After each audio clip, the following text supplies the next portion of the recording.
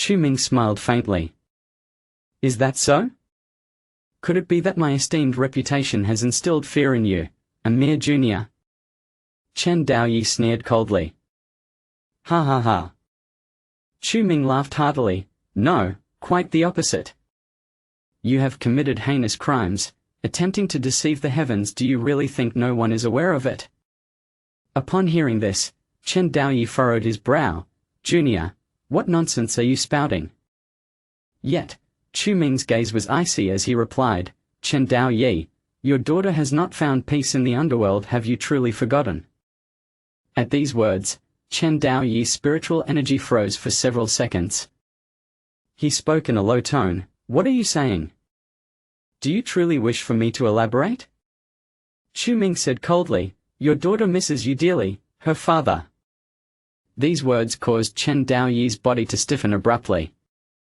He narrowed his eyes, coldly regarding Chu Ming. What exactly do you know? What I know is that you have committed unforgivable deeds, Chu Ming said with a sneer. Do not forget, I am the king of the underworld. The so-called king of the underworld governs all spirits and deities, possessing knowledge of both the human and ghost realms, reigning supreme. Vengeful spirits naturally fall under my jurisdiction. Chu Ming's words resonated clearly in Chen Daoyi's ears. In that moment, Chen Daoyi appeared momentarily lost in thought. He involuntarily recalled the scene of mistakenly killing his daughter. This memory caused his right hand to tremble slightly. Now is the moment. Chu Ming took a deep breath. A blade materialized in his right hand. It was the soul blade. Wiping the blood from the corner of his mouth, Chu Ming leaped into action. With his current cultivation, he was certainly no match for Chen Daoyi. But he could disrupt Chen Daoyi's concentration and, with the power of the soul blade, inflict wounds upon his physical form. Elder Daoyi, be careful! Seeing Chu Ming's movement, the warriors of the Chen family shouted in unison. The blade's light sliced through the air. Chen Daoyi suddenly regained his focus. Junior, you dare to deceive me! Chen Daoyi gritted his teeth fiercely, his white robe billowing dramatically. He swiftly launched a punch towards Chu Ming's blade. The force of the punch reverberated. Yet, the blade in Chu Ming's grasp cut through the punch's force, reaching Chen Daoyi in an instant. Whoosh! The blade's light struck Chen Daoyi directly. The white robe was torn apart. A flurry of white fragments erupted into the air. Chu Ming's figure came to a gradual halt amidst the swirling white debris. He sheathed his blade. The crowd gasped, their eyes fixated on the unfolding scene. Chu Ming's sudden strike had taken everyone by surprise. Elder Daoyi! Chen Qianli gasped, quickly turning his gaze to Chen Daoyi. At this moment, although Chen Daoyi's robe was in tatters, he bore no injuries. Do not worry? Chen Daoyi scoffed, that mere junior's sneak attack holds no power against me. Chen Daoyi had long seen through the fact that this so-called king of the underworld was merely a grandmaster in cultivation. Whereas he was in the realm of Dao. The disparity between them was as vast as heaven and earth. Did he think he could injure him? Absolutely impossible. Ha ha, as expected of Elder Daoyi, even a sneak attack from the king of the underworld cannot harm him. Elder Daoyi, quickly subdue the king of the underworld. Do not let the king of the underworld escape. Hearing the voices of the crowd, Chen Daoyi slowly turned around. His gaze fell upon Chu Ming. Junior, it seems you shall not be leaving here today. Oh. Is that so? Chu Ming chuckled wryly. Junior, if you have any tricks, feel free to.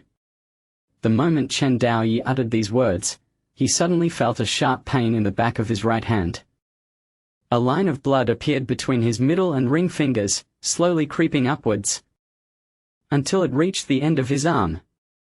In the next moment, blood stained his white robe. Chen Daoyi's eyes widened in shock as he abruptly spat out a mouthful of blood. Impossible. How can this be? Chen Daoyi exclaimed in horror. How could a mere grandmaster wound him? And with just a single strike. He had underestimated him. Not just him, even the warriors of the Chen family and Chen Qianli were utterly astonished. Elder Dao Yi. Injured? He is in the realm of Dao. How could he be harmed by the king of the underworld? Could it be that this king of the underworld is also in the realm of Dao? Those in the Dao realm can condense their spiritual energy to form an external shield. It is nearly impossible for anyone below the Dao realm to break through this shield. Yet, the king of the underworld had achieved it. This strike was in vengeance for your deceased daughter, Chu Ming said flatly. Chen Dao Yi, the debts of that year must eventually be repaid. Chu Ming's words fell upon Chen Dao Yi's ears, word by word. Chen Dao Yi's gaze turned frantic. Years ago, he had mistakenly killed his daughter.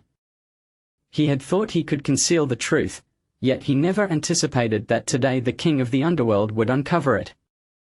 Chapter 195, The Master of Qianlong Mansion. Tang Hao, you, how could you possibly know?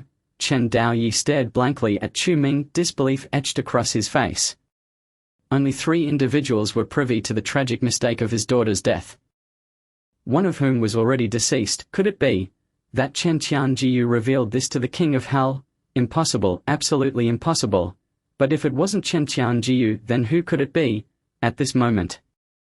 Chen Dao Yi's mind was in disarray. His feelings of guilt from years past surged within him, and with Chu Ming's mention of it, the weight of his remorse became even heavier. Chen Dao Yi's breath quickened.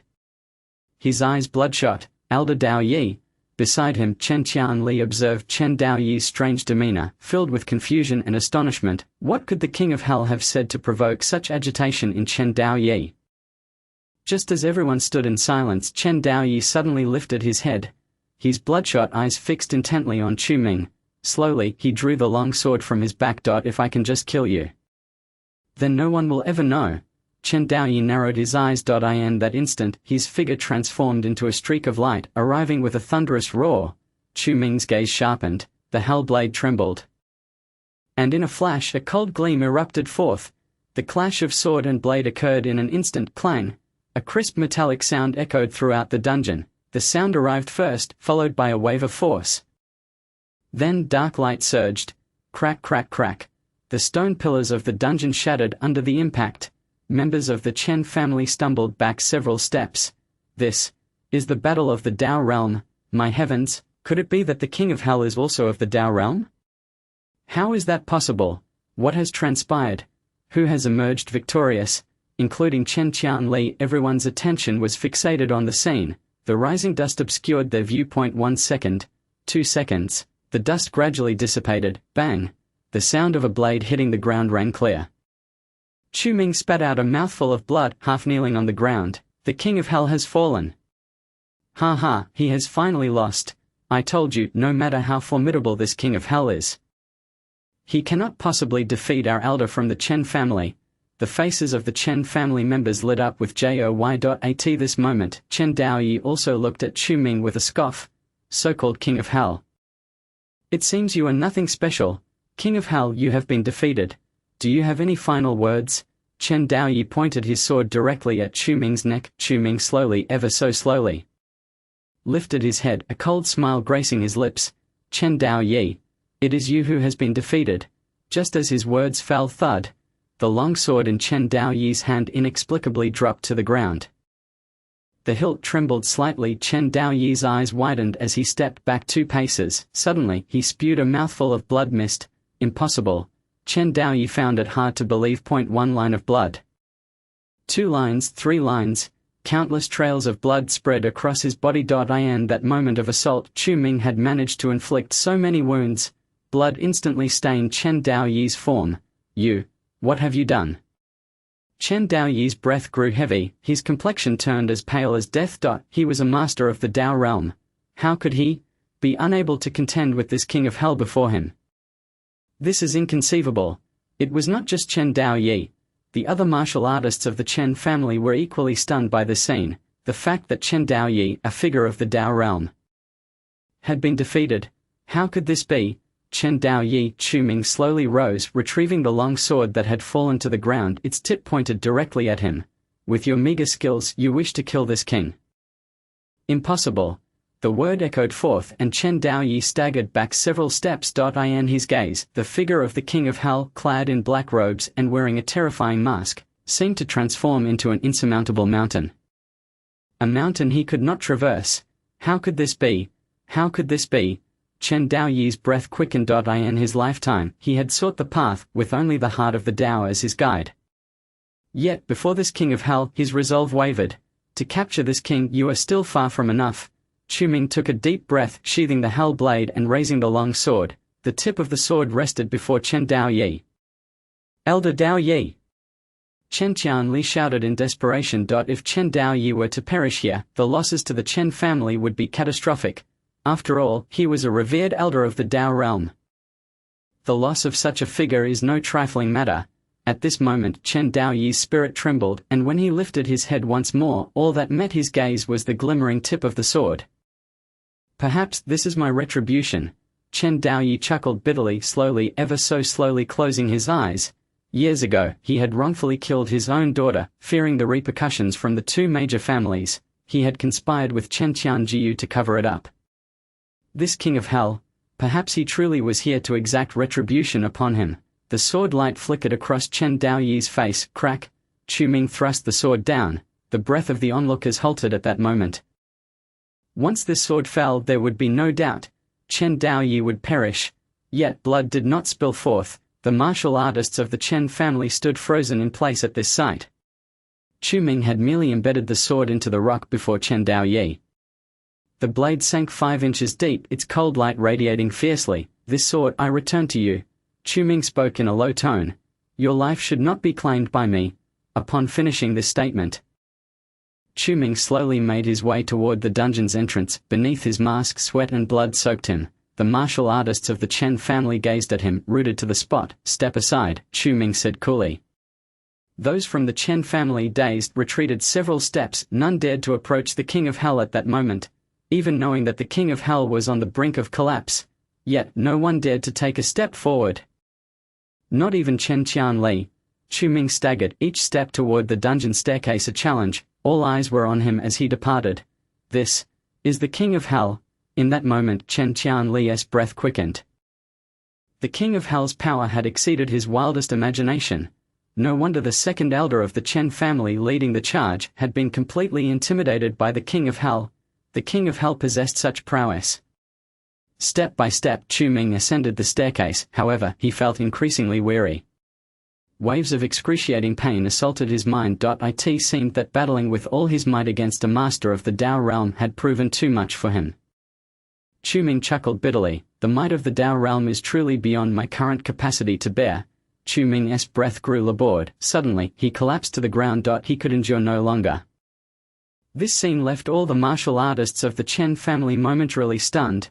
The king of hell has fallen. Quickly seize him.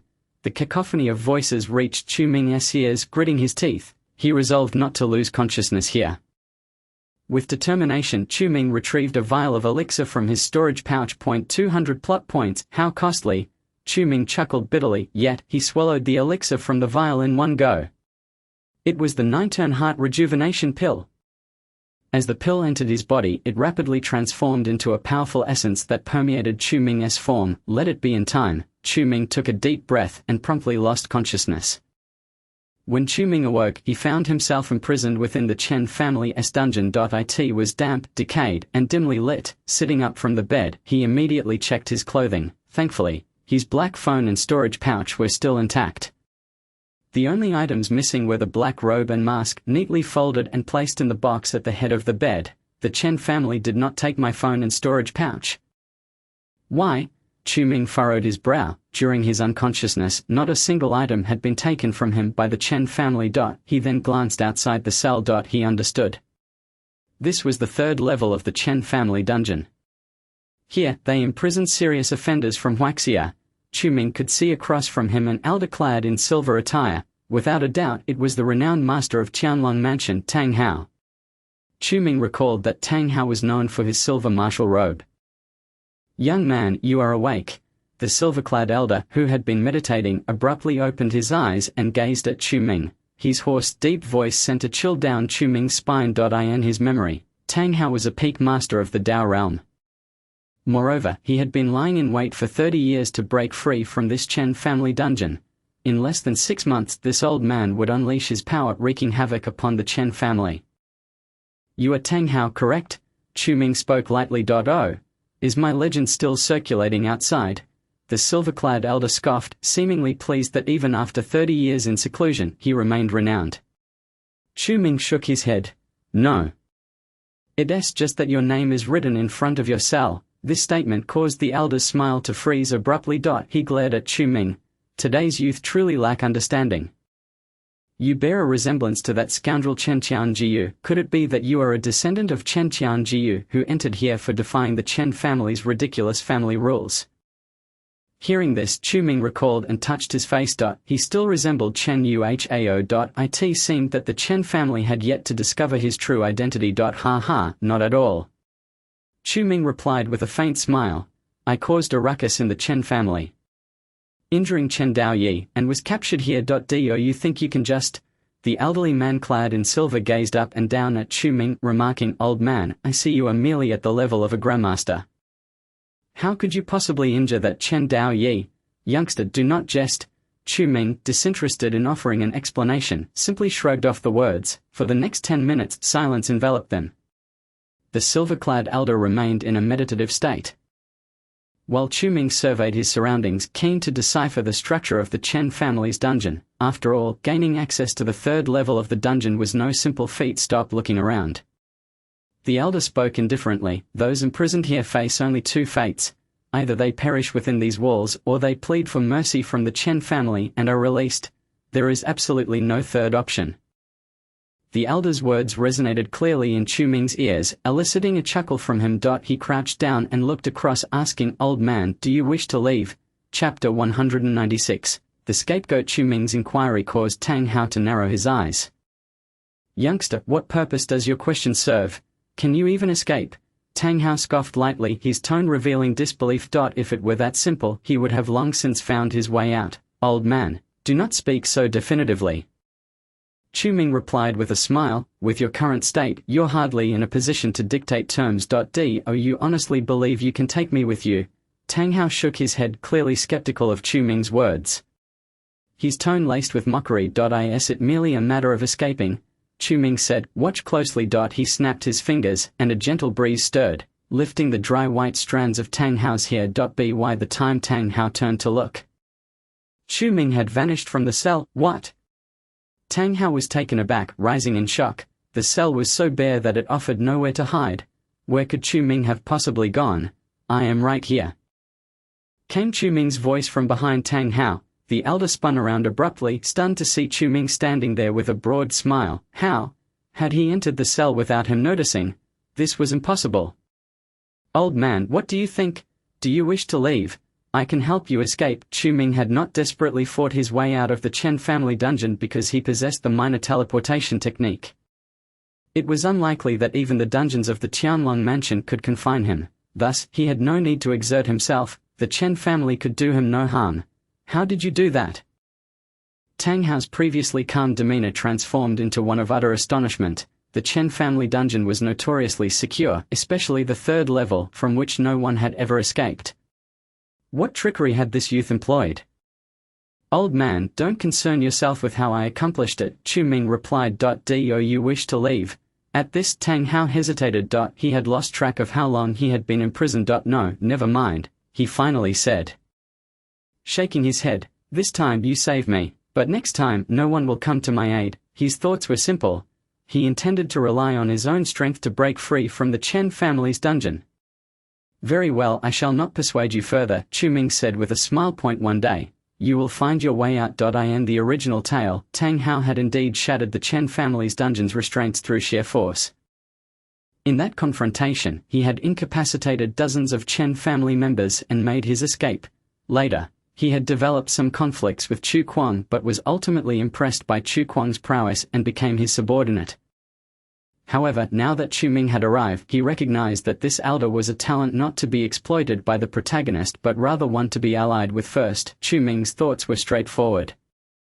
He had initially intended to visit the third level of the Chen family's dungeon, but he had not anticipated being imprisoned so decisively. Now, it presented him with an opportunity to approach Tang Hao. "How did you manage that?" Tang Hao inquired, furrowing his brow as he regarded Chu Ming. To my knowledge, no one has ever quietly traversed the Chen family dungeon. Now you know that someone can. Chu Ming replied with a smile. He retrieved 2 bottles of fine liquor and a plate of peanuts from his storage bag. "Old man, shall we sit down and have a chat?" He placed the liquor and peanuts on the table and uncorked a bottle. A rich aroma wafted through the air. Tang Hao's nostrils flared slightly and he swallowed hard. "What do you think? This is exquisite wine from the Jiangsu region. Care to sample it?" A subtle smile played on Chu Ming's lips. The author had written that Tang Hao had a profound appreciation for fine wine, particularly from the Jiangsu region, which was his heart's desire. The 2 bottles of liquor were items Chu Ming had brought from Linju City. "You think 2 bottles of wine will entice me to engage in conversation?" Tang Hao retorted coldly, yet his gaze remained fixated on the liquor bottles in Chu Ming's hands. It had been many years since he had savored the fragrance of wine, and the long-dormant desire for it stirred within him. Is that so? Chu Ming responded with a laugh. "If you refuse to indulge, I suppose I shall pour it out." He feigned an intention to pour the wine onto the ground. "Wait, don't," Tang Hao interjected urgently. "What is it, old man?" Chu Ming countered. Tang Hao cleared his throat and spoke in a subdued tone. "Since you wish to talk, I shall indulge you for a few moments." "If you had said so earlier, we would have been done with this." Chu Ming chuckled, sitting down. He retrieved 2 cups from his storage bag, pouring the pale yellow liquid into each. The intoxicating aroma of the liquor gradually filled the air. Upon catching a whiff, Tang Hao trembled with anticipation. It had been far too long. After many years, he was finally able to drink again. He closed his eyes, cradling the cup in his hands, taking a small sip. "This wine," Tang Hao was suddenly taken aback. "How is it?" "This liquor is brewed by the people of Linju City," Chu Ming explained. "Although it may not be as renowned as Maotai, it should suit your palate." "Of course it does," Tang Hao replied, his voice thick with emotion. He had a dear one from Linju City who brewed the finest wine, his favorite to drink. Alas, beauty fades and time changes all.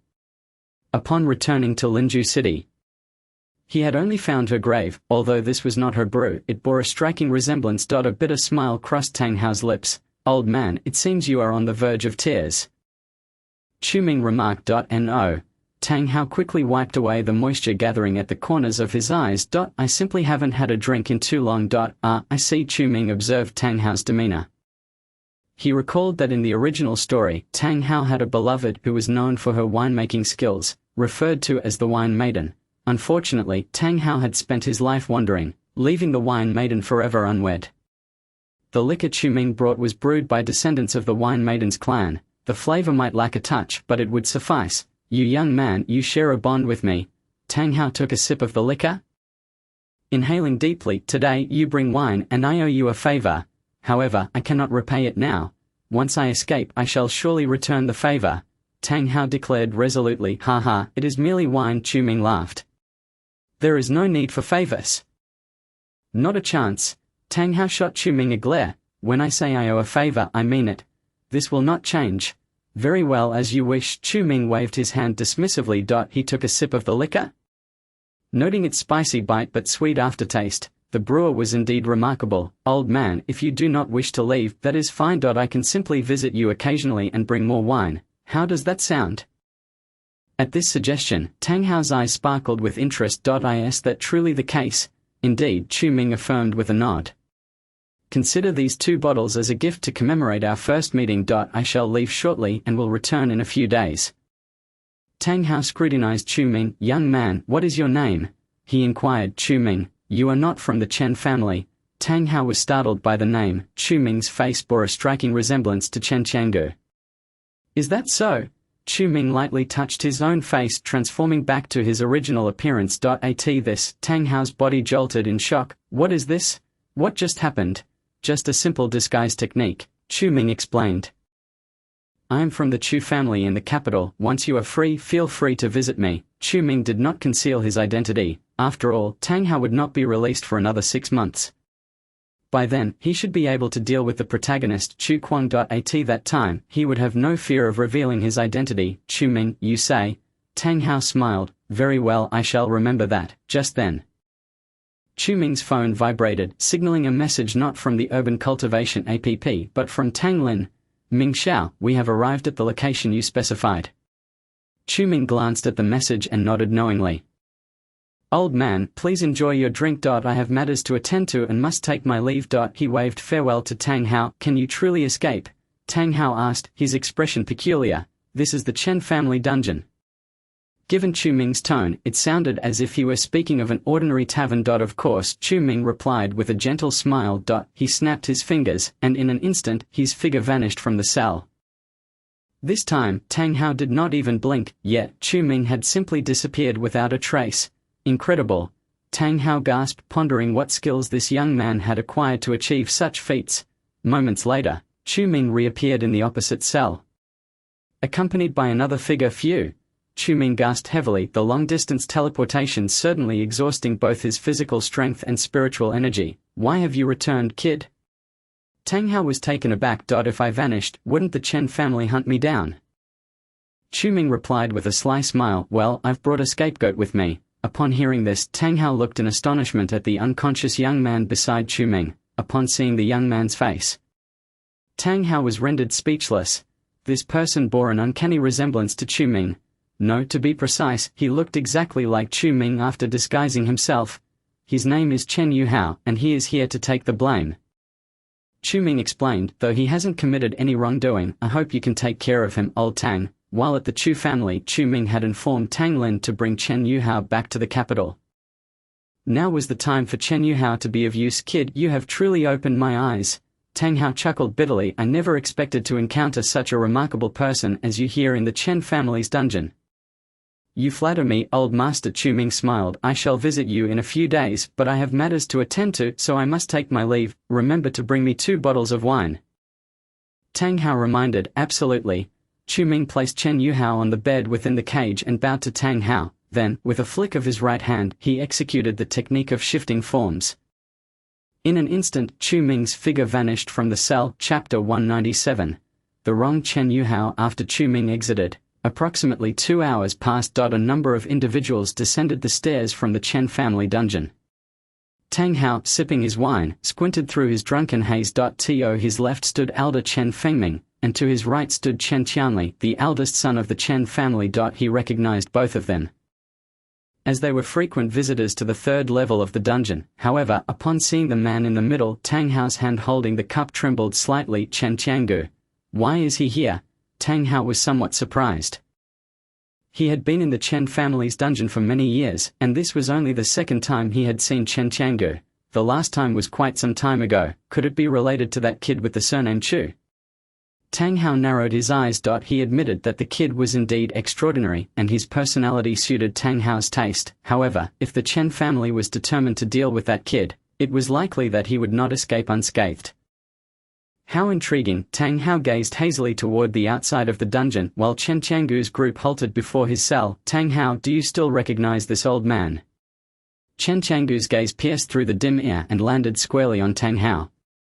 A defeated dog of the Chen family. How could I not recognize you? Tang Hao scoffed, his eyes glinting with disdain. After all these years, you still have that stubborn tongue, Chen Qiangu remarked without anger, but rather with a smile. So Tang Hao, are you living comfortably here? Comfortable? Indeed, quite comfortable, Tang Hao replied, producing a small bottle of wine. With wine to drink, how could one not be comfortable? Chen Qiangu was momentarily taken aback.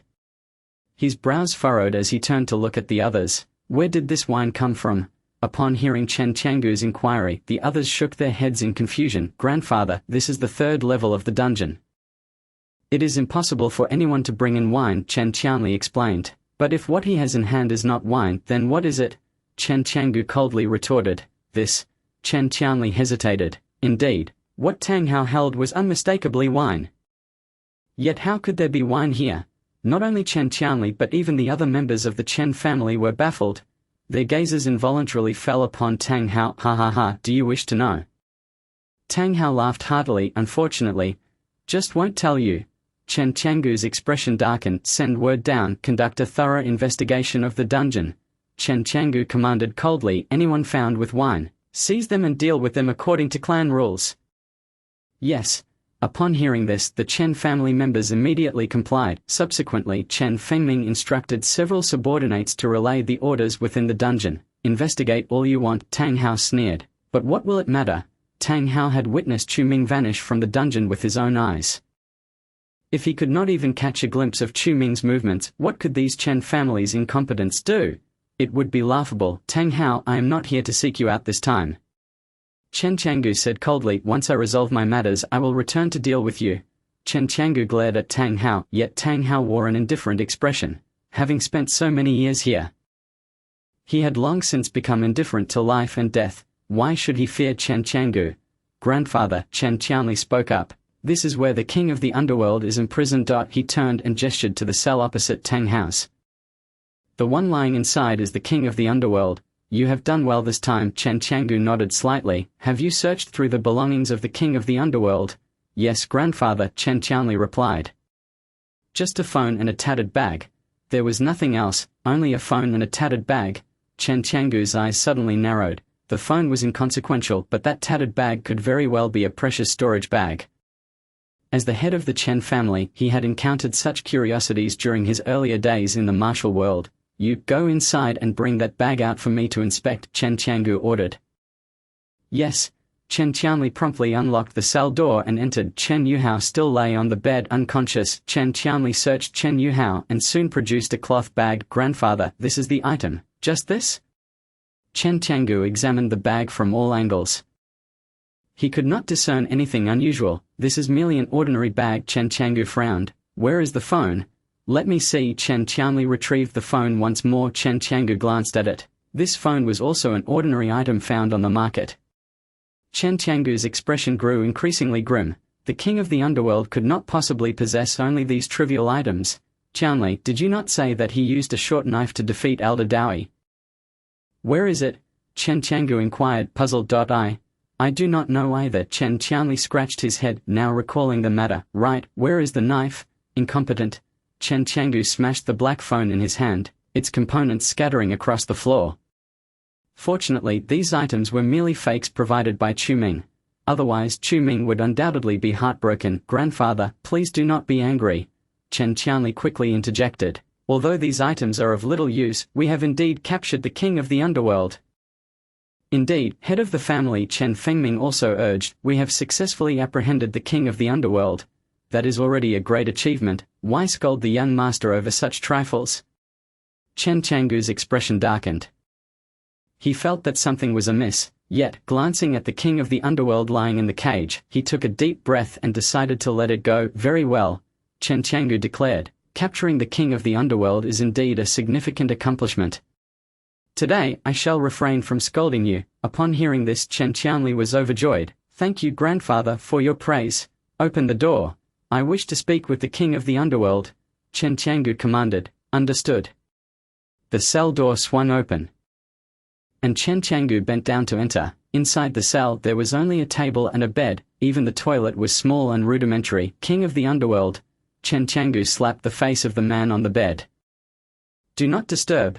The king of the underworld muttered drowsily, swatting Chen Changgu's hand away. Chen Changgu's expression turned extremely peculiar. King of the underworld, he suddenly bellowed. The sound echoed like thunder in the confined space. The king of the underworld jolted upright. Who? He scanned the dim cell, and the only face he saw was that of Chen Changgu. Grandfather. Chen Yuhao was taken aback. Who is your grandfather? Chen Changgu glared at him, coldly sneering. King of the underworld, you have met your match today. King of the underworld? What king of the underworld? Chen Yuhao asked in confusion. King of the underworld. At this point, do you still intend to deceive me? Chen Changgu reprimanded sharply. Do you not dare to acknowledge your own identity? Acknowledge what? Chen Yuhao panicked. Grandfather, it is me. I am Yuhao. Chen Changgu coldly snorted and delivered a slap. Chen Yuhao was sent crashing back onto the bed. King of the underworld, this slap is for our Chen family. Chen Changgu coldly declared. Originally I intended to have you marry into our Chen family, but it seems you are unruly and unworthy of our family. However, Chen Changu's tone shifted. If you are willing to join our Chen family as a guest elder, obeying our family's commands, then I can naturally allow you to marry into the Chen family properly. What say you? This proposition left Chen Yuhao utterly dumbfounded. What Chen family son-in-law? What king of the underworld? He was bewildered. His memories only extended as far as arriving in Lingju City. After that, they vanished. Awakening here, he found himself in this dungeon. Grandfather, Chen Yuhao cried, kneeling, I truly am Yuhao. Please look at me. You must recognize me. Humph, Chen Changu coldly huffed, King of the underworld, are you only seeking mercy from me now that you are at the end of your rope? Where were you earlier? Now it is too late. With that, Chen Changu waved his sleeve dismissively. With a swift motion, he cast off Chen Yuhao's hand and exited the cell. King of the underworld, I have spoken my piece. Chen Changu declared. If you have come to your senses, you may willingly submit to the Chen family and we shall treat you generously. However, if you refuse, then you shall perish here. Chen Changu's words were laced with cold disdain. Chen Yuhao knelt on the ground, bewildered. The king of the underworld? How could he possibly be the king of the underworld? Grandfather, there must be some misunderstanding. Please see clearly.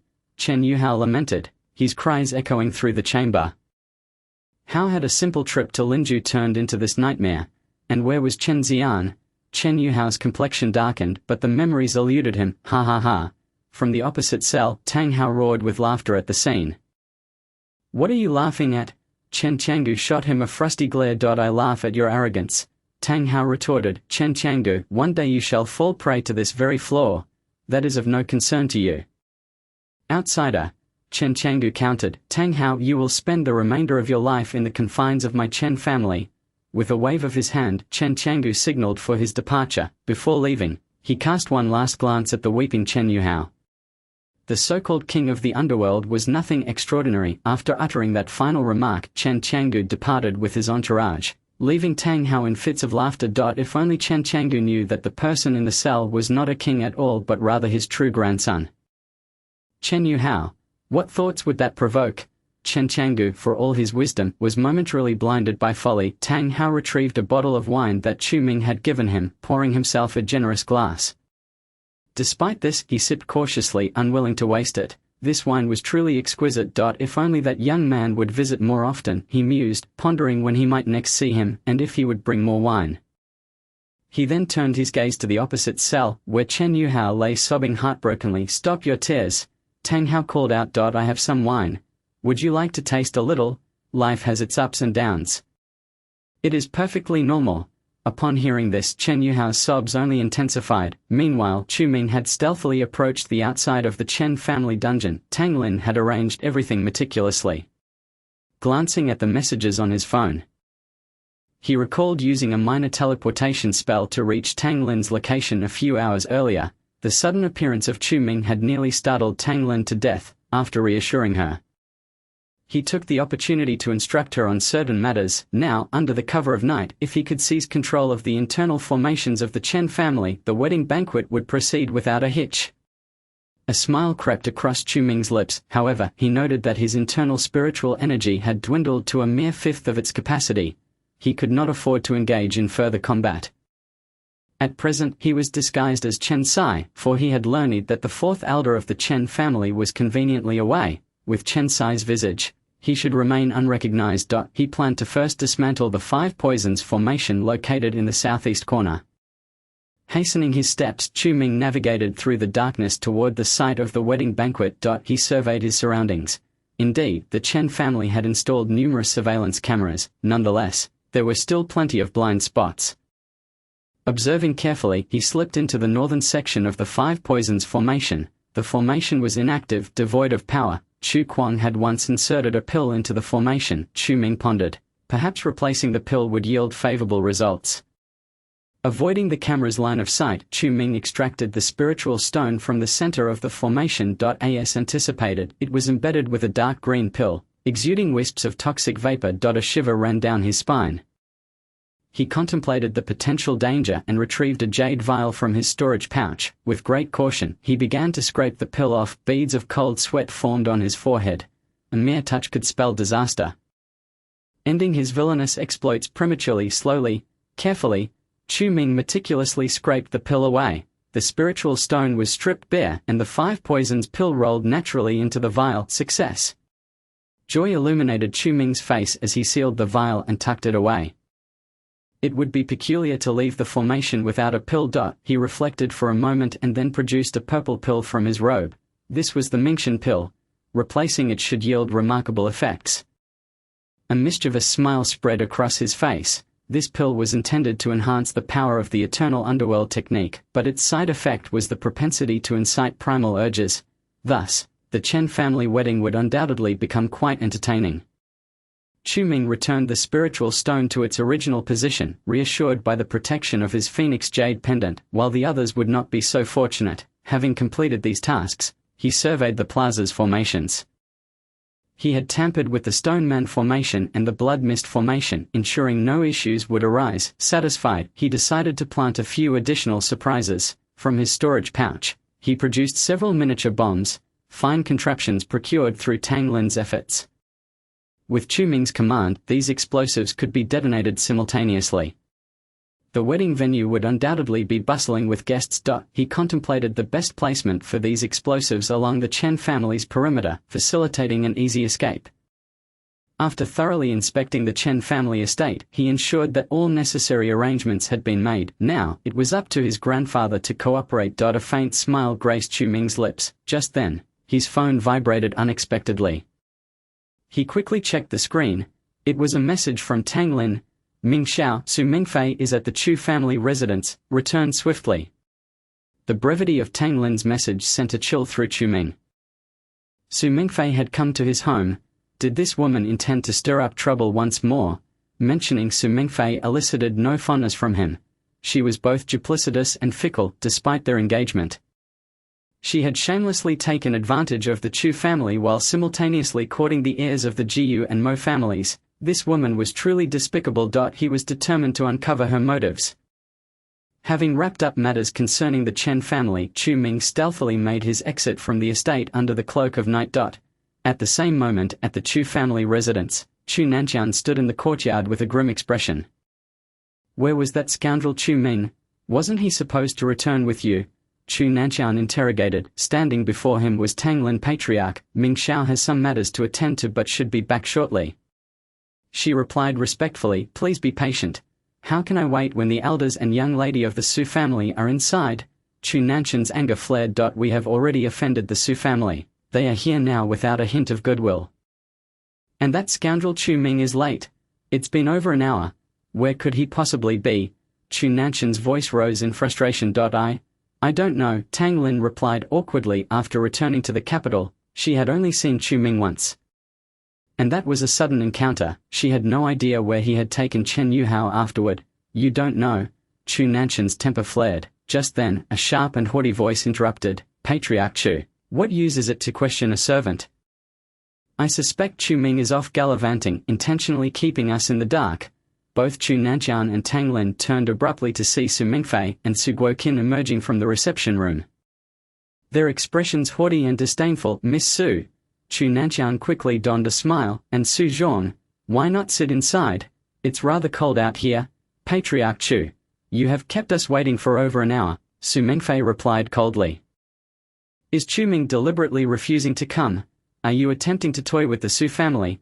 At these words Chu Nanqian hastily replied, that is impossible. My scoundrel grandson has simply gone missing, causing this delay. He wiped the cold sweat from his forehead. The Su family had arrived with a clear agenda, likely seeking to assert their dominance given the previous tensions between the families. Had it not been for the Chen family's mediation, they would never have considered reconvening. Miss Su, I assure you Ming Xiao will return within 20 minutes, Tang Lin interjected through gritted teeth. Please be patient. As soon as she spoke, a glint of malice flashed in Su Mingfei's eyes. Slap! A resounding smack echoed as her palm struck Tang Lin's face. Ha! I am speaking with the patriarch. What gives you the right to interrupt? Look at yourself. What are you even worth? As her words fell, a heavy silence enveloped the courtyard. Tang Lin's right cheek swelled painfully from the blow. The force of Su Mingfei's slap seemed to channel all her pent-up resentment towards Chu Ming into that singular act. Miss Su, this matter, Tang Lin managed to say through gritted teeth, but before she could finish, slap. Su Mingfei struck her again. With a resounding slap, Tang Lin staggered back several steps, her eyes now reddened with unshed tears. From this moment forth I shall be the young mistress of the Chu family. Dou a mere servant, wish to overshadow me? Su Mingfei's voice was icy, her gaze sharp as a blade. Tang Lin bit her lip. Suppressing her grievances, for she dared not speak out in this place. The Chu family, soon, Su Mingfei would wed Chu Ming, and thereafter, she would indeed become the matriarch of the Chu household. To resist would only lead to an even more miserable existence for her. Beside them, Chu Nanqian observed the scene with indifference, uttering not a word. In his eyes, Su Mingfei's actions were justifiable. Tell me, when will Chu Ming return? Su Mingfei inquired coldly. He said he would be back in 20 minutes. Miss Su. He should be arriving shortly, Tang Lin replied, her eyes brimming with tears, struggling to contain her sorrow. HMPH. Su Mingfei scoffed. That scoundrel Chu Ming seems to have spoiled you, allowing you to be so unruly. Once I am married into the Chu family, you are forbidden from coming within 5 meters of him. Su Mingfei commanded imperiously. Tang Lin's eyes were red, yet she dared not utter a word. Having been raised by the Chu family for 20 years, her only desire was to repay their kindness. If Su Mingfei was to be the young mistress, she had no choice but to comply. Now go stand by the door. If Chu Ming returns, come and inform me immediately. Su Mingfei ordered with a cold huff. Yes. Tang Lin nodded bitterly. Did you not eat? Speak louder. I can't hear you. Su Mingfei struck Tang Lin again. The pain caused her to stumble, leaving a prominent red mark on her left cheek, searing with agony. Sighing, Chu Nanqian felt a pang of sympathy. Tang Lin was, after all, part of the Chu family, yet she was treated in such a manner. Miss Su, that is enough, Chu Nanqian said. She is but a servant. Do not let her provoke you. Since the head of the Chu family has interceded on your behalf, I shall let this matter slide for today. Su Mingfei retorted coldly, but I do not wish to see your face again. Lower your head when you see me. Do you understand? Tang Lin nodded, her heart heavy with injustice. I am thirsty. Go fetch me a glass of water. Su Mingfei commanded as she settled onto a bench in the courtyard. Hurry. All right. Tang Lin bit her lip, lowering her head as she hurried into the reception room. Moments later, she returned with several cups of tea. Miss Su, please enjoy. She placed the tea carefully before Su Mingfei. Su Mingfei's gaze was frigid. She glanced at Tang Lin and touched the cup. It's scalding hot. She exclaimed, her hand trembling. You wish to burn me alive with such water? Tang Lin quickly apologized. I'm sorry, Miss Su. I will fetch another cup. I do not wish to drink any more. Su Mingfei huffed. You, come here. Miss Su? I said come here. Did you not hear me? Su Mingfei frowned. Hesitating for a moment, Tang Lin complied and stepped forward. Su Mingfei seized the cup and splashed the scalding water onto Tang Lin's clothing. Tang Lin instinctively cried out, the burning tea reddening her skin as if pricked by 1,000 needles. Miss Su, you. Tang Lin was overcome with grievance. What of it? Su Mingfei sneered. From now on I shall be your mistress. When I say one, you shall not dare to say two. Tang Lin, your days are still long ahead. Tears welled in Tang Lin's eyes at those words. If Su Mingfei truly wed into the Chu family, her own good days would come to an end. She recalled how Chu Ming had once sent her to chase Su Mingfei away. Surely Su Mingfei held a grudge, yet she was powerless to retaliate. The Chu family's orders were absolute. Witnessing this scene, Su Guoqin maintained a calm demeanor, while Chu Nanqian sighed inwardly. Both could see that Su Mingfei was merely venting her frustrations on Tang Lin. Given the uproar from the previous annulment, this was but a trivial matter. As long as Su Mingfei was appeased, it would suffice. Pour all this tea for me. Su Mingfei commanded, placing the cup back onto the tray. Go refill my cup, this lady is thirsty. Tang Lin bit her lip, feeling a tumult of emotions. Grievance, sorrow and complexity swirling within her heart. For a moment she stood frozen in place. What's wrong? Have you turned stupid? Su Mingfei's eyes glinted dangerously. So you dare to ignore the words of your mistress? What use is it to keep you around? Su Mingfei feigned an intention to strike. Tang Lin trembled, her face paling. Just then, an unexpected figure descended. He delivered a sharp slap across Su Mingfei's face. The crisp sound echoed throughout the courtyard. Su Mingfei fell to the ground, stunned. Both Su Guoqin and Chu Nanqian were taken aback. Their gazes drawn to the assailant. Chu Ming. How could he have arrived so suddenly? Did he possess the ability to fly? I arrive mere minutes late, and already there are those who dare to behave so insolently in my Chu family. Chu Ming sneered. Su Mingfei, you possess quite the audacity. His eyes glinted with cold fury. Chu Ming. Su Mingfei seethed upon recognizing him, her heart filled with resentment. It was Chu Ming who had disrupted her life for these past months. The stability she had once enjoyed was now shattered. And now, on the eve of her wedding, he dared to strike her. Chu Ming. Su Mingfei rose, indignant. I am to become the young mistress of the Chu family. What is wrong with me striking a servant? What is wrong? Chu Ming retorted coldly. Until the wedding is performed, you are still an outsider. How dare you lay a hand on someone from the Chu family? What right do you have to question me? Chu Ming's gaze was like ice. He had noticed the slap mark on Tang Lin's face and the burns on her skin. An uncontrollable rage surged within him. Chu Ming. Su Mingfei whined, you intend to make an enemy of me today, do you? All because of this wretched girl? Does she deserve such treatment? Chu Ming, answer me. With a swift motion, Chu Ming delivered another slap across Su Mingfei's face. She staggered backward, catching herself with Su Guoqin's assistance. Slowly she touched her swollen cheek. Stunned, Chu Ming had dared to strike her again. Grandfather Qin, you must stand up for me. If I marry into the Chu family, will I have to endure Chu Ming's beatings daily? Su Mingfei said, her voice laced with grievances. At that moment, Su Guoqin's expression darkened. He spoke in a low tone, Chu Ming, you have gone too far. Too far? Chu Ming scoffed, let me make this clear. If your Su family's harlot dares to lay a finger on my servant, don't be surprised if I issue a divorce on our wedding night. Send her back to the Su family. His words resonated like thunder, shocking everyone present. Not only Su Mingfei, but even Su Guoqin, Chu Nanqian, and Tang Lin were left dumbfounded. A divorce on the wedding night? He intended to cast Su Mingfei from the Chu family. The Su family's reputation would be utterly tarnished.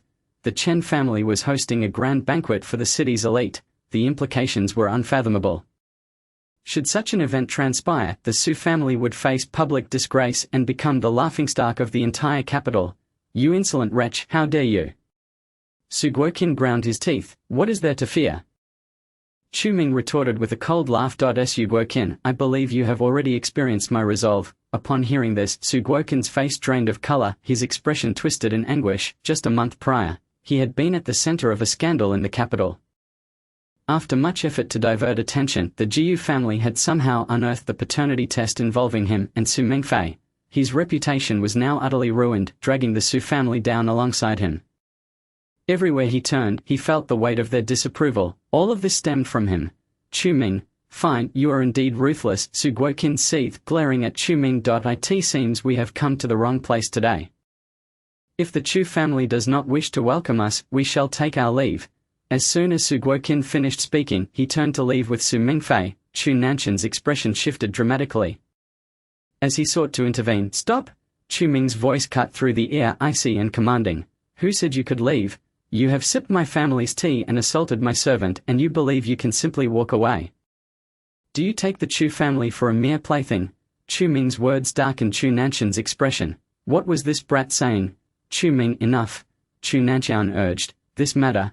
Before he could finish, Chu Ming interjected. This matter is far from over. Chu Nanqian was taken aback, his expression grim. With the wedding between the Su and Chu families approaching, did Chu Ming truly wish to escalate things to this level? What a fine mess this was.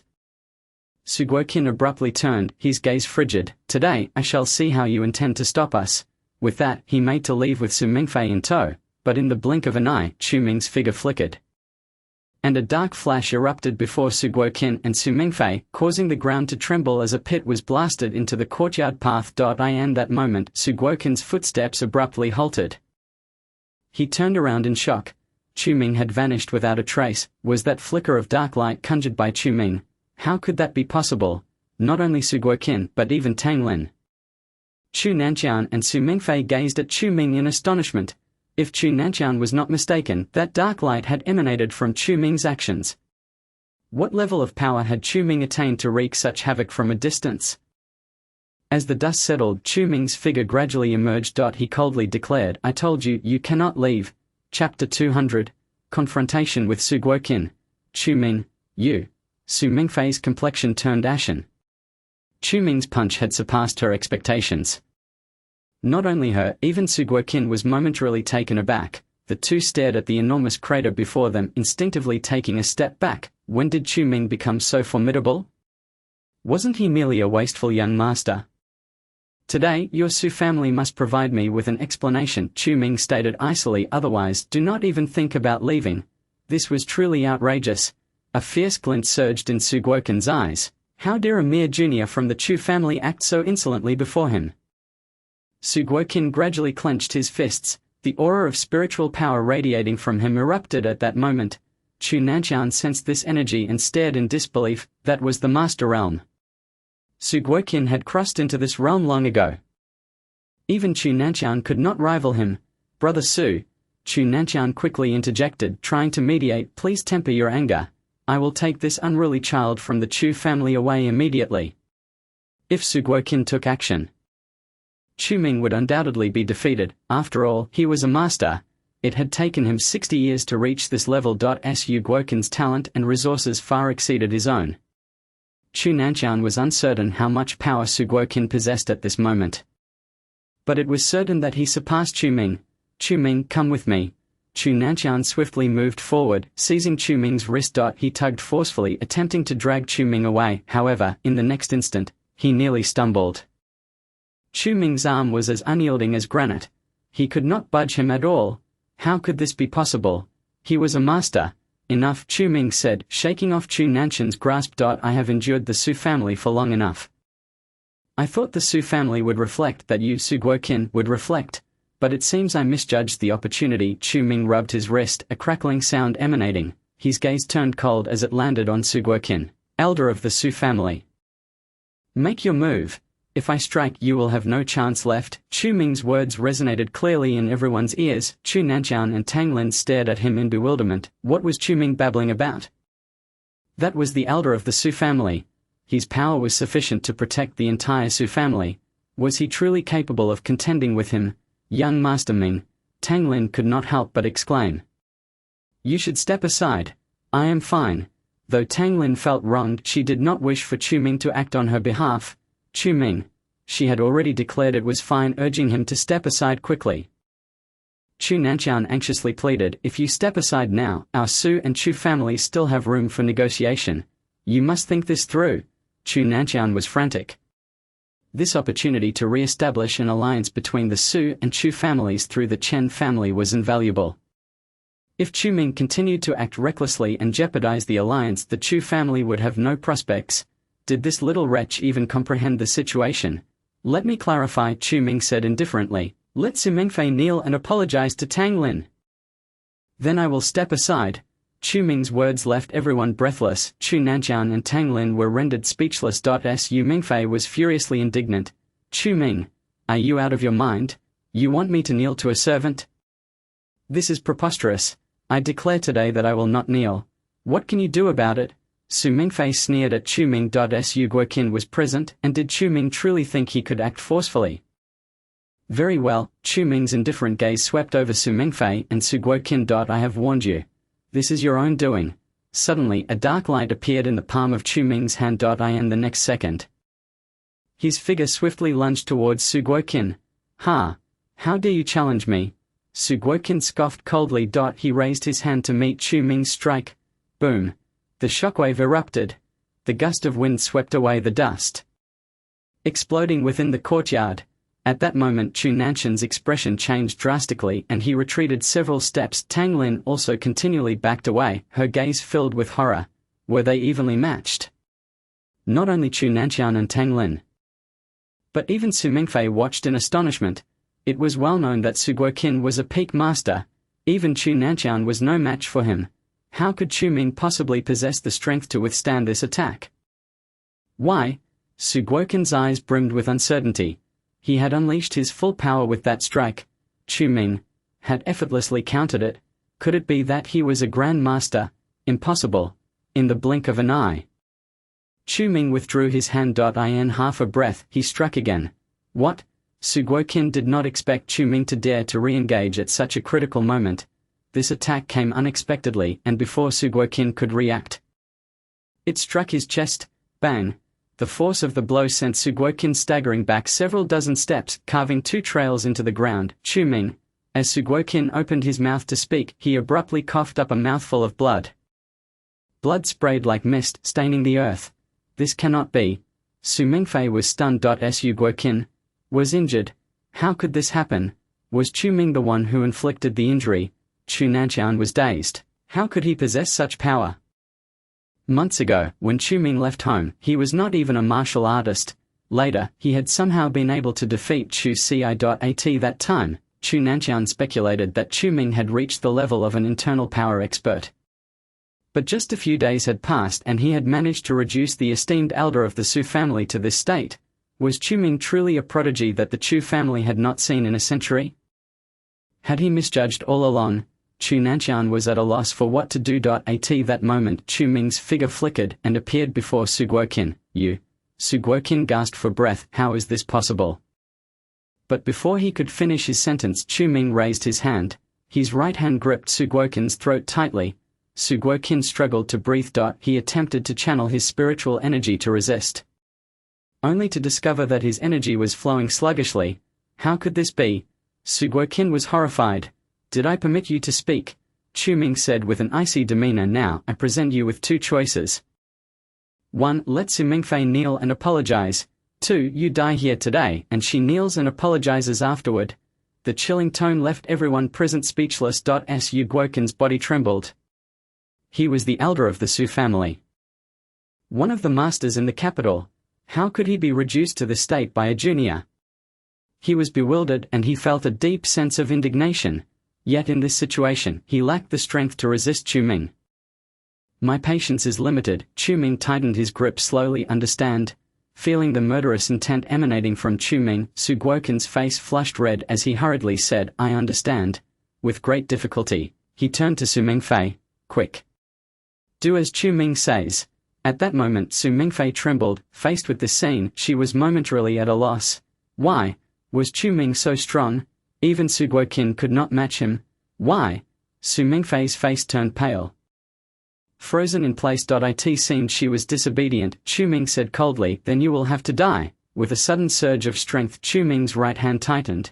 Su Guoqin was horrified. He quickly summoned all his strength, shouting, Su Mingfei, do as he says. Quickly. These words were nearly the last remnants of his strength. Seeing this, Su Mingfei was in a state of panic. Her heart raced with anxiety, but upon seeing Su Guoqin's face turn ashen, she felt an even greater struggle. If she did not kneel, Su Guoqin would truly die. Chu Ming was not joking with her. All right, I will kneel. Su Mingfei gritted her teeth and immediately turned around. Thud. She bent her knees and knelt before Tang Lin. In that moment tears streamed down her face. The illustrious young lady of the Su family was forced to kneel before a servant of the Chu family. It was utterly humiliating. Meanwhile, Tang Lin felt an overwhelming mix of emotions. She was somewhat panicked. Su Mingfei had truly knelt before her. At least you know your place.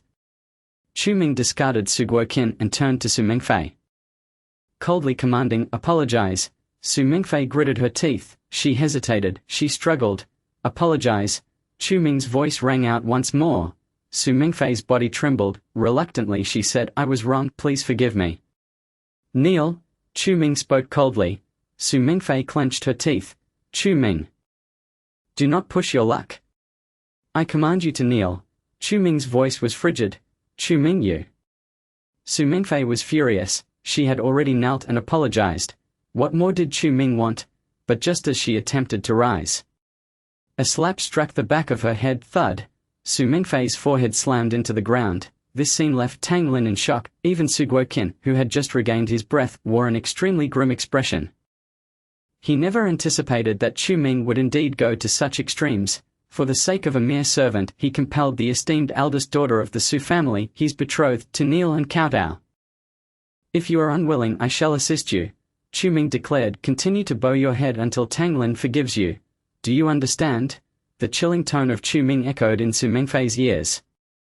Su Mingfei broke down in tears, feeling utterly aggrieved as she repeatedly bowed her head to Tang Lin once, twice, thrice, until she lost count of the number of times she had bowed. She felt numb. Both Chu Nanqian and Tang Lin were taken aback. Could this truly be the same Su family eldest daughter who had just moments ago looked down upon and bullied Tang Lin? Young Master Ming, that's enough, Tang Lin said, her expression a complex tapestry of emotions. I forgive her. Indeed, she had been subjected to extreme bullying by Su Mingfei moments before. Not only had her face suffered, but even her skin had been scalded by Su Mingfei's tea. Yet, what Chu Ming forced Su Mingfei to do was already more than sufficient. Yes, Chu Ming, since Tang Lin has forgiven her, let it go. Chu Nanqian sighed, one must show mercy where mercy is due. Chapter 201. Su Mingfei's Revenge Plan. The events of today were unexpected not only for Tang Lin but for Chu Nanqian as well. The typically submissive Chu Ming had unleashed such formidable power today. Could it be that he had been biding his time, waiting for this moment to erupt? His cunning was indeed profound. As he observed Su Mingfei, who continued to kowtow, Chu Nanqian found it difficult to articulate his complex emotions. This Chu Ming had surpassed his control. Chu Ming, that's enough, Chu Nanqian uttered a second time. However, Chu Ming merely raised his head coldly and cast a glance at him. Chu Nanqian fell silent. Listen, Tang Lin. Chu Ming spoke in a flat tone, if she dares to bully you even a fraction more in the future, come to me. I shall impart a lesson upon her that she will never forget. Those who offend me, Chu Ming, shall not escape unscathed. These words sent a shiver down Tang Lin's spine. How long had it been since anyone had made such a promise to her? In that moment, she truly felt that Chu Ming was very dependable. Meanwhile, kneeling on the ground, Su Mingfei wore a dazed expression, her eyes reflecting a deep-seated fear. It wasn't just her. Even Su Guoqin, who was at a distance, felt the same. How could Chu Ming have acquired such immense power in such a short span of time? It was simply unfathomable. Grandfather, see them out, Chu Ming stated indifferently. Chu Nanqian was momentarily stunned and quickly stepped forward. Brother Su, I sincerely apologize for today's events. Chu Nanqian helped Su Guoqin and Su Mingfei to their feet. The two of them, breathing heavily, were assisted out by Chu Nanqian. Su Guoqin glanced back at Chu Ming one last time. His eyes a mixture of anger, confusion, and fear. The eldest son of the Chu family, Chu Ming, possessed such formidable strength. The dynamics in the capital were surely about to change. After sending Su Mingfei and Su Guoqin away, Chu Ming finally turned to the dazed Tang Lin. What are you doing? You may enter. I want to see if you are injured. Young Master Ming, I am not. Tang Lin began to protest. Look at you. Your face is swollen. How could you not be? Chu Ming sighed. I have already dealt with that woman for you, so be a good girl and come inside. I will apply some medicine for you. Although the imprint of a slap on Tang Lin's face was not overtly visible, it was still discernible upon closer inspection. This indicated just how fiercely Su Mingfei had struck her moments ago. All right, young Master Ming, Tang Lin said no more and obediently followed Chu Ming into the room. On the other side, Su Mingfei and Su Guoqin sat in a daze in the car. Their appearance left the driver and servants of the Su family utterly stunned. How could a visit to the Chu family lead to such a transformation? Miss Elder, the driver exclaimed, what on earth has happened to you? Hearing the driver's words, Su Guoqin and Su Mingfei finally snapped back to reality. Su Mingfei immediately leaned against the car window, crying pitifully. Meanwhile, Su Guoqin rubbed his still aching neck, his face twisted in anguish. Grandfather Qin, I am unwilling to accept this. Su Mingfei gritted her teeth and spoke. That Chu Ming has humiliated me. This is utterly excessive. Unwilling. I am even more unwilling. Su Guoqin's face darkened like storm clouds as he replied, but that Chu Ming is now exceedingly powerful. Even I cannot contend with him. It seemed that the rumors of Chu Ming being the disciple of the underworld king were not mere hearsay. This time, Su Guoqin had truly met his match. Grandfather Qin, I want revenge. Su Mingfei clenched her fists. If I cannot deal with Chu Ming, I will make that wretched girl pay. If I can eliminate that wretched girl, Chu Ming will surely be distressed. Upon hearing this, Su Guoqin was taken aback. Mingfei, do not act rashly. You are about to marry into the Chu family. If you harm Chu Ming's subordinates at this critical juncture, it will undoubtedly lead to dire consequences, Su Guoqin hastily cautioned.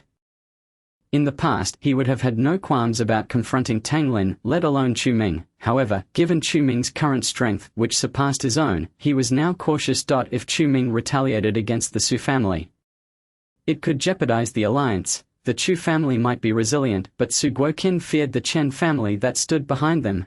With only 2 days until the wedding, Su Guoqin was genuinely worried about unforeseen complications. The Su family was now beset on all sides, and only by allying with the Chu family could they secure the Chen family's protection. He was acutely aware of this. Mingfei, heed my advice. Su Guoqin said, refrain from acting on your anger for now. Once the wedding is concluded, I will naturally compensate you. By that time, he boasted, he could even arrange for Chu Ming to meet his demise. The priority was to ensure the marriage alliance. As long as they did not go against Chen Changgu's wishes, they could proceed as they pleased. Even if Chu Ming was exceptionally powerful, he was merely at the peak of the grandmaster level. While the Su family boasted several elders who were grandmasters, that was more than enough to deal with Chu Ming. Grandfather Qin, that is your promise, Su Mingfei declared through clenched teeth. Every time I recall Chu Ming's arrogant face and that wretched girl's demeanor, I am consumed with the desire to eliminate them. I stand by my words, Su Guoqin urged. For now, endure, give me 7 days, no, 3 days. After 3 days, once the wedding is complete and you have entered the Chu family, I will secretly send someone to deal with that wretched girl. I will ensure you receive justice and satisfaction. Su Guoqin had never regarded Tang Lin as a threat. The life of a mere servant of the Chu family was of little consequence. He possessed countless ways to make her vanish from existence. So it is settled then. Su Mingfei took a deep breath, her expression darkened. In 3 days I want to witness that wretched girl kneeling at my feet, pleading for mercy.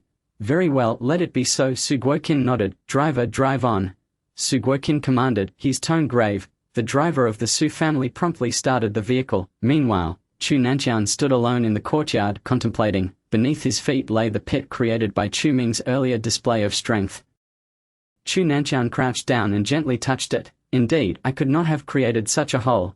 He sighed. It appears that Chu Ming has truly reached the peak of the grandmaster level, but how could this be? Chu Nanqian was utterly perplexed. This grandson of his had been raised under his watchful eye. Although he had lost his parents at a young age and had his flaws, there was no denying his innate talent. Yet for over a decade, Chu Xi's parents had been seizing all resources meant for Chu Ming's cultivation under various pretenses, and Chu Ming himself had shown no interest in cultivation, leading him to remain a mere martial artist at this age. Chu Nanqian had turned a blind eye to this situation, allowing Chu Ming to drift through life until he reached 24. If someone were to suddenly inform him that Chu Ming had become a peak grandmaster, Chu Nanqian would have scoffed at the notion, yet what he had just witnessed could not be denied. Chapter 202. Disguising as the underworld king, Chu Nanqian wandered alone in the courtyard for quite some time. He couldn't shake the feeling that what he had just witnessed was unreal, but Su Guoqin and Su Mingfei were indeed the ones he had personally seen off. Could it be that the underworld king was truly that formidable, capable of transforming a mere martial artist into a peak grandmaster within 3 months? As Chu Nanqian pondered, he could only come to that conclusion, given that Chu Ming had never received any cultivation resources. It was impossible for him to achieve such a level on his own. How could he reach the grandmaster level while spending his days idling away, gambling and chasing after women? It was simply implausible.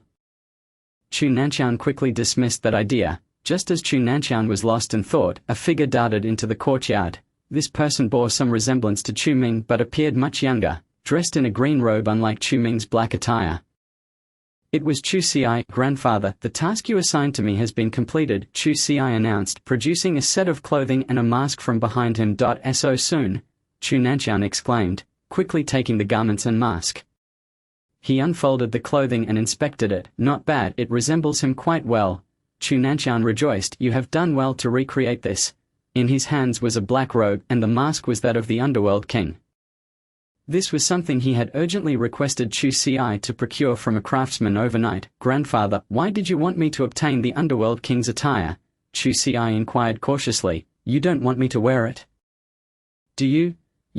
Chu Nanqian cast a fleeting glance at Chu Chi, acknowledging that indeed, he would need to don the attire at the appropriate time. Upon hearing this, Chu Chi's breath hitched. At that time, could it possibly be the wedding in 2 days? Grandfather, are you serious? Chu Chi's complexion turned pale. There was no alternative. This was the edict of the underworld king. Chu Nanqian sighed deeply, stating that if the Chu Chi family made even a single misstep this time, it would spell irreparable doom. the underworld king had informed him that the Chen family would strike against the Chuchi family once the wedding concluded, thus Chunantian felt compelled to heed his words. After all, even in failure, the underworld king would ensure the Chuchi family's safety. They ought to be fine, grandfather. If I wear this, won't the Chen family tear me to shreds? Chuchi nearly fell to his knees before Chunantian. Such a thing was simply intolerable, useless. Are you so frightened by this trivial matter? Chunantian scoffed, asserting that if Chuchi was unwilling, he would seek out his cousin Churan, or perhaps even Chumming.at this. Chuchi's face displayed signs of struggle. Indeed, if this endeavor was executed successfully, he, Chuchi, would undoubtedly ascend to great heights, yet, if it were to fail, the consequences could be dire. But concerning young Master Chen Yuhua, after returning home yesterday, the Chen family would undoubtedly keep him under strict surveillance, so there was no need for you to go, Chunantian stated. Now, put on this outfit for me, and show me. He handed the garments and mask to Chuchi. Chuchi hesitated to accept them. He was terrified. Hurry up and take it. Chunantian glared at him, exclaiming, Are you intent on driving me to my grave? Trembling, Chuchi finally took the garments back. He felt an overwhelming aura of malice emanating from the attire. Even before wearing it, put it on. Stop acting like a coward, Chunantian fumed. With such a demeanor, do you expect me to entrust the Chuchi family to you? Only then did Chuchi grit his teeth and slowly don the black cloak. Pulling on the mask soon, he completed the transformation. Chunantian scrutinized Chuchi from head to toe. Stop hunching. The underworld king is not represented by your cowardly facade. Chunantian snapped. If you do not dare, I shall assign someone else. You shall have no cause for regret then. Chuchi finally straightened his posture. Inside, he felt a mix of fear and anxiety. What if the Chen family mistakenly took the wrong life? Chunantian's gaze continued to traverse Chuchi's form. Something was amiss. It still lacked the requisite aura. Chunantian furrowed his brow. If they were to deceive the Chen family, it would prove quite challenging. What are you two doing? Suddenly a deep voice resonated beside Chunantian. Chumming had just finished applying medicine to Tang Lin and emerged from the room. Upon seeing Chumming, Chunantian's eyes lit up. Chumming, your timing is impeccable. Come, try on this outfit. Chunantian smiled. It was specially tailored at the behest of your master. As his disciple, you will surely discern its quality. Chuchi, quickly remove the garments. Chunantian frowned at Chuchi. Chuchi hastily stripped off the attire and returned it to Chunantian. Come, Chumming, give it a try. With that, Chunantian personally draped the underworld king's black cloak over Chumming.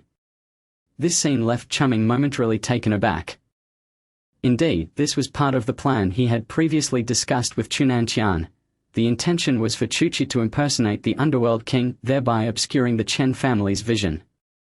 Why was he wearing the underworld king's cloak? Grandfather, perhaps we should reconsider. Chumming began to refuse, but Chunantian had already dressed him in the garments. The mask was firmly affixed to Chumming's face. With the attire now donned, it was too late for Chumming to protest. You look quite convincing. Chunantian examined him closely, furrowing his brow. No, rather than resembling him, you are the very embodiment of the underworld king. Chumming, who would have thought your physique closely mirrors that of your master? Is that so? Chumming smiled awkwardly. That goes without saying. The underworld king is he, and he is the underworld king. It would indeed be peculiar if their physiques differed. Truly remarkable, Chunantian exclaimed. This attire seems to suit you splendidly. Now, give me a wave. Chumming, feeling helpless, waved his hand casually, yet this action left Chunantian utterly astonished. So similar. Chunantian beamed with delight. That is precisely how the underworld king gestures. I am beginning to suspect that the one standing before me is the underworld king himself. Hearing this, Chumming felt somewhat speechless. Was he not the underworld king? One could not help but commend Chunantian's keen perception. Alas, if only he were not marrying Su Mingfei, he would certainly be the perfect choice to impersonate the underworld king.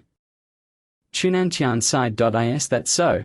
Chumming chuckled ruefully. If that were the case, then he would merely be playing himself. How absurd. Perhaps we could do this, Chunantian suggested. You could teach Chuchi how to embody your essence. Grandfather, if Chuchi's cousin is willing, I have no objections, Chumming replied with a faint smile, his gaze gradually settling on Chuci. That moment, Chuchi's expression darkened considerably. Previously, in Linju City, he had quarreled with Chumming and the anger still lingered within him. To have Chumming instruct him, He might as well wish for his own demise. Chuchi, I presume you are amenable to this, yes? Chunantian inquired solemnly. Chapter 203, Chumming's preparations upon hearing Chunantian's words. Chuchi clenched his teeth. If he dared utter a refusal, Chunantian would undoubtedly explode with fury. Am willing. Chuchi forced a smile, inhaling deeply. Excellent, now continue to don the attire. Chunantian removed the garments from Chumming and draped them over Chuchi. The mask was once again placed upon Chuchi's face. Indeed, he bore no resemblance to Chumming. Chunantian sighed heavily. Very well, Chumming, please instruct him on how to achieve a closer likeness. Of course. Chumming replied indifferently. To impersonate oneself, that is a skill I have mastered. Straighten your back, Chumming commanded coldly. What kind of posture is this? Hearing Chumming's words, veins throbbed on Chuchi's forehead. However, with Chunantian present, he dared not express his frustration. Extend your hand. Are you a complete fool? You cannot even manage this. Chumming glared at him. Chuchi, exasperated, could only comply with Chumming's instructions. Observing Chuchi's struggle to contain his anger, Chumming couldn't help but smile. Today, Chuchi was facing quite the predicament. Puff out your chest, Chumming coldly ordered. With that demeanor, how do you expect to deceive the Chen family's elders? Useless. Chuchi gritted his teeth. Chumming, do not go too far. Too far? Chumming scoffed. Very well, I shall cease my instruction. With a flick of his hand, Chumming prepared to leave. Witnessing this, Chunantian was alarmed and quickly blocked his path. Eldest grandson, do not act this way. Chunantian implored. If he fails to meet expectations and the plan falls apart, it will jeopardize your master's scheme. What does my master's plan have to do with me? Chumming retorted. Chunantian was momentarily taken aback. He had not anticipated Chumming's response. If he refused to listen, how could he continue to teach? Chumming spoke coolly. Very well, very well. I shall have a word with him, Chunantian resignedly replied. Please wait a moment. I will be right back. Chunantian turned to fix an angry gaze upon Chuchi. You impertinent wretch! Your cousin has taken time out of his busy schedule to assist you, and you dare act petulantly? Grandfather, Chuchi protested, he is clearly looking for trouble. And what of it? If you were to embody the underworld king, would you be subjected to such indignities? Chunantian retorted coldly. I care not. You will study under Chumming today. If you cannot grasp it, you shall face my wrath. Grandfather, Chuchi clenched his teeth. After much internal struggle, he finally nodded. Eldest grandson, he has expressed his willingness. Chunantian quickly urged Chumming. What do you say? Shall we continue? If there is one more instance, I shall leave without hesitation. Understand? Chumming spoke calmly. Understood. I shall ensure he is closely monitored. Chunantian forced a smile. The current Chumming was a far cry from his former self. Otherwise, he would not have been so accommodating. Chumming trained Chuchi for roughly 10 minutes, during which he deliberately posed numerous challenges. Yet Chuchi dared not voice his displeasure. He was seething with anger, but still could do nothing against Chumming. Chumming secretly relished the moment. The Chuchi family had long monopolized his cultivation resources, and this was merely a taste of retribution.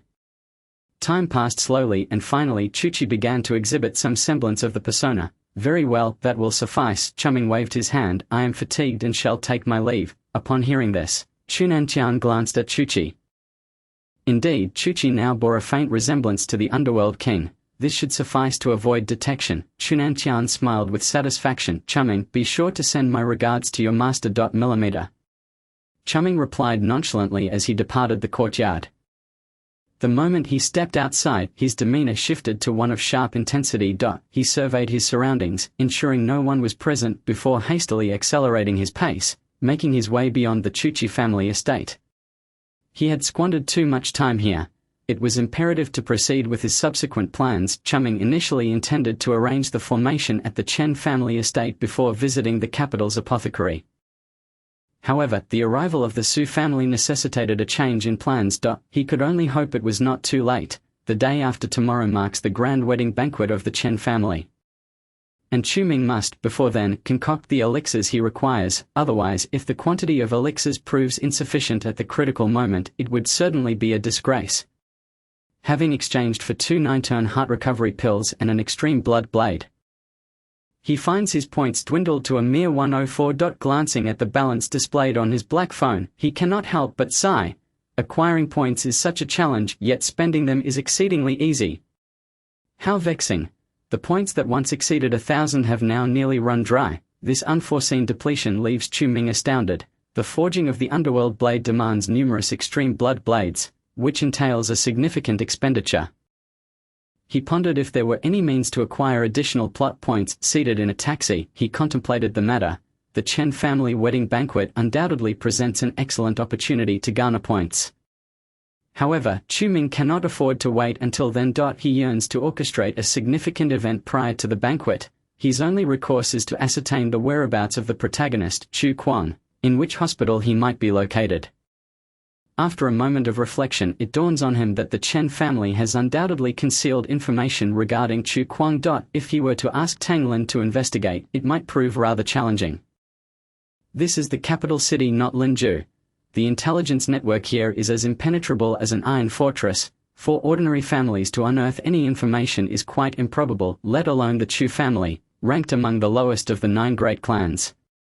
Suddenly, a name flashes in his mind. He retrieves his black phone and scrolls through his contacts. I recall he provided me with his number before leaving. After a considerable search, he finally locates the person he seeks under the letter G. Jiyu Yuding. The status of Jiyu Yuding within the Jiyu family is not to be underestimated. Furthermore, being a doctor, he should be well informed about the medical community in the capital since his return. Chu Ming presses the call button. The phone rings only twice before being answered. Chu Zhuan. Jiyu Yuding's voice carries a hint of surprise. This is indeed the first time you've called me. I am truly flattered. Haha, I require your assistance with a matter. Chu Ming replies with a smile. Did the information I provided last time prove useful? Of course it was useful. Jiyu Yuding laughs heartily. Previously, in the bustling city center, Chu Ming had supplied Jiyu Yuding with DNA evidence regarding Su Guoqin and Su Mengfei. The Jiyu family attached great importance to this, swiftly launching a public relations assault that thoroughly suppressed the Su family. To this day, the Su family has yet to offer a response. Not only Su Guoqin, but even the head of the Su family is now the subject of scorn from all the families in the capital. The resulting chain reaction has led many families that previously collaborated with the Su family to sever ties. The Su family's public relations crisis has reached its zenith. Clearly, the Jiyu family has emerged victorious in the conflict with the Su family. Had it not been for the later intervention of the Chen family, the Su family might have very well fallen from the ranks of the 3 great families to the lower echelons. This illustrates the magnitude of the favor Chu Ming has bestowed upon Jiyu Yuding. Chu Zhuan, our family head, has stated that as long as you speak, we will strive to fulfill any request of yours. Jiyu Yuding expresses with generosity. If it were merely a matter of information, such a promise would not have been extended. More crucially, many families have now received word that Chu Ming is the disciple of the underworld king and has garnered the favor of the Chen family. These 3 factors combined have led the Jiyu family to resolve to win over Chu Ming, even knowing that he is likely to form an alliance with Su Mengfei. Haha, it's nothing too significant. Chu Ming feigns casualness. I would like your assistance in finding someone. Finding someone? Jiyu Yuding is momentarily taken aback. After all, Chu Ming is the young master of the Chu family. Is their intelligence network not sufficient? This individual's identity is somewhat complicated. He is very likely a newly appointed guest elder of the Chen family. Chu Ming speaks with an indifferent tone. This revelation momentarily stuns Jiyu Yuding. A guest elder of the Chen family. Jiyu Yuding inhales deeply, his voice turning solemn. Chu Zhuan, this matter is rather delicate. I am aware of its delicacy. I merely wish for you to help me locate him. As for the rest, I shall handle it myself, Chu Ming asserts. Jiyu Yuding hesitates momentarily. He must exercise caution with anyone associated with the Chen family, a formidable entity with deep roots. If they wish to eliminate the Jiyu family, it would be a trivial matter. Who is this individual? Jiyu Yuding inquires, his tone low. His name is Chu Quan, also a scion of the Chu family. It was he who rendered Zhao Nian unconscious. Chu Ming reveals. It's him. Jiyu Yuding suddenly freezes. He has now become a guest elder of the Chen family. Jiyu Yuding's breath quickens. A scion of the Chu family possesses the capability to become a guest elder of the Chen family. How is that possible? Perceiving Jiu Yuding's astonishment, Chu Ming merely smiles faintly. Chu Kuang is the protagonist, blessed with fortune. For him to become a guest elder of the Chen family is exceedingly simple. Indeed, Chu Ming nods. Days ago, he was injured and should currently be in a certain hospital. Therefore, I would like to request that you, dear brother Jiu, assist me in uncovering his specific location. That is all I can disclose. I wonder how you feel about this, dear brother Jiu. On the other end of the line, Jiu Yuding remains silent for an extended period. He appears to be weighing the pros and cons. After approximately a minute, he finally responds, "All right. I will need half an hour. I will provide you with a satisfactory answer, Chu Zhuan. In that case, I shall await your good news." Chu Ming smiles as he hangs up. As long as Jiu Yuding can ascertain Chu Kuang's whereabouts, he can launch a nighttime assault, perhaps even eliminating the protagonist. A glint of murderous intent flickers in Chu Ming's eyes. Previously, at the dreamy drunken pavilion, he refrained from directly killing Chu Kuang due to the presence of numerous witnesses. However, today is different. Armed with the identity of the Underworld King, he is certain to claim Chu Kuang's life. He had struck Chu Kuang's spine. A few days have passed and it is improbable that he has recovered so swiftly. Chu Ming narrows his eyes. The current plot progression stands at 15. Indicating that only 85 of the fortune originally possessed by Chu Kuang remains. Chu Ming's chances of eliminating the protagonist have increased significantly. With the right timing, he can indeed preemptively extinguish him. Chu Ming's cold gaze drifts toward the window. The dark sky churns with ominous clouds. He murmurs, "Chu Kuang." Approximately 40 minutes later, Chu Ming emerges from a herbal shop in the capital. He has procured a substantial quantity of useful herbs, totaling over 100 kilograms, leaving the shop assistant utterly astonished. The notion that he intends to carry all these herbs alone is nothing short of absurd.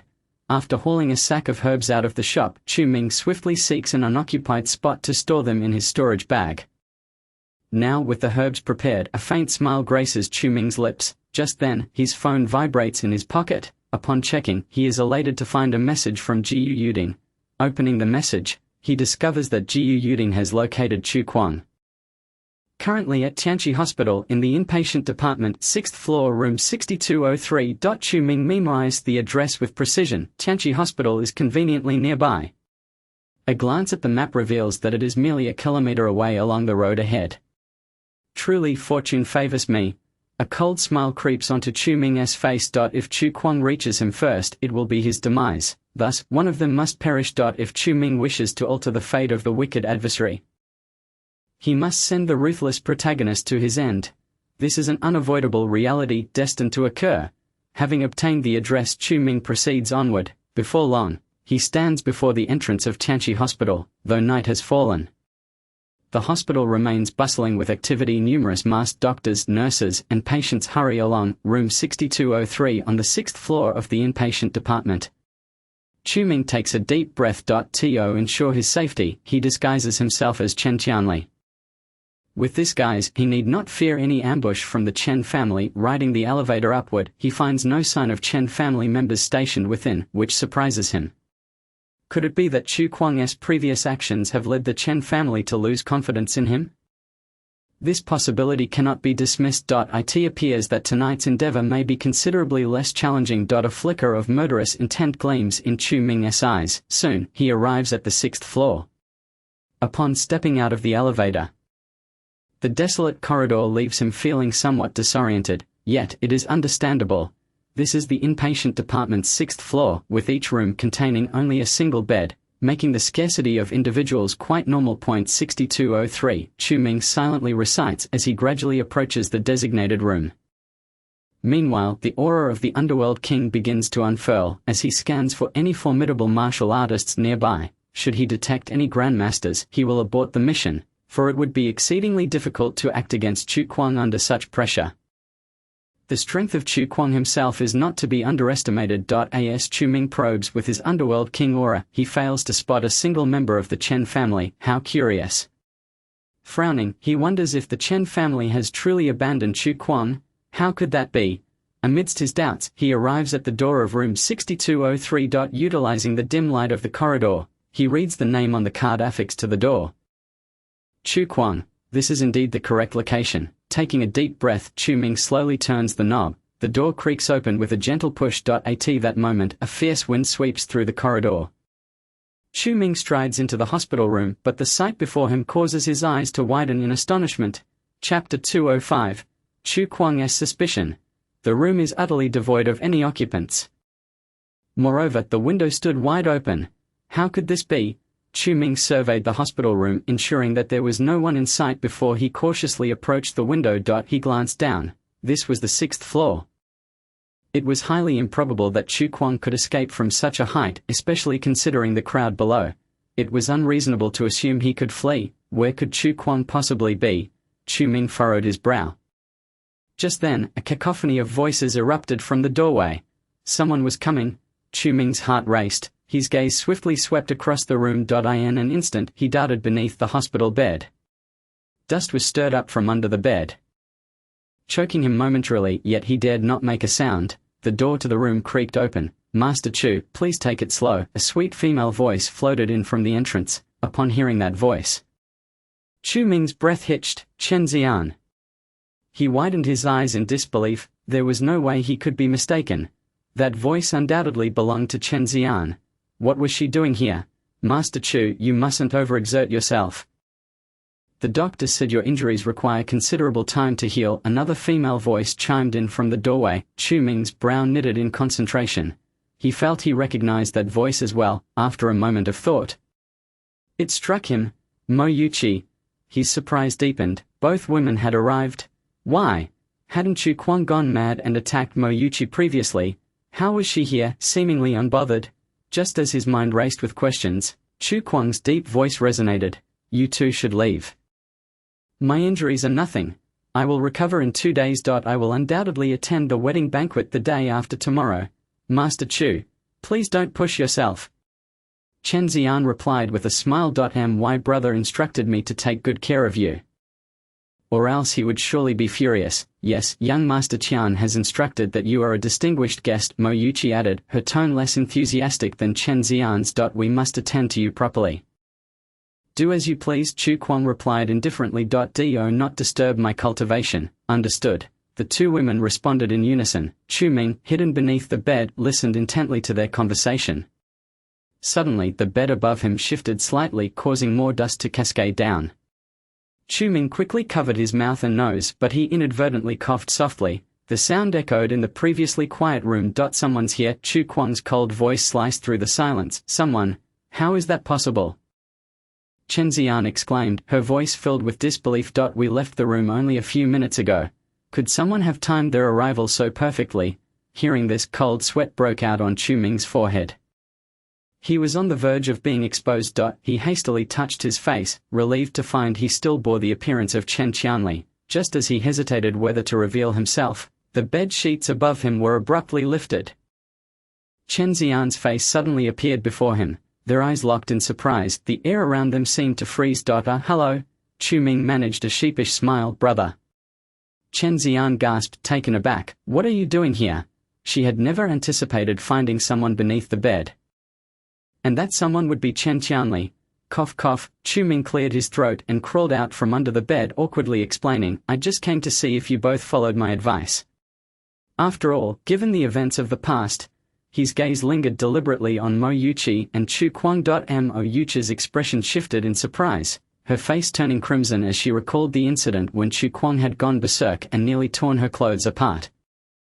Although it was later clarified that someone had drugged her drink, all evidence pointed to the current occupant of the Chen family dungeon, Ming Wang. Hence Chen Qianli had not held Chu Kuang accountable. Mo Yuqi had been informed of the situation by Chen Qianli and expressed her understanding. "Young Master Qian, rest assured, I will certainly heed your words," Mo Yuqi said with resignation. "But hiding under the bed does seem a bit." She left her sentence hanging, but her implication was clear. Chen Qianli's actions were rather questionable. The esteemed young master of the Chen family hiding under the bed. Was this something Chen Qianli would do? His reputation was taking a hit. It's a trivial matter." Chu Ming coughed lightly, casting a few more glances at Chu Kuang. To his astonishment, he noticed that Chu Kuang's injuries seemed to have healed significantly. How could this be? It had only been a few days. Had he consumed an elixir? If so, today's plans might need to be altered. Chen Qianli, do you have something to discuss with me? Chu Kuang asked nonchalantly. Chu Ming took a deep breath and shook his head. No, with Chen Xian and Mo Yuqi present, any sudden movement would be troublesome. After all, the Chen family believed the true Ming Wen was securely locked away in their dungeon. If he acted recklessly, all prior efforts could be in vain. Such risks were not worth taking. Temporary patience would yield greater rewards. Chu Ming was not the type of protagonist who thrived on luck. As a grand antagonist, recklessness could lead to swift demise. Knowing when to retreat was essential for survival. With this in mind, Chu Ming cleared his throat and said, I truly just came to check on you both. Since all seems well, I shall take my leave. With a gentle smile, he prepared to exit. Wait. Chu Kuang furrowed his brow and suddenly inquired, Chen Qianli, what is the name of my cousin? Chu Ming's breath caught in his throat. The fact that Chu Kuang posed such a question indicated his suspicion. Indeed, Chu Kuang was not easily deceived. However, unfortunately for him, this was one question Chu Ming could accurately answer. Chu Liuyu, he replied, turning to face Chu Kuang. Why do you ask? Chu Kuang scrutinized Chu Ming's face before pressing further. What did you personally hand to me a few days ago?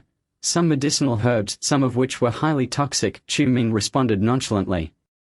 Recalling how Chu Kuang had transformed those herbs into the 5 poisons pill, all right, it's nothing, Chu Kuang waved dismissively, though his brow remained furrowed. He suspected that the Chen Qianli before him was not the real deal. Yet the answers he provided were too fluent, leaving Chu Kuang perplexed. Since there is nothing else, I shall take my leave. Chu Ming turned to exit the hospital room. At that very moment, Chu Kuang bellowed. Ming Wang. The sharp call rendered the room silent. The gazes of Chen Xian and Mo Yuqi fixated on Chu Ming's back. Chu Ming's breath momentarily halted. After several seconds, he calmly turned around. Master Chu. Do you suspect I am Ming Wen? Chu Kuang scrutinized Chu Ming for a few moments. No, I was merely calling out. He spoke calmly. Chu Ming's reaction was flawless, showing no signs of someone in disguise. Yet, he still found it odd that Chen Qianli would be here. Since that is the case, I shall truly take my leave. Chu Ming smiled. Master Chu, I will visit you again tomorrow. Chapter 206. Are you jealous? In the room, Chu Kuang remained silent, his thoughts swelling. He had an inkling but lacked any evidence. He watched as Chu Ming exited the room, but at that moment, Mo Yuqi followed suit. Wait, young Master Qian. I will accompany you. Mo Yuqi called out from the corridor. Chu Ming paused in surprise. Almost immediately, Mo Yuqi stepped forward and hooked her arm around his. Hey! What are you doing? Chu Ming exclaimed, swiftly pulling away. Bewildered, what do you mean, what am I doing? Mo Yuqi was taken aback for a moment before breaking into a smile. Haven't we already confirmed our relationship? That night. Mo Yuqi trailed off, her cheeks flushing a deep crimson. Upon witnessing her bashful expression, Chu Ming felt a sudden jolt of panic. In that instant, a troubling realization struck him. In the original story, Mo Yuqi had ultimately ended up with Chen Qianli. But the author had failed to specify when their relationship had solidified. Could it have been during these past few days? Or had their connection been expedited due to Chu Ming's involvement? This was a disaster. I'm feeling a bit unwell, Chu Ming stammered, taking a deep breath. I think I should head back today. You should also return early, but... Mo Yuqi frowned. Before you go, could you come with me for a moment? Come with you? Chu Ming's heart began to race with suspicion. Could Mo Yuqi have seen through his true identity? That seemed implausible. Countless thoughts raced through his mind. Just come with me. Mo Yuqi urged, dragging Chu Ming down the dimly lit corridor to the stairwell. The darkness coupled with the laid-out meant no one would be passing through. Mo Yuqi cornered Chu Ming against the wall. She drew closer, her soft body pressing against him, causing him to swallow hard. Young Master Qian, won't you give me a little gift before you leave? Mo Yuqi teased, her laughter light and airy. Chu Ming's breath caught in his throat. He understood her intentions now. This was bad. Very bad. Panic surged through him. If he moved, he risked revealing his disguise, yet if he remained still, Mo Yuqi might truly mistake him for Chen Qianli. What to do? Cold sweat beaded on Chu Ming's forehead. Mo Yuqi closed her eyes, her soft lips nearing his. The faint scent of her perfume enveloped him, invading his senses. What should he do? What should he do? Chu Ming was at a loss. If only he had not masqueraded as Chen Qianli. Now, not only was he unable to deal with Chu Kuang, but he also risked being taken advantage of. rather than exposing himself, it would be better to take advantage of the situation. With a heavy heart, Chu Ming sighed deeply as he weighed his options. He was determined to go all out. As long as he could keep Moyuchi stable, he could leave this place without revealing his identity. Chu Ming's expression grew tense, and he slowly leaned closer to Moyuchi. Sensing his initiative, a faint blush crept onto Moyuchi's face. Their lips drew near in the dim light. 10 centimeters, 5 centimeters. 3 centimeters, 1 centimeter. Suddenly, the door in the corridor was flung open with a force. The unexpected turn of events caused Moyuchi to abruptly push Chu Ming away. Her face instantly flushed bright red. Chu Ming turned to look towards the door. It was Chen Xian. What was Chen Xian doing here? Chu Ming was taken aback. Upon witnessing the situation between the two, Chen Xian covered her face and laughed. Brother. Sister Yuchi, what are you two doing here? Hearing this, Moyuchi's face turned even redder. Moyuchi stammered. She must have been seen in a compromising position with Chen Qianli. Sister Yuchi, I need to speak with my brother for a moment. Could you please head back first? Chen Xian gently suggested. All right. Moyuchi, feeling a sense of relief, blushed and hurriedly fled. It was far too embarrassing to be caught making the first move for a kiss. Without a second thought, Moyuchi dashed out. As she departed, the smile on Chen Xian's face slowly faded. She then closed the door to the corridor. Zwekiyu. Chu Ming had just begun to speak. Slap. A resounding slap landed on Chu Ming's face. He was momentarily stunned. Chu Ming, stop pretending. Chen Xian said with a flat expression, I know it's you. This revelation sent a shock through Chu Ming's heart. He quickly touched his face. It was indeed Chen Qianli. How did Chen Xian recognize him? Your poor acting skills could fool anyone but me, Chen Xian scoffed. Fortunately, I arrived just in time. Otherwise my sister-in-law would have been taken advantage of by you. Chu Ming stared at Chen Xian for a long time. He chuckled. When did you figure it out? He touched his face, reverting to his original appearance. I knew it the moment you crawled out from under the bed, Chen Xian replied nonchalantly. I didn't expect you to have the audacity to lay a hand on my brother's woman. Chu Ming sighed in resignation. Would you believe me if I said she came onto me herself? Ha! Chen Xian snorted. What do you think? If you don't believe me, then so be it. Chu Ming waved his hand dismissively. He was too weary to explain himself to Chen Xian. Well then, I'll take my leave. Stop. What else is there? Chu Ming slowly turned around only to be met with another slap. He swiftly sidestepped to avoid it. In that instant, he reached out with his right hand, firmly grasping Chen Xian's wrist. What are you trying to do, woman? Chu Ming frowned and inquired, feeling guilty. Chen Xian retorted, her anger simmering, not at all. Then why are you running away? I told you she came onto me, but you don't believe it. Ha! Chen Xian glared at Chu Ming. The two remained locked in a standoff for about a minute. Let me go, Chen Xian demanded. Promise me you won't harass me and I'll let you go. I refuse. I will harass you. Then I want to let go. They continued their stalemate for another minute, just as Chu Ming was considering backing down. Chen Xian suddenly kicked towards his groin. Chu Ming gasped. He quickly clamped his calves together, trapping her foot tightly. Cold sweat broke out on Chu Ming's forehead. He couldn't afford to relax in front of Chen Xian. Are you insane? Chu Ming glared at her. Apologize. Chen Xian gritted her teeth. I haven't done anything wrong, so why should I apologize? This is absurd. Chu Ming was speechless. If you hadn't initiated that second slap, it would be your fault. Apologize. Upon hearing this, Chu Ming was taken aback. What kind of reasoning is that? He stared at Chen Xian for a long while. Suddenly, he hesitated. Are you jealous? Chapter 207. The actions of the Chen family. This remark caused Chen Xian's face to instantly turn crimson. Enraged, she retorted, what nonsense are you spouting? Who would be jealous of a scoundrel like you? Is that so? Chu Ming smiled faintly as he released Chen Xian's hands and feet. Chen Xian lost her balance and fell against the wall. Since it's not that way, then I shall take my leave, Chu Ming stated. Wait! Chen Xian exclaimed, there are elders from my Chen family lurking throughout this entire building. It's easy for you to come in, but difficult to leave. What did you say?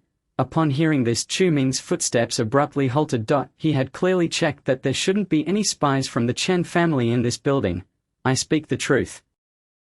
Chen Xian replied, on the first floor, the 8th elder of the Chen family is stationed alongside the 9th elder. Their strength is at the master level. On the 4th floor, we have the 5th elder and elder Liu. Their prowess is at the peak of the master level. At the end of the 6th floor corridor, we have the 4th elder, Chen Sai. You fought him before, so you should know his strength. On the top floor, the 2nd elder is already on high alert. His strength is at the peak of the great master level. Chen Xian spoke earnestly. Chu Ming, do you think you can escape once you are exposed?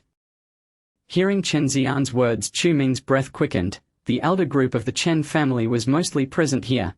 Aside from the mysterious Grand Elder and the secluded 3rd Elder, they were all in this hospital. He hadn't sensed anything at all. It was no wonder that the Dark King's dominance was overwhelming, yet with Chu Ming's current cultivation level, he could only detect a distance of 5 to 6 meters. Beyond that range he could not ascertain clearly. He hadn't anticipated that the Chen family would disperse their elders and send them to various locations this time. Chen Xian was right. Once Chu Ming was exposed, he would have to face the challenge from the elder group of the Chen family. Impossible, the Dark King should have been imprisoned in your Chen family dungeon.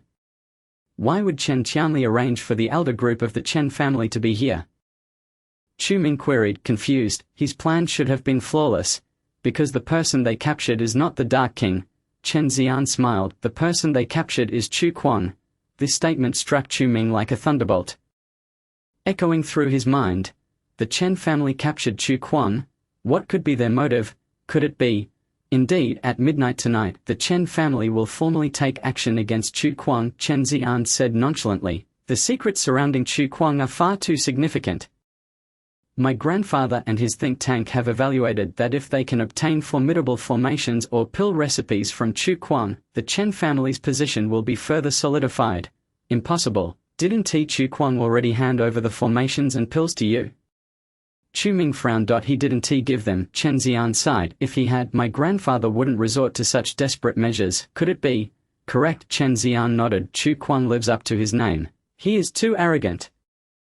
Chen Xian's expression turned serious. He is so arrogant that he looks down on our Chen family. My grandfather didn't become the head of the Chen family out of kindness. A person like Chu Quan, once unable to cooperate, will naturally be thoroughly exploited before being captured. The sound of Chen Xian's words resonated in Chu Ming's mind. He hadn't expected that he had ultimately miscalculated. In the original narrative, Chen Qiangu's ambitions were vast, yet due to the protagonist's arrival in the capital, his brilliance had already peaked. Thus, Chen Qiangu's ambitions did not get to unfold effectively. Now, however, due to Chu Ming's alteration of the plot, the events in the capital arc had been hastened. The butterfly effect. Once Chen Qiangu became aware of the secrets surrounding Chu Quan, he would stop at nothing to seize them for himself. Power, wealth, these are all things that can ignite overwhelming desires, and now that Chen Qiangu mistakenly believes he has captured the Dark King, Chu Quan is of no use to him. He no longer needs to accommodate Chu Quan for the formations and pills he might provide. He could easily capture Chu Quan and claim his secrets for himself. Truly, Chen Qiangu is formidable. Chu Ming gritted his teeth, but he had only a 15% chance of success. In fact, it was even lower. 15%? Why? Chen Xian was taken aback. For no reason, because he has provoked someone he shouldn't have.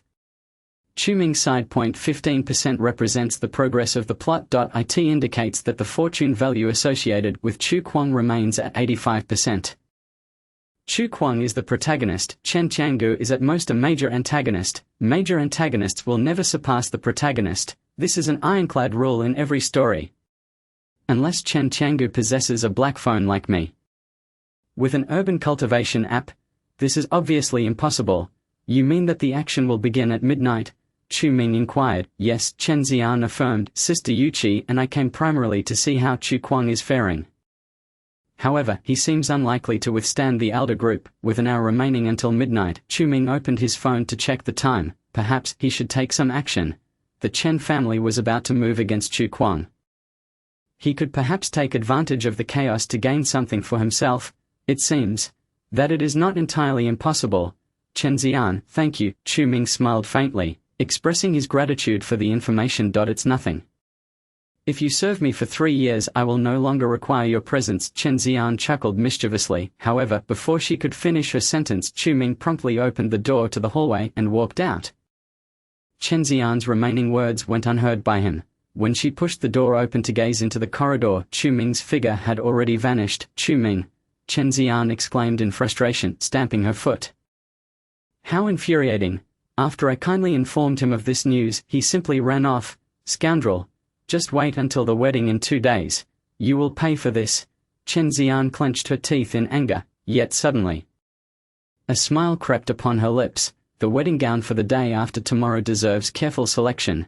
Meanwhile, Chu Ming had navigated through the crowd and nonchalantly made his way to the end of the corridor, where an elderly man with white hair sat quietly reading a newspaper. In the dead of night, the sight of such an old man engrossed in a newspaper seemed rather out of place. He was none other than Chen Sai, the fourth elder of the Chen family. Chu Ming once again donned the guise of Chen Qianli and approached him, within a distance of about 5 meters from the elderly man.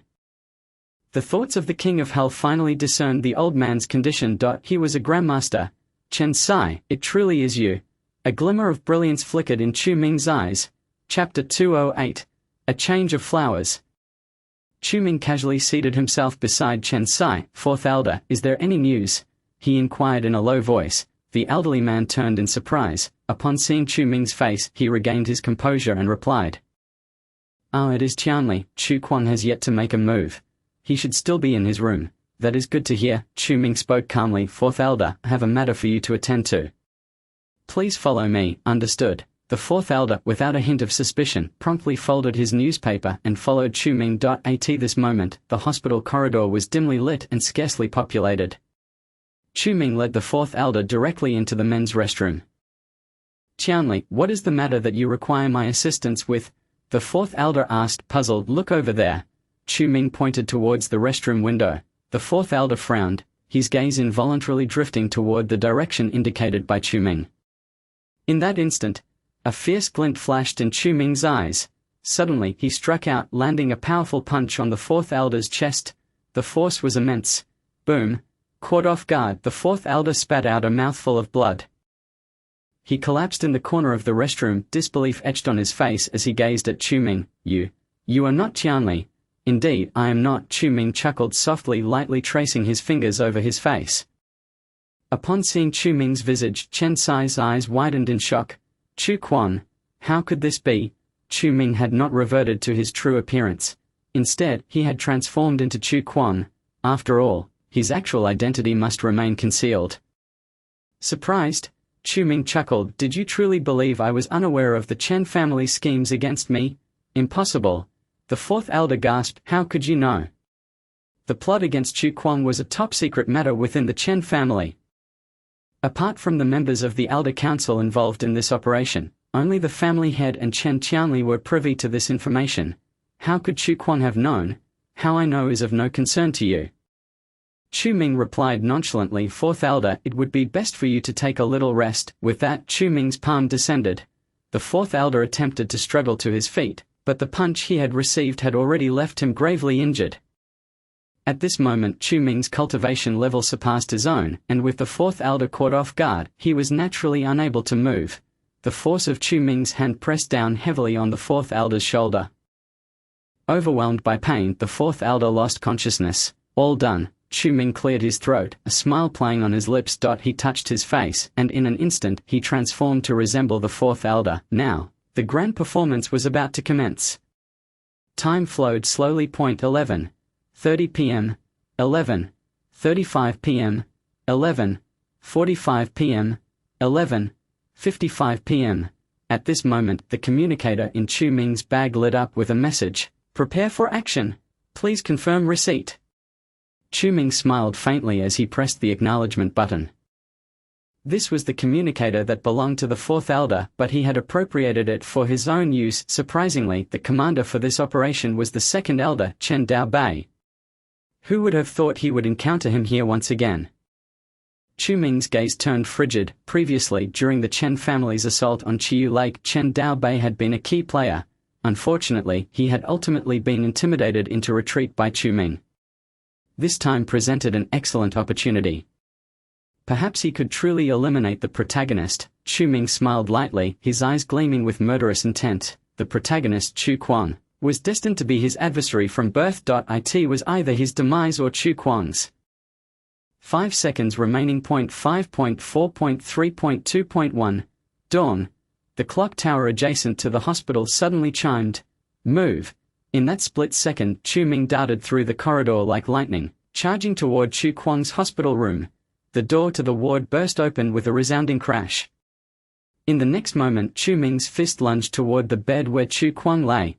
At that moment, Chu Kuang was in the midst of his cultivation, faced with the sudden intrusion of Chu Ming. He frowned and quickly countered with a palm strike. The Chen family has finally made their move against me. Chu Kuang sneered. With that, he unleashed a punch. Chen Sai, I have already discerned your true capabilities. You think you can capture me? Not a chance. The power within Chu Kuang erupted dramatically. At this moment, he revealed the pinnacle strength of a grandmaster. In the blink of an eye, Chu Ming's fist descended, colliding with Chu Kuang's. Boom! The entire hospital room was engulfed in a tempest. The entire 6th floor had been evacuated by the Chen family, leaving it empty. The wind generated by their clash violently flung the ward's door open. Chu Kuang's figure was sent flying like a kite with its string cut, crashing into the wall. He coughed up a mouthful of blood. Impossible. Chu Kuang's eyes widened, staring incredulously at Chu Ming. Chen Sai. How could you possess such strength? He had anticipated the Chen family's assault, thus had prepared himself, yet Chu Kuang never imagined that the 4th elder had been switched out by Chu Ming. The one attacking him now was Chu Ming. Congratulations. Your attack has dealt significant damage to the original protagonist, rewarding you with plot points 100. Chu Ming felt the vibration from the communicator in his pocket. That was the reward notification from the Urban Cultivation app. Chu Ming smiled faintly, a hint of mockery glimmering in his eyes. Chu Kuang, your good days are over. Before Chu Kuang could fully comprehend the situation, Chu Ming concentrated his power in his right hand. In the next moment, he transformed his fist into a palm and struck down fiercely toward Chu Kuang's chest. Chu Kuang instinctively raised his hand to block. The full force of a grandmaster erupted. In that instant, the two engaged in combat, sending the hospital bed flying. Chu Kuang's lips bled as he tumbled clumsily, crashing at the doorway of the ward. Congratulations. Your attack has dealt significant damage to the original protagonist, rewarding you with plot points 100. Congratulations. Your attack has dealt significant damage to the original protagonist, rewarding you with plot points 100. The consecutive vibrations caused Chu Ming's eyes to brighten. This time, he might genuinely be able to kill Chu Kuang. However, before him, Chu Kuang took a deep breath and slowly rose from the ground, his gaze fixed on Chu Ming with fierce intensity. You Chen family are truly overstepping your bounds. Chu Kuang gritted his teeth in anger. In that moment, he retrieved a pill from his bosom. The pill, emerald green in hue, emanated a faint aura. Upon seeing the pill, Chu Ming's eyes widened in surprise. 5 poison pill. Hadn't he only refined one? How could there be more? Chu Ming's breath quickened. With the toxicity of this substance, even rocks could be corroded. He had no desire to test it. Ha ha. Chu Kuang cackled. Chen Sai, it seems you concealed your strength during our previous encounter, but it matters not. You shall die here today. As soon as Chu Kuang's words fell, he hurled the 5 poison pill he held. Chapter 209. Encircling Chu Kuang. Time seemed to freeze in that instant. Every speck of dust ceased its movement. In midair, the 5 poison pill glimmered slightly. From its center, a web-like formation rapidly emerged. 5 poison formation. Upon witnessing this scene, a look of astonishment flickered in Chu Ming's eyes. Chu Kuang truly had a hidden card up his sleeve. Damn it! In that moment, the range of the 5 poison formation expanded rapidly. The verdant light swept through the ward and the corridor, encompassing nearly half of the 6th floor. Ha ha ha, Chen Sai, you have indeed fallen into my trap. As the dust settled, Chu Kuang rose with a frigid expression. I have long understood Chen Qiangu's intentions. You were quicker than I anticipated. It seemed the so-called King of Hell had already been captured by the Chen family. Chu Kuang's words struck Chu Ming like a bolt of lightning, leaving him momentarily stunned. Indeed, the Chen family had mistakenly believed they had captured the King of Hell, prompting their assault on Chu Kuang. After all, the primary target of the Chen family's banquet was the King of Hell. In other words, Chu Kuang had become expendable. So what?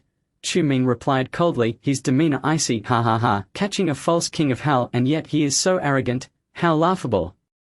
Chu Kuang's gaze turned chilling as he enunciated each word, utterly ridiculous. Since the Chen family refuses to accept me, I shall show you what true power of the King of Hell entails. With a wave of his right hand, the core of the five poisons formation stirred slightly, and a dark green poisonous mist spread like a tempest. Seeing this scene, Chu Ming's expression changed dramatically. He had witnessed the might of the five poisons formation firsthand. A massive stone had disintegrated into nothingness in an instant. The vile toxins within this formation were beyond what Chu Ming could withstand at present. What is the matter? Chu Kuang laughed heartily. Chen Sai, are you afraid? He advanced step by step, the poisonous mist rapidly encroaching upon Chu Ming. Taking a deep breath, Chu Ming suddenly retrieved a pill from his pocket. In that fleeting moment, he hurled the pill into the center of the formation. Do you think your actions will bear fruit? Chu Kuang sneered, with your abilities can you truly unravel the five poisons? Before Chu Kuang could finish his statement, the lingering poison in the air abruptly halted. What? Chu Kuang froze in astonishment. The five poisons formation had solidified in that instant. How could this be possible? Indeed, it worked. A cold smile crept onto Chu Ming's lips. The pill he had just thrown was a Mingxian pill inscribed with similar runes to those of the five poisons formation. After emerging from the Chen family's dungeon, he had discreetly copied the formation runes laid out by Chu Kuang. Upon returning to the Chu family, he crafted a replica. The core of the five poisons formation had been replaced with the Mingxian pill. Simultaneously, a vast righteous aura replaced the poisonous miasma. This is... Chu Kuang was momentarily stunned. He could actually feel the Wangu Mingdao Ju within him operating autonomously. A gleam of joy appeared on Chu Kuang's face. Yet, the next moment an indescribable sensation surged through his mind. It was reminiscent of the time he had gone berserk in the Zui Ming Tavern. Could it be? Chu Kuang whirled around, his gaze fixated on Chu Ming. His eyes widened in horror. Chen Qianli had said that his condition that day was due to poison. Had the Chen family already analyzed this toxin? A blunder. Gritting his teeth, Chu Kuang covered his mouth and nose as he retreated towards the corner. Before long, he found himself at the window. This was the 6th floor. For an ordinary person, a jump from here would likely result in death or severe injury. However, as a peak master, Chu Kuang would experience minimal harm. He could not linger here. Taking a deep breath, Chu Kuang decisively leapt from the window. At the same time, Chu Ming's gaze sharpened. He picked up the intercom. Attention all units, the target has jumped from the window. Requesting support. Received. Multiple clear voices echoed through the intercom. Meanwhile, the 2nd elder stationed on the rooftop, the 5th and 6th elders on the 4th floor, and the 8th and 9th elders on the 1st floor all sprang into action. The elder council of the Chen family had set their sights on Chu Kuang. Perhaps tonight a victor would emerge. Chu Ming's gaze intensified as he too leaped from the 6th floor window, under the cloak of night. He pursued the direction in which Chu Kuang had fled. Meanwhile, in the corner of the men's restroom on the 6th floor, the true 4th elder of the Chen family remained unconscious. The night deepened. The entire somber sky enveloping the brightly lit capital city, yet beneath this nocturnal canopy, a figure darted across the rooftops. It was Chu Kuang. Behind him trailed 1, 2, 3, 4, a total of 6 figures in relentless pursuit. Damn it, the Chen family has come prepared this time. Chu Kuang gritted his teeth. His injuries had not yet fully healed, and he had inhaled that strange toxin. At this moment, his physical condition was far from his peak. If a confrontation were to ensue, he could only muster 70% of his strength. Such power was insufficient against mid-level masters, yet behind him were 2 grand masters and 4 masters. The heavens seemed intent on thwarting Chu Kuang. As he maneuvered through the shadows, a forest gradually materialized before him. He came to an abrupt halt. Behind this high-rise building lay a mountain range. In other words, his escape route had vanished. Just then, the sound of rushing figures echoed from behind. He spun around instantly. 6 figures landed before him in unison. Chu Kuang, there is no path ahead. The 2nd elder, Chen Daobi, smirked coldly. If you wish to live, come back with me and reveal the secrets you hold. The Chen family will surely spare your life. Chen Tiangu wants the secrets I possess. Chu Kuang narrowed his eyes, intrigued. Truly, he was as formidable as ever. Chu Kuang had been reborn and was aware of the nature of Chen Tiangu from his past life. The head of the Chen family, Chen Tiangu, was a tyrant. In his previous life, the Chu family had waned, and Chu Kuang's family had been exiled to Linju City while the Chen family thrived. Chen Tiangu wielded nearly half of Waxia's power, with the Chen family's influence permeating every sector. But now that Chu Kuang had been reborn, the circumstances of his former life could not unfold before him again. However, if you think I would surrender so easily, you are mistaken. In that moment, blood-red light surged in Chu Kuang's eyes. It was the Wangu Mingdao Ju. The path of the underworld, a primordial nightmare, calamity upon the masses, the transformation of slaying immortals, the thoughts of divine assassination, the cycle of reincarnation manifesting through the ages. Chu Kuang held skyward. His muscles bulged violently.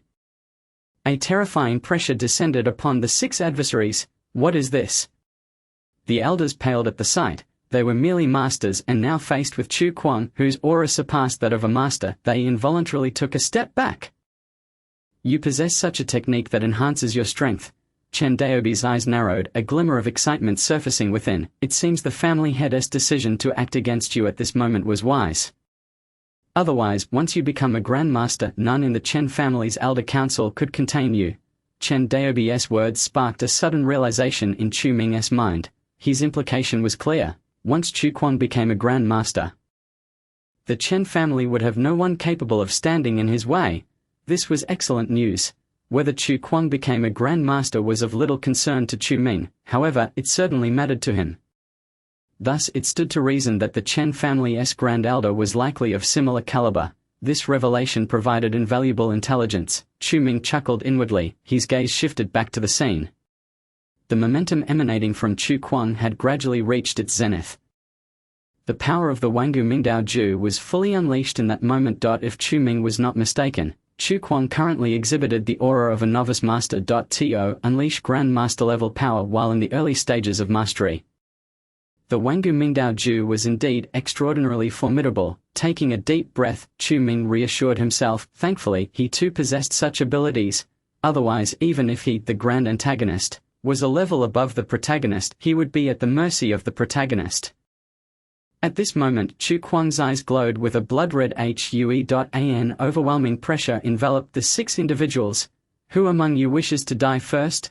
Chu Kuang's gaze turned frigid, declaring, even if I cannot escape today, I shall take 2 lives with me. Upon hearing those words, even the second elder and the others gasped. Clearly Chu Kuang was prepared to fight to the death. In such a scenario, whoever acted first would undoubtedly perish. None wished to be the one to be sacrificed by Chu Kuang in a desperate exchange. What is the matter? No one dares to make a move. Chu Kuang's chilling gaze swept across the 6.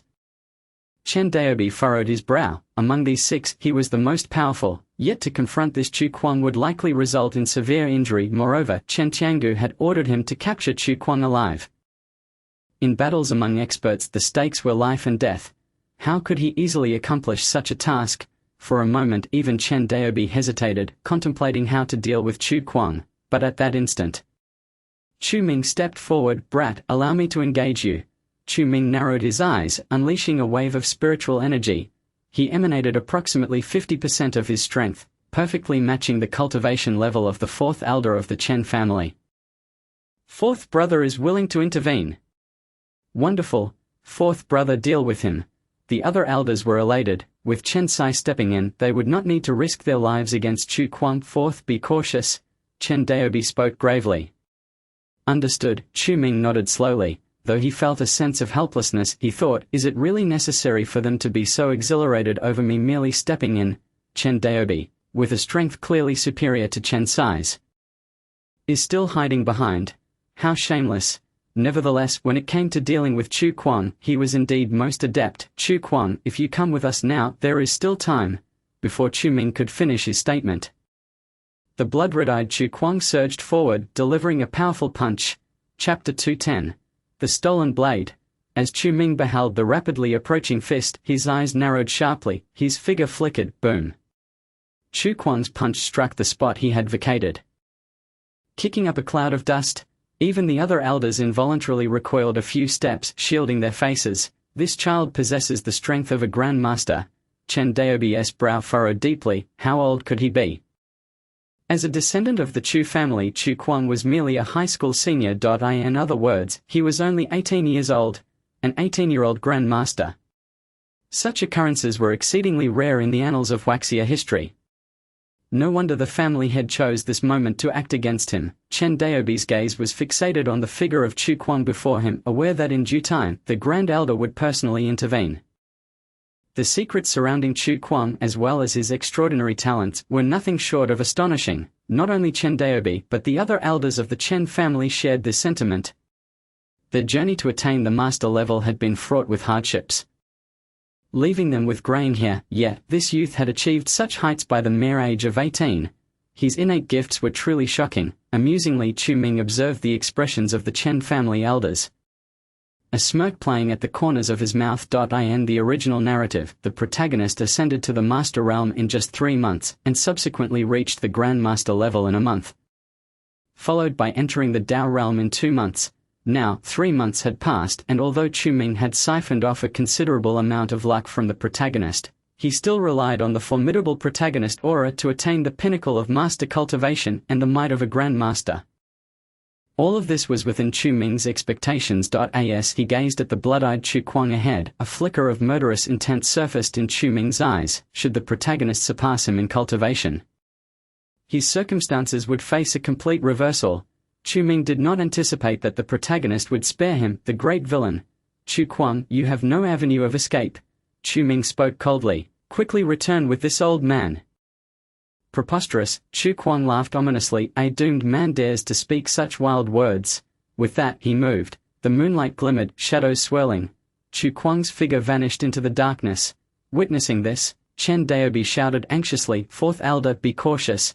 Chu Ming focused intently, scanning the surroundings. At that moment, the moon was gradually obscured by dark clouds. In the next instant, a figure shot forth from the darkness 5 meters in front of Chu Ming, the glimmer of a short blade aimed directly for Chu Ming's throat. It was the underworld blade. Chu Ming's breath hitched. As the short blade approached, he swiftly leaped into the air.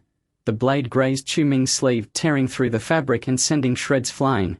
In that leap, Chu Ming distanced himself from Chu Kuang. Indeed, it was the underworld blade. A look of seriousness crossed Chu Ming's eyes. He had not anticipated that Chu Kuang had already forged a prototype of the underworld king's sacred blade. Were it not for this Chen family's mission, Chu Ming would still be unaware of this development. What is the matter? Chu Kuang approached step by step, his blood-red eyes exuding a sinister aura. Chen Sai, are you afraid? After a moment of contemplation, Chu Ming realized that Chu Kuang wielded the underworld blade, a formidable weapon indeed, yet, revealing his own blade at this juncture could expose his identity. Cough, cough.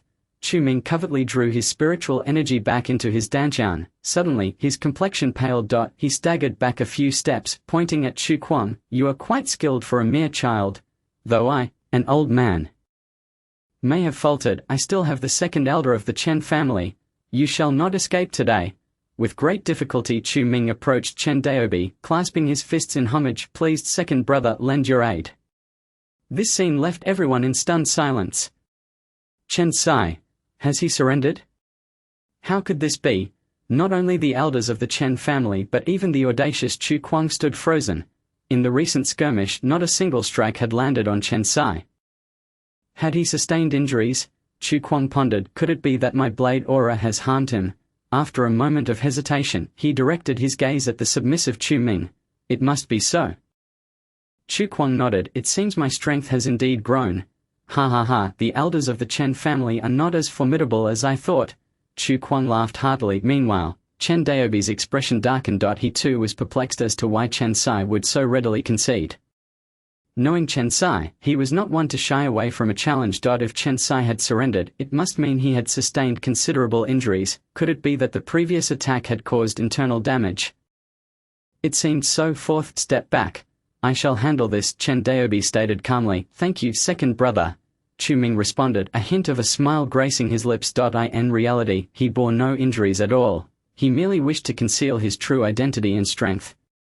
After all, the Chen family banquet was imminent, and revealing himself now would be ill-advised. Once the Chen family elders had sufficiently battled Chu Kuang, it would be his moment to shine. Chu Ming was no fool. In the arena, Chen Daobi stepped forward, his visage grave as he fixed his cold gaze upon Chu Kuang. Chu Kuang, allow me to advise you once more. If you cooperate and reveal the secrets you possess, the Chen family shall not treat you unjustly. Otherwise, Chen Daobi's palm ignited with flames. Otherwise, what can your Chen family do? Chu Kuang retorted coldly. Otherwise it shall be thus. Chen Daobi narrowed his eyes, and the flames in his hand suddenly dispersed. In that instant the crimson flames transformed into 10, then 100, then 1,000. The entire night sky above the skyscraper was engulfed in flames. What is this? Chu Ming gasped. He had once performed this very technique at Chiyu Lake. He had not anticipated that Chen Daobi had learned it. However, the potency of their respective manifestations differed significantly. When Chu Ming executed it, he could conjure thousands of flames, while Chen Daobi could only manage a mere 1,000. This is my ultimate move against the Underworld King, Chen Daobi scoffed. Though it may be overkill against you, that is a pity. Even a lion uses its full strength to hunt a rabbit. Chu Kuang, do you truly wish to become the enemy of the Chen family? Chen Daobi's voice echoed in the AI. As his words fell, silence enveloped the scene. Suddenly Chu Kuang laughed uproariously. Ha ha ha. The words of an ant? Utterly laughable. Your Chen family is but a trivial stumbling block beneath my reign. How can your Chen family compare to the Tianlong Mansion, or the Earth Guardians Alliance? I fear neither of them. Why would I fear you? The blood in Chu Kuang's eyes deepened. He was a reincarnator. He was the Underworld King. The Chen family was nothing but ants. In that moment, a fierce killing intent flashed in the depths of Chu Kuang's eyes. His figure vanished from sight, reappearing before Chen Daobi in an instant. The gleam of the underworld blade shimmered under the moonlight. Unaware of your own mortality, Chen Daobi shouted with calm authority.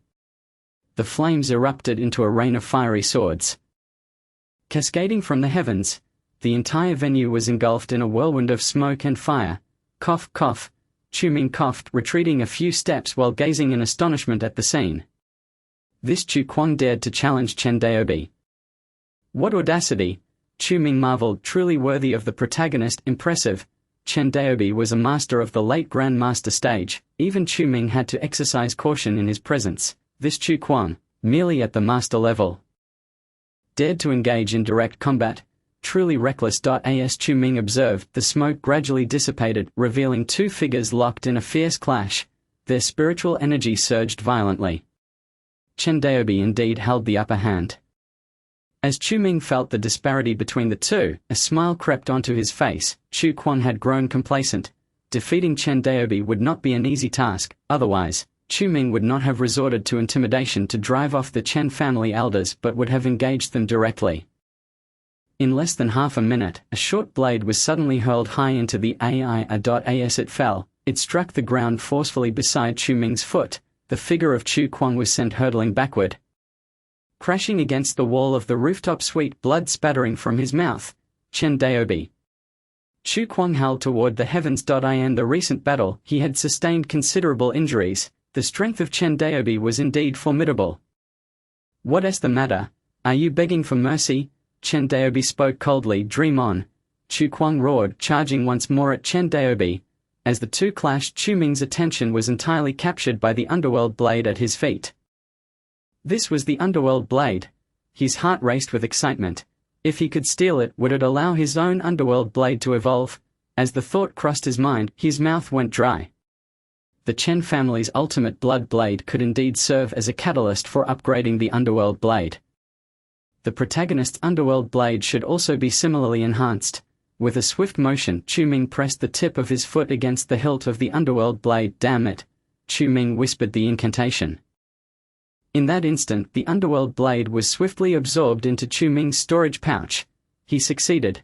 Chu Ming was elated. He had not anticipated that he would have the opportunity to pilfer the weapon that the protagonist had painstakingly forged. This truly was a stroke of fortune. In the arena, the two figures continued their fierce exchange. The disparity in strength between Chen Daobi and Chu Kuang was stark. Within a minute, Chu Kuang had already spat blood multiple times. Boom! Once again Chu Kuang was struck back by a punch from Chen Daobi, crashing into the wall as blood trickled from his mouth. Chu Kuang, do you still refuse to concede?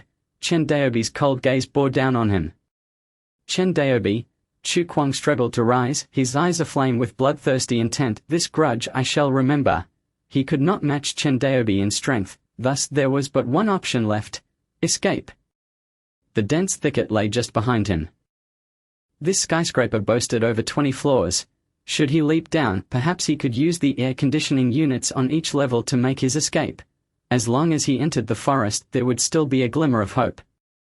Remaining here would spell certain death. I shall return to avenge this. Chu Kuang took a deep breath, his palm clenched tightly.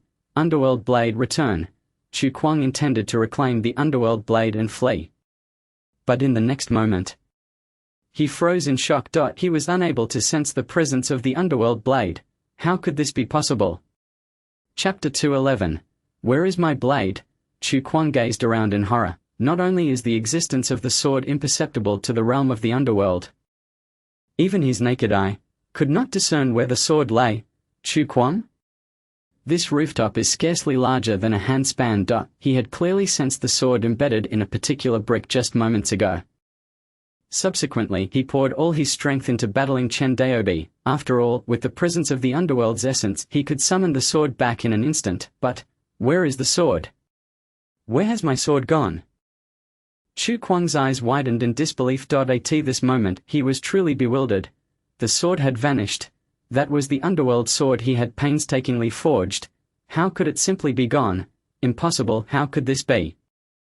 Chu Kuang glanced around in a daze. Chu Kuang, it seems you have given up? Chen Daobi observed coldly. If so, come with me back to the Chen family to report. Upon hearing this, Chu Kuang gritted his teeth. With the sword now missing and his injuries mounting, the situation was increasingly unfavorable for him. You want me to return with you? In your dreams? Chu Kuang replied icily as he swiftly turned and leapt away. What? Chen Daobi's eyes widened as he rushed forward. Looking down, he discovered Chu Kuang was utilizing the air conditioning units on the exterior of the building to leap downwards. During his descent, Chu Kuang even broke a few of the units. He was severing the possibility of being pursued by the Chen family. Cunning Chu Kuang. A glint of menace flickered in Chen Daobi's eyes. He shouted, everyone, follow me. Yes, including Chu Ming. Everyone immediately responded. 6 figures swiftly descended from the rooftop. A minute later, they entered the forest. The moon emerged from the dark clouds, illuminating the pitch-black woods. 4th, you and 8th and 9th enter from there. The rest, follow me. Chen Daobi commanded. We will encircle Chu Kuang. If anyone discovers him, report immediately. Understood. The 6 men split into several groups, advancing from multiple directions through the woods. A smile crept onto Chu Ming's lips. Chen Daobi's suggestion to encircle them was precisely to his liking. As long as he found Chu Kuang before Chen Daobi, he could strike again. Perhaps this time, the protagonist would truly meet his demise here. Without the underworld sword, let's see what you can use to contend with me. Chu Ming's eyes narrowed as he parted ways with 2 elders, directly entering the forest. Chu Kuang had entered this area a minute before them, but he likely hadn't ventured far. Chu Ming pressed on, weaving through the trees. Meanwhile, Chu Kuang was also fleeing through the shadows of the woods. Damn it, I miscalculated. Chu Kuang gritted his teeth, not expecting that the Chen family would possess someone capable of erasing the essence imprint from his underworld sword. Otherwise, what was a mere Chen Daobi to him? Chu Kuang clenched his fists. The underworld sword was one of his trump cards, yet now it was unaccounted for. This matter left him utterly perplexed. But with the Chen family's pursuers hot on his heels, he could only temporarily abandon the thought. And no matter what, he had to escape to a place where they could not follow, then strategize. Chu Kuang's breath quickened. Now, with all his trump cards spent, evading the combined assault of 6 elders from the Chen family was nearly impossible, but if given time, he would assuredly make a comeback. What Chu Kuang lacked now was time. As he navigated through the woods, a sudden gust of wind rushed from behind him. A short blade plunged directly into the tree trunk before him. Chu Kuang abruptly halted. He turned coldly. Under the moonlight, Chu Ming, disguised as the 4th elder of the Chen family, emerged from the woods. The moonlight illuminated his face distinctly. Itsu. Chu Kuang narrowed his eyes. You dare to appear before me after I severely injured you? Severely injured you? Chu Ming chuckled. Don't make me laugh. With your meager skills, do you think you qualify? Stepping forward, he unleashed a powerful aura. It was the mid-stage of the Grand Master. You possess such strength? Chu Kuang gasped, his face filled with shock. He remembered that the fourth elder of the Chen family had just recently broken through to Grand Master. How could his aura be so formidable? My abilities extend beyond that. A fierce glint flashed in Chu Ming's eyes. In that instant, he struck swiftly. The next second, the force of his punch was already upon Chu Kuang. The speed rendered Chu Kuang horrified as he attempted to evade. But before he could move, a tremendous force struck his right cheek. Time seemed to slow at that moment. Chu Kuang distinctly felt his face deforming under the impact of the opponent's fist. The intense pain had yet to fully register when Chu Kuang's figure was sent flying, crashing against the tree behind him. Leaves rustled down, covering Chu Kuang. Pfft! Chu Kuang spat out a mouthful of blood. How can you be this strong? Chu Kuang stared in astonishment at the figure before him. In his memory, the fourth elder of the Chen family was merely in the early stages of Grand Master. He should not possess such combat prowess. Why? Simple, because I am not Chen Sai. Chu Ming smirked coldly. You are not Chen Sai? Chu Kuang was taken aback. Who are you? The one who will kill you. Chu Ming scoffed, his figure surged forward. Chu Kuang's eyes widened in shock, and in that moment he gritted his teeth and rolled away. Boom! Chu Ming's fist struck the tree trunk behind Chu Kuang. Crack! The sound of the tree breaking echoed clearly. What? Chu Kuang looked in astonishment at the massive tree. The next second, the trunk splintered and the entire tree collapsed with a thunderous crash. The sound startled the birds in the forest. The elders of the Chen family, still lurking in the woods, all looked up. Gazing into the distance. It's Chu Kuang. Someone has found Chu Kuang. Hurry over. Including Chen Daobi, the 5 elders of the Chen family quickly rushed towards Chu Ming's direction. Amidst the dust, Chu Ming gradually revealed himself. It seemed they had all arrived. Chu Ming narrowed his eyes. If that were the case, he could only aim for a swift resolution. Chu Ming held his right hand out, and the underworld sword appeared in his palm. A murderous aura surged forth. This is the underworld sword?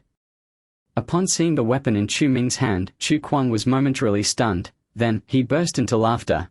Ha ha ha, I wondered where the underworld sword had gone. It turns out you were hiding it. Chu Kuang laughed heartily. But how foolish of you to bring it out. You should know that this underworld sword only recognizes one master. It cannot be reforged by anyone else.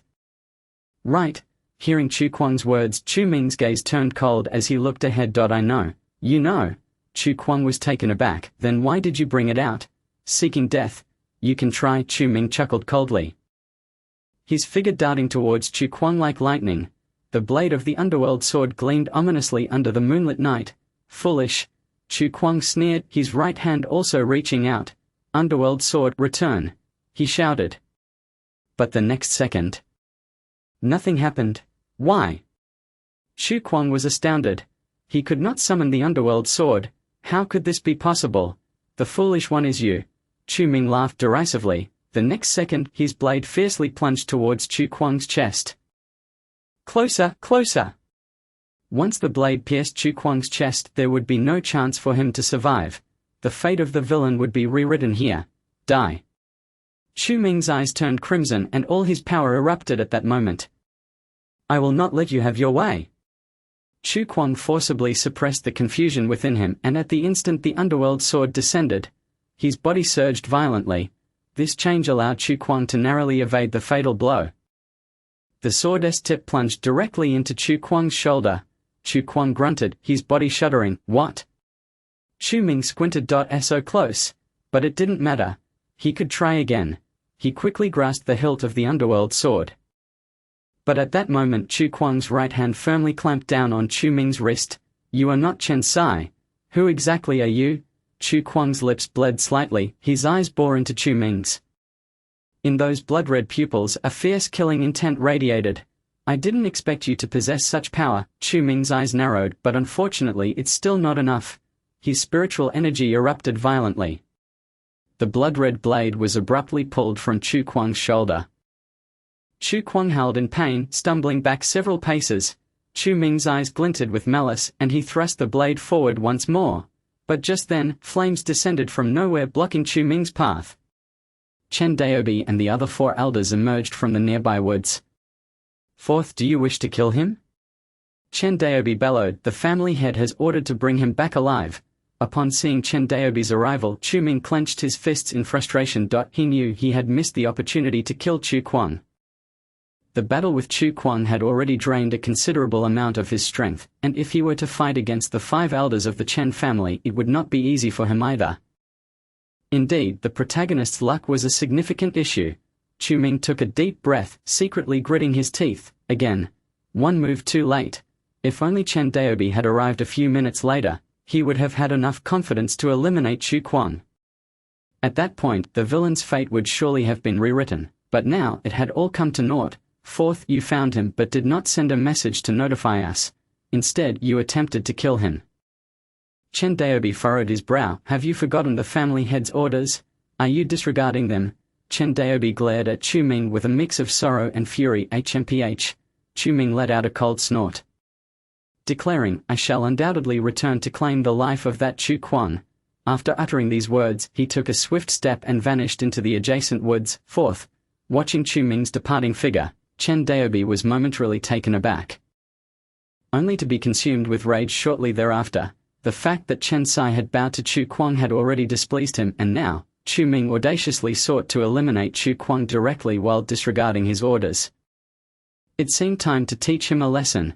Chen Daobi's chilling gaze turned towards the depths of the forest, the direction in which Chu Ming had departed. Chapter 212. Item exchange. After parting ways with the elders of the Chen family, Chu Ming hurried back to the Chu family estate. Surely no one had followed him. Chu Ming entered his room, exhaustion etched across his face as he collapsed onto the bed. Soon after, he reverted his appearance back to its original state.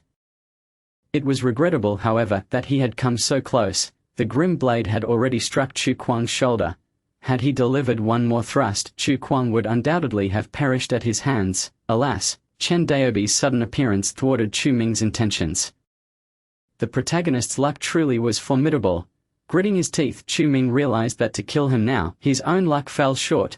The notion of luck indeed seemed ethereal, yet it undeniably existed. Some individuals, on a whim, might purchase a lottery ticket and strike it rich, while others exhaust their savings without so much as a single win. Such is the nature of human fortune. Chu Ming yearned to slay the protagonist. Yet the protagonist was enveloped in a halo of luck. Chu Kuang could not be killed. It appeared that a more gradual approach was necessary. With a sigh, Chu Ming retrieved his black phone from his pocket. At this moment, the lock screen was inundated with notifications. "You have multiple messages from the Urban Cultivation app, please check." Without hesitation, Chu Ming unlocked his phone and opened the Urban Cultivation app. "Congratulations, you have successfully reversed the original plot. Plot points 200. Reward. App function. Item exchange 1. Relevant items have been credited to your account. Please swipe to retrieve." Staring at the message, Chu Ming was taken aback. An item exchange function? He pondered. Isn't this akin to the points marketplace? The functionalities seem redundant. Without delay, he accessed the item bar. App function. Item exchange. Users may appraise rare items such as celestial treasures, divine weapons and extraordinary elixirs for conversion into corresponding plot points. Note: utilizing this function effectively will aid in enhancing the completeness of the user's cultivation method. Reading the description of the item exchange, Chu Ming gasped. So I can exchange items for plot points? His eyes sparkled with excitement. He had been troubled about how to enhance the power of the Eternal Nether Path technique. After all, subsequent levels required thousands of points, and even defeating Chu Kuang would only yield a few hundred points at best. If he could convert celestial treasures into points, it would be immensely beneficial. Right, let me check the value of my Grim Blade. It should fetch a few thousand points, right? A smile crept onto Chu Ming's face as he retrieved the Grim Blade from his storage pouch. Assessing value. Please wait. After merely 10 seconds, the evaluation concluded. Assessment complete. Estimated exchange points: 600 points. Would you like to exchange? Seeing this figure, Chu Ming was stunned. Only that much? Bewildered, he thought. This Grim Blade is not the one belonging to Chu Kuang. It has been refined through my own blood. How could it only be worth 600 plot points? He remembered that the extreme blood blade in the marketplace required 500 plot points. What a ripoff! Chu Ming clenched his jaw. He then withdrew his grim blade and placed the one he had just taken from Chu Kuang onto the screen. Assessing value. Please wait. Again, after a brief 10 seconds. Assessment complete. Estimated exchange points, 200 points. Would you like to exchange? 200? Chu Ming was flabbergasted. This was the protagonist's weapon, yet it yielded such a paltry sum. It seemed this exchange system had significantly restricted the exchange ratios. Otherwise it wouldn't be like this. Forget it, I'll hold on to this grim blade for now and look for other celestial treasures to exchange later. With a sigh, Chu Ming realized that persuading this app to be generous was akin to scaling a mountain. Reluctantly, he exited the exchange interface and opened the message tab. Congratulations. Your attack has had a profound effect on the original protagonist. Reward. Plot points 100. Congratulations. Your attack has had a profound effect on the original protagonist. Reward. Plot points 100. Congratulations. Your attack has had a profound effect on the original protagonist. Reward. Plot points 100. Congratulations. Your attack has had a lethal effect on the original protagonist. Reward. Plot points 200. Congratulations. Your attack has had a lethal effect on the original protagonist. Reward. Plot points 300. Congratulations. Your attack has had a sustained damage effect on the original protagonist. Reward. Plot points 500. Upon seeing these notifications, Chu Ming was utterly dumbfounded. So many. He hadn't anticipated that this particular endeavor would yield such a bounty of plot points.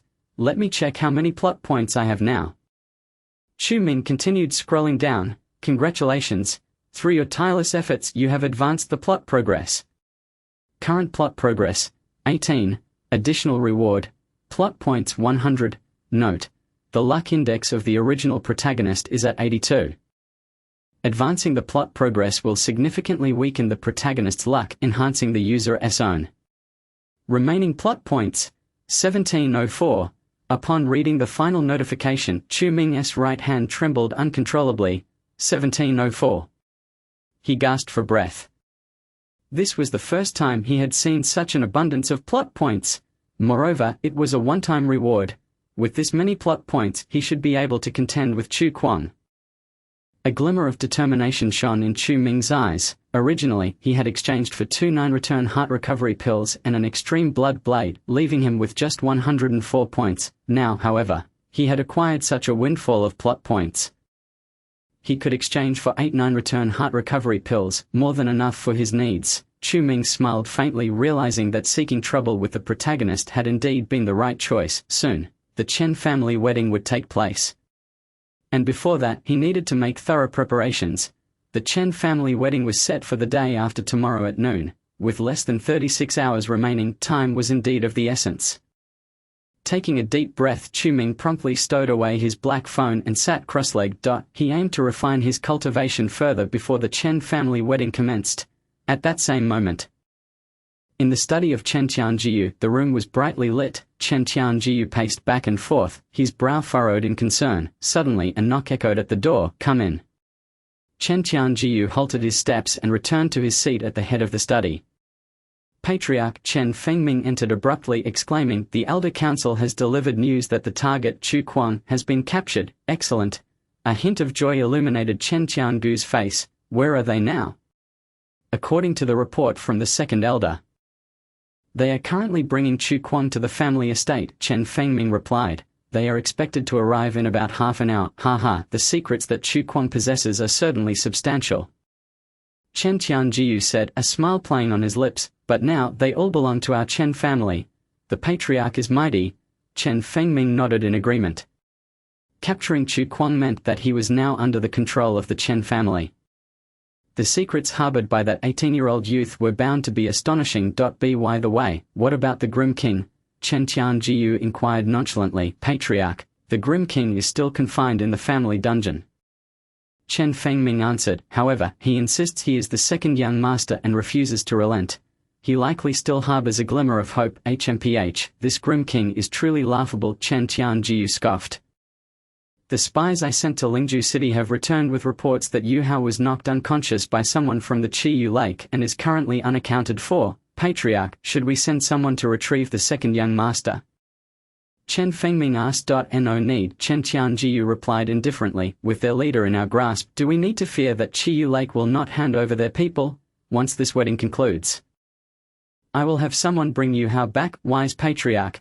Chen Fengming raised his head, his eyes brimming with delight. Ha ha ha, after this battle, the position of our Chen family will undoubtedly be further solidified. Chen Tianjiu laughed heartily. Now that the Grim King has been defeated, who would dare to challenge the authority of our Chen family? Just as Chen Fengming was about to flatter him, his phone vibrated in his pocket. It was a call from the second elder. Chen Fengming frowned. Answer. Chen Tianjiu stood with his hands clasped behind his back, his expression calm. Yes. Chen Fengming promptly pressed the answer button.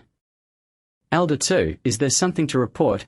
Chen Fengming spoke calmly. On the other end of the line, Elder 2 anxiously recounted a series of events. In just a matter of seconds, Chen Fengming's expression shifted dramatically. I understand. Chen Fengming took a deep breath and said, Elder 2, return first before we discuss it further. After uttering this sentence, he hung up the phone. What happened?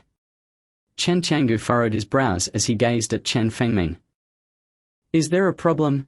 Yes, Chen Fengming nodded. It's Elder 4. Elder Sai. Chen Tiangu narrowed his eyes and pressed on. What happened to him?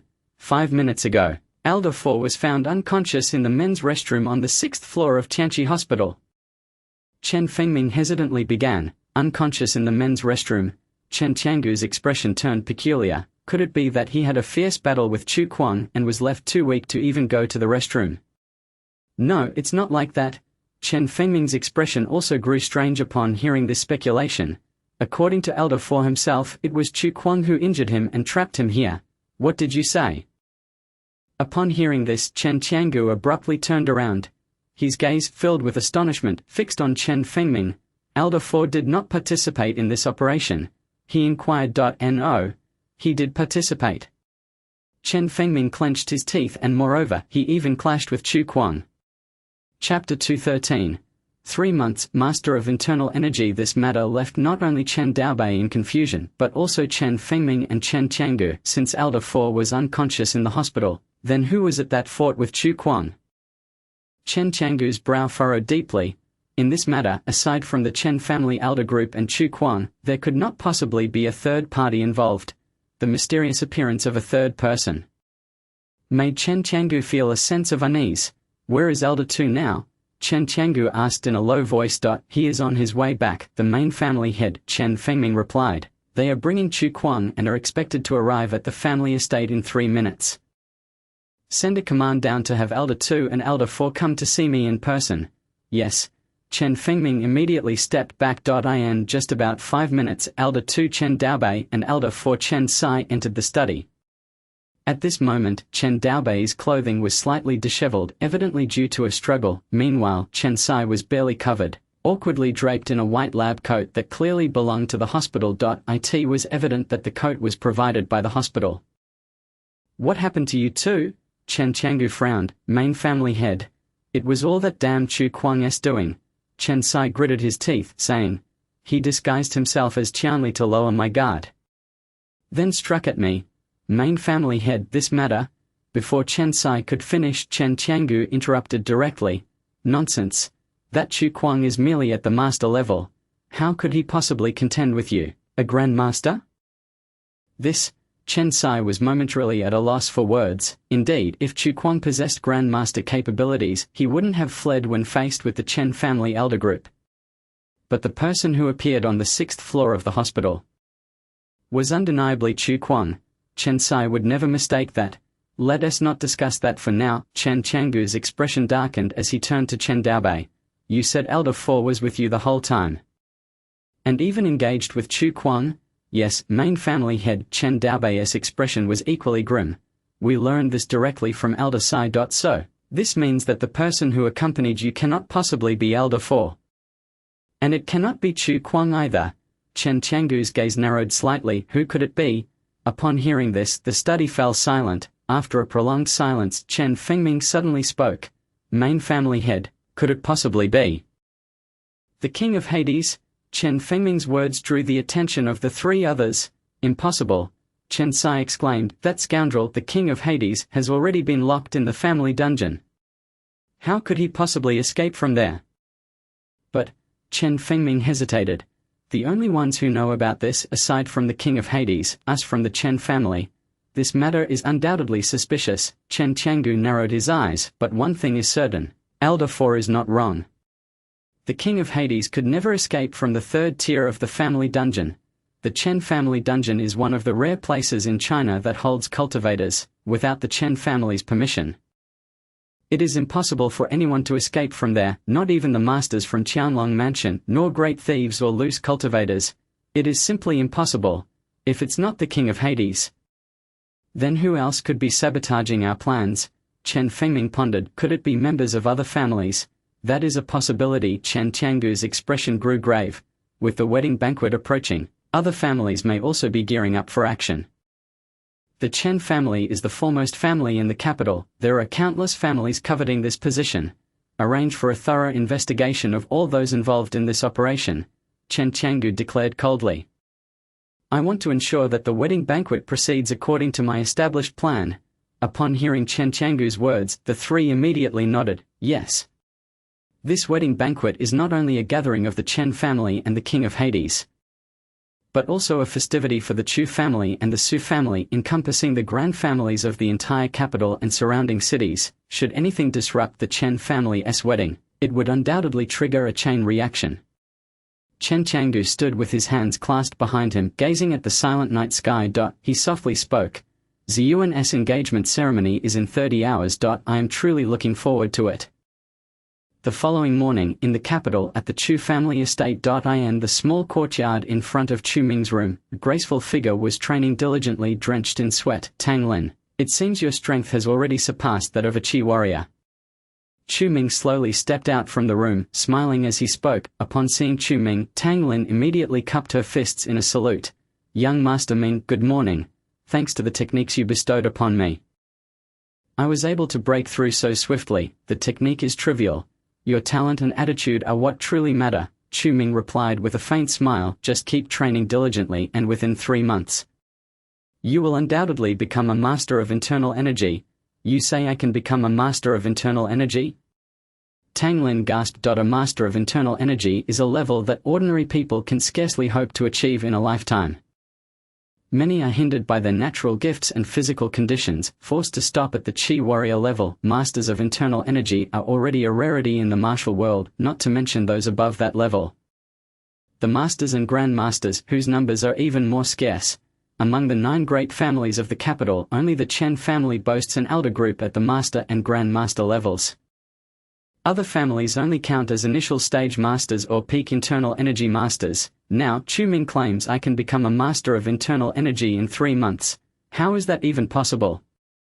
Young Master Ming, please do not jest. Tang Lin forced a smile. I have only just broken through to the Qi warrior level. It is impossible for me to become a master of internal energy so quickly. Is that so? Chu Ming replied nonchalantly. If I say it's possible, then it is. In 3 months, if you are not a master of internal energy, I will grant you any request you have. What? Tang Lin was taken aback. Chu Ming actually made such a bold statement. Why is he so certain that she can become a master of internal energy? Tang Lin found herself momentarily at a loss. All right, continue your training. Mo Chen chuckled lightly, not elaborating further. In the original story, Tang Lin was also one of the antagonists. However, during that time, she stumbled upon a certain opportunity and inadvertently became a master of internal energy. Although she ultimately could not escape the protagonist's clutches and met a tragic end, her acquisition of that opportunity was indeed a true occurrence. Chu Ming was unaware if Tang Lin would encounter another opportunity, but her qualifications were undeniably exceptional. As long as she diligently practiced the 2 techniques, Hongchen Lianti and Hongchen Liangxin, that Chu Ming provided, becoming a master of internal energy should not be difficult. Young Master Ming, you are getting engaged tomorrow. Are you not nervous? Tang Lin inquired, considering that the other party is Su Mengfei. The mention of Su Mengfei made Tang Lin feel quite uneasy. She had previously suffered greatly at Su Mengfei's hands. And despite that, it did not change the fact that Su Mingfei was about to marry into the Chu family. Once Su Mingfei entered the Chu family, she would undoubtedly not hold back and would likely escalate her behavior. Tang Lin was still filled with trepidation regarding this. What of Su Mingfei? Chu Ming chuckled lightly. You need not worry. That woman will not set foot in my Chu family. Chu Ming had long since devised a plan for dealing with Su Mingfei. The Su family was no longer a concern for him. It was only the Chen family that he needed to treat with caution. But young master meant this. Enough, you can rest easy, Chu Ming stated. Leave everything to me. I will arrange it all right. Tang Lin hesitantly nodded. Seeing Tang Lin so filled with worry, Chu Ming was about to offer further reassurance. Just then, a stone flew in from a distance. Aimed at Chu Ming's head, Chu Ming's gaze sharpened, and he deftly sidestepped. The stone whizzed past him and landed on the ground. Who is it? Chu Ming narrowed his eyes, gazing towards the direction from whence the pebbles had flown. It was a thicket of small trees in the courtyard. Suddenly a head emerged from the underbrush. Chu Ming, it's me. Upon recognizing the figure hiding among the foliage, Chu Ming's expression shifted dramatically. Chen Xian. What are you doing here again? Hush, Chen Xian urged anxiously. Keep your voice down. The pursuers from my family are just outside. Your loudness might expose me. Hearing this, Chu Ming's expression turned exceedingly grim. It seemed that Chen Xian had once again sneaked out without permission. Evidently unscathed by prior lessons. What do you want from me? Chu Ming glared at her. Tomorrow is the wedding. Don't you have preparations to make? Don't worry about that, Chen Xian replied with a playful grin. I've already arranged for the servants to handle everything. Furrowing his brow, Chu Ming asked, Then what exactly are you here for? I found it rather dull, so I thought I'd come to play with you. Chen Xian exclaimed, In a little while our family will send someone to escort you away. Escort me? For what purpose? Chu Ming's frown deepened. For a wedding rehearsal. Chen Xian stated, After all, we must invite the prominent families of the entire capital. Rehearsals are a necessity. You, too, will need to meet your fiancé, exchange rings, and recite vows. At this, Chu Ming's expression soured. If that were the case, he would indeed have to don formal attire and walk the red carpet with Su Mingfei today. The thought made him feel somewhat nauseated. Did you come solely to inform me of this? Chu Ming retorted, annoyance evident in his tone. Of course not. Chen Xian laughed. You wouldn't want to go through that with Su Mingfei. Would you? So allow me to offer you a suggestion to help you out. Gazing at the mischievous Chen Xian, Chu Ming's eyes turned icy. Miss Chen, please take your leave. I can handle my own affairs. He waved her off. Think carefully, Chu Ming, Chen Xian said, as if anticipating his reaction. She smiled faintly. If something goes awry, for instance, if someone discovers that the King of Hell is someone they know. All right. Chu Ming's complexion paled. And he quickly conceded, I'll go with you. Is that satisfactory? Chapter 214. The test of Chen Qiangu. Faced with Chen Xian, Chu Ming truly felt at a loss. That's more like it. Chen Xian's smile returned. Our family should arrive to pick you up in about 5 minutes. Listen, once they arrive, change your clothes first and then wait in the hall. Is that all? Chu Ming frowned. Yes, that's all, Chen Xian confirmed. You don't need to do anything else. What exactly is your plan? Chu Ming inquired, puzzled as he regarded Chen Xian. If it were merely this, a phone call would suffice. There would be no need for her to come in person. You'll find out soon enough, Chen Xian replied with a gentle smile. For now, let's keep it a secret. Watching the cheerful Chen Xian, Chu Ming's gaze grew increasingly bewildered. He had a nagging feeling that this whimsical girl might be concocting some scheme. Fine, if you want to tell me, I shall wait to see what you intend to do. Rest assured, you won't be disappointed, Chen Xian answered with a smile. She then glanced at her phone. Our family's vehicle is nearly here. I must take my leave. Chen Xian's gaze swept over Chu Ming's attire. Suddenly she stepped forward. Your clothes are all disheveled. You should look presentable for later. Chen Xian reached out, adjusting the collar of Chu Ming's shirt. This moment caused Chu Ming to stiffen. At such close proximity, he could catch a whiff of the fragrance that lingered on Chen Xian. Beside them, Tang Lin's breathing grew rapid, her eyes wide as she observed the scene. Chu Ming, when did you become so close to Chen Xian? Remember, you must wait in the hall. Chen Xian patted Chu Ming on the shoulder, smiling as she turned to leave. Chu Ming stood there, staring at Chen Xian's departing figure, instinctively touching his collar, which seemed to still retain traces of her warmth. What am I thinking? He shook his head and took a deep breath. Soon after, his expression grew solemn. This visit to the Chen family must not reveal any flaws. With the wedding banquet tomorrow, any premature exposure could ruin the plans he had meticulously laid out. Just a few minutes later, the Chen family's vehicle drove into the Chu family estate. To show their respect, the elder Chu Nanqian personally welcomed the emissaries from the Chen family. Subsequently, Chu Ming and Tang Lin followed the Chen family members into the car. Before long, they arrived at the Chen family estate. Chu Ming was no stranger to the Chen family manor. He had previously masqueraded as Chen Yuhao and stayed there for 2 days. Moreover, having obtained a map of the manor from the Chen family's library, he was particularly familiar with the estate. Master Chu, please. This time, it was Chen Fengming who personally came to retrieve him from the Chu family. After all, the fact that Chu Ming was the disciple of the King of Hell had become known to the Chen family. To exercise caution, Chen Changgu had made this decision. Thank you, Elder. Chu Ming politely nodded before stepping out of the vehicle. Please follow me. We need to change clothes first. The rehearsal for the wedding banquet is about to commence. Chen Fengming instructed. All right, Chu Ming replied with an air of calm confidence. Chen Fengming's gaze subtly scrutinized Chu Ming. This was his first encounter with the eldest son of the Chu family, yet he felt an inexplicable familiarity with him. Am I overthinking this? Chen Fengming furrowed his brow. His gaze lingered on Chu Ming. Could it be that I recognize him because he is the disciple of the King of Hell? What is the matter? Elder Chen, Chu Ming inquired calmly. Nothing at all. Chen Fengming quickly averted his gaze, no longer looking at Chu Ming. At that moment, Chu Ming was also on high alert.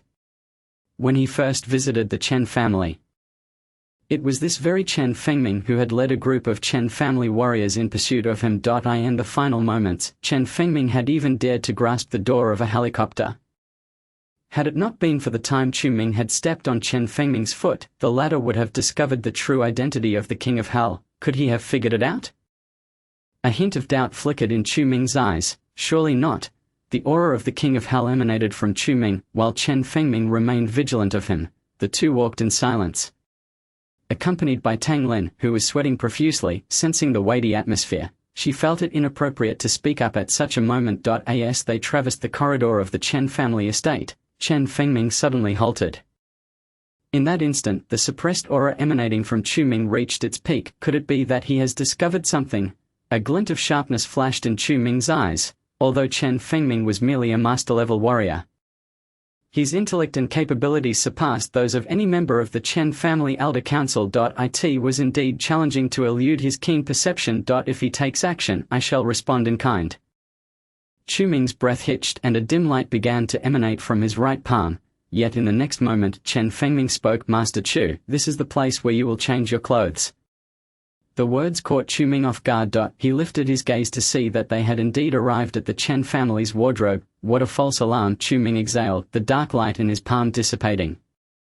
You seem to be relieved, Chen Fengming remarked unexpectedly. Master Chu, are you perhaps concealing something from our Chen family? This statement caused Chu Ming's heart, which had just settled, to leap once more. After a moment of silence, he replied with calm composure, Elder Chen, my master is the King of Hell. He has been missing for several days. Could he possibly be with your Chen family? Ha ha ha. Chen Fengming laughed heartily. So that's what it is. Indeed, your master is presently within our Chen family. Feigning a troubled expression, Chu Ming nearly laughed aloud in his heart. It seemed the Chen family had yet to discover that the individual imprisoned in the dungeon's third level was actually Chen Yuhao. He was not the King of Hell. The true King of Hell stood right before Chen Fengming. I see, my master must be anxious. Chu Ming sighed theatrically. Well then, since my master is with your Chen family, I shall have no worries. Indeed, there is no need for concern, Chen Fengming scoffed. He is doing quite well in our Chen family. Millimeter, Chu Ming replied without elaborating further, simply opening the door and stepping inside. Tang Lin obediently followed him in. Since that is the case, Master Chu, take your time changing. The hall is at the end of the corridor, Chen Fengming stated. I shall excuse myself for now. Chu Ming remained silent, casting a cold glance at Chen Fengming. The door closed behind him. Rather than feeling angered by Chu Ming's attitude, Chen Fengming was, in fact, pleased. He had come this time to confirm Chu Ming's reaction at the behest of Chen Changgu. Hello, is this the family head? Chen Changgu dialed the number as you suspected. Chu Ming does indeed seem somewhat sullen. He appears to know that his master has been captured by us. Is that so? Chen Changgu's voice was calm on the other end. What was his expression and reaction? Describe it to me. Chen Fengming promptly recounted the entire conversation he had just had with Chu Ming. Upon hearing this, Chen Changgu burst into hearty laughter. Ha ha ha, just as I thought. The one in our family dungeon is indeed the king of hell. Chen Changgu smiled, remarking that he still insisted on calling himself Yu Hao, which was utterly ridiculous. Indeed, this king of the underworld was exceedingly foolish. Chen Fengming nodded in agreement, stating, even when death is imminent, he still tries to argue. It seems that his disciple is the more astute one. Given that the situation was already established, it was time for a final confirmation. Chen Changgu spoke solemnly. Tomorrow's wedding banquet must not afford any slip-ups. Yes. Chen Fengming replied respectfully. He then hung up the phone and hurriedly made his way into the distance. At that moment, the door to the changing room gently opened. He has left, Chu Ming remarked. As I suspected, this Chen Fengming was sent by Chen Changgu to spy on me. Chen Changgu truly was a cunning figure. Proceeding with excessive caution, had I displayed even the slightest hint of unease earlier, the entire plan might have unraveled. Chu Ming felt a sense of relief. Fortunately, Chen Fengming had not detected anything amiss. The Chen family was indeed a den of peril. With a sigh, Chu Ming closed the door to the changing room. In a mere 10 minutes, he emerged dressed in the groom's attire. Ming Xiao. You look. Tang Lin gazed at Chu Ming in astonishment. What is it? Chu Ming inquired. A bit handsome. Tang Lin hesitated to voice her thoughts, her cheeks flushing as she spoke. Indeed, at that moment, Chu Ming exuded a refined aura, his sharp suit accentuating his charisma, a stark contrast to his previously disheveled demeanor prior to cultivating the Wangu Mingdao Ju. Thank you, Chu Ming replied with a faint smile, turning to head towards the hall.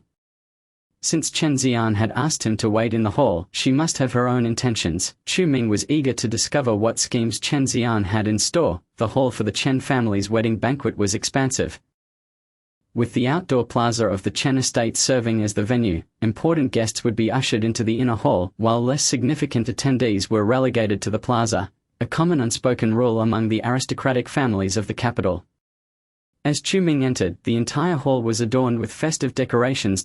So this is the main venue for the banquet, he mused, surveying the surroundings. Tomorrow he would strike here. The space was ample, ensuring that a confrontation would not endanger any innocent bystanders.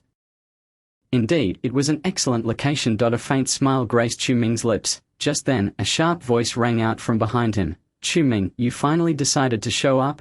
Startled, Chu Ming turned to see none other than Su Mingfei, resplendent in a wedding gown. At that moment, Su Mingfei appeared meticulously groomed, her lipstick and makeup flawlessly enhancing her natural beauty, yet the anger etched on her face stood in stark contrast to her polished appearance.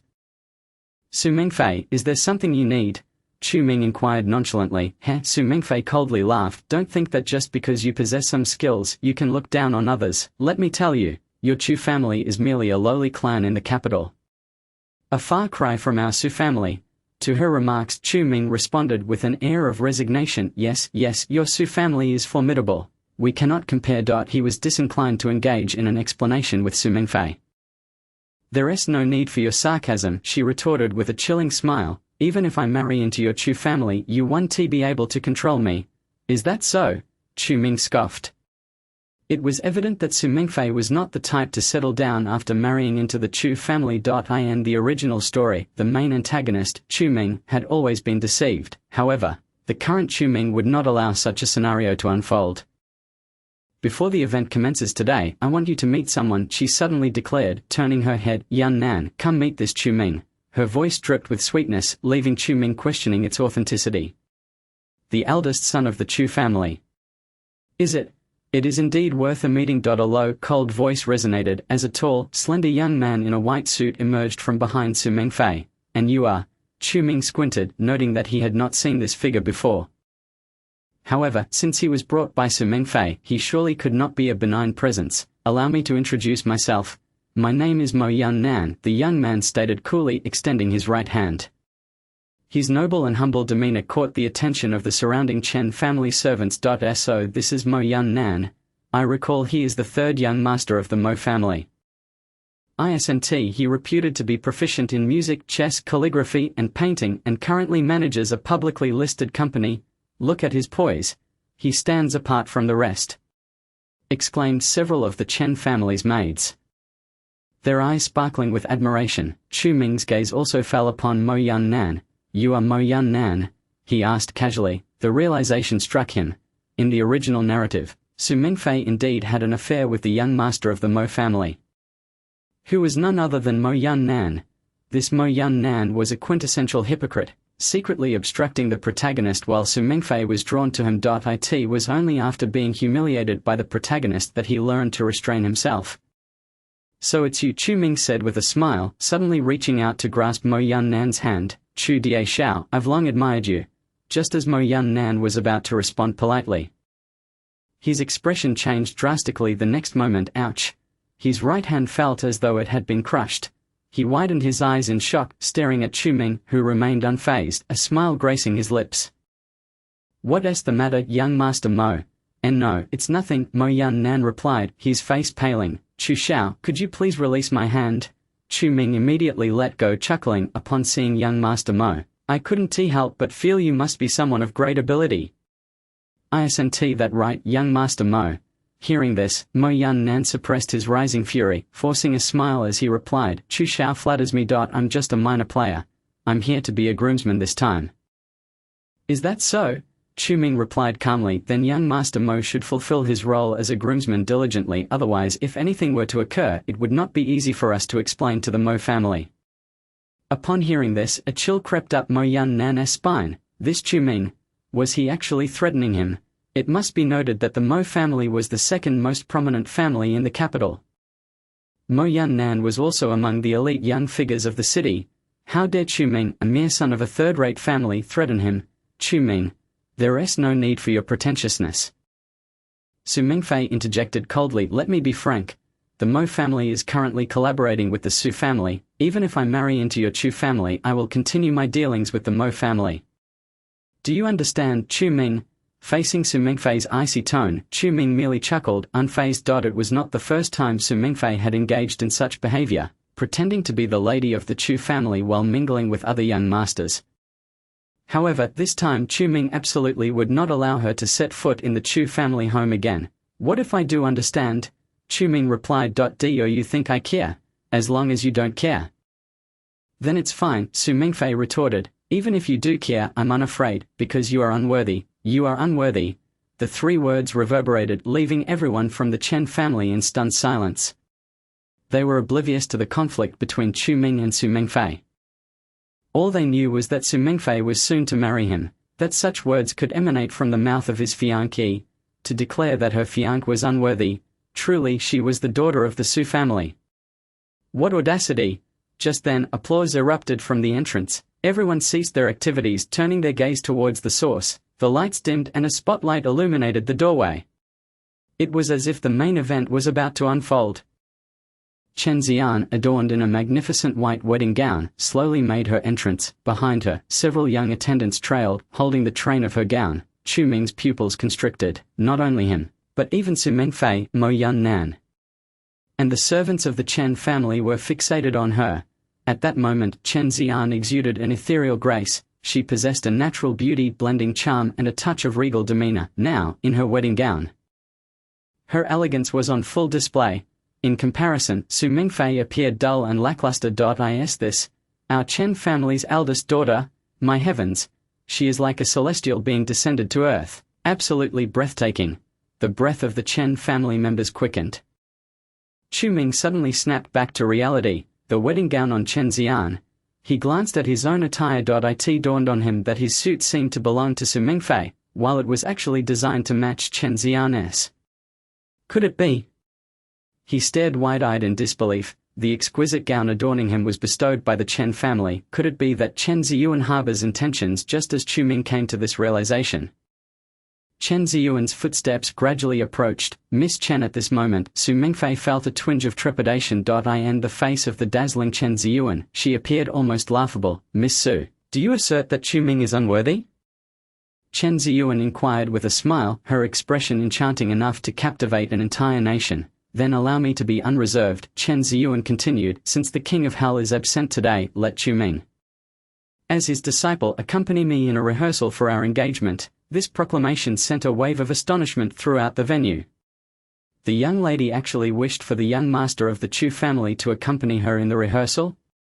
My goodness, but the young master of the Chu family is the son-in-law of the Su family. Yet did not Miss Su just declare that the young master of the Chu family is unworthy? Surely that should not matter, but how could our esteemed young lady be willing to rehearse an engagement with the young master of the Chu family?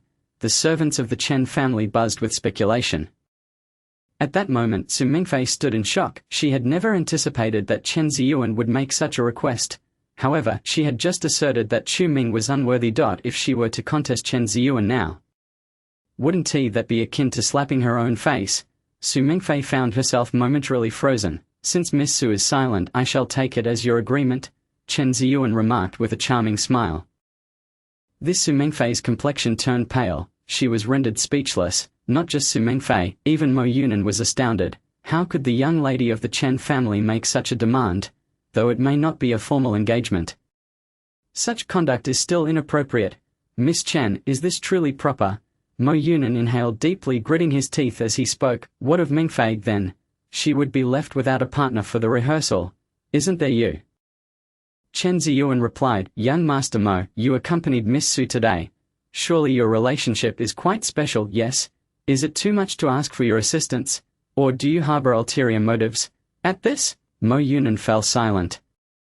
Indeed, his relationship with Su Mingfei was rather ambiguous. Moreover, Su Mingfei had clearly stated that even if she married into the Chu family, she would not sever ties with him. He had come today intending to assert his dominance over Chu Ming.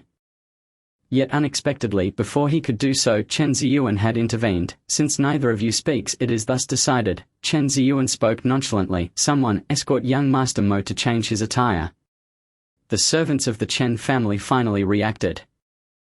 Miss Chen, Mo Yunan attempted to protest, yet at that moment Chen Ziyuan's gaze turned icy. That look compelled Mo Yunan to swallow his words. Very well, let it be so, Mo Yunan grumbled under his breath. He cast an unwilling glance at Chu Ming, who, at that moment, wore a mocking expression. Mo Yunan's fury reached its peak, yet he hesitated to act out of respect for Chen Ziyuan. Chu Ming. Chen Ziyuan approached slowly, standing before him. What of it? Chu Ming retorted. Do I look beautiful today? Chen Ziyuan inquired with a smile. You look fine, Chu Ming replied indifferently. Is that all? Chen Ziyuan expressed her disappointment. I expected you to flatter me more. Well, you're indeed more attractive than usual, Chu Ming added with a light cough. He, I knew you would praise me. Chen Ziyuan laughed, linking her arm with Chu Ming's. Come, the rehearsal for the engagement is about to commence. Millimeter. Amidst the envious gazes of the crowd, Chu Ming and Chen Ziyuan strolled towards the hall's exit. Chapter 216. A fateful encounter. Chu Ming. Su Mingfei ground her teeth in frustration. She was unwilling to accept this. Her intention in bringing Mo Yunan was to demonstrate to Chu Ming that she was not so easily trifled with, yet unexpectedly, her burgeoning momentum was completely suppressed by Chen Ziyuan. Miss Su, it seems something is amiss, a servant beside her suddenly pointed out. Look at the attire worn by Miss Chen, and that Chu Ming. Upon hearing this, Su Mingfei quickly turned her gaze. Though their figures grew more distant, their garments were clearly visible. Is that the same wedding attire? Su Mingfei was taken aback. She hastily glanced at her own wedding dress. Indeed, while the color scheme somewhat matched Chu Ming's, they were entirely different styles. What could this signify? Chu Ming had foreseen all of this. Chu Ming. Su Mingfei's fury reached a boiling point. You have gone too far. No wonder Chu Ming had appeared so unconcerned when he saw Mo Yunan. No wonder he exuded such confidence today. It turned out he had come fully prepared. She, Su Mingfei, had fallen into such a crude trap. Miss Su, do calm down. Today is merely a rehearsal. Tomorrow will be the official event. A nearby servant anxiously reminded her. Get lost. Su Mingfei seethed, her voice a fierce roar. The crowd hastily dispersed. Chu Ming, just you wait. I will make you regret this 1,000 times over. The depths of Su Mingfei's eyes were filled with profound resentment and bitterness. Meanwhile, Chu Ming and Chen Ziyuan had arrived at the wedding venue. It had been meticulously arranged by the Chen family, adorned with a plethora of wedding balloons, and the tables were neatly set. With over 200 banquet tables, it was a display of the grandeur of a prominent family. Under the Chen family's orchestration, Chu Ming and Chen Ziyuan conducted 2 rehearsals for the engagement ceremony. Chu Ming discreetly surveyed the layout of the venue. Indeed, due to the wedding being held in a square, it would be quite convenient to act here. Following the rehearsal, Chen Ziyuan and Chu Ming took a moment to rest in a corner of the square. "Would you like to meet my grandfather?" Chen Ziyuan smiled. "He has been eager to see you." "Meet your grandfather? You wouldn't?" Chu Ming paused, a hint of wariness creeping in. "Rest assured, I have not disclosed anything." Chen Ziyuan reassured him. "He merely wishes to see Chu Ming. After all, the King of Hell is confined in our Chen family's dungeon and cannot emerge." Chen Ziyuan had heard rumors regarding Chen Yuhao. It was said that he wept daily in his cell, yet no one in the family believed he was not the King of Hell. Amused by the irony, Chen Ziyuan thought, for the true King of Hell stood right beside her. Despite Chen Qian's self-proclaimed unmatched intellect, he ultimately met his downfall. Naturally, Chen Ziyuan would keep her lips sealed for Chu Ming's sake. "Very well," Chu Ming replied. "If it is merely a meeting, then I shall go." "He should be arriving shortly," Chen Ziyuan gently added. "Arriving shortly? Where?" Chu Ming inquired, but his words trailed off as he suddenly sensed something amiss. Furrowing his brow, he turned around. Chen Qian was approaching with a young man in tow. The moment Chu Ming caught sight of the figure behind Chen Qian, he froze. Chu Quan. Chu Ming's pupils constricted slightly. Why was Chu Quan here? Hadn't he been captured and imprisoned by the Chen family? Could it be that Chu Quan had forged some sort of alliance with the Chen family? At that moment, a chill ran through Chu Ming. If that were the case, he would need to prepare himself. Ziyuan, Chen Qian arrived before the two, speaking lightly. "Have the rehearsals for the wedding concluded?" "Yes, grandfather," Chen Ziyuan replied with a smile. "They have concluded." "Good, then allow me to introduce someone," Chen Qian said calmly. "This is our guest from the Chu family. Master Chu Quan. Just moments ago, he was bestowed the rank of first-class guest elder by our Chen family. He will serve as the overall coordinator for tomorrow's wedding." Upon hearing this, not only did Chu Ming feel astonished, but a hint of confusion also flickered in Chen Ziyuan's eyes. The Chen family had previously exerted the power of the Elder Council to capture Chu Quan, and he had even been gravely injured by Chen Sai. Why was Chen Qian changing his mind and choosing to utilize Chu Quan again? "Grandfather," Chen Ziyuan began, puzzled. Yet, before she could finish her sentence, Chen Qian raised a hand to silence her. "I understand your thoughts," he stated, "but remember this. In the face of absolute interests, anyone can become a friend. Am I correct, Master Chu?" Chen Qian turned his gaze towards Chu Quan, who wore a grim expression, coldly nodding in agreement. "Head of the Chen family, I will fulfill my promise." Chu Quan narrowed his eyes, pointing a finger at Chu Ming. "But this person I must take with me." That statement plunged the atmosphere among the four into an icy silence. Chu Ming's expression darkened. He had not expected to encounter his lifelong adversary Chu Quan just before the Chen family's wedding banquet commenced. Previously, he had only faced him in disguise or as the King of Hell. This time, it marked the first true confrontation between him, the villain, and Chu Quan. "Do as you wish," Chen Qian replied indifferently. "I shall not involve myself in the grievances between the Chu family." "Grandfather!" Chen Ziyuan exclaimed anxiously. "Chu Ming is my friend. How can you allow this?" "Ziyuan, you need not concern yourself with this matter. I have my own plans." Chen Qian interrupted her. "Of course, as a corresponding compensation, I shall keep the unruly King of Hell. After all, he is your future husband. This I have already discussed with Master Chu." Chen Ziyuan gazed at Chen Qian, her expression grim. She understood that in such a state, Chen Qiangu would not be able to absorb anything she said. "I remarked to the three of you, what are you arguing about?" At that moment Chu Ming unexpectedly interjected. "It is uncertain what will transpire tomorrow. Drawing conclusions like this is rather unwise. Isn't it?" His gaze slowly fell upon Chu Quan. "Is that so, Master Chu?" Chu Quan suddenly narrowed his eyes and also turned his gaze toward Chu Ming. Their eyes locked. Chu Quan instinctively took a step back. In that instant a hint of danger emanated from Chu Ming. How could this be? Chu Quan was taken aback. At that moment, he was genuinely astounded. In his memory, Chu Ming was merely a worthless young master. Even if he had made some progress in his cultivation over the past few years, he would at most be at the level of an inner strength master, with his current peak mastery. He could easily eliminate him. Yet at this moment he felt an unfathomable power radiating from Chu Ming. Not only him but even Chen Qiangu stood frozen in place. He knew that Chu Ming possessed some abilities, but he had not anticipated that the aura surrounding him would far exceed his expectations. "I understand now," Chu Kuang coldly remarked. "It seems your self-proclaimed king of the underworld master has bestowed upon you quite a few techniques, enabling you to reach the master realm."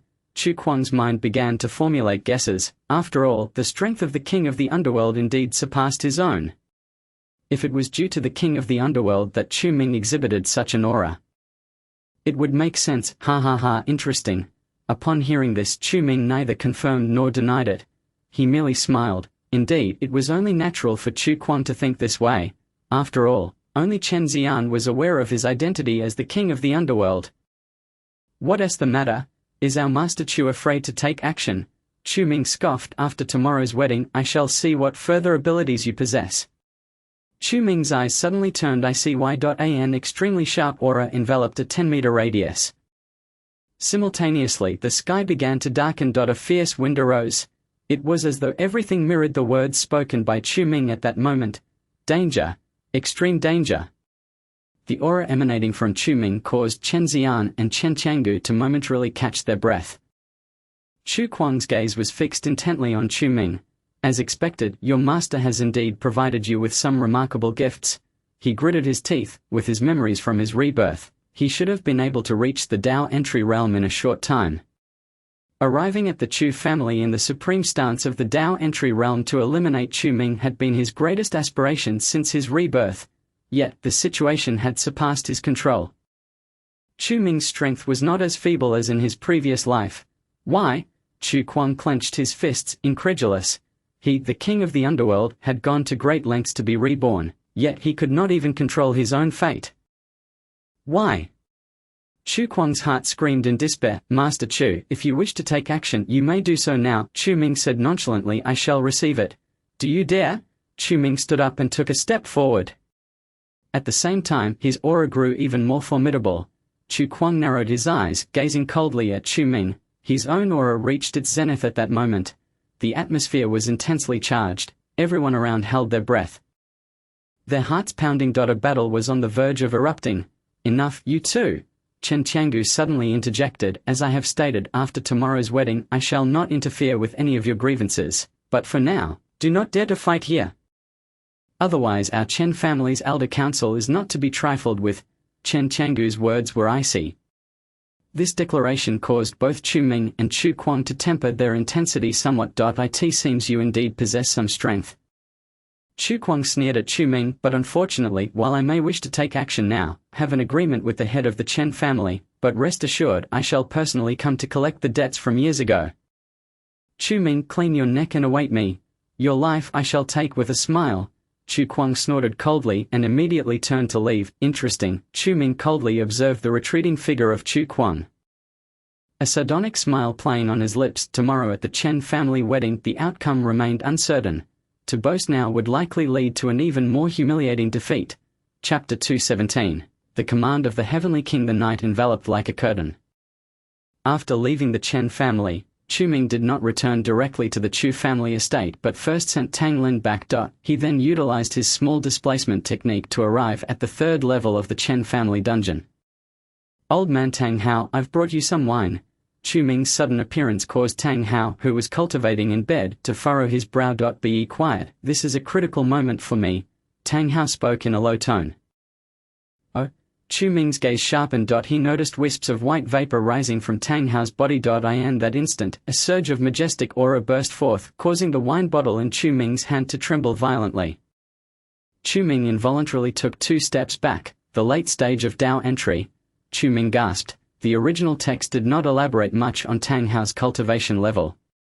Chu Ming only remembered that during his carefree days in Huaxia, Tang Hao was a formidable figure at the out-of-body realm.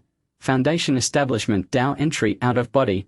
The Foundation Establishment realm is further divided into Qi warriors, inner strength masters, masters, and grand masters.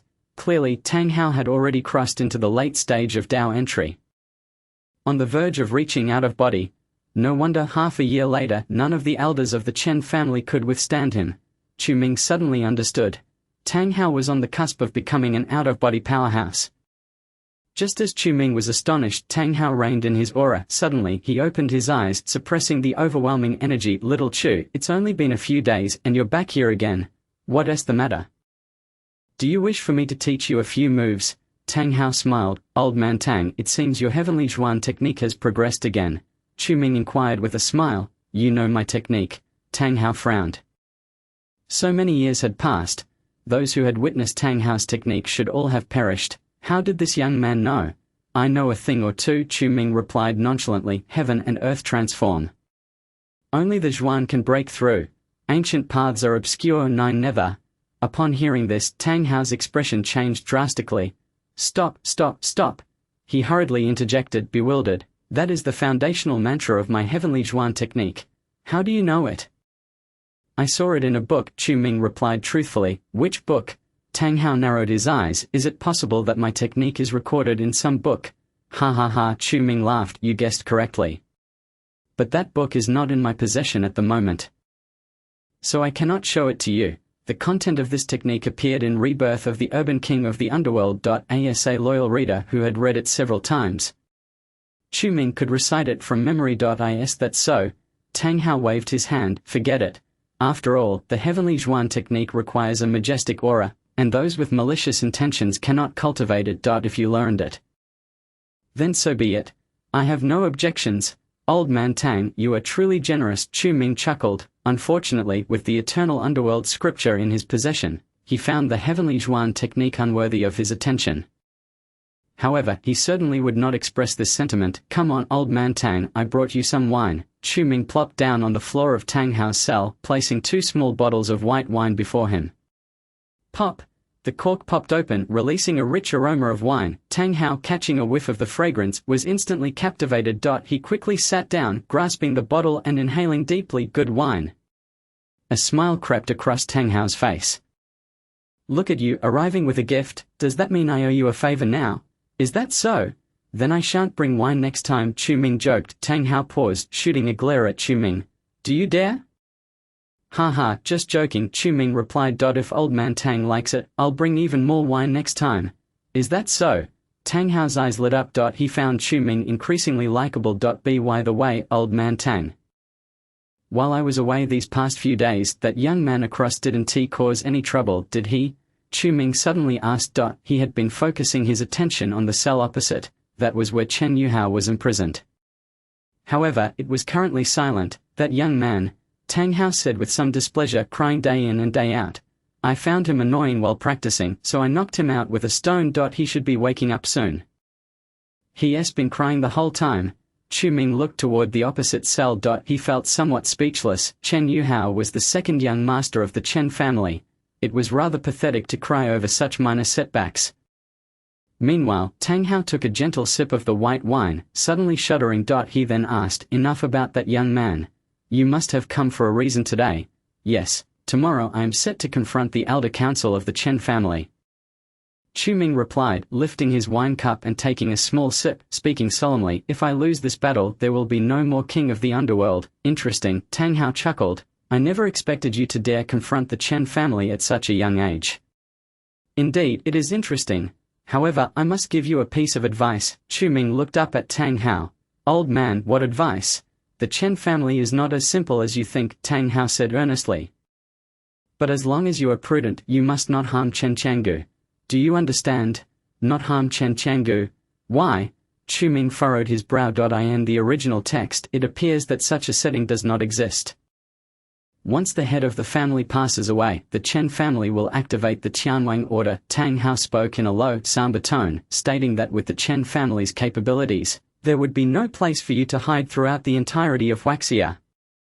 The Chen family possesses this audacity because they have the backing of a Tianwang from the Tianlong mansion. Upon hearing this, Ming gasped. He recalled that the Chen family's strength was indeed closely tied to that Tianwang. Tang Hao's imprisonment in the Chen family's dungeon was also ordered directly by that Tianwang. The term Tianwang refers to a powerful individual at the late stage of the Dao entry. Tang Hao elaborated. However, not every powerful individual at the late stage of Dao can be called a Tianwang. Only the elite among them are worthy of this title. I see, Chu Ming nodded solemnly. He had been unable to remember why Tang Hao was imprisoned. It was mentioned only once in the original work. Now Chu Ming finally recalled clearly Tang Hao was incarcerated due to the Qianwang order. Tang Hao had slain the heads of the Chen family from the previous 2 generations, including Chen Changgu's grandfather. However, that incident stemmed from the Chen family's initial wrongdoing, and the various Qianwangs from the Qianlong mansion intervened to spare Tang Hao's life. Although he escaped the death penalty, he could not evade a life sentence, leading to his confinement in this dark and dismal dungeon. Years have passed and no one outside remembers Tang Hao, old Master Tang. I have remembered your words, Chu Ming spoke in a grave tone. It is well that you have remembered. Tang Hao glanced at Chu Ming, slowly sipping his wine. As the liquor flowed into his troubled heart, he became slightly intoxicated. I do not wish for you to tread the same path as I have. Tang Hao spoke gently. You are still young, and with your numerous remarkable techniques you should be able to surpass my journey. To be frank, I do not recommend that you oppose the Chen family. Tang Hao, with hazy eyes, remarked. The battle tomorrow, regardless of success or failure, is not your end. Only you yourself are your own conclusion. These words struck Chu Ming, causing him to pause momentarily. Only oneself is the end. This statement prompted Chu Ming to reflect. He had placed too much importance on the battle of tomorrow, after all. If he were to fail, the king of the underworld would undoubtedly perish, and he, Chu Ming, would not be able to continue existing in this world. As the great antagonist, Chu Ming must prepare for his own conclusion in advance. Thus, he had to be cautious. Old Master Tang, I have learned from you. Chu Ming clasped his fists in respect. I am trapped here and cannot leave. Tang Hao replied calmly. The assistance I can provide is limited to this. Any further favors shall be returned once I am free. Ha ha, Old Master Tang, you are too polite. Chu Ming chuckled. I did not bring wine to seek trifling favors. I am aware. Tang Hao chuckled lightly. Let us not speak of such matters. Let us drink. Very well.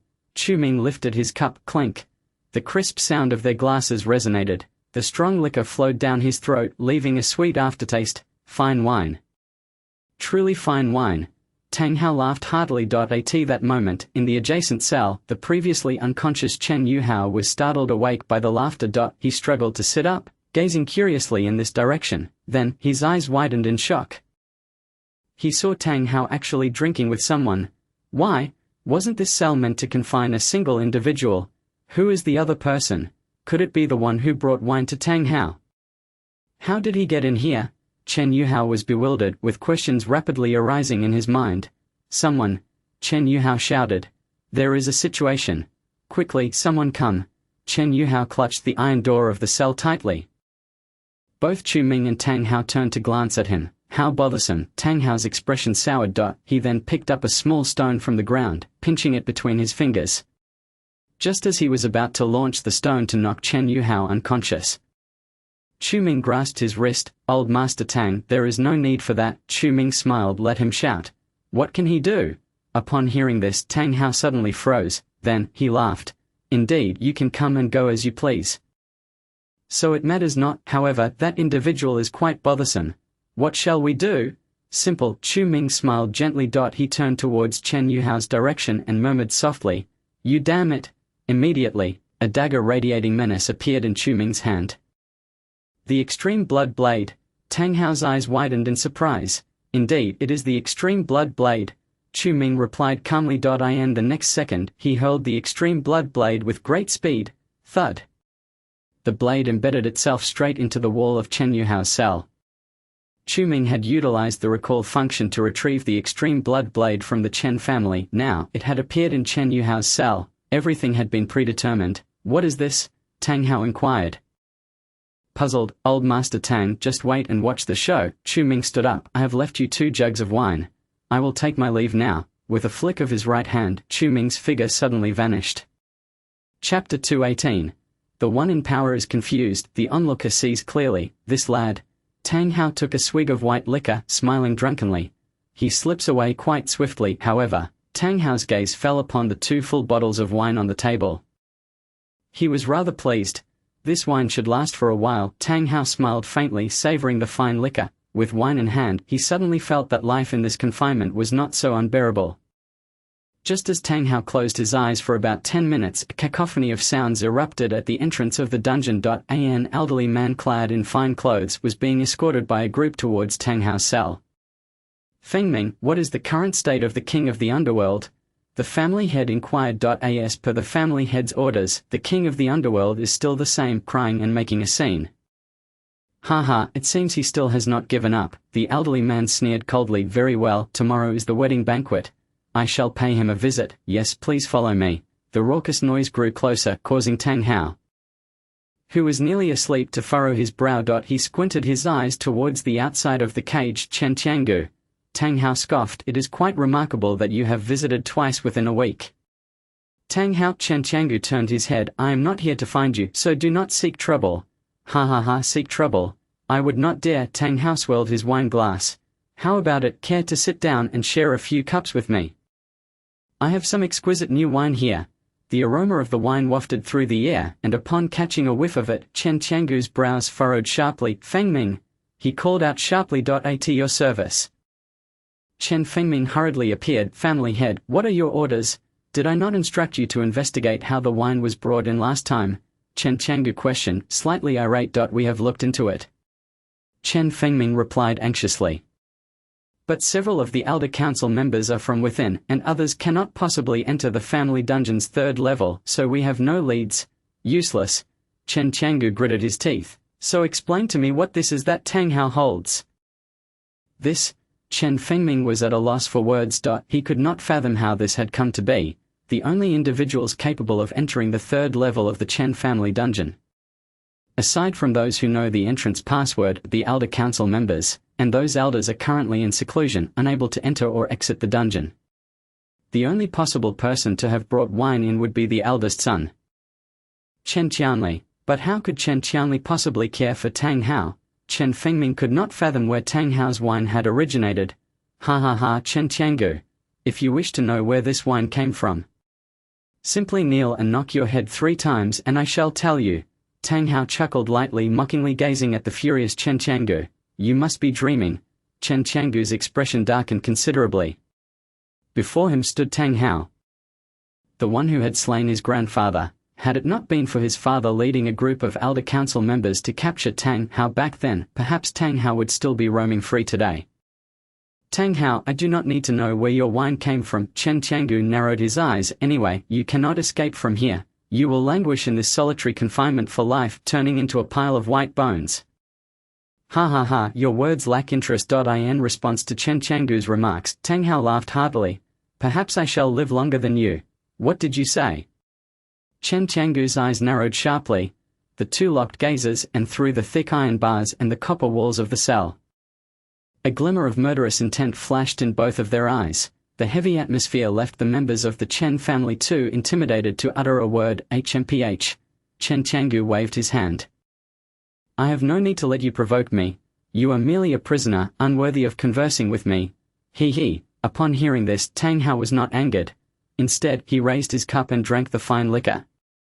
He ceased to engage with Chen Qiangu. Chen Qiangu then turned his back and looked towards another cell. There lay the king of the underworld's cell. Open the door. Chen Qiangu spoke indifferently. Family head. What if the king of the underworld has already regained his strength? Chen Fengming stammered, immediately trying to dissuade him. I said, open the door. Chen Qiangu reiterated. Hearing the sternness in Chen Qiangu's voice, Chen Fengming did not hesitate this time. He took out the key and began to unlock the heavy chains layer by layer. Creak. At last, the cell door opened once more. Chen Qiangu and several elders behind him entered the cell abruptly. Grandpa. Upon seeing Chen Qiangu's arrival, Chen Yuhao immediately knelt down and cried out, please believe me. I am truly Yuhao. In the past 3 days, Chen Yuhao's voice has become hoarse from crying, yet no one believes him. After all, when Quming arrived in this prison cell, he had already clashed with Elder Chen Daoyi. It is not just Chen Qiangu, but even Chen Fengming and other elders of the Chen family are deeply convinced that the person before them is none other than the King of Hell. Stop pretending, King of Hell. Chen Qiangu spoke indifferently. If you continue this charade, I will only hold you in even greater contempt. Chen Yuhao was momentarily taken aback, feeling immensely wronged. Grandfather, I truly am Chen Yuhao. You once said that those who achieve great things do not sweat the small details. I have always remembered that. Have you even investigated this? Chen Qiangu coldly gazed at Chen Yuhao, sneering, King of Hell. Even Elder Chen Daoyi was injured by you. Do you think I will believe you based on these few words? Grandfather, Chen Yuhao hastily interjected, I genuinely do not know what is happening. I woke up right here. Suddenly, he seemed to recall something. When I was a child, I fell into the lake and you rescued me, then gave me a slap. This is a matter known only to you and me. Upon hearing this, Chen Qiangu's brow furrowed sharply. He felt a twinge of uncertainty. Indeed, when Chen Yuhao was a child, his playful nature led him to fall into the estate's fish pond. If Chen Qiangu had not happened to pass by, Chen Yuhao might have lost his life. That time, he had slapped Chen Yuhao to teach him a lesson. It was true that only the two of them knew about this incident. Are you truly Yuhao? Chen Qiangu's gaze softened as he scrutinized Chen Yuhao. Now that he thought about it, it seemed improbable that the King of Hell would investigate so thoroughly. Could there truly be a misunderstanding? Perhaps they should bring this King of Hell back for questioning. Chen Qiangu hesitated for 3 seconds. Bring him out. Just as Chen Qiangu was about to make a decision, Chen Fengming suddenly exclaimed, Head of the family, look over there. Hearing Chen Fengming's words, Chen Qiangu immediately turned to the direction he was pointing. A blade imbued with a chilling aura and murderous intent was embedded straight into the wall. This is the Extreme Path Blood Blade. Chen Qiangu's eyes widened in shock. Why? How could the Extreme Path Blood Blade appear here? The Extreme Path Blood Blade was a divine weapon used by their ancestor Chen Hongdao during the National Defense War. At that time, 9 renowned craftsmen from Huaxia personally forged this blade. It was unique, unparalleled. How could it possibly appear here? Impossible. Chen Qiangu immediately acted, forcefully extracting the Extreme Path Blood Blade from the wall. He proceeded to appraise the blade. Indeed, it was the Extreme Path Blood Blade. Chen Qiangu took a deep breath. Quick, call the family hero hall to check if the Extreme Path Blood Blade is still there. Chen Qiangu's breath quickened as he promptly issued the command, yes. Upon hearing this, Chen Fengming hurriedly ran outside. This was the 3rd level of the Chen family dungeon, where mobile signals were unavailable. Chen Fengming had to go outside first. 2 minutes later, he returned, panting heavily, Head of the family. This is bad. The ancestor's Extreme Path Blood Blade is missing. Chen Fengming's expression was frantic. Upon hearing this, the members of the Chen family exchanged glances, each one filled with peculiarity and surprise. The Extreme Path Blood Blade was kept in the Chen family's Hall of Heroes, guarded by 2 Grandmaster-level elders, Grand Elder Chen Guofeng and 3rd Elder Chen Jianqiu. No one could stealthily steal the Extreme Path Blood Blade from under their noses. So the blade in my hand is... Chen Qiangu inhaled deeply, utterly horrified. How could the Extreme Path Blood Blade end up here? Ha ha ha, the one in your hand is indeed the Extreme Path Blood Blade. Tang Hao from the adjacent cell chuckled. I personally witnessed the King of Hell summon it and embed it into the wall. How could it be otherwise? At this moment Tang Hao finally comprehended Chu Ming's intentions. Even he could not help but admire Chu Ming's cleverness. Impossible. Chen Qiangu gritted his teeth. He was not only enraged by Tang Hao's words but also furious at nearly being deceived. The only one capable of wielding the Extreme Path Blood Blade, aside from the already deceased ancestors of the Chen family, was one person, the King of Hell. Still claiming you are not the King of Hell? Chen Qiangu's gaze turned cold as he looked at Chen Yuhao. I was almost swayed by your sweet words. It seems the real Yuhao must have disclosed this to you. Chen Qiangu pieced everything together. You were captured by him and coerced into revealing many of your secrets to evade suspicion. King of Hell, you are indeed formidable. However, I am even more formidable. Chen Qiangu laughed coldly, his smile devoid of warmth. Grandfather, what are you saying? Chen Yuhao was utterly dumbfounded, completely at a loss. Slap! Chen Qiangu struck Chen Yuhao's face, sending him crashing to the ground. King of Hell, tomorrow is the Chen family's wedding banquet. If you come to your senses, you will obediently cooperate with our Chen family. If not, I will naturally find someone to replace you, taking your position, and you will end up like that pitiful soul over there dying here. After delivering these words, Chen Qiangu flicked his sleeve and led the Chen family members away from the prison, leaving only a stunned Chen Yuhao behind. Witnessing this dramatic scene, Tang Hao could not help but chuckle. He was the only one privy to Chu Ming's substitution plan, but he had no intention of alerting Chen Qiangu. Alas, the myriad complexities of this world. Those involved are often blinded, while the bystanders see clearly. Ha ha ha. Tang Hao called out to the retreating figures of the Chen family. Chen Changgu, I await your next visit. This remark turned Chen Changgu's expression even more sour. Chapter 219. The Chen Family Wedding Banquet, Part 1. Daylight broke. Chu Ming sat by the artificial lake in the courtyard of the Chu family. Eyes closed in deep concentration. Suddenly a radiant light streaked across the horizon. Chu Ming abruptly opened his eyes. In that instant, he grasped a fragment of the light, integrating it into his being. Indeed, the sculptor was not mistaken. Every morning, a fleeting purple light would appear. Chu Ming smiled. As long as he could absorb this purple light, it would enhance his cultivation progress. The phrase purple energy coming from the east described this perfectly. Chu Ming had memorized this technique while reading Young Master Ming. Tang Lin's voice came from behind him. Today is the day of the Chen family's engagement banquet. You must prepare to depart for the Chen family estate immediately. Understood. Chu Ming rose slowly. With a sudden wave of his hand, he vaporized the dew on his clothing. Take me there. Chu Ming spoke with an air of indifference. Yes. Tang Lin responded respectfully. Please follow me.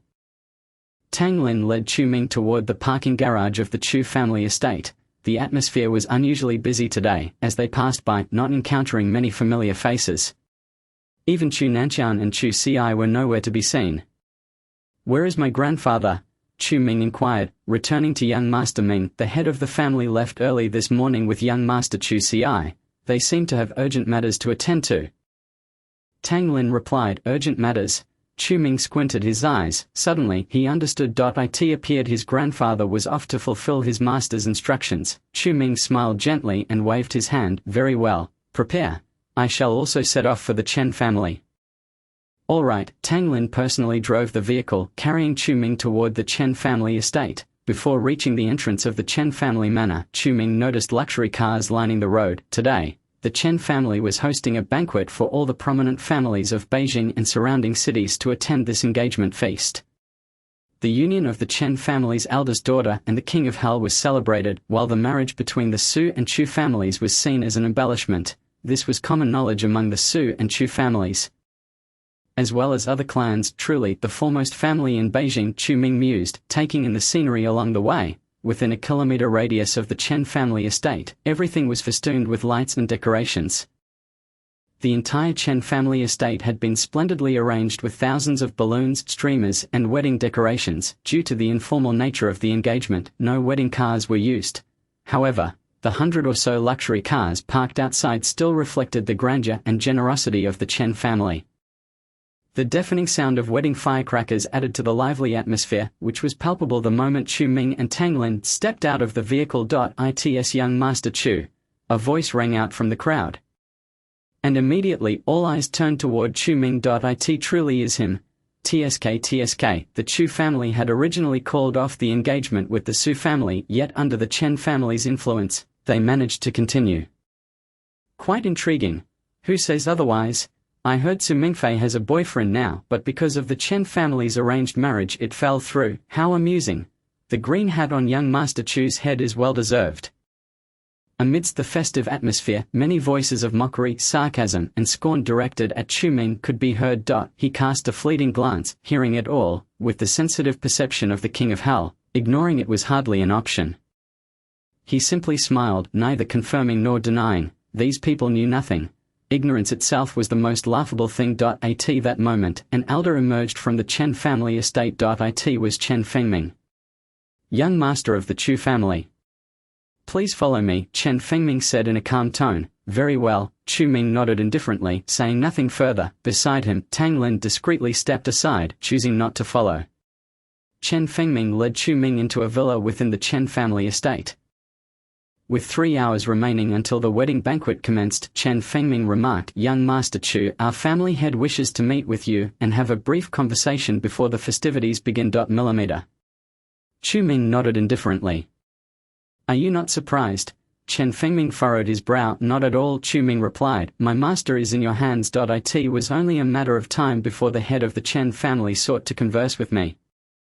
Upon hearing this, Chen Fengming cast a surprised glance at Chu Ming. He had assumed Chu Ming was merely a carefree young master devoid of cunning. He was taken aback by Chu Ming's foresight. Interesting. Chen Fengming mused. In that case, I shall not intrude upon your conversation with our family head. His steps abruptly halted at the entrance to Chen Changgu's study.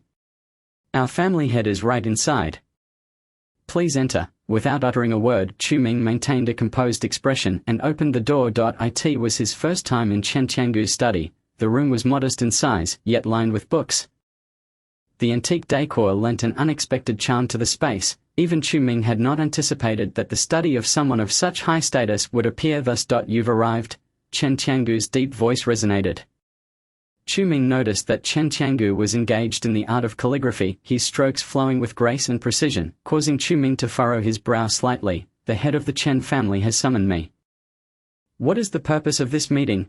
Chu Ming inquired, maintaining a respectful yet assertive demeanor. Come here and assist me with the ink, Chen Changgu said nonchalantly. Chu Ming hesitated, his expression darkening. A flash of intensity crossed his eyes. Head of the Chen family, Chu Ming, do not grind ink. I kindly ask you to do so yourself. His words caused Chen Changgu's brush to halt abruptly. Slowly, he raised his gaze, fixing a hawk-like stare upon Chu Ming. Interesting. Chen Changgu chuckled. Before you, your grandfather Chu Nanqian, your cousin Chu Ci, and members of the 8 prominent families who have entered my study did not dare refuse my requests. You are the first. The head of the Chen family did not summon me merely to discuss ink. Did you? Chu Ming's gaze sharpened, his tone low. Of course not, Chen Changgu replied with a smile. I wish to discuss your master, namely the Underworld King. Underworld King. The mention of this title caused a flicker of intensity to flash in Chu Ming's eyes. My master is in your custody, correct? You are indeed a clever individual, Chen Changgu acknowledged with a smile. Indeed, your master is currently imprisoned in the 3rd level of our Chen family's dungeon. No one has ever escaped from there. Chu Ming fell silent for a moment. Internally, he was already smirking at the absurdity of the situation, but he maintained an outward facade of difficulty and disappointment. What does your Chen family desire? He asked pointedly. We seek your master's loyalty, Chen Changgu replied with a grin. Naturally, if you can persuade your master to submit to our Chen family, I can offer you certain benefits. What benefits? Chu Ming inquired. Chu Nanqian is aging, isn't he? Chen Changgu set down his brush and spoke softly. Why not have you take his place as the head of the Chu family? This proposition struck Chu Ming like a thunderclap. Reverberating in his mind, the cost of persuading the Underworld King was to have him assume leadership of the Chu family. Chu Ming felt a surge of alarm. Had he been an ordinary young master of a family, he would have been elated and readily agreed. However, his identity was that of a formidable antagonist. If he were to become the head of the Chu family, he would likely face opposition from those loyal to Chu Quan, leading to his downfall due to family rivalries. The stakes were too high. Remaining as the young master was his best option. I refuse, Chu Ming declared. I have no interest in the position of head of the Chu family. Oh? A hint of surprise flickered in Chen Changgu's eyes, and he suddenly laughed. How exceedingly intriguing. Your cousin is practically eager to ascend to that position. His foolishness leads him to such unrealistic aspirations. Chu Ming scoffed. Even if he were to become the family head, what difference would it make? The capital has never been ruled by the Chu family. As soon as these words left his mouth, the atmosphere in the study turned icy. Chen Changgu narrowed his eyes, scrutinizing Chu Ming, who met his gaze with equal intensity. The two locked eyes for several seconds, each seeking to glean the other's thoughts. Indeed, you are the disciple of the Underworld King, Chen Changgu finally said, his voice low. Speak your mind. What do you desire? I shall grant it. I want the life of Chu Quan, Chu Ming stated flatly. Impossible. Chen Changgu rejected the notion without hesitation. I cannot fulfill that request. Then there is nothing to discuss, Chu Ming replied. Aside from that, you have nothing to offer me. I, the Chen family, have stood in the capital for 100 years. The foremost family in the city, you claim I have nothing to offer you? Chen Changgu's brows furrowed in disbelief. The audacity of Chu Ming's words astonished him. Did he not fear the repercussions of antagonizing both the Chu and Chen families? If you could truly offer me something, you wouldn't be saying all this, Chu Ming retorted with a scoff. I have presented my terms, head of the Chen family. If you can grant me what I seek, I would not only be willing to persuade the Underworld King to submit to the Chen family, but I would also consider serving as your family's enforcer or even marrying into the Chen family. Chen Changgu remained silent for a long moment, contemplating. Chu Quan had provided him with numerous benefits, and he had made many promises to him. To retract those commitments now would be a blow to his pride. However, on the other hand, there was the underworld king, proud, gifted, and destined for greatness. After several seconds of deliberation, Chen Changgu found himself unexpectedly intrigued by Chu Ming's audacity. The life of Chu Quan was insignificant, but the secrets he harbored were of great interest to Chen Changgu, even surpassing those of the underworld king. Depart for now. Let me ponder this matter. Chen Changgu gestured dismissively. Please be prompt, Chu Ming cautioned.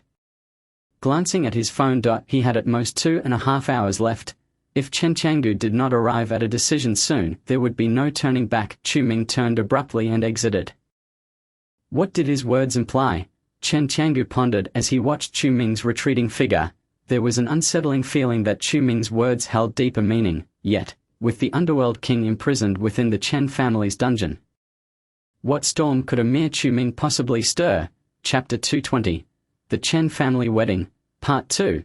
Within the Chen family estate, lanterns adorned the surroundings. The grand square was set with 200 tables for the banquet.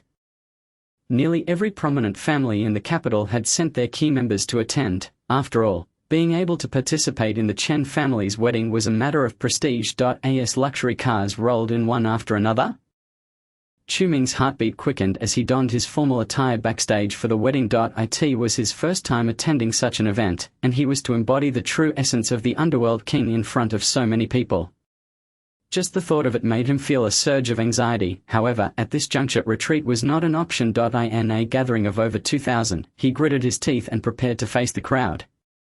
Should this plan fail, the underworld king might face utter annihilation, leaving him without a chance to defeat the protagonist, Chu Quan. Chu Ming, you don't look well. A low, chilling voice reached his ears from behind. Turning around, he saw Su Mingfei accompanied by a gentleman clad in a groomsman's attire. Mo Yunuan. Su Mingfei. Chu Ming smirked. Today is a day of celebration for both of us. Shouldn't you say something pleasant? Or is it true that a dog cannot spit out ivory? What did you just say? Su Mingfei's eyes narrowed sharply, anger and resentment flashing in their depths. Marrying Chu Ming was never her intention. But the head of the Chen family had intervened personally, leaving the Su family with no choice but to comply. Listen well, Chu Ming, Su Mingfei said, even though we are engaged, you are not to meddle in my affairs once I enter the Chu family. Additionally, you are to deposit 10 million into my account each month, otherwise do not blame me for turning against you. Preposterous. Chu Ming's eyes darkened with irritation. The wedding has yet to occur, and you have already begun to make demands. Is this how the Su family raises their daughters? Chu Ming. Su Mingfei frowned deeply. It is a stroke of luck for your Chu family to have me marry into it. Do not overstep your bounds. Her words caused the atmosphere to freeze suddenly. The makeup artists and stylists backstage held their breaths, stunned into silence. They had heard of the animosity between the Chu and Su families but had not expected the newlyweds to argue on such an occasion. Enough. Mo Yunan, who had been silent thus far, interjected. Chu Ming, let's discuss Su Mingfei after she has married into your family. It is unbecoming for a man to bully a woman in this manner. Chu Ming's gaze fell upon Mo Yunan. And who might you be to speak in such a manner? Mo Yunan found himself at a loss for words. He shared a flirtatious relationship with Su Mingfei. But given the significance of the Su-Chu union, he was wise enough to keep his mouth shut. Why should I explain myself to you? Su Mingfei retorted coldly. Chu Ming, I warn you, if you dare to utter another word, when I marry into your family I will repay you in kind. Is that so? Chu Ming chuckled. I look forward to seeing how you intend to repay me. You. Su Mingfei still wished to say a few more words. However, at that moment, a servant from the Chen family entered the room. Miss Su, Mr. Chu. The time has come and we kindly ask you to proceed with the engagement ceremony. She spoke gently. Behind you is the ceremony for our Chen family's eldest daughter and His Excellency the King of Hell. So please be prompt. Upon hearing this, Su Mingfei's words abruptly ceased. She shot a fierce glare at Chu Ming and then addressed Mo Yunan, saying, let's go. Despite her deep-seated hatred for Chu Ming, she was acutely aware of the stakes. If they delayed the auspicious hour for the Chen family, the Su family would undoubtedly bear the brunt of their wrath. Witnessing this scene, Chu Ming couldn't help but smirk coldly. Did Su Mingfei still harbor dreams of marrying into the Chu family? That was mere folly.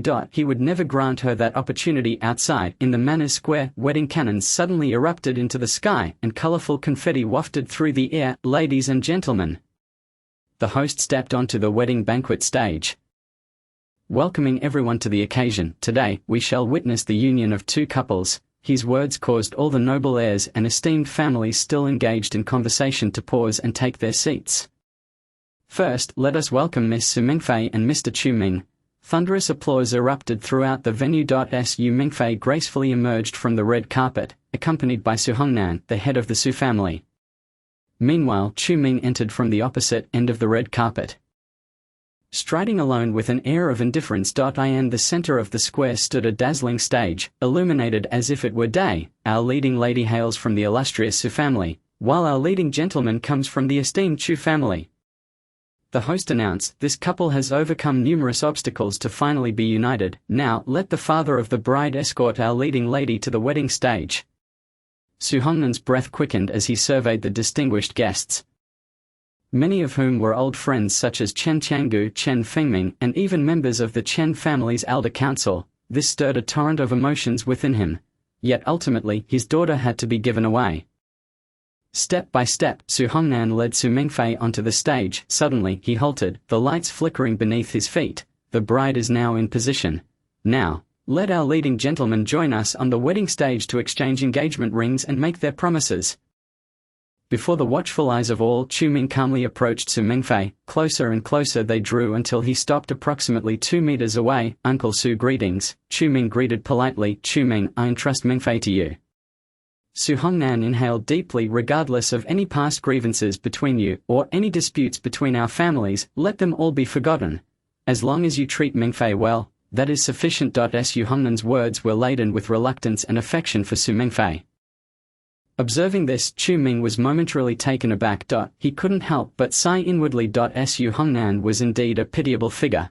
Su Mingfei was not truly his daughter, and the promise to treat her well was impossible, for they could never truly be together. Uncle Su, you may be disappointed, Chu Ming remarked with a gentle smile. I cannot give her this engagement ring. What did you say?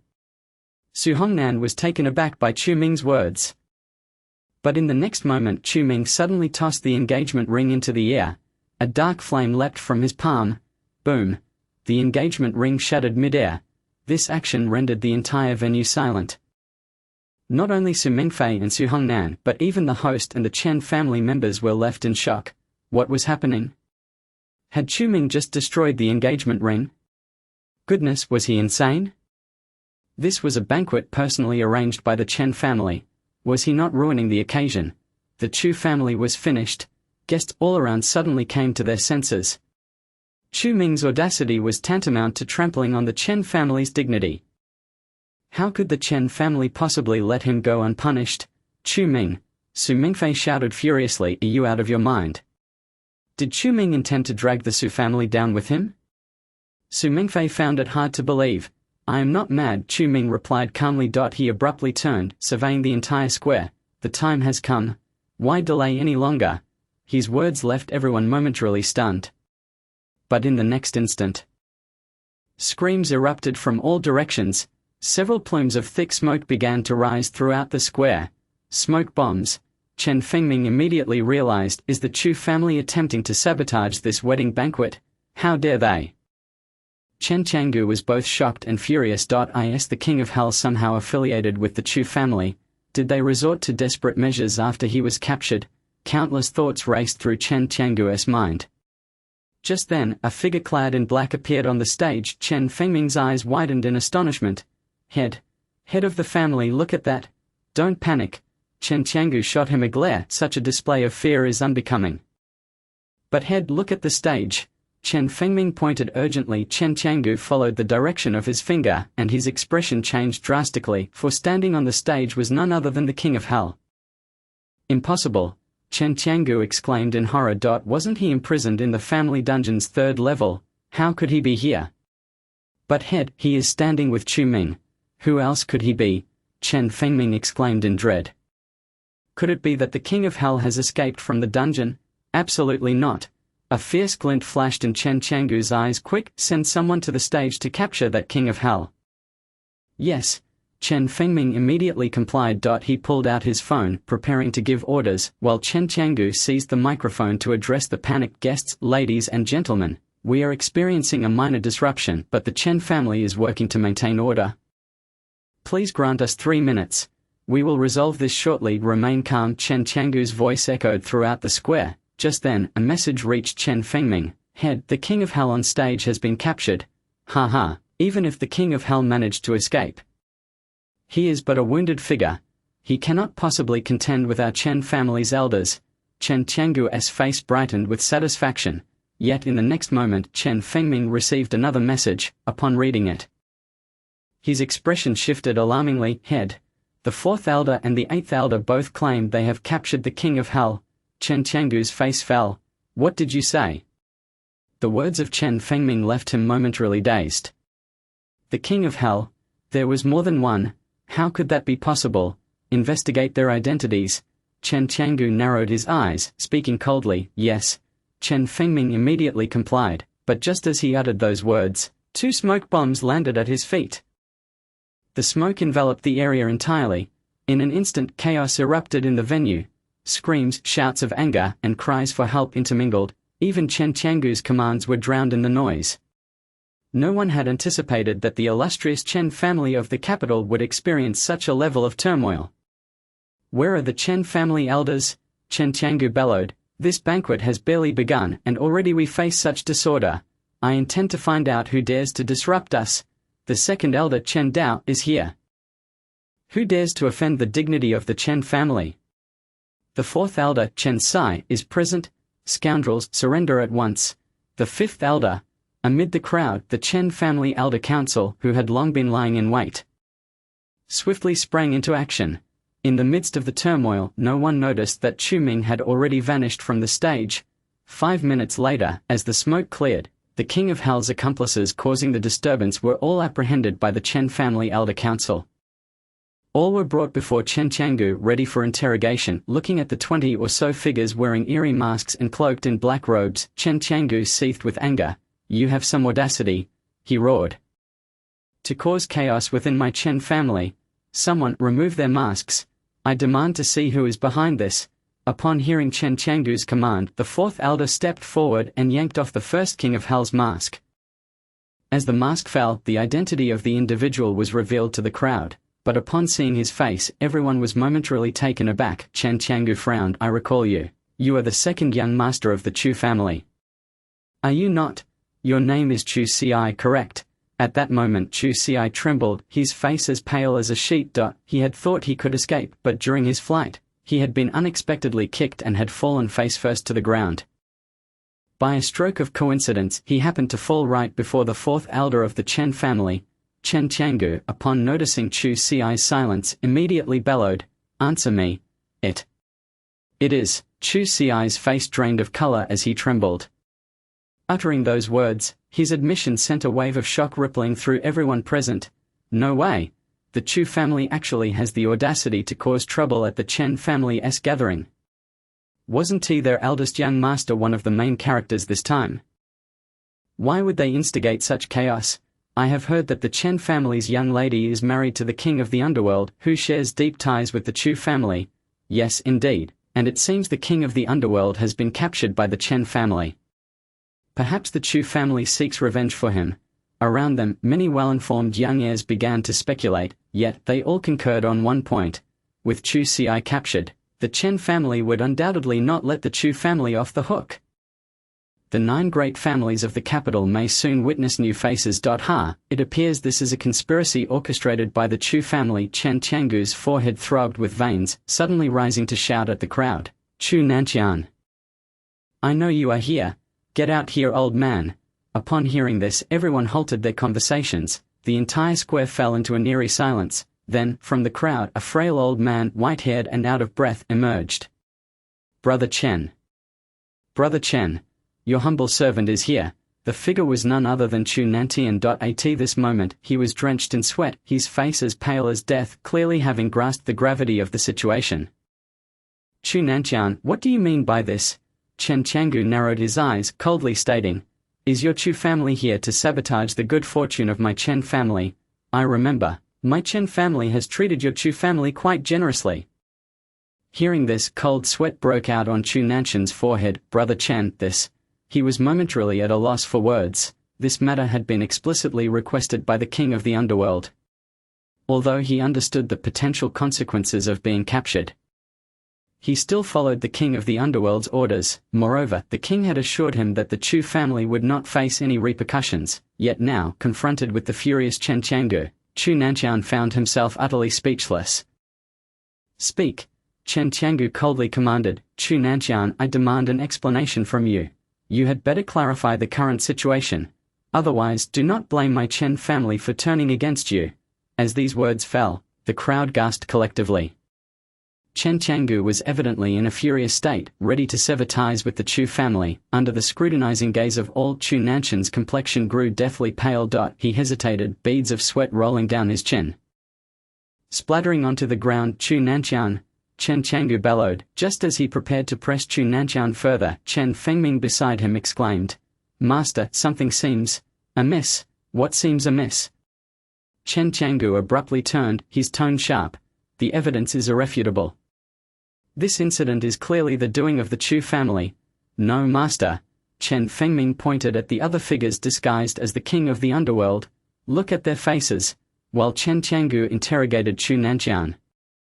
All the masks of the kings of the underworld had been removed by the fourth elder. Upon seeing their faces, everyone was taken aback. These individuals, why do they seem so familiar?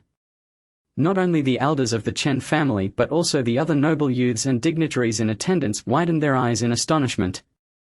If I am not mistaken, Isnt the third one the young master of the Mo family Mo Yunan, and the fourth one appears to be the ninth elder of the Chen family.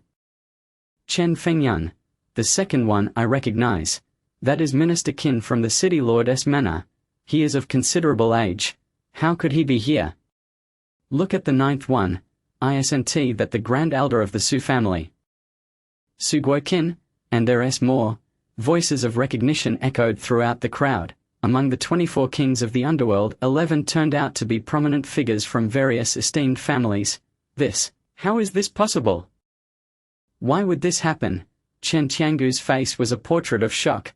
It was one thing for other families to be involved, but the ninth elder of the Chen family was among them. This was clearly a self-inflicted humiliation for the Chen family. Second elder, what is going on? Chen Qiangu's gaze immediately fell upon Chen Daobi. However, at this moment Chen Daobi appeared equally bewildered. He had no idea. Reflecting back, it seemed the ninth elder had indeed been missing. The fourth elder lowered his voice, stating, moreover, it seems the grand elder of the Su family wasn't present at the wedding banquet either. Upon hearing the fourth elder's words, every member of the Chen elder group began to recollect. It seemed indeed so. Yet they could not possibly have disguised themselves as kings of the underworld to create chaos here. Second elder, I demand an explanation from you. Chen Qiangu furrowed his brow. This was no longer merely a matter of the Chu family. The involvement of such numerous forces in this turmoil was inconceivable. The second elder suddenly fell silent. He wished to respond, but the truth was, he too was at a loss. Brother Chen, the long-silent Chu Nanshan finally spoke. It seems someone intends to frame our Chu family alongside other factions. I suspect they directly incapacitated these individuals, then dressed them in the attire and masks of the kings of the underworld, casting them into the crowd. Some collapsed on the ground and were apprehended by your Chen family's elders. While others, upon awakening and attempting to flee, were also captured. Chu Nanshan took a deep breath, speaking solemnly. Brother Chen, I believe this matter requires careful deliberation. You should understand that our Chu family would never resort to such actions. Chu Nanshan's words prompted many present to nod in agreement. Indeed, given the current circumstances, the Chu family lacked the audacity to undertake such a venture. Chen Qiangu's expression darkened like stormy waters. If what Chu Nanshan said was true, then those who instigated this chaos were beyond his grasp. While he could deal with the Chu family without significant repercussions, contending with so many opposing forces would undoubtedly incite widespread ire. This situation was truly not worth the trouble. Damn it, who could be behind this? Chen Qiangu silently vowed he would investigate the identities of these individuals thoroughly. Any hint of a clue would not escape the Chen family's scrutiny. To dare cause turmoil at the Chen family's gathering and make Chen Qiangu lose face, he would certainly seek to uncover the truth. Master, considerable time has passed, Chen Fengming whispered. It is almost time for the young lady to make her entrance.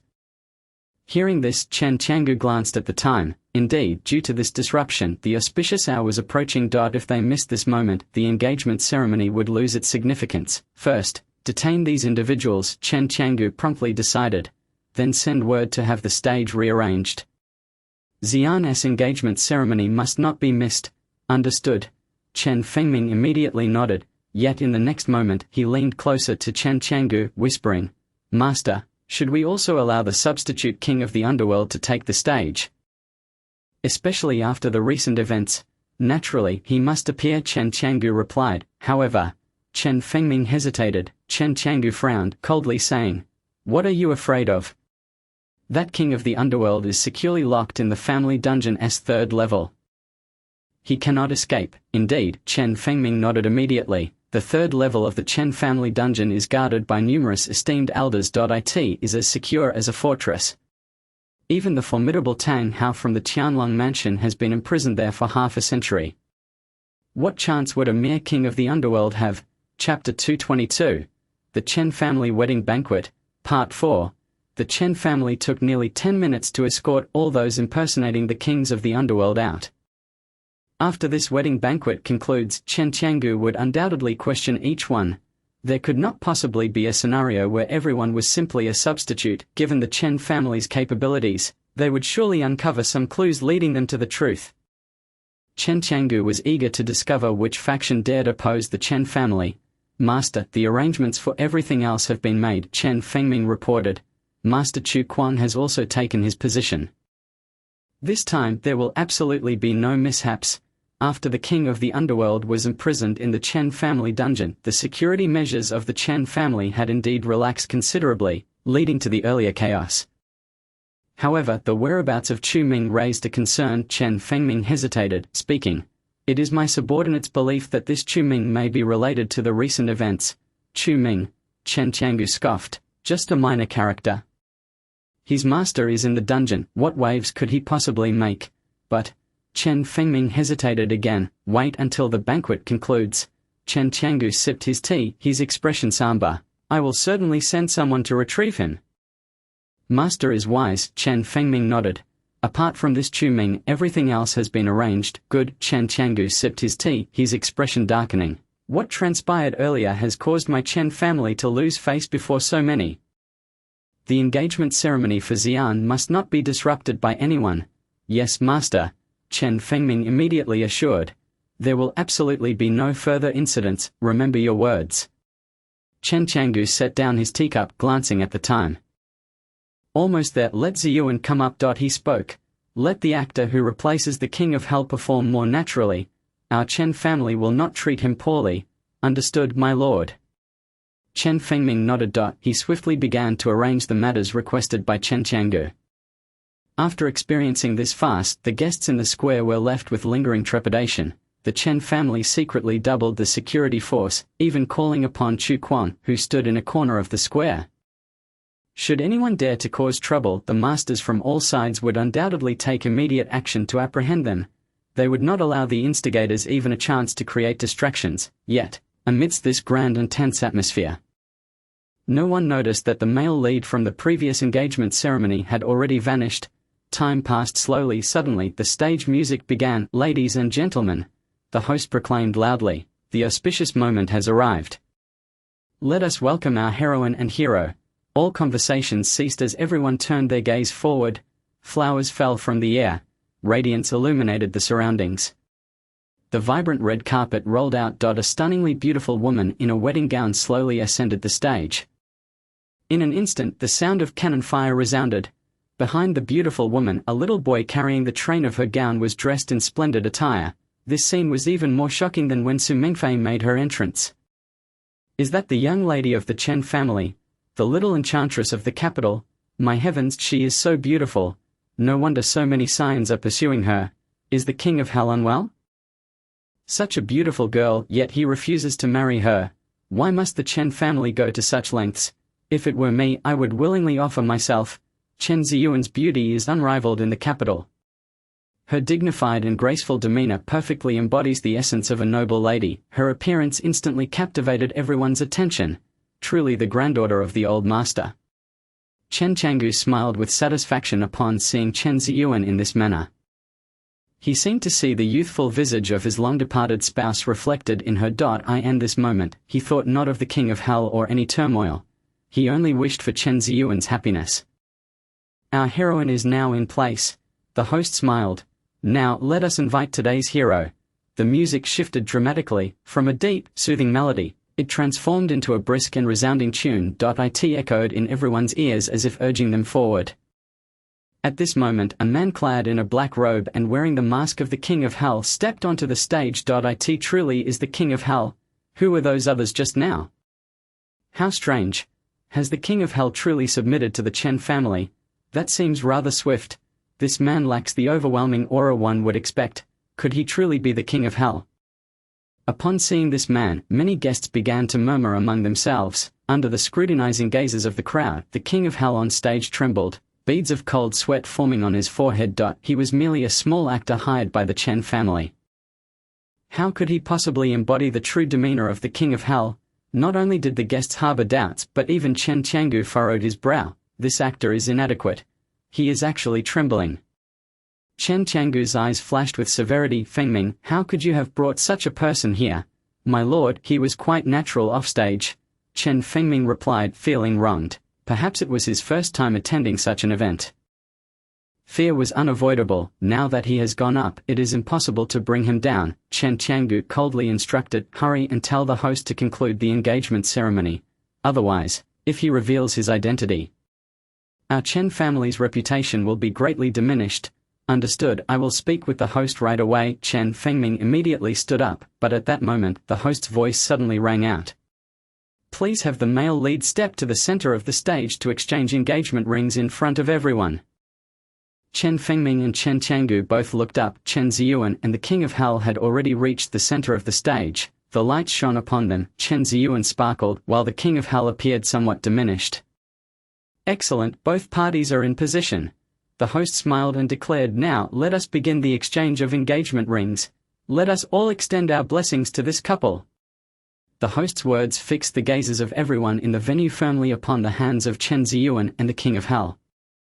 They were finally about to exchange rings. Wonderful, the little enchantress of the capital is getting married. The capital is indeed fortunate. Many Scions did not feel regret but rather relief.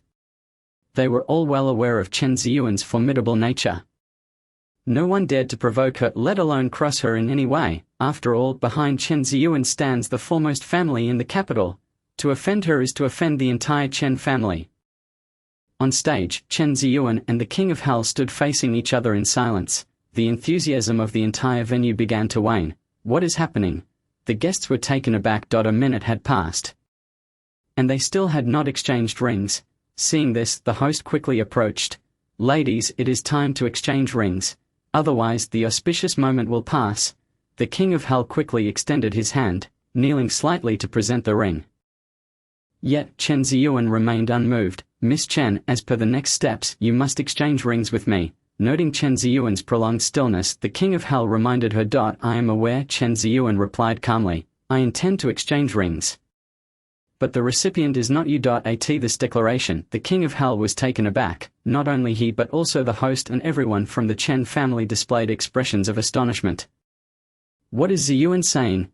Chen Changgu immediately set down his teacup. He said the recipient was wrong. Suddenly, a low, cold voice echoed in Chen Changgu's ear. Simultaneously, a broad hand, exuding a chilling aura, pressed down on Chen Changgu's shoulder. His face and body went rigid. He widened his eyes, mechanically turning his head. A bizarre and terrifying mask of the King of Hell loomed before him.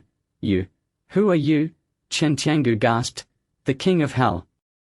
We meet again. The voice beneath the mask seemed to chuckle softly before growing somber. Head of the Chen family. Hearing the unusual sound from Chen Changgu, everyone turned back in unison, only to be left stunned. When did a figure in black appear beside Chen Changgu? The King of Hell. The elders of the Chen family gazed in horror at this scene, especially when they saw the black-clad figure. Their breaths quickened. That demeanor, that overwhelming aura. This is undoubtedly the king of hell, without a doubt. Impossible. Chen Qiangu exclaimed in shock. You have been imprisoned in our Chen family's dungeon. How could you possibly escape? The dungeon of the Chen family is 3 levels deep, guarded by numerous esteemed elders. How did the king of hell manage to emerge? Everyone. Chu Ming did not respond to Chen Qiangu's words but turned his gaze to the crowd. Today, the Chen family invited this king to attend this engagement ceremony, therefore this king has arrived. Chu Ming's words detonated like a bomb, igniting the entire square. Is that the real king of hell? Wasn't he captured by the Chen family? How could he appear here? That person must be a fake. An impostor posing as the king of hell. Yes, indeed, the true king of hell is on stage. I am utterly bewildered. Who is the real king of hell? Guests murmured amongst themselves, their gazes upon Chu Ming filled with confusion, certainty, disbelief, and fear. How can this be?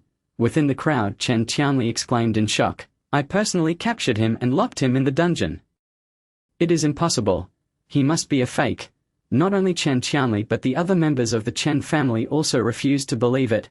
Chen Qiangu gritted his teeth and shouted, Second elder? Fourth elder? What are you waiting for? Hearing this, Chen Daobei and Chen Sai immediately regained their senses. The spiritual energy within them surged, their figures darting towards Chu Ming. In the next instant, their palms were already poised before Chu Ming.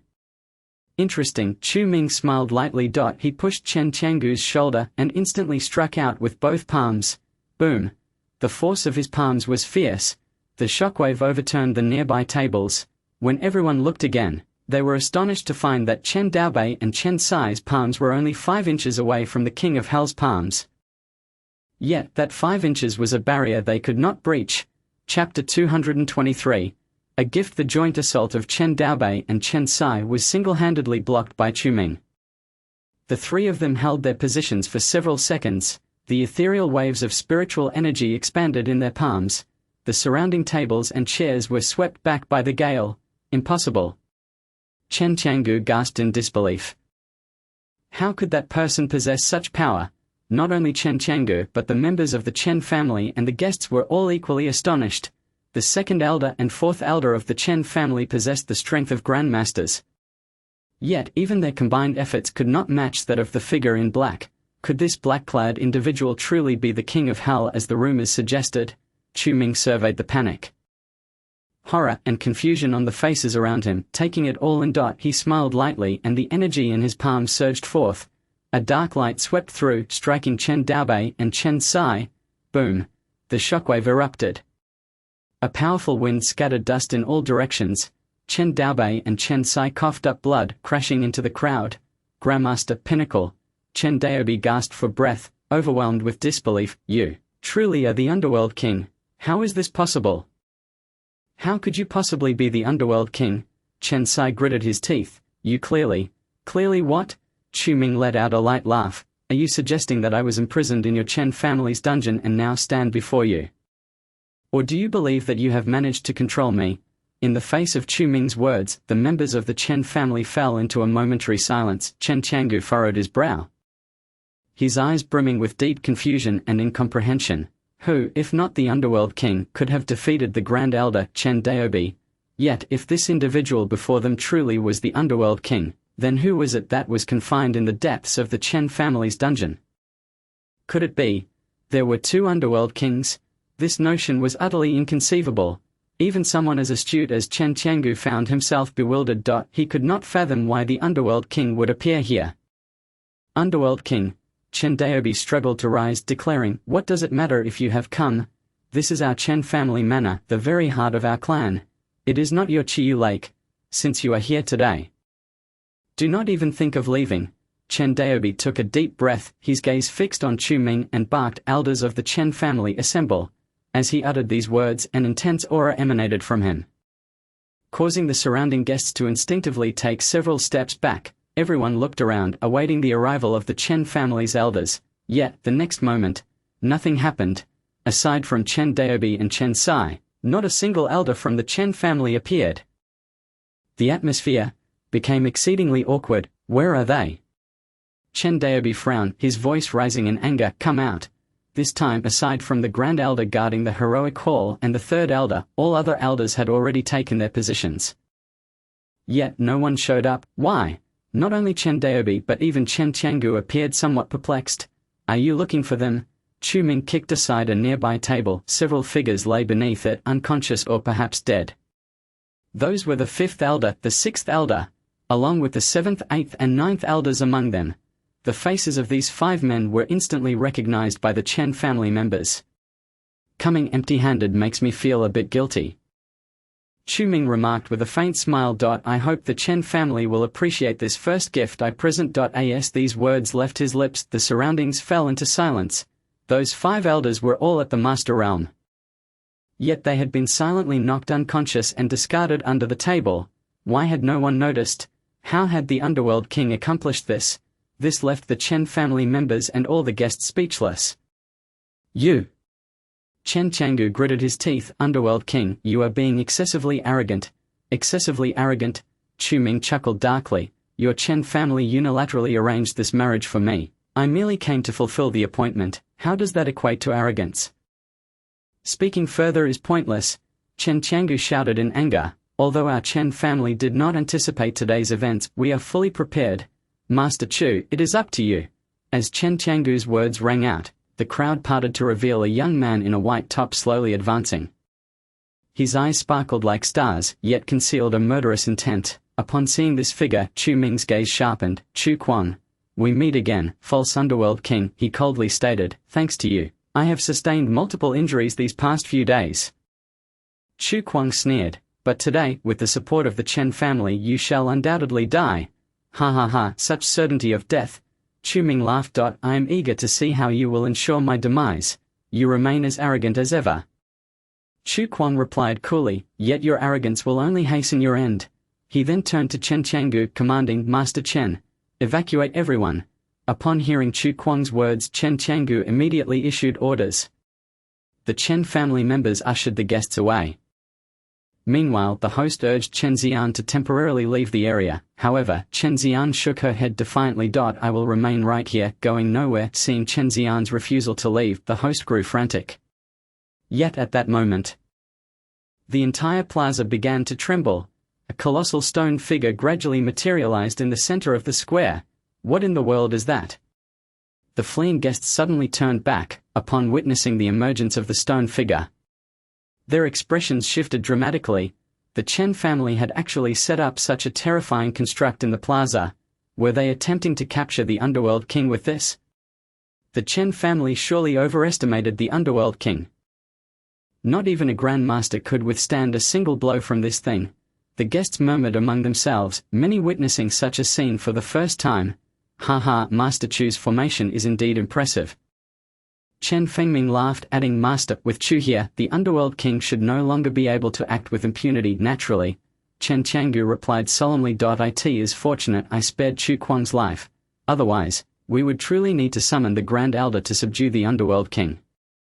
But Master, how could the Underworld King possibly escape? Could someone have released him? Chen Fengming inquired, puzzled. We will discuss that later, Chen Qiangu stated. Our immediate priority is to capture the Underworld King. Agreed, Chen Fengming nodded. Their gazes fell upon the center of the plaza. There, beside the stage, stood Chu Ming alone, his black robe billowing in the wind. Yet, before the enormous stone figure, Chu Ming's presence seemed diminutive, almost pitiful. Chapter 224. Your power is weak, false Underworld King.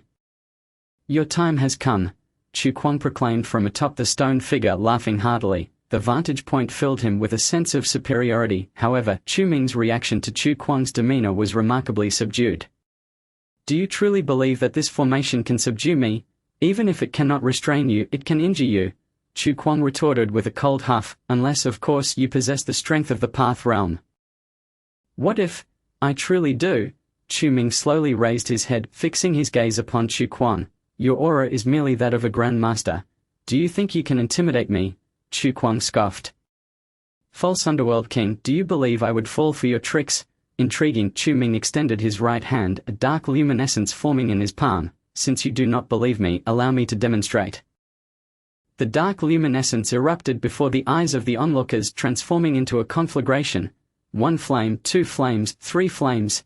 thousands of dark flames ignited into existence, enveloping the massive stone figure. "A mere parlor trick," Chu Kuang sneered. Then unleashed his power. "Let me show you what a formation truly is. Attack!" Chu Kuang's spiritual energy surged into the stone figure. In an instant, the stone figure's eyes gleamed and it hurled a fist toward Chu Ming. The wind preceding the punch was so fierce that even the guests at the plaza's edge could feel the oncoming gale.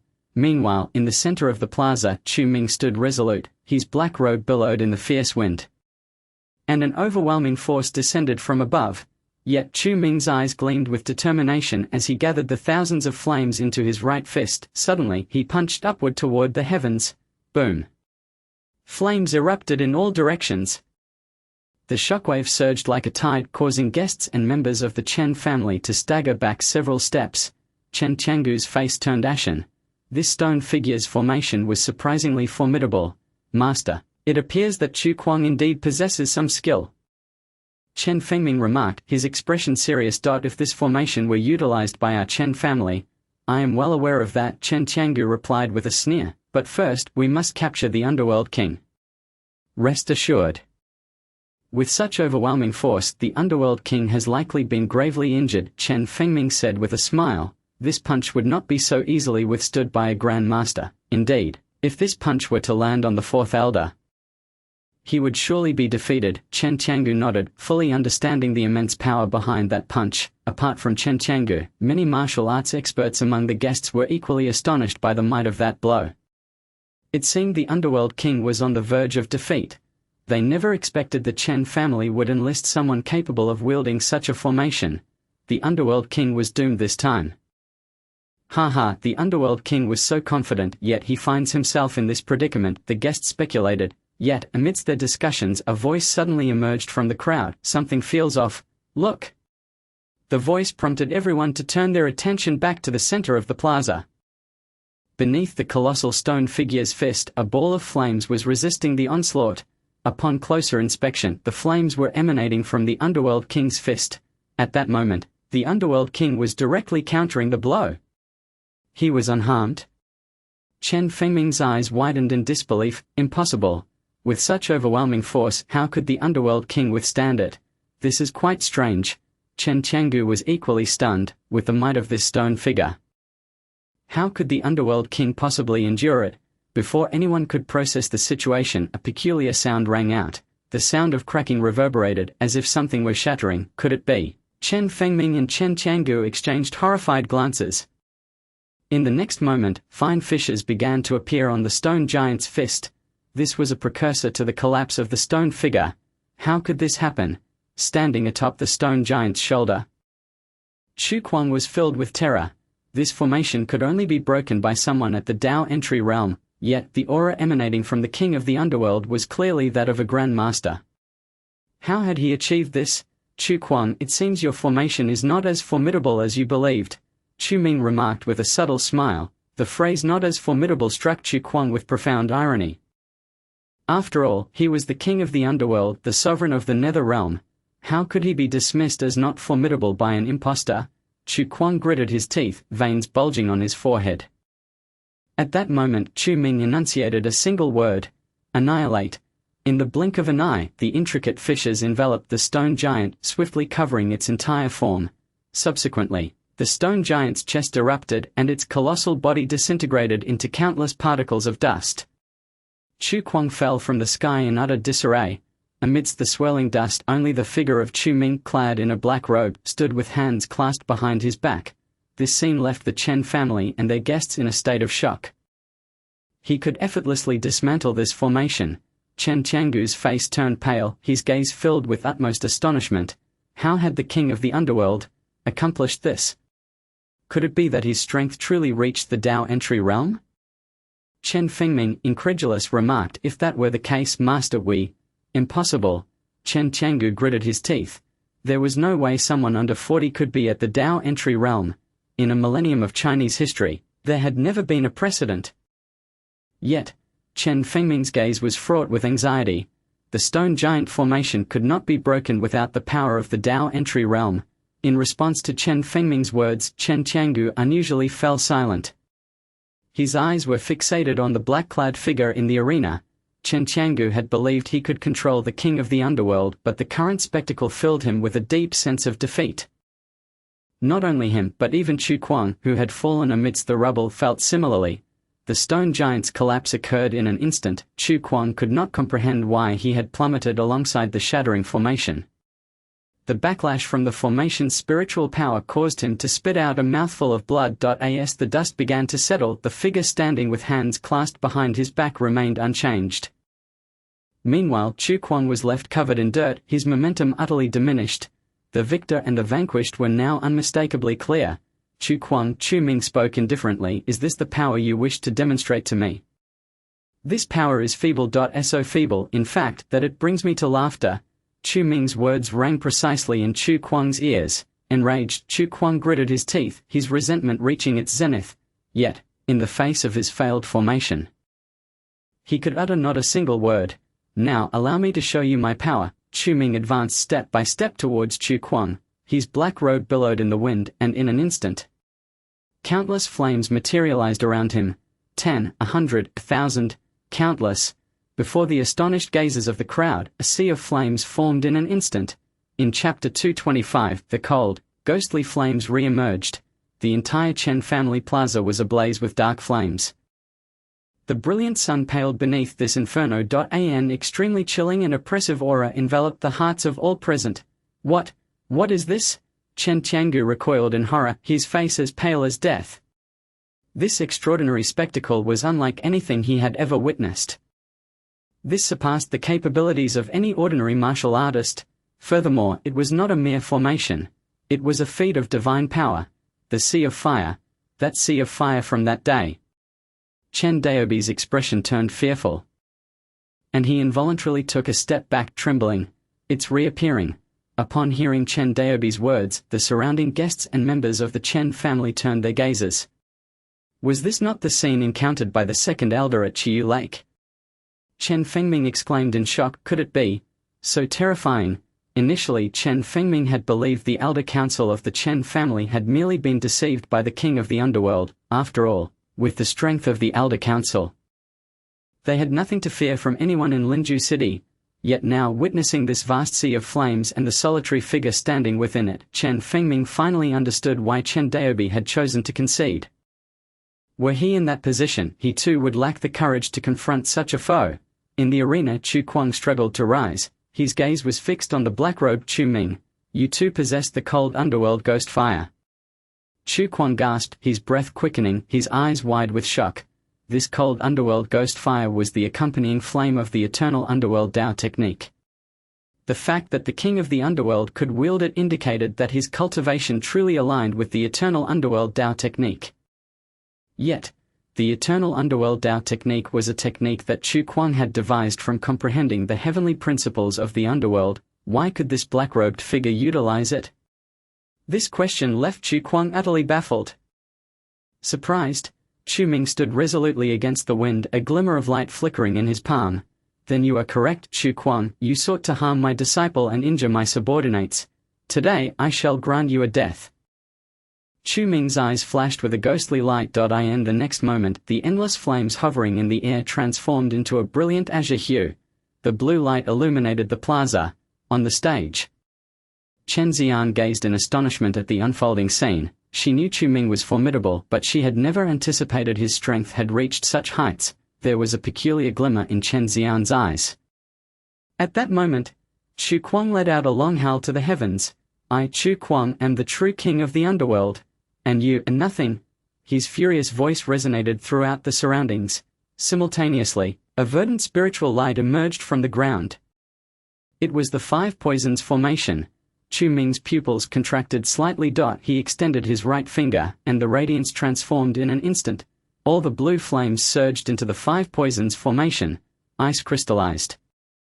Storms raged. The emerald green toxic light surged towards Chu Ming. Imposter king of the underworld, you are doomed. Chu Kuang laughed maniacally. You cannot unravel the five poisons formation. Is that so? Chu Ming stood with hands clasped behind his back, speaking calmly. Then let me show you how I unravel formations today. With a sudden flourish of his robe, the blue flames receded in an instant. He removed all forms of protection. Witnessing this scene, not only Chu Kuang but even the Chen family members and guests were left in utter disbelief. Had the king of the underworld lost his mind? The toxicity of the 5 poisons formation is exceedingly potent. Even one touch could incapacitate those at the Dao entry realm. Chen Fengming exclaimed, "I believe this king of the underworld is mad. Indeed, he is overly arrogant, underestimating the formation laid by Master Chu." Chen Qianggu scoffed, "It won't be long before his body succumbs to the fierce poison. Should he lack our Chen family's antidote, he is doomed." Chen Qianggu's words elicited nods of agreement from the surrounding guests.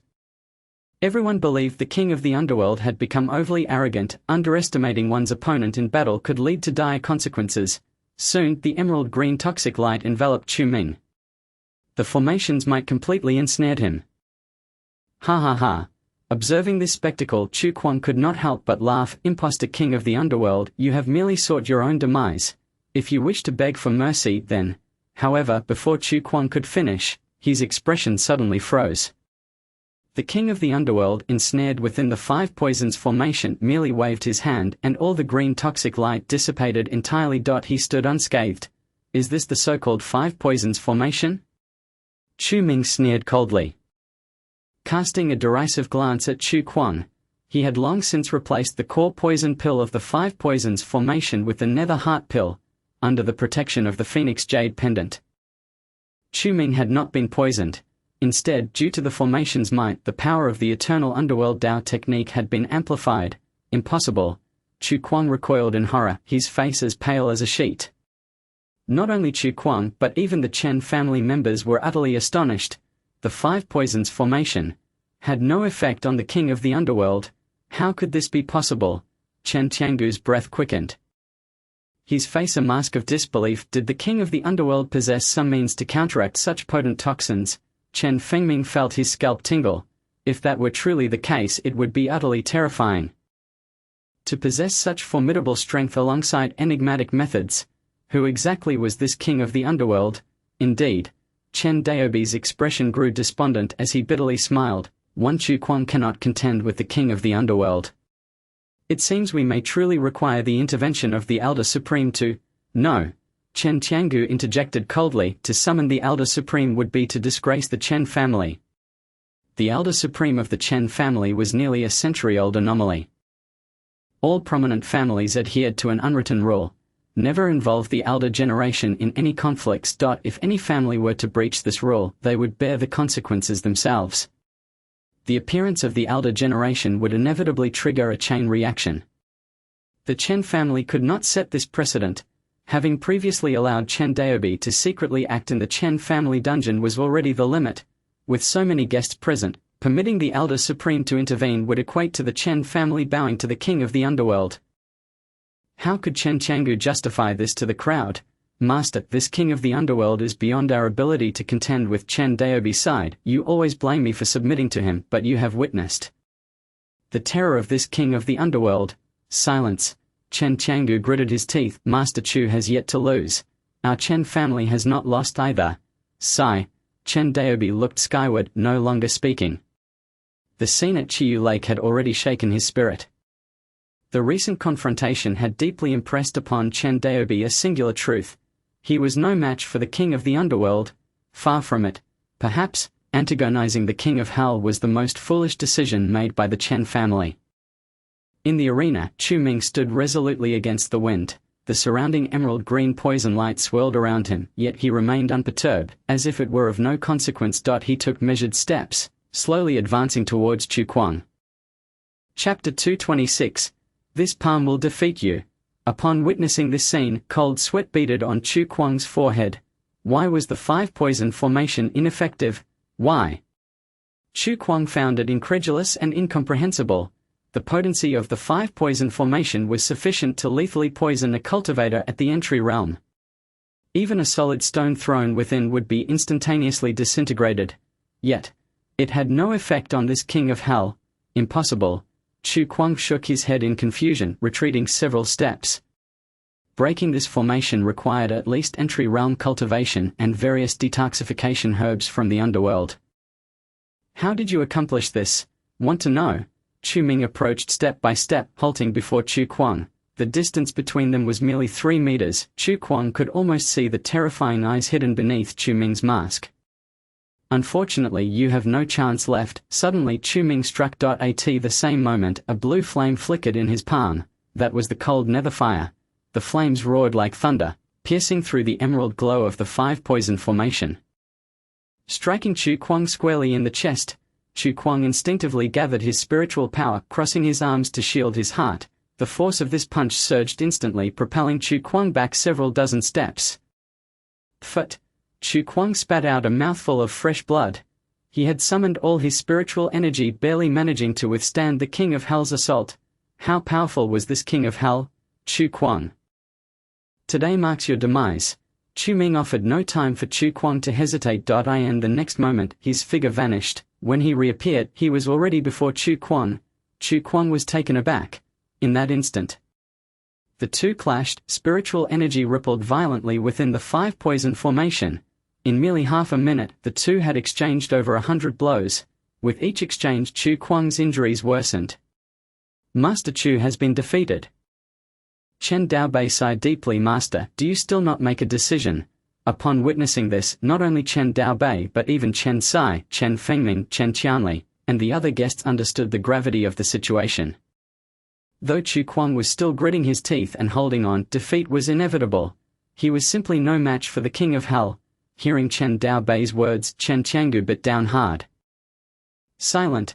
Had he truly made a wrong bet on Chu Kuang? That young man, possessing so many secrets and methods, was he truly that unreliable?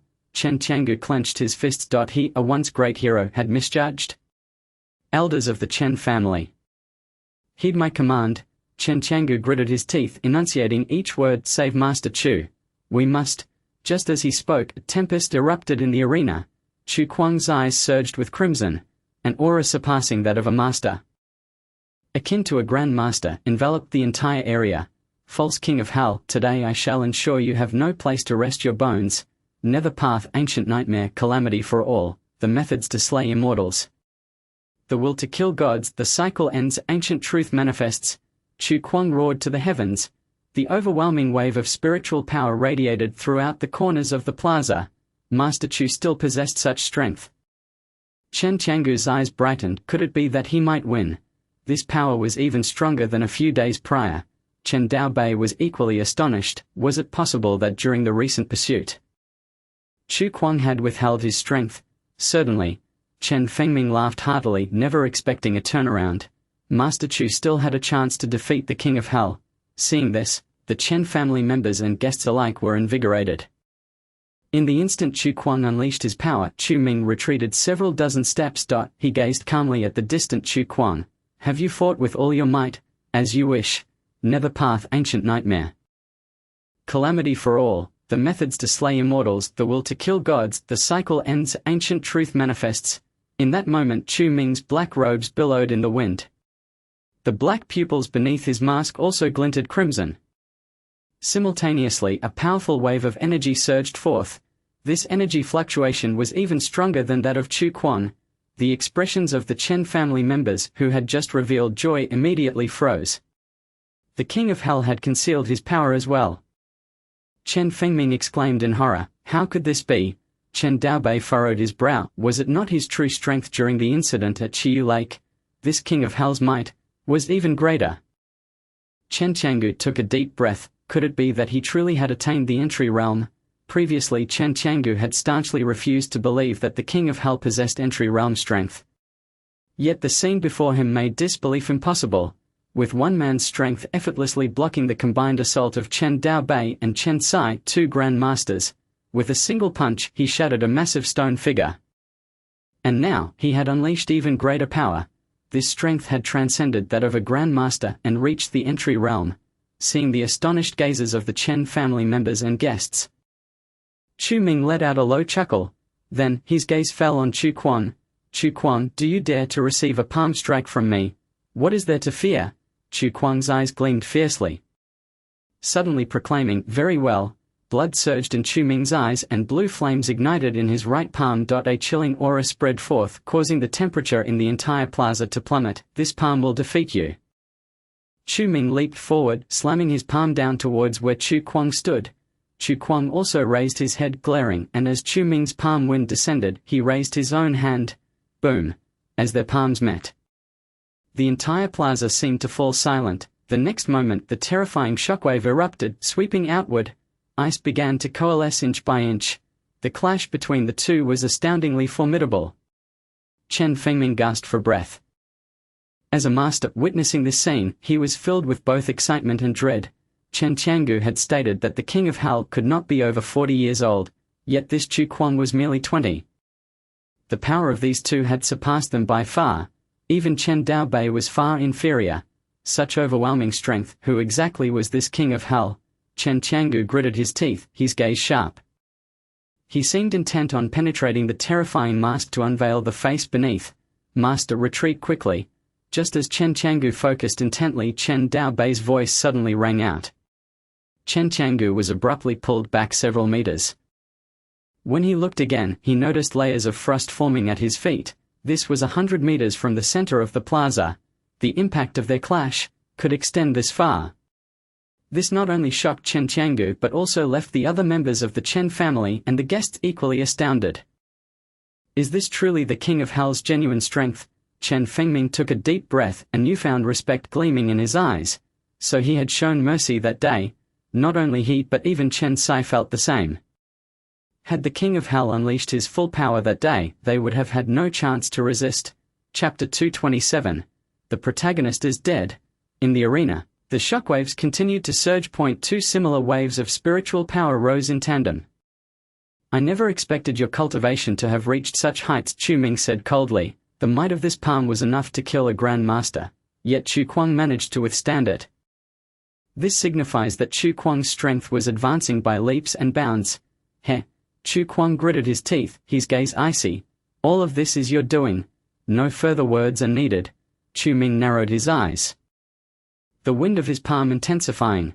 The power of the eternal nether path technique completely converged in his palm. A crisp explosion melded with the flames. The next second it came crashing down. "Defeat!" Chu Ming roared. Unleashing his full power as he pressed down fiercely towards Chu Kuang's figure. Pfft! Faced with the tempestuous onslaught of flames, Chu Kuang suddenly spat out a mist of blood. He staggered back several steps, his complexion paling drastically, but Chu Ming did not relent. An onslaught of flames rained down, cold nether fire. In a moment of desperation, Chu Kuang suddenly shouted, his palms freezing in place. The flames swelling in midair abruptly halted. A ball of blue fire appeared before Chu Kuang. Subsequently, all the blue flames rushing towards him were entirely assimilated. This scene left Chu Ming momentarily taken aback. He could feel his control over the cold nether fire being stripped away. Could it be that the protagonist had already? A fierce glint flashed in Chu Ming's eyes. Yet this blue flame only lingered for a few seconds before dissipating completely. Chu Kuang knelt on the ground. A trace of blood at the corner of his mouth. Indeed, controlling the cold nether fire with this body was far too strenuous. His cultivation was merely at the peak of the master realm. In his prime, summoning the cold nether fire would have been extremely challenging, not to mention his current state of injury. "I never expected you to have acquired this capability." Chu Ming took slow, measured steps towards him. "Clearly you must not be allowed to live." The fact that Chu Kuang could wield the cold nether fire surprised Chu Ming. After all, according to the original narrative, the protagonist at this stage had just entered the master realm. Now, the plot had deviated far too much from the original storyline. To prevent future troubles, Chu Ming must eliminate the protagonist today. Otherwise, when the protagonist grows stronger, this great villain will be powerless to fight back. "False King of Hell," Chu Kuang said with a sorrowful smile, "today I am defeated by your hands, for my power is insufficient, and I cannot blame others. Regrettably, my 9,000 years of cultivation have been obliterated in an instant. Before I perish, I yearn to discern your true identity."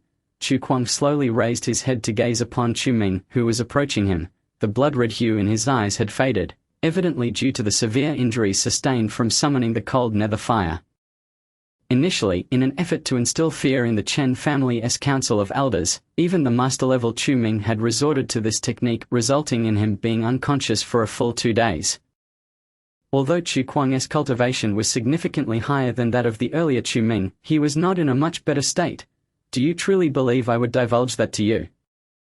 Chu Ming scoffed. Perhaps once you meet your demise you shall find out. Chu Ming halted, the distance between them dwindling to less than 3 meters. The square was swept by a tempest. Chu Ming's black robes billowed in the wind. Chu Kuang knelt on the ground, struggling to raise his head. Master Chu, it seems I have been bested. Chen Qiangu sighed in resignation. I never imagined that in the end we would be defeated by the Nether King. The power of this Nether King is simply overwhelming. Chen Fengming spoke bitterly.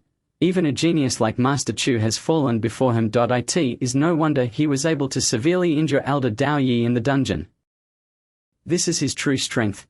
Chen Daobi stared intently at the figure clad in black robes, his eyes filled with unwillingness. The Grand Elder guards the Hero Hall, yet I, Chen Daobi, am merely the head of the Chen family's council of elders.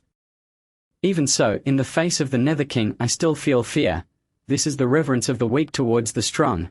The capital has undergone a transformation. Among the crowd, someone let out a sigh. Subsequently, all the guests echoed the sentiment. There was one such individual invincible beneath the Dao realm. Let alone those minor families, even the top 3 among the 9 great families would strive to invite such a formidable figure to become their elder. They proclaimed that you have been defeated. Chu Ming spoke nonchalantly, looking down upon Chu Kuang. Chu Kuang let out a self-deprecating smile. I have lost, yet I have not been vanquished. Why have you not been vanquished? Chu Ming inquired. Because, suddenly a glimmer of blood red reignited in Chu Kuang's eyes. A dagger materialized in his palm, thrusting towards Chu Ming. Die for me. Chu Kuang bellowed madly. He concentrated all his strength and drove it fiercely towards Chu Ming's heart. Clang! The sound of metal clashing reverberated throughout the square. The noise arrived first, followed by the shockwave. The spectators had not anticipated that Chu Kuang could still fight, but as they looked again, they were astonished to find that Chu Kuang's stab had met a blade. The sound of metal clashing stemmed from this encounter. Chu Kuang, did you truly think I would let my guard down?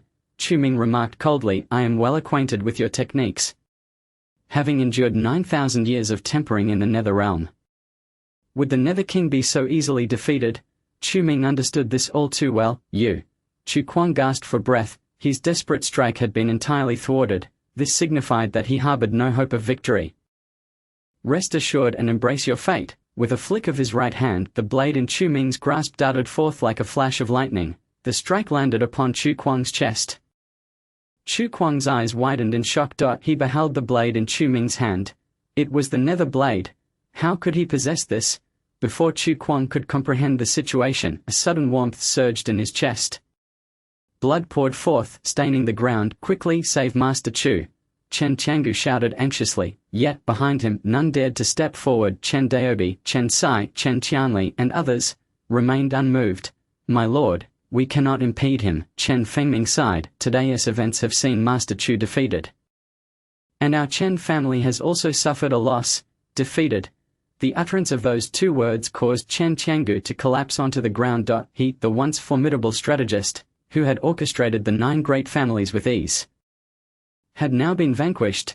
This is truly ironic. Just as the Chen family members hesitated, the tip of Chu Ming's blade had already descended upon Chu Kuang's chest. The blade pierced through, the dark-hued tip emerging from Chu Kuang's back. Fake. Nether King. Chu Kuang coughed up blood, incredulously staring at his own chest. 9,000 years of history, 9,000 years of cultivation.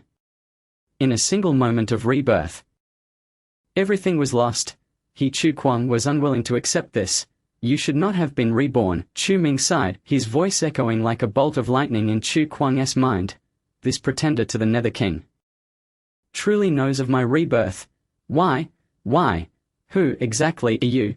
Chu Kuang shouted through gritted teeth. I will not disclose that to you. Chu Ming shook his head, the enigmatic Nether King mask stained with traces of blood. He enunciated each word. Never. You. With all his might, Chu Kuang forcefully pushed Chu Ming away. The nether blade was withdrawn from his chest. Chu Kuang staggered back. He sought to escape, yet he was already beyond salvation. Chu Ming coldly observed this spectacle, making no effort to hinder Chu Kuang. He knew all too well that with the nether blade embedded in Chu Kuang's heart, he would not survive. Even if Chu Ming did nothing, Chu Kuang was undoubtedly doomed. Witnessing the protagonist in such a pitiful state, Chu Ming felt a sudden wave of desolation. He relinquished his 9,000 years of cultivation, forsook the throne of the Nether King, and risked reversing time to amend his past regrets. Yet in the end, he met his demise here. However, were he to start anew, Chu Ming would still choose to do so. One must act for oneself, otherwise the heavens will punish. If it is not the protagonist who dies, then it is he who must perish. He, Chu Ming, will always be the arch-villain. On the stage, Chen Xian stared blankly at the figure clad in black. She suddenly felt that Chu Ming's silhouette appeared particularly desolate at this moment. A wave of sorrow permeated the hearts of all present. Chen Xian felt it even more acutely.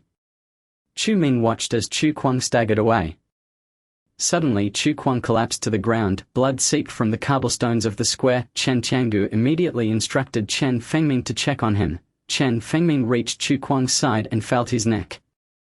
Subsequently, he shook his head towards the crowd. Master Chu is truly dead. Chen Qiangu's breath quickened. In martial arts, death is inevitable in battle, yet this incident occurred during their Chen family's wedding banquet. Bloodshed at a wedding is a grave offense. Remove him, Chen Qiangu sighed. Understood. Chen Fengming promptly summoned several members of the Chen family to carefully carry away Chu Kuang's corpse. 1,000 witnesses beheld this event. Today, the Chen family's reputation was irreparably tarnished. Facing the Nether King standing in the center of the square, Chen Qiangu took a deep breath and approached slowly. Nether King, today, it is my Chen family that has lost. I had no intention of opposing your esteemed family. How could there be any question of winning or losing? Chu Ming spoke in a low tone. It has always been your Chen family that sought to make an enemy of me. Upon hearing this, Chen Qiangu trembled violently. Indeed, that seems to be the case. He had been overly self-satisfied. He had believed he could control the Nether King, only to realize he was utterly incapable of doing so. This incident is indeed a fault of my Chen family. Chen Qiangu's complexion turned ashen. I implore you, Nether King, to spare the lives of those present. My Chen family is willing to pay the price to extinguish your wrath. With Master Chu deceased, these martial grandmasters and adept fighters have no means of survival. If the Nether King were to unleash a massacre here, only the elder of the Chen family might stand a chance to intervene. The Council of Elders alone could not possibly restrain the Nether King. Your lives hold no value to me, Chu Ming replied indifferently. Among the hundreds of millions in Huaxia, I shall only take the life of Chu Kuang. That is all. Today my purpose has been fulfilled. I will not trouble you further. At this moment Chu Ming's mindset experienced a shift. The death of Chu Kuang greatly impacted him. The once invincible true Nether King had ultimately been defeated by his hand. Chu Ming felt that whether it be the Chen family or the Chu family, it had become inconsequential. Chapter 228. A certain death. Upon hearing Chu Ming's words, Chen Qiangu could not help but exhale in relief. If the Nether King truly unleashed a massacre, the Chen family would undoubtedly become the target of public outrage in the capital. Then, Nether King, I shall not see you out. I implore you. Chen Qiangu spoke with a bitter expression. However, his words remained unfinished. A domineering aura surged from the northwest of the square, overwhelming all in its path. Along with this aura came several other presences. Chen Qiangu's words were abruptly cut off. He gazed towards that direction in horror. At that moment, Chu Ming also raised his head in astonishment. The Dao realm. Chu Ming's heart raced, his expression turning grave. The intensity of those presences had indeed reached the level of the Dao realm. Could it be the elders? Chen Qiangu's eyes widened in disbelief, as if he had seen a ghost. Impossible. How could the elders emerge together? The elders of the Chen family were tasked with guarding the dungeon. They would only intervene if the life of the Chen family's head was in peril or if the family faced imminent destruction. Otherwise, they would not concern themselves with other matters. Just as Chen Qiangu was in shock, a figure landed gracefully. Chu Ming squinted his eyes to observe. It was Elder Dao Yi, the elder he had defeated in the Chen family dungeon. Behind him, 3 elders clad in azure robes descended simultaneously. The auras they exuded were unmistakably those of the Dao realm. 4 Dao realm figures had actually come together. Elder Dao Yi, Elder Zhu Ruan, Elder Feng Qing. Elder Jiu Chen, why have you come? Chen Qiangu exclaimed in astonishment. The 9 elders stationed in the Chen family dungeon had now revealed 4. Why, Qiangu, we have heard that someone had severely injured Elder Dao Yi days ago. Is there any truth to this? An elderly man with white hair and piercing eyes spoke in a deep tone. Upon hearing this, Chen Qiangu's heart jolted. Indeed, there is truth to this matter, Chen Qiangu responded honestly. The perpetrator is this nether king. Chen Juren's gaze fell upon Chu Ming. In that instant, Chu Ming felt as though he were enveloped by a subtle yet palpable aura of murderous intent. Any movement on his part would inevitably trigger a chain reaction. Is this what it means to enter the Dao in the Chen family? Chu Ming took a deep breath, his expression gravely serious. Despite his meticulous calculations, he had not anticipated that the elder of the Chen family would intervene in this matter. In the original narrative, the elder only appeared when the Chen family faced a devastating blow. Today, Chu Ming had merely slain the protagonist Chu Kuang here. He had not taken a single life from the Chen family. Why, then, had the elder gathered here? Could it be that Chen Daoyi was injured? Indeed, Juren was this Mingwang. Chen Qiangu sighed. After today's events, he had resolved never to oppose Mingwang again. However, the elder's appearance had disrupted his plans. Judging by Chen Juren's demeanor, it was clear that Mingwang would not leave unscathed today. Since that was the case, we must act decisively.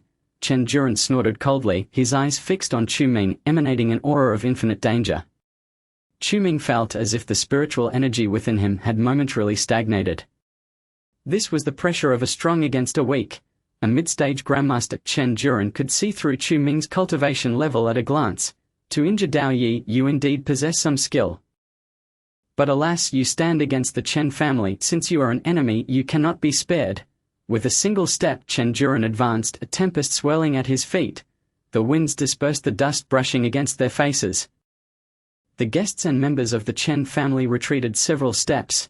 The elder of the Chen family had actually shown up. Things had escalated. That Mingwang was merely a grandmaster.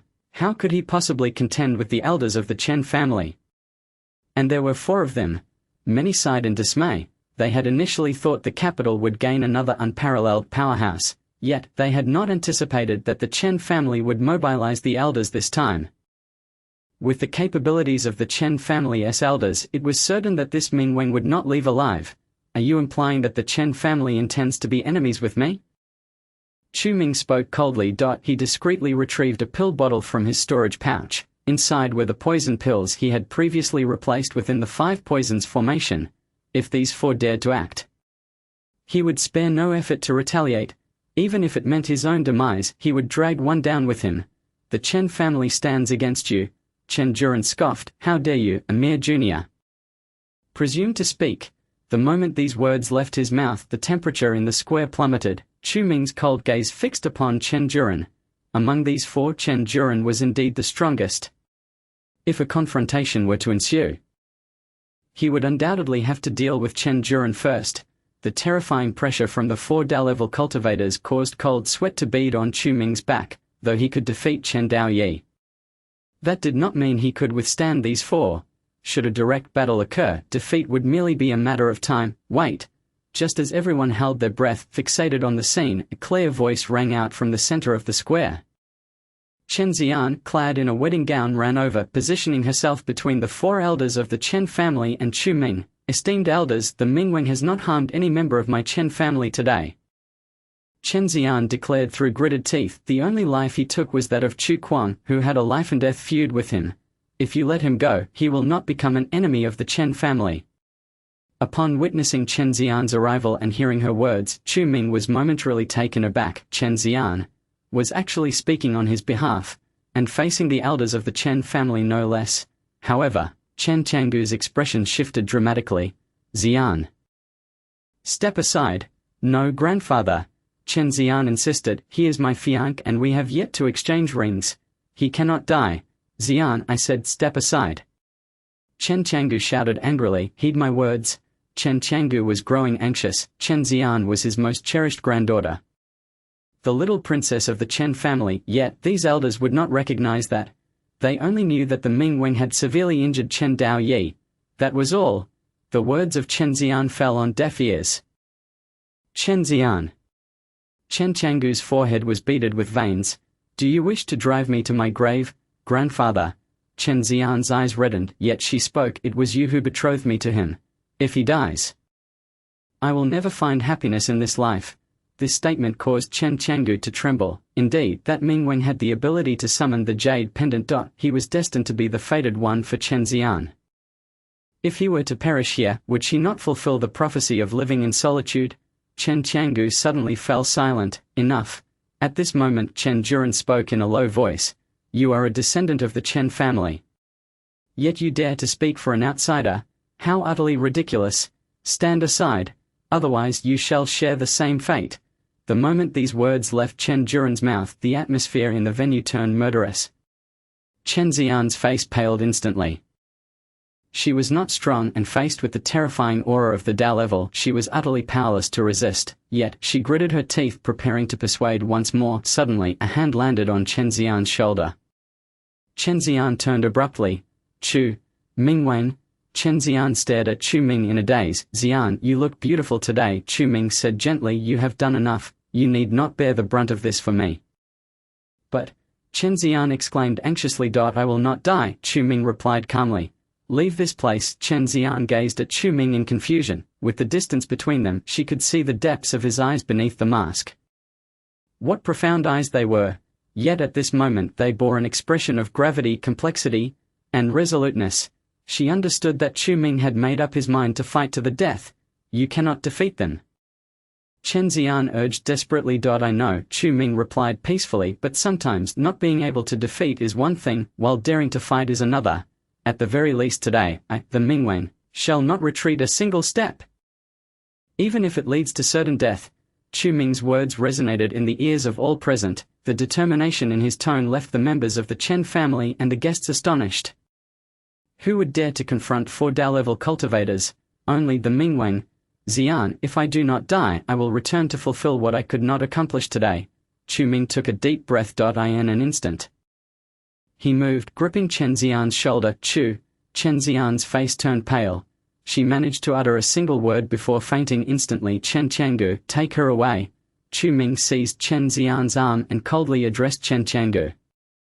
At that moment, Chen Changgu was momentarily stunned, then stepped forward to take Chen Xian. Before departing, Chen Changgu cast a deep glance at the Mingwen. He suddenly felt that opposing the Mingwen would be unwise. This unwise choice was not one of strength disparity, but of character and methods. He could never match the Mingwen's audacity and magnanimity. This matter today was not of my choosing. Chen Changgu spoke softly. If you survive, my Chen family will no longer stand against you. He clasped his fists in a bow towards Chu Ming and immediately departed with Chen Xian. The square was left with only 5 individuals. 4 Tao-level cultivators and 1 Chu Ming.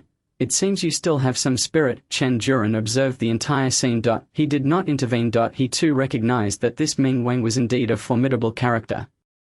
Yet this did not mean he would refrain from striking today. To act against an elder of the Chen family was a capital offense, regardless of what the Mingwen did today. It would not change that. Strike. Chu Ming stood with his hands clasped behind his back, his gaze resolute. I wish to witness the might of the Chen family's elders. Then let it be as you wish. A cold glint flashed in Chen Juren's eyes. Dao Yi, strike. With a command from Chen Juren, Chen Dao Yi stepped forward with a grim expression. Chen Dao Yi regarded the figure before him, clad in a black robe and wearing a terrifying mask. His eyes glimmering with murderous intent and cold light. Mingwen, if I should fail to defeat you another day, then today you shall undoubtedly perish. Chen Dao Yi snorted coldly. In the next moment, his figure vanished from his original position, only to reappear before Chu Ming. The sword light, sharp and piercing. Chapter 229. Chen Dao Yi, defeated. Faced with the sudden onslaught, Chu Ming drew his blade in an instant. Clang! The Ming Dao and long sword clashed in midair, producing a resonant metallic sound. The entire square fell into silence. This was a battle befitting the Dao level. A rare sight indeed. This Mingwen could actually match the Chen family's elder in strength. Impossible, such a powerful expert. How could he have remained unknown until now? Many guests were utterly astonished. They had not anticipated that after defeating the Chen family's elder group and killing Chu Kuang, this Mingwen would still possess the strength to contend with Chen Dao Yi. Such a level of expert, how could Chen Qiangu hope to control him? Not only the guests, but even many from the Chen family believed that Chen Qiangu had lost his mind. If this man does not die today, he will surely rise among the ranks of powerful figures in Huaxia. Chen Daoyi stared intently at the figure in black within the arena. Forming his judgment, he had personally battled the Ming Wang and knew just how terrifying he was. While the crowd was engaged in hushed discussions, a fierce wind swept through the arena.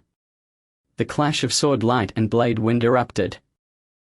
The violent collision sent everyone staggering back several steps. Among the 1,000 guests, the vast majority turned pale. The aura of powerful combatants was overwhelmingly sharp. However, it was not over yet. Chu Ming's Ming Dao struck like lightning. Before the blade fell, the cold gleam arrived. Chen Daoyi was equally unyielding, swinging his sword horizontally. Clang. The crisp and resonant sound of collision echoed, enduring endlessly. As the blade and sword intertwined, the two pulled apart. Yet both parties' gazes were fixed intently upon one another. Chu Ming let out a derisive laugh and spoke, "Chen Daoyi, it appears your injuries have yet to heal." "And what of it?" Chen Daoyi retorted with a sardonic smile. "Your attacks are no longer as fierce as before. Are you fatigued?" Chu Ming narrowed his eyes. Indeed, as Chen Daoyi had stated, he had previously expended considerable energy to vanquish Chu Quan, leaving him with only about 70% of his spiritual power. 70% of his power was commendable enough to contend with the Dao entry realm Chen Daoyi, especially given that Chen Daoyi was already injured. Were Chen Daoyi in his prime, Chu Ming would undoubtedly be at a disadvantage. Chen Daoyi, with such meager abilities, you cannot hope to overcome this king. Chu Ming scoffed, a flicker of dark flame igniting in his eyes. The path of darkness. An ancient nightmare, a calamity for all beings. The methods of slaying immortals, the doctrine of God slaying, the cycle complete and eternal manifestation. If the battle were to continue, it was certain that Chu Ming would be the first to falter. For him to triumph over Chen Daoyi, he could only unleash his full power from the outset. With a thunderous force, he sought victory. The eternal dark path technique was activated, and the dark flame blazed atop the soul blade. "Strike!" Chu Ming declared with a single word. The blade cut through the air like an arrow. The entire square seemed to dim, only the sharp blade's radiance flickered. The aura of this blade not only astonished Chen Daoyi, but also left the 3 Dao entry realm elders behind him equally bewildered. The might of the initial Dao entry. Chen Juran questioned in astonishment, how can this Dark King, merely a Grand Master, unleash such a formidable attack? Could it be he himself is of the Dao entry realm, but has merely fallen from grace? One elder suggested. No, it cannot be. Chen Juran shook his head. If such a Dao entry being existed, we would surely have known of it. This Dark King seems to have appeared out of thin air. He cannot possibly be of the Dao entry realm.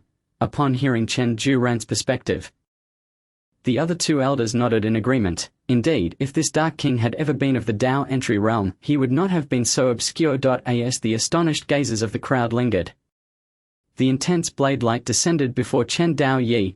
A chilling brilliance erupted instantaneously. "Break for me!"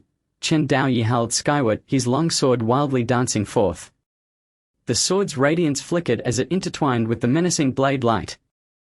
Crash! A blinding flash of pale white surged through the crowd's eyes. The world seemed to fall silent in that moment. The next second, a deafening explosion rippled outward from Chen Daoyi. What happened? The guests forced their eyes open, attempting to discern the situation. "Look! The center of the square has collapsed. My heavens! Such overwhelming force has created such a vast pit. Where is Elder Chen Daoyi? Where is he? Could he have already fallen to that Dark King?" As the crowd speculated, Chen Daoyi stumbled out of the pit, battered and bruised. His gaze remained fixed on the edge of the pit where Chu Ming stood. Yet, before he could utter a word, he spat out a mouthful of blood. His clothes were tattered, presenting a woeful sight. Once again, Chen Daoyi's body trembled violently. He had previously been defeated by this Dark King in the Chen family's dungeon. Before so many witnesses, he had nearly perished beneath that blade. An overwhelming sense of unwillingness drove Chen Daoyi to the brink of madness. In contrast, Chu Ming appeared composed. Yet he knew all too well that that single strike had nearly exhausted all of his strength. A profound weariness surged through his mind. Were it not for his desire to live, he would have already collapsed. Chu Ming understood that if he fell, his demise would be inevitable. No one could rescue him. Chen Tianjiu could not, nor could Chen Ziyang. The elders of the Chen family would not care for their thoughts, they only valued the face of the Chen family's strong Dao Yi. Do not hesitate to act, Chen Juran bellowed. Before so many witnesses, the elders of the Chen family could not subdue a mere Dark King. This had already brought disgrace upon the Chen family. If they truly needed to intervene, what dignity would remain for the Chen family? Chen Daoyi took a deep breath. At this moment, a sharp pain radiated from within him. His prior injuries had been fully awakened by that last strike. Chen Daoyi's breathing grew labored. He had little strength left. Chen Daoyi, Chen Juran's voice rang out, if you are incapable, the elders of the Chen family have no place for you. Upon hearing this, Chen Daoyi clenched his fists tightly. Slowly, he raised his head. His gaze was fiercely directed at Chu Ming. Suddenly, he lunged forward with his sword, yet this strike lacked the previous momentum. Facing the descending sword from Chen Daoyi, Chu Ming remained silent, observing calmly. The sword tip drew nearer, its chilling gleam nearly visible to Chu Ming. It seemed this Dark King was also nearing his limits. Alas, such a powerful master, yet he falls at the hands of the Chen family. What a pity, that last strike was simply exquisite. I have never witnessed such a blade in my lifetime. The Dark King is dead. The dignity of the Chen family must not be trifled with. Many guests surrounding the square sighed softly. This Dark King was indeed formidable, yet alas, he had provoked the elders of the Chen family. In the face of the Dao entry realm, there was only the path of defeat and death. Just as the crowd lamented, Chen Daoyi's sword was already before Chu Ming, the blade's tip aimed at the mask on Chu Ming's face. In that fleeting moment before it touched the mask, the sword halted. Then, it advanced no further. Chen Daoyi's eyes widened as he spat out a mouthful of blood. You have been defeated. Chu Ming's voice resonated deeply. Your sword has failed. Defeated. Chen Daoyi managed a bitter laugh. Dark King, you. His words were left unfinished. A peculiar cracking sound echoed. Look, the sword. Someone in the crowd exclaimed. All eyes turned to Chen Daoyi's long sword. Before many witnesses, a crack began to spread from the sword tip, branching out like a spider's web until it reached the hilt. Clatter. The long sword shattered. Fragments fell to the ground. Chen Daoyi, dejected, sank to his knees. In truth, he had known this moment would come the instant he swung his sword, yet he still chose to strike. I have been defeated. Chen Daoyi howled to the heavens. His voice reverberated across the square. The expressions of everyone changed. Chen Juran's visage grew exceedingly grim. Subsequently, Chen Daoyi's gaze turned towards Chu Ming. He wished to express more, yet found himself unable to utter a single word. Amidst a bitter smile, Chen Daoyi's body gradually fell backward, landing within the pit. Elder Daoyi, Chen Tianjiu exclaimed in shock, hastily passing Chen Ziyang to the others before soaring towards him. He felt Chen Daoyi's neck. Fortunately, he was still alive. Chen Tianjiu let out a sigh of relief. Chen Daoyi had not died. He had merely succumbed to unconsciousness due to his injuries. Yet, even so, his condition was far from optimistic. If not treated promptly, he could face life-threatening consequences. Chen Tianjiu lifted Chen Daoyi's body before he departed. He cast a glance at Chu Ming. He said nothing, merely letting out a deep sigh. Then, he left the square. All that remained in the square were Chen Juran and the other two elders along with Chu Ming. Who will be next? Chu Ming spoke coldly. His spiritual power was reduced to merely 10%, yet, concealed by his mask, none could detect the weariness upon his face. Unexpectedly, you managed to defeat Chen Daoyi. Chen Juran stepped forward, his expression grim. It seems you truly cannot be spared. Chu Ming offered no retort to Chen Juran, merely gazing coldly. In his current state, it was impossible for him to contend with Chen Juran. Yet he still possessed a trump card. Today, my Chen family shall not allow you to depart this place. Chen Juran retrieved a long blade from behind him, declaring, let me engage you. He had resolved to take action himself. This Dark King had surpassed his expectations by defeating Chen Daoyi. If he were to strike, there would be no possibility for the Dark King to survive. This was to prevent any unforeseen complications. To think I would have the honor of battling the esteemed elder Juran of the Chen family. What a privilege, Chu Ming chuckled coldly, but before we proceed, allow me to present the Chen family with my second grand gift. You can only die here. Chen Juran spoke coldly. Death, what is there to fear? Chu Ming replied with indifference. If I die, You shall accompany me to the grave. Oh, that is rather intriguing. Chen Juran laughed heartily. I, as the elder, would like to see how you intend to drag us down with you. Not only Chen Juran, but even the members of the Chen family and the guests could not help but chuckle at these words. With the strength of the Underworld King defeating the elder council of the Chen family, including Chu Kuang and Chen Daoi, was indeed impressive. However, after enduring so many battles, how much strength could the Underworld King possibly have left? The Chen family had 3 supreme elders, 3 who had entered the Dao realm, formidable as an impregnable fortress. It was nothing short of laughable for the Underworld King to speak such words when faced with death. Let alone 3 supreme elders, even a single Chen Juran could easily take the Underworld King's life. A once great hero, it was truly pathetic to hear him spouting nonsense before his demise. Many guests sighed in dismay, yet at that moment a flash of bloodlust flickered in Chu Ming's eyes. Chu Kuang had set up 3 formations in this square. During the previous battles, he had only managed to awaken 2. The last one remained dormant. The Blood Slaughter Formation. This was an extensive array that, with the infusion of blood, could annihilate those of the same bloodline through the law of causation. Although it had sustained some damage from Chu Ming, it was still usable. This was Chu Ming's final trump card. It could hinder the 3 supreme elders of the Chen family and provide him with an opportunity to escape. Chu Ming softly recited the incantation.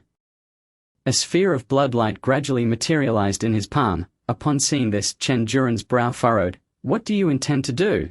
However, Chu Ming ignored him, wholly focused on utilizing the incantation to summon the bloodlight. Witnessing this, Chen Juran's expression grew tense. He felt that the bloodlight in Chu Ming's palm was exceedingly bizarre. The aura emanating from it made him uncomfortable. It was better to deal with him quickly to prevent any further complications. Chen Juran's heart raced and he immediately drew the long knife from his back, but in that instant a violent wind erupted behind Chu Ming. The wind swept away the remaining clouds, stirring up the dust from the ground. Chu Ming's figure was obscured by the dust, leaving only a silhouette. This is bad. Chen Juran gasped in surprise and in a moment of urgency struck out. The blade's aura descended. The storm surged again. Chen Juran charged directly into the path of the falling blade aura. To his astonishment, he discovered that Chu Ming had already vanished without a trace. He can't escape. He's right here. Chen Juran shouted. You two, keep an eye on the perimeter. Yes. At Chen Juran's command, the 2 supreme elders quickly took their positions. The dissipating dust was not too extensive, covering only half the square. It was impossible for the Underworld King to escape from here, but at that moment, a beam of bloodlight surged from the center of the dust. Following that, streams of crimson light spread out from the cracks in the square's stone slabs, extending in all directions like a spider's web. What is this? The 2 supreme elders froze in shock upon witnessing this scene. The bloodlight penetrated the ground of the square, coursing through the feet of the Chen family members and the thousands of guests, enveloping the entire square. This transpired in mere moments. Everyone was caught off guard. Shrouded by the bloodlight, looked the sky. Someone in the crowd shouted. Instantly all eyes turned upward. The sky had transformed. The previously azure heavens had shifted to a blood-red hue under the influence of the bloodlight. The bloodlight illuminated the faces of the crowd. In that instant, everyone's expressions became extraordinarily strange. How could such a thing occur? Witnessing this, Chen Qiangu's expression gradually darkened. Having lived for so long, this was his first encounter with such a phenomenon. Why has it turned like this? What exactly is happening here? I sense that something is amiss. We should flee. Many guests, upon seeing this scene, panicked. Among them, quite a few frightened individuals turned to escape the square. Yet, upon touching the edge of the Array's formation, they let out horrified screams. Their flesh and blood were visibly being consumed at an alarming rate, had it not been for other guests pulling them back. They might have been instantly reduced to mere skin and bones by this formation. This formation, it can absorb one's vitality. Seeing this, Chen Daobi took a deep breath, his expression filled with horror. When did the Underworld King set up such a bizarre formation here? Chen Sai gritted his teeth. This Underworld King is truly insane. No. At this moment, the previously silent Chen Fengming suddenly spoke. It was not the Underworld King who set this up, but Chu Quan. Chu Quan. You mean Master Chu? Upon hearing this name, the members of the Chen family were taken aback. Chen Qianguo's face was filled with astonishment. Chu Kuang had actually set up such a terrifying formation here. What could he possibly be after? The mistakes of our Chen family have led to this causation. Chen Fengming sighed. The underworld king must have sensed this formation, which is why he sought to control it. Such a terrifying formation appearing in our Chen family. Chen Sai clenched his fists. What on earth does Chu Kuang intend to achieve? This has nothing to do with Chu Kuang, Chen Qiangu said hoarsely. It is our own greed for capturing the underworld king that has led us to this. Chen Qiangu's gaze turned complex as he looked towards the center of the square. He felt a deep sense of regret. If it weren't for him, perhaps the supreme elders of the Chen family would not have intervened. If it weren't for him, Chu Kuang might not have met his end here. If it weren't for him, neither the Chen family nor these guests would be trapped in this predicament, awaiting slaughter.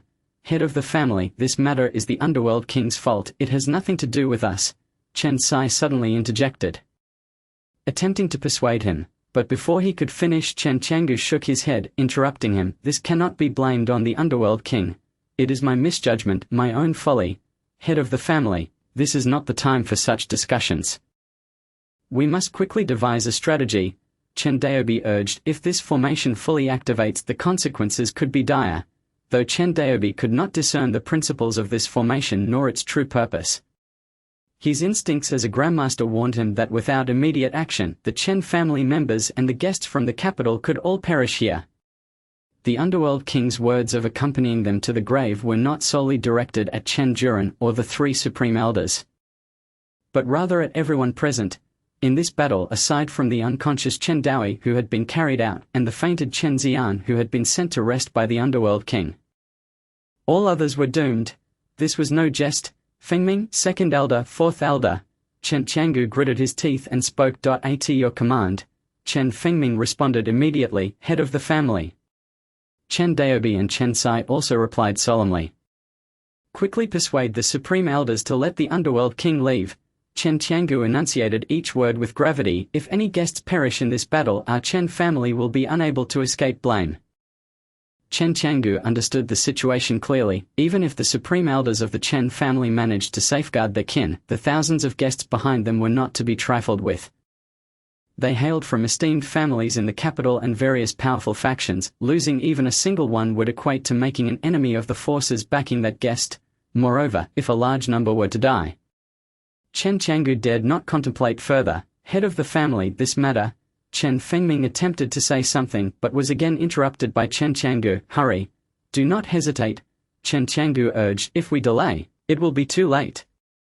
Hearing Chen Qiangu's words, the three men reluctantly rose. They headed towards the center of the square, yet at that moment, the dust in the center of the square suddenly dispersed. A whirlwind surged forth in all directions. The three who had just risen, Chen Daobi, Chen Sai, and Chen Fengming, were taken aback, involuntarily retreating a few steps. When they looked back at the center of the square, they were astonished to find that all the dust had vanished, leaving only a figure clad in black and an elderly man in green standing ominously. It was the underworld king, along with Chen Juren. They, Chen Qiangu gasped, momentarily forgetting to urge the three to persuade the others. In the center of the square, Chu Ming's cold gaze fixated on Chen Juren. Although the dust had provided some cover, he had still sustained considerable injuries from Chen Juren's sharp attacks. The black fabric on his right shoulder was already soaked with blood. Had he been a fraction slower, he would likely have been dead by now. Underworld king, do not struggle. Chen Juren stood with his knife raised. Drops of blood fell from the blade tip onto the ground. Chen Juren, do you not see the changes around you? Chu Ming, his face pale beneath the mask yet maintaining his composure, spoke in a low voice. Upon hearing Chu Ming's words, Chen Juren finally took notice of the transformation surrounding them. Blood red. A landscape of blood red. The entire world, including the ground of the square, was drenched in this color. It was as if everything had been painted with this hue. Bizarre and terrifying. What have you done? Chen Juren narrowed his eyes, coldly glaring at Chu Ming. Chapter 231. The blood slaughter formation reemerges. Chu Ming took a deep breath and coldly replied to Chen Juren, now you have two choices. 1. You kill me and then watch as the Chen family and the guests perish within this formation. 2. You dismantle the formation, granting these people a chance at survival. Choose. Chu Ming's words resonated clearly in Chen Juren's ears. The usually decisive Chen Juren hesitated at this moment. The terrifying and eerie aura of blood indeed instilled a sense of trepidation within him. He was uncertain of the consequences that would arise once this sanguine force descended upon the crowd. But he was certain that the repercussions would be far from trivial. "Damn you, king of the underworld!" Chen Juren gritted his teeth in a curse. "Damnable!" Chu Ming scoffed in reply. "Is it not your Chen family's formation device to deal with me that you deem me as such?" A glint of coldness flashed in Chu Ming's eyes. This formation was the heavenly blood-killing array devised by Chu Kuang to counter him. Should one be ensnared within, their blood could be extracted, leading to the obliteration of 9 clans through the principles of cause and effect. Even in the original narrative, this array was notoriously fearsome. However, it had undergone Chu Ming's modifications, although the lethal consequence of exterminating 9 clans had been removed. Eliminating those trapped within remained a straightforward task. Initially, he had intended to use this trump card against Chu Kuang, but alas, Chu Kuang had met his demise prematurely. "Chen Ju, your time is running out," Chu Ming remarked coldly, clutching the wound on his shoulder. "If you hesitate any longer, your Chen family will surely face a tragic fate. What does it matter that you are the elder of the Chen family? Your lineage is devoid of successors." Upon hearing Chu Ming's words, a fierce killing intent erupted in Chen Ju's eyes. "King of the underworld, I shall first slay you. Then I will dismantle the array." Chen Ju roared, suddenly pointing his long blade forward. In that instant, his figure vanished from sight, only to reappear right before Chu Ming. Chu Ming's expression turned grave. As Chen Ju approached, he summoned all his strength and swung his blade upwards. Underworld blade unsheathed, dark light intertwined with the edge of the sword. Boom! The ground erupted into a tempest, dust swirling violently. Chu Ming staggered back over 20 steps, half kneeling on the ground. A corner of his mask shattered, revealing a blooded visage. Chen Ju furrowed his brow, taken aback. He had not anticipated that this king of the underworld could still muster the strength to withstand his deadly strike, yet just as he prepared to act, an urgent voice called out to him, "Elder Ju, it is not good. The blood aura is beginning to consume. Elder Ju, cease your infatuation with battle and break the array quickly." An anxious shout echoed in his ears. Turning his gaze, he saw the endless blood aura hovering ominously above the array, now perilously close. The members of the Chen family and all guests had retreated to their limits. Should that blood aura engulf them, catastrophic casualties would undoubtedly ensue. "Chen Ju, it seems you must make a choice." Chu Ming sneered coldly. "I shall remember this strike." Chu Ming's words incited Chen Ju's fury, yet he knew that he could no longer afford to linger in combat. If he tarried for even a moment longer, the blood aura would utterly consume the Chen family and all the guests, branding the Chen family as the villains of the capital. This consequence was one he could not bear. "King of the underworld, today you are formidable. But even if you escape today, you shall not evade the pursuit of my Chen family tomorrow." Chen Ju shot Chu Ming a frigid glance, spat his words, and immediately turned away, vanishing into the blood light. With Chen Ju and 2 other supreme elders lending their strength, the descent of the blood aura began to slow. Soon, Chen Ju, alongside the members of the Chen family, commenced dismantling the array. Seizing this opportunity, Chu Ming gritted his teeth and staggered into the blood aura. Shortly after, his figure vanished without a trace. The Chen family estate sprawled extensively, rendering escape nearly impossible.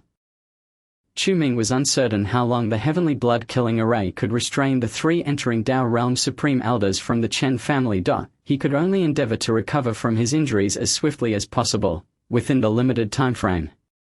Chu Ming retrieved the elixirs he had exchanged in his storage pouch and swallowed one whole. Bolstered by the elixir's potency, he gathered enough strength to sprint from the Chen family square to the northwest corner of the estate.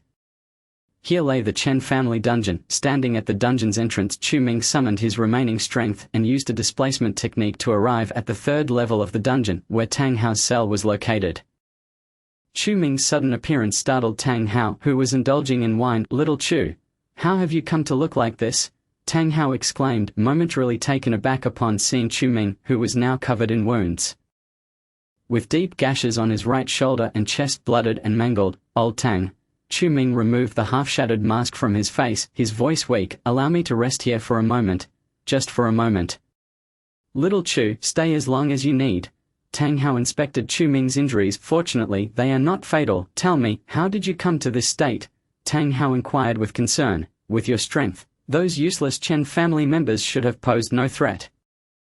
It's a long story. Chu Ming leaned against the wall, swallowing another elixir. The Chen family dispatched 4 supreme elders against me. 4 supreme elders? Tang Hao was taken aback. They sent 4 entering Dao realm experts to deal with you? Chu Ming nodded weakly. How shameless. Tang Hao gritted his teeth. Those old geezers have lived for so long, yet they conspire against a young man like you. The Chen family has truly lost face. Facing the enraged Tang Hao, Chu Ming merely chuckled softly. They should still be above dismantling the array I left behind, but they will inevitably come seeking me soon. Hearing this, Tang Hao inhaled deeply. Fixing his gaze on Chu Ming, rest assured, little Chu, even if you are discovered, with my strength, they shall not be able to take you from me. Tang Hao had reached the pinnacle of the entering Dao realm. Merely a step away from ascension, such strength would allow him to carve a bloody path through the Chen family dungeon. However, Tang Hao refrained from doing so, knowing that such actions would not topple the Chen family. Yet once he achieved the realm of transcendence, the outcome might differ. Old Tang, there is no need for such concern, Chu Ming replied. Grant me 10 hours. No, 8 hours. Allow me to recover to 30% of my strength. And then I can depart. According to the original narrative, Tang Hao was destined to break through to become a transcendental powerhouse here. Chu Ming could not disrupt Tang Hao's opportunity. Previously, during the battle, his spiritual energy had been exhausted due to his confrontation with Chen Dao, rendering him incapable of using the displacement technique to escape. But now, the 3rd level of the Chen family dungeon was a place of obscurity. Even if the Chen family conducted a thorough search, they could not possibly uncover Tang Hao's location. Thus, Chu Ming had chosen this refuge. Little Chu, you rest first. I shall handle everything. Tang Hao patted his chest, assuring him, do not worry. Thank you, old Tang, Chu Ming weakly expressed before collapsing into unconsciousness. Outside, merely 2 hours had passed since Chu Ming had vanished. Suddenly, a surge of crimson energy erupted in the square. Instantly, the ground trembled, resonating throughout the entire Chen family estate. They've emerged. A voice rang out among the crowd. Everyone looked skyward, their faces brightening with joy. Finally out. I thought I would perish here. How terrifying. I never wish to experience that blood-red wave again. Fortunately, I am unharmed. It was truly dreadful. Many guests rejoiced, but apart from this group, numerous individuals had already lost some of their vitality to the heavenly blood-killing array. Those once plump scions of affluent families now appeared gaunt and emaciated, having been inadvertently consumed by the bloodlight. No one had perished. Chen Fengming reported. Patriarch, shall we pursue the king of the underworld? Hearing Chen Fengming's words, Chen Qianggu hesitated.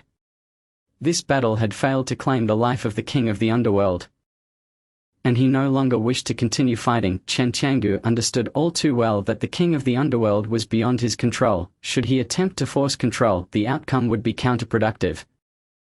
No, you shall arrange for personnel to escort the guests elsewhere, Chen Qianggu commanded. Let the king of the underworld be.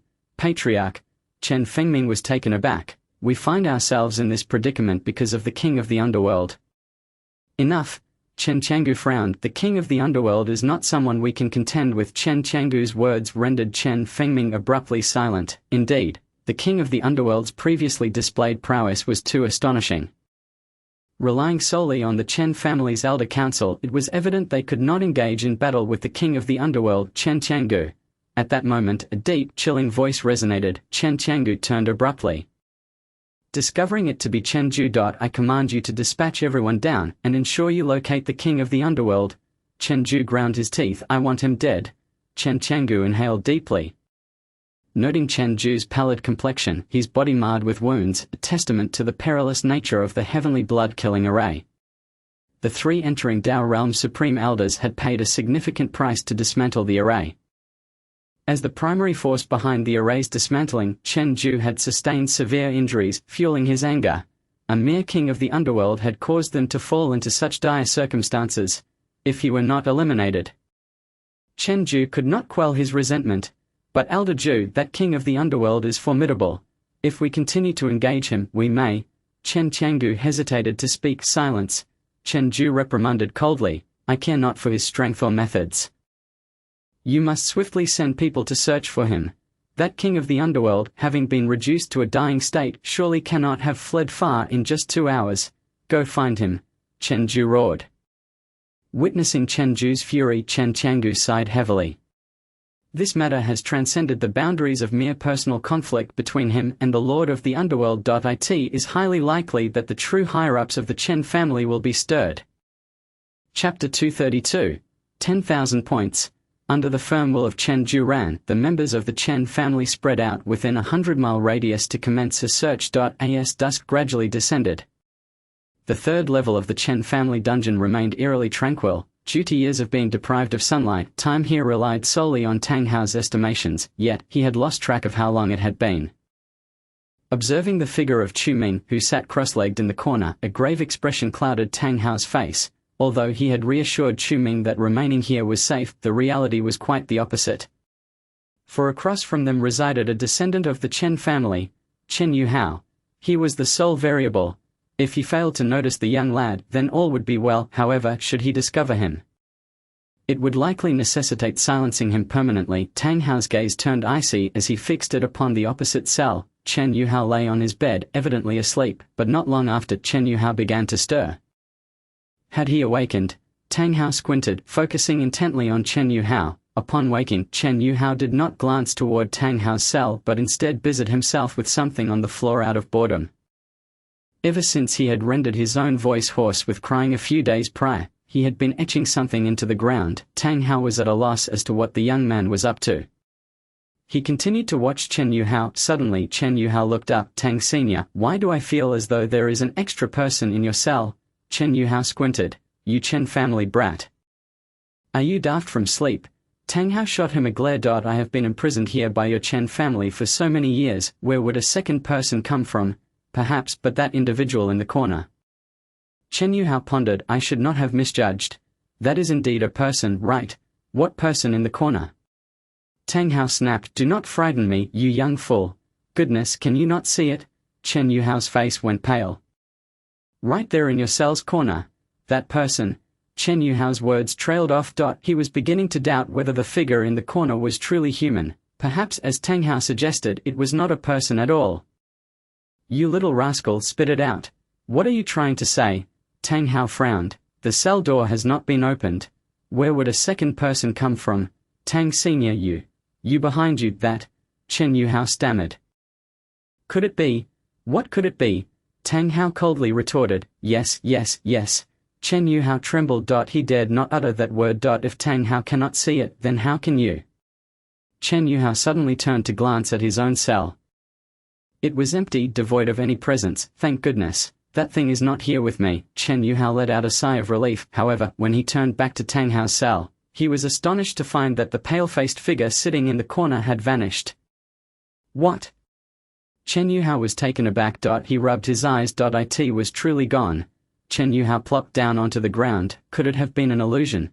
Chen Yuhao was still shaken. Just then, he heard a noise behind him. The sound stiffened his body. No way. He mechanically turned his head, slowly directing his gaze toward the corner behind him. There sat a figure with a pale complexion, wearing a half-blooded mask. Yu. Upon seeing this figure appear, Chen Yuhao immediately collapsed to the ground. Subsequently, he fainted from fright. Witnessing this scene, Tang Hao tossed a stone at him, which struck Chen Yuhao squarely on the forehead. Chen Yuhao exhibited no reaction. He had evidently lost consciousness. Little Chu, you certainly have a way about you. Tang Hao chuckled. When did you wake up? The figure of Chu Ming, who had been seated in the corner of Chen Yuhao's cell, opened his eyes. He slowly extended his right hand, only to swiftly retract it back to Tang Hao's cell. I've been awake since you said he was daft from sleep, Chu Ming replied. Chen Yuhao is indeed a variable. It is best to let him lie there until my strength is restored. If Chen Yuhao were to discover Chu Ming, it could lead to unforeseen consequences. Thus, Chu Ming decided to take advantage of the situation and scare Chen Yuhao into unconsciousness. You do have quite the repertoire, Tang Hao laughed. So, have you fully regained your cultivation? Only about 10%, Chu Ming sighed. My injuries are quite severe. I may need to impose upon you for a while longer. The extent of Chu Ming's injuries was threefold more severe than he had anticipated. The spiritual energy from his entry into the Tao realm lingered within him. This detail had eluded him while reading novels. Merely expelling it from his body consumed considerable time. Even with the aid of the 9 turns heart recovery pill, it would take him at least 10 hours here to recover 30% of his cultivation. Once he attained that level, he would have the confidence to utilize the minor shift technique to evade detection by the Chen family. Young Chu, who did you engage in battle with this time? Tang Hao inquired. How did it end up like this? Tang Hao had long wished to ask this question, however, at that moment Chu Ming had been on the verge of death, lacking the time to respond. Chen Ju ran. Chu Ming gritted his teeth. The knife wounds on my chest and shoulder are all his doing. It was Chen Ju ran. Tang Hao was taken aback. If I recall correctly, he should have reached the pinnacle of the initial Dao realm many years ago. How could you have fought him? Tang Hao was astonished. With his keen insight, he could discern that Chu Ming possessed only the cultivation of a grandmaster. A grandmaster. To survive an encounter with a pinnacle initial Dao realm expert was indeed remarkable. The Chen family is likely still searching for me. Chu Ming took a deep breath. Old Tang, I must trouble you to protect me while I continue to heal, rest assured on that front. Tang Hao nodded. Chu Ming felt reassured entrusting matters to Tang Hao. In the original narrative, Tang Hao was a man of loyalty and righteousness. Once he made a promise, he would not go back on it. Thus, Chu Ming placed immense trust in him. This time, eliminating the protagonist should yield a substantial number of points. Chu Ming retrieved a black phone from his pocket. Indeed, numerous message notifications awaited him. Many were rewards for points. Let me see how many points I have earned from taking down the protagonist. Chu Ming promptly opened the app to check the notifications. You have multiple messages from the Urban Cultivation app. Please check. Congratulations on successfully reversing the original plot. Plot points 1000. Reward. Underworld King's Thought, level 31. Related items have been credited to the user account. Please swipe to retrieve. Extra reward. Plot points 1000. Congratulations. Through your tireless efforts, you have advanced the plot's progress. Current plot progress. 25. Extra reward. Plot points 200.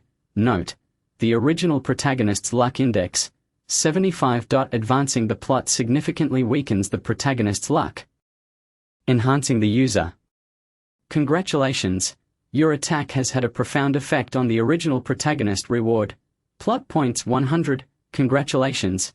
Your attack has inflicted a lethal effect on the original protagonist. Reward.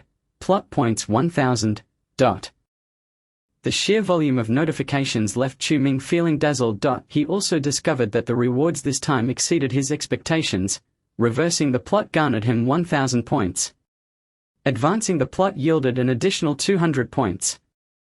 His attacks on the original protagonist rewarded him a total of 5006. There were also numerous smaller rewards, such as altering the Chen family's narrative and the plot concerning the Chen family's elder. As he scanned through the latter messages, he grew weary and promptly checked his points balance. Remaining plot points, 9694. Upon seeing this number, Chu Ming leapt to his feet, nearly bursting into cheers. What happened? Tang Hao, noticing Chu Ming's exuberance, instinctively paused. Why was Chu Ming not focusing on healing but acting so strangely? It's nothing, it's nothing. Chu Ming realized he had become overly animated and cleared his throat. Weakly sitting back down to continue scrolling through his phone. I have nearly 10,000 points. It seems that attending this Chen family wedding was indeed worthwhile. Chu Ming's smile widened. 10,000 points. That opens the door to many possibilities, whether it be the eternal underworld scripture or upgrading the underworld blade, both can be expedited. Wait a moment. Upon noticing this points total and recalling the earlier notification, Chu Ming discerned a crucial detail. The protagonist still possesses luck. 75. Chu Ming was taken aback. Why is that? Did I not kill him? Chu Ming had personally plunged the underworld blade into the protagonist Chu Kuang's chest. The protagonist Chu Kuang had collapsed before him. This was indisputable, yet now the app indicated that the protagonist Chu Kuang still retained 75 luck value. Why was that? Impossible. Chu Kuang must be dead. Chu Ming shook his head. Reassuring himself, he had witnessed Chu Kuang's death with his own eyes. Moreover, in the original text, the protagonist holds no cards capable of resurrecting the dead. The protagonist is undoubtedly dead. Never mind, for now, the priority is to deal with the Chen family. That Chu Kuang cannot possibly come back to life. Chu Ming regained his composure and immediately calmed his emotions. Having long been overshadowed by the protagonist, he had become paranoid, even to the point where he was unaware of when he had grown so distrustful. The urgent matter at hand is to restore his strength and then leave this place. Let me first see what I can exchange for with these many points. Chu Ming opened the item shop. He discovered that the item shop had undergone a transformation. Previously, he could only exchange for items such as the 9 turns heart rejuvenation pill and the extreme blood blade. However, now there were several new items available. Chapter 233. Escaping the Chen family. This time, there were only 3 additional items. Chu Ming murmured to himself, it must be because the points reached the required amount, prompting the shop to automatically upgrade to level 2. He immediately clicked on the descriptions of each item in the shop. 9 turns heart rejuvenation pill. Capable of healing the vast majority of chronic injuries, it is an excellent remedy for the elderly. Price: 200 plot points. Extreme blood blade. A weapon used by Chen Hongdao, the ancestor of the Chen family in the capital, to slay foreign enemies during the National Defense War, forged with the combined efforts of 9 renowned artisans from China. Said to possess the power to shake the might of China. Price: 500 plot points. Premium spirit stone. A high-quality spirit stone produced in the underworld containing a vast amount of spiritual energy. An essential item for cultivation. Price: 800 plot points. These 3 items were already available before. Chu Ming had exchanged for 2 of them multiple times. Blank villain card. Randomly selects a villain character nearby the user. Regardless of size, ignoring favorability, to seal the card. Price: 1000 plot points. Underworld Basic Formation. A comprehensive record of formations from the underworld, documenting various practical formations. Note: this item can only be exchanged once. Price: 3000 plot points. Underworld Alchemy Method. Intermediate. A progression alchemy manual for practitioners of the underworld. After learning it, one can refine pills of 3 grades. Excellent, premium, and spiritual. Note: no need to take it out. Simply click the learning button. Price: 9000 plot points. These 3 were new additions, but the required points had also multiplied several times. The blank villain card, underworld formation, and alchemy method. A peculiar glimmer appeared in Chu Ming's eyes. Indeed, these are valuable items, yet their prices are daunting. 3000 plot points, 9000 plot points. How could one not resort to theft? Chu Ming gritted his teeth. This time, he had garnered such points only by eliminating the protagonist. Without the protagonist in the future, where would he earn so many? Cultivation techniques require points, weapons require points, even upgrading a supporting skill like disguise requires a massive amount of points. At times, Chu Ming genuinely suspected that this app was developed by Tencent Games. Never mind, for now, I shall exchange for some pills to stabilize my injuries. Chu Ming sighed. He exchanged for 5 9 turns heart rejuvenation pills in one go, once he fully mastered the alchemical methods. He would no longer need to exchange for them. But just then, the app popped up a notification. Attention user. The novice period has ended. Rewards for reversing ordinary plot items have changed to 100 plot points. Chu Ming, how much longer must this go on? Having traversed into a major villain, should he not receive some benefits? Why must he be exploited daily? Enraged, he felt the wounds on his body begin to throb. Suddenly, he realized that the priority now was to recover his cultivation and injuries. There was no need to be angry at this exploitative app. Chu Ming sat cross-legged in a corner of Chen Yuhao's hospital room. Practicing for nearly 10 hours, during these 10 hours, he completely absorbed the medicinal effects of 3 9 turns heart rejuvenation pills into his body. His internal injuries had healed by half, but his spiritual energy was only at 30%. Slowly, Chu Ming opened his eyes. He utilized the minor shift technique to return to Tang Hao's cell. Little Chu, you healed? Tang Hao inquired. Not entirely, but I can leave now. Chu Ming smiled. Thank you, old Tang. Haha, look at how you say it. Tang Hao scoffed. You truly have a charmed life. You managed to survive after confronting Chen Juran. That is nothing, Chu Ming replied, his expression turning serious as he spoke in a low voice. When I return next time, I will certainly avenge today's calamity. Chu Ming's words caused Tang Hao to pause slightly. You young one, having dreams is a good thing, but I do not recommend opposing the Chen family.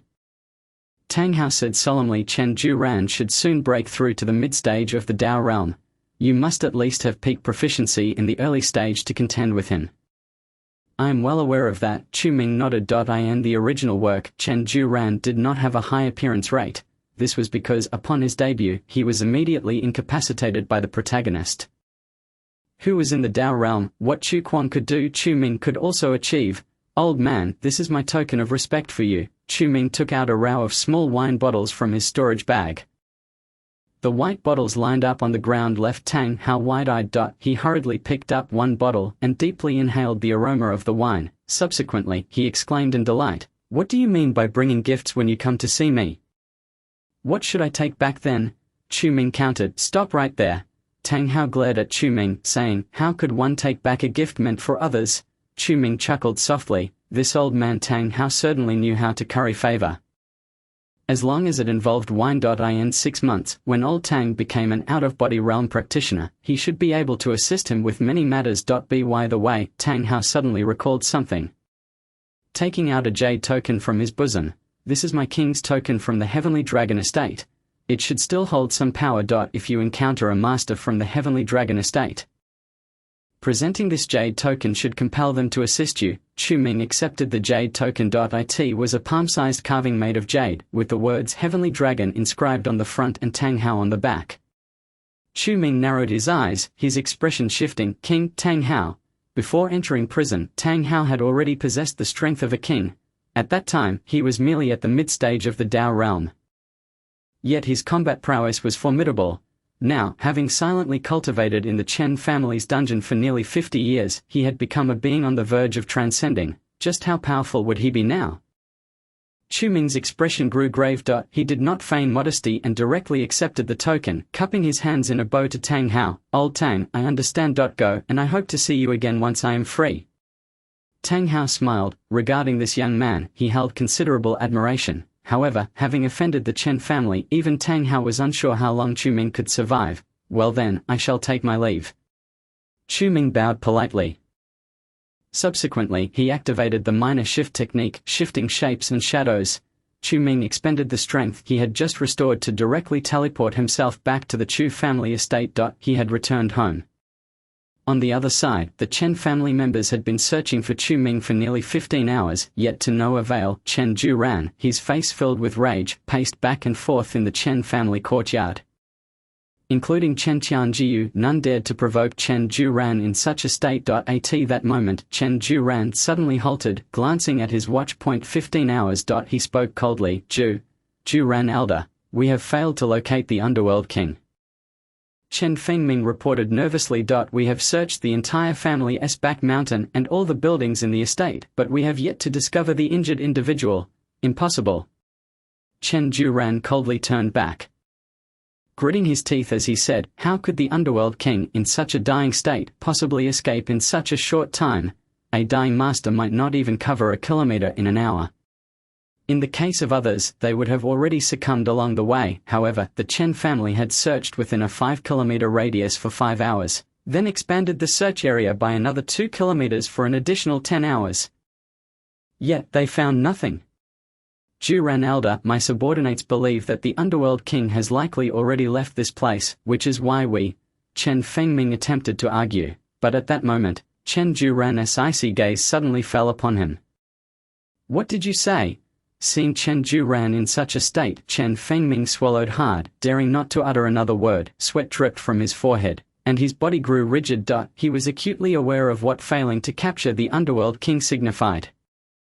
"Waste, all of you are waste. The Chen family will surely be doomed in your hands."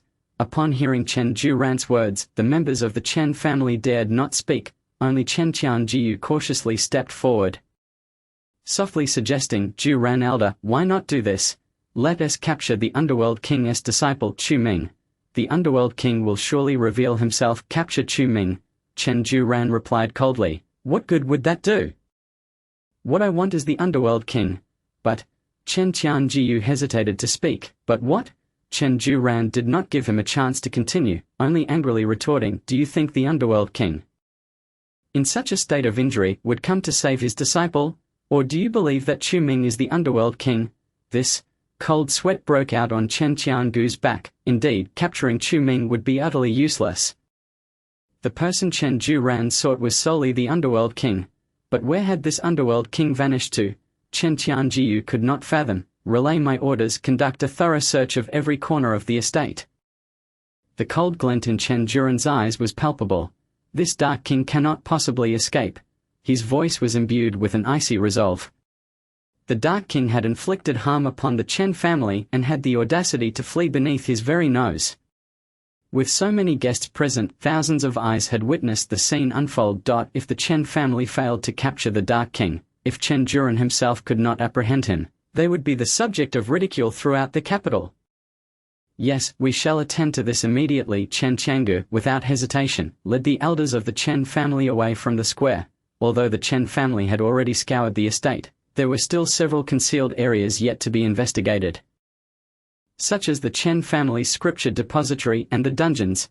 This time Chen Juran was determined to meticulously search these locales. He would excavate the very earth if necessary to unearth the Dark King.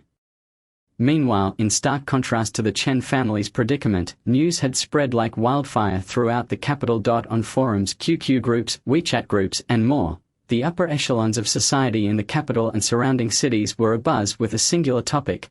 The Dark King made an appearance at the Chen family's wedding banquet yesterday, slaying a guest and severely injuring the elder council before elegantly departing amidst a joint assault from the Chen family's senior elder. This news blossomed overnight. Chapter 234. The Su family comes knocking. Almost every young scion in the capital was now aware of this development.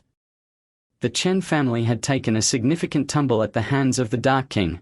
It was utterly unbelievable, yet various videos and images from the event corroborated the rumors. The forums of the prominent families in the capital were inundated with discussions. Nearly overtaken by posts regarding the Chen family and the Dark King, the capital had birthed a mysterious and formidable master, the Dark King. Concurrently, the various factions within the capital were beginning to stir. Many turned their gaze toward the Chen, Chu, and Su families, for these three families were now entwined with the Dark King's affairs. At this moment, Chu Nanqian paced anxiously before Chu Ming's bedroom. His expression was one of urgency. Chu Ming had been resting since his return, but what could possibly be the matter? Chu Nanqian was consumed by impatience, with the Chen family on a manhunt for the Dark King throughout the capital. How could Chu Ming, the Dark King's disciple, be sleeping? It left Chu Nanqian both furious and anxious. Master, it seems that Ming Xiao has sustained some injuries and is in recovery, Tang Lin reported respectfully. It may take him half a day to awaken. Half a day? Chu Nanqian gritted his teeth in frustration. He sat down and slammed his hand on the table. The outside world is already buzzing with news of the Dark King and the Chen family. They are soon to come knocking on our door. How can I possibly wait half a day? But master, it has been over 30 hours since the Chen family's wedding banquet. If the Dark King could have been found, he would have been by now, Tang Lin said nervously. Even if they come to our Chu family, they will find nothing. Is this even a matter of finding or not? Chu Nanqian shot her a glare. Listen closely, if the Dark King is dead, our Chu family will have no protector left. When the Chen family arrives, we will be at their mercy. Tang Lin's breath hitched. She couldn't deny the truth of Chu Nanqian's words. Given the Chen family's disposition, they could indeed resort to such drastic measures. Enough. I shall wait no more than 3 hours, Chu Nanqian declared. If Chu Ming has not awakened by then, I will have someone break down the door and rouse him. Chu Ming was the Dark King's disciple. He undoubtedly knew how to safeguard the Chu family. The entire safety of the Chu family depended on Chu Ming alone. If he remained unconscious, it would spell great trouble. Just as Chu Nanqian was engulfed in worry, a flurry of hurried footsteps echoed from outside. Grandfather, something's wrong. Chu Xi rushed in, flustered. What is the matter with you? Why are you in such a state? Chu Nanqian, already on edge, frowned at Chu Xi. What has happened? The Su family has sent someone. Chu Xi spoke in haste, and the Su family's elder, Su Guoqin, has brought a contingent with him, declaring he wishes to see Chu Ming. What did you say? Chu Nanqian froze in shock. The Su family has come? What could they possibly want? Quick, take me to see. Chu Nanqian immediately rose, urging Chu Xi. Following closely, Chu Xi led Tang Lin and Chu Nanqian straight to the reception room. Before they reached, they already spotted a row of burly men in black standing at the entrance of the Chu family. All of them were members of the Su family. Chu Nanqian's eyes swept over the scene. his expression darkening significantly. There were at least 30 or 40 individuals just outside. Inside the corridor of the reception room, even more men stood in 2 lines, watching the arrival of Chu Nanqian and the others. Chu Nanqian began to question whether this was the Chu family or the Su family. Pushing open the door to the reception room, the sight before him drained the color from his face. Every servant of the Chu family was kneeling against the wall in unison. The Su family had come with ill intentions. Chu Nanqian, you have finally arrived. Su Guoqin sneered from the sofa. I thought you had lost the courage to show your face. This statement struck Chu Nanqian like a bolt of lightning. He discerned the menace in Su Guoqin's words. Su brother. Chu Nanqian immediately feigned a smile. What are you saying? How could I possibly avoid meeting you? Chu Nanqian. Su Guoqin slammed the table. I have not come here to jest with you today. Not only Chu Nanqian but even those behind him, Chu Ci and Tang Lin, trembled slightly. This was a grave situation. Su brother, have we offended you in some way? Chu Nanqian took a deep breath and inquired. Offended? Su Guoqin chuckled coldly. How many times have you offended me and the Su family in recent months? Su Guoqin's gaze was indifferent as it bore down on Chu Nanqian. Cold sweat began to bead on Chu Nanqian's forehead. His heart sank as he narrowed his eyes. Su brother, we are after all allied families, particularly with the Chen family's mediation. If the Chen family were to learn of your actions today, it would surely bring you trouble. The implication was clear. He intended to leverage the Chen family to pressure Su Guoqin. No matter how formidable or domineering Su Guoqin was, he could not afford to confront the Chen family directly. The Chen family? Su Guoqin scoffed, tossing a document from his pocket onto the floor before Chu Nanqian. Take a good look. The Chen family could once protect you, but they may not be able to do so today. Chu Nanqian furrowed his brow and picked up the document at his feet. As he read, his complexion shifted dramatically. How can this be? The document contained information regarding the Chen family. Chen Changgu, the head of the Chen family, has been dismissed from his position due to the wedding banquet incident. And the elder Chen Juren is now serving as the interim head. Where did this information come from? Su brother.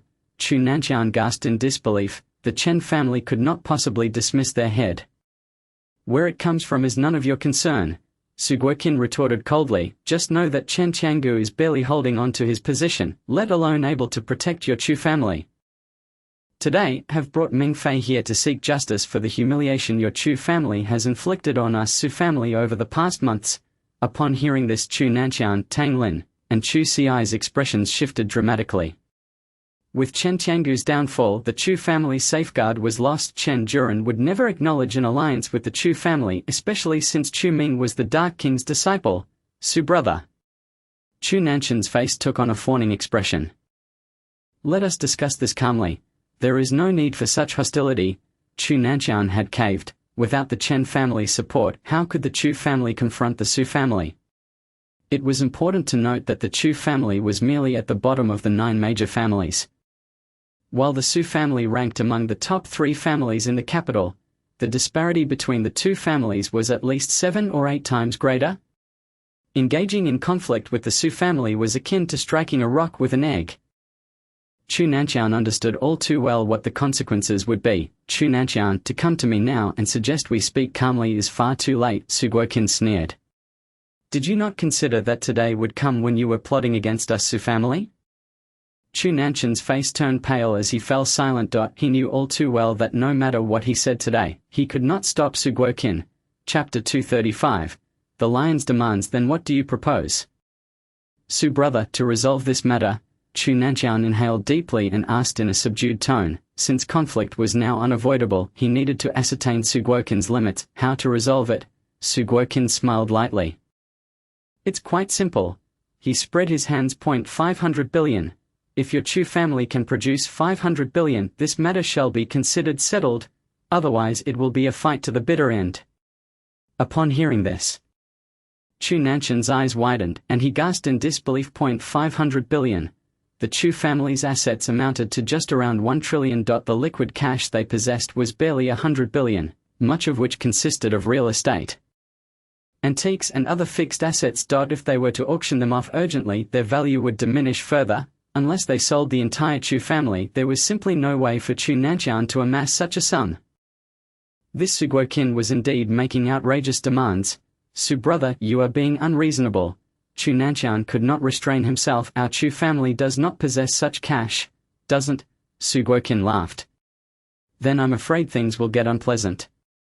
You know what the consequences will be. Chu Nanqian's breath hitched. He was all too aware of what methods the Su family could employ. Years ago, the family at the bottom of the 9 major families was not the Chu family, but a family named Wang. However, that family had offended the Su family, resulting in a comprehensive blockade from the Su family, economically, in terms of talent, and across the entire industry chain. In the end, the Wang family's financial chain was severed, leaving them with massive debts. Though the Su family has suffered significant injuries, they have managed to recover in a mere 3 years. In contrast, the Wang family has faced devastation. Some have perished, while others have fled. Since then, the capital has seen no trace of the Wang family. Presently, it appears that the Chu family may very well become the second Wang family. This prospect fills Chu Nanqian with seething rage. A sum of 500 billion would ensure that the Chu family is irrevocably ousted from the ranks of the 9 great families of the capital. However, without this hefty sum, he cannot fathom the tempestuous challenges that await the Chu family within the year. 200 billion. Chu Nanqian took a deep breath, his complexion pale as he uttered, "This is all the wealth the Chu family can muster. 500 billion it is." Then Su Guoqin scoffed, declaring, "Not a single penny less will we accept." You. Chu Nanqian clenched his fists. Although both he and Su Guoqin are masters of their craft, Su Guoqin's prowess surpasses his by a few measures, bolstered by the presence of 3 esteemed elders within the Su family. These 3 are the foundation of the Su family's strength. With them, the Su family shall remain steadfast. The Chu family, however, lacks such support. Their sole elder, who had attained the Tao, has been in seclusion for several years. With no sign of emergence, the members of the Chu family suspect that their ancestor has likely perished. Hence, Chu Nanqian is willing to sacrifice Chu Ming to forge an alliance with the Su family. In a contest of strength, the Chu family cannot possibly withstand the Su family. "Brother Chu, grant me 3 days to deliberate, if you please," Chu Nanqian said, his expression grim. "Our long-standing friendship merits this request." 1 day. Su Guoqin raised a single finger. "I will grant you no more than 1 day to consider. Should you fail to respond by then, the Su family will take action. 1 day. Chu Nanqian's breath grew heavy. His hope was that within these 3 days, should Chu Ming contact the King of Hell, the Chu family might yet be salvaged, but just 1 day. The time is far too short. Observing Chu Nanqian's troubled demeanor, Su Guoqin could not help but smirk with satisfaction. "Chu Nanqian, the fact that I am offering you time is already quite generous. Do not overreach." Chu Nanqian fell silent. Su Guoqin's arrogance was intolerable. Yet, as the head of the Chu family, he could not allow it to be destroyed on his watch. After all, the capital has never been a bastion of stability. Here, the law of the jungle prevails. Great families consume the small, while the small devour the newly wealthy. Such occurrences are all too common. Chu Nanqian is all too aware of this harsh reality. "Very well, 1 day's time it is. I shall provide you with a response by tomorrow," he declared, feeling as though he had aged a decade with the weight of his words. Behind him, Chu Xiai and Tang Lin remained silent. Should the Chu family fall, so too would their existence. Their current status is entirely a gift from the Chu family. Chu Xiai has always depended on the Chu family for sustenance, while Tang Lin has been nurtured as both a warrior and maidservant by the Chu family since childhood.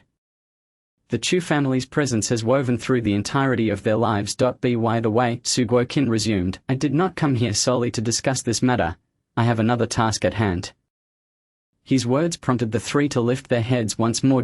He then clapped his hands. Su Mingfei, seated on the sofa, rose with a mocking smile. She sauntered forward, her gaze fixed on Tang Lin. "Miss Su, what are you doing?" Tang Lin asked, puzzled. Slap. A resounding slap struck Tang Lin's face. The force of the blow left not only Tang Lin dazed but also stunned Chu Xiai and Chu Nanqian. "You wretched girl," Su Mingfei narrowed her eyes, a cold huff escaping her lips. "Do you remember how you humiliated me that day?" Tang Lin clutched her face, trembling. The image of Su Mingfei kneeling before her, under the pressure of Chu Ming, was vividly etched in her memory.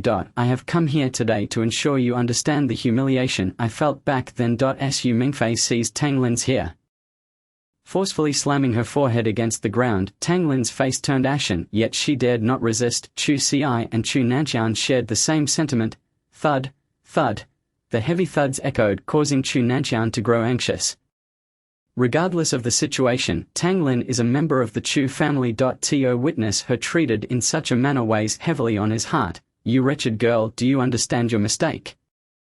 Su Mingfei taunted, gripping Tang Lin's hair and asking with a cold smile. At this moment, Tang Lin's forehead was already bleeding, and the pain reflected in her expression was palpable, yet she remained silent. Biting her lip fiercely. Oh, still quite stubborn, we? Su Mingfei's eyes glinted dangerously as she slammed Tang Lin's head against the ground once more. Thud. The dull sound sent shivers down Chu Xi's spine. It was evident that Su Mingfei was no benevolent character. Her cruelty was excessive. When Tang Lin was pulled up again, blood trickled down her forehead, staining her face. Isn't your Chu Ming quite formidable?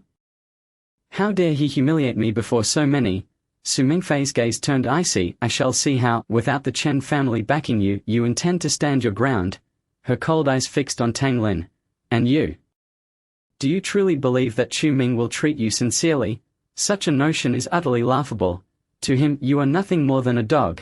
He protects you only because you are of use to him. The moment you become powerless, he will cast you aside from the Chu family. At that point, you will be reduced to a stray dog. Su Mingfei chuckled darkly, her eyes gleaming with triumph and mockery. Yet, in that moment, Tang Lin, teetering on the brink of unconsciousness, struggled and shook her head weakly, whispering, "No. Young Master Ming would never do that." Chapter 236. Exceeding the limits of insult. Never. Su Mingfei retorted with a derisive laugh. What do you imagine yourself to be? A true friend of Chu Ming? Tang Lin, look at yourself and consider your origins. Do you truly believe you are worthy? Are you worthy? Those three words pierced Tang Lin's heart deeply. And she suddenly fell into a daze. No, it can't be. She murmured. At this point, with Chu Ming still absent, it appears you are merely a discarded pawn of his. Su Mingfei observed Tang Lin's state with satisfaction. Turning to Chu Nanqian, Lord Chu, I intend to take her back to the Su family. Do you have any objections? Upon hearing this, Chu Nanqian froze in shock. Su Mingfei wishes to take Tang Lin back to the Su family? For what purpose? Could it be? His complexion turned pale. If Tang Lin is truly taken away, her fate could be exceedingly grim. Miss Su, Tang Lin is merely our Chu family's servant, not a possession of the Chu family. Thus, you must obtain her consent to take her. Chu Nanqian feigned calmness, speaking gravely. His words implied that the Chu family sought to distance themselves from the matter, while also safeguarding Tang Lin. Obtain her consent.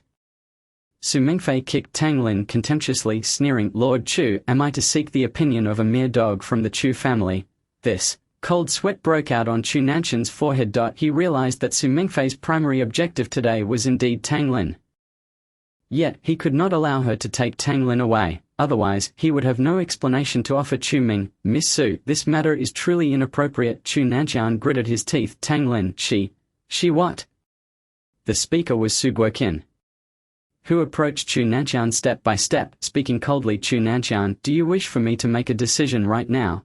Chu Nanqian was taken aback, immediately shaking his head. No, brother Su, you misunderstand. I merely what? Su Guoqin interrupted with a scoff. You refuse to allow me to take away a dog from the Chu family. Chu Nanqian fell silent, at a loss for words. On that day, when Chu Ming displayed his power, he had humiliated Su Guoqin and Su Mingfei with unparalleled confidence. Now, with the two of them returning to reclaim their ground, it was clear they would target Tang Lin, a fact Chu Nanqian had anticipated. Yet, he never imagined that the Su family would so brazenly bring this matter to the forefront. This was akin to trampling on the dignity of the Chu family. Chu Nanqian narrowed his eyes. His face flushed with anger. He clenched his fists, gritting his teeth in frustration. To bow down would mean losing 500 billion in assets, along with Tang Lin's life. To resist would mean the annihilation of the Chu family's century-long legacy at his hands. For a moment Chu Nanqian found himself at an impasse. Grandfather. Chu Xi spoke gravely. What are you hesitating for? Be silent. Chu Nanqian shot a glare at Chu Xi. Grandfather, despite my conflicts with cousin Chu Ming, I understand that we are all members of the Chu family, Chu Xi asserted. No matter how we may quarrel or betray one another, that fact cannot be altered. Why can you not comprehend this? Chu Xi's words struck a chord within Chu Nanqian. They all share the surname Chu. Tang Lin belongs to Chu Ming and thus to the Chu family. if he allows Su Mingfei to have her way, any member of the Chu family could become the next Tang Lin. Today, if they concede this matter, they may find themselves losing further ground tomorrow. The thought of their existence being reduced to nothing sent a shiver down Chu Nanshan's spine. Upon realizing this, he sighed deeply, then, lifting his head, determination gleamed in his eyes. Brother Su, I shall find a way to gather your 500 billion. However, you cannot lay a hand on this person today. Hearing Chu Nanshan's words, Su Guoqin smirked. Chu Nanshan, do you truly believe you have the standing to negotiate with me? Su Guoqin replied coldly, listen well, even if we were to annihilate your Chu family today, we will still take her with us. Is there truly no room for negotiation left in this matter? Chu Nanshan took a deep breath and inquired, do you think it is possible? Su Guoqin's gaze remained indifferent as he fixed his eyes on Chu Nanshan. The two exchanged glances for several seconds, enveloped in an eerie silence that permeated the conference room. Every individual held their breath, the atmosphere growing increasingly tense in that moment.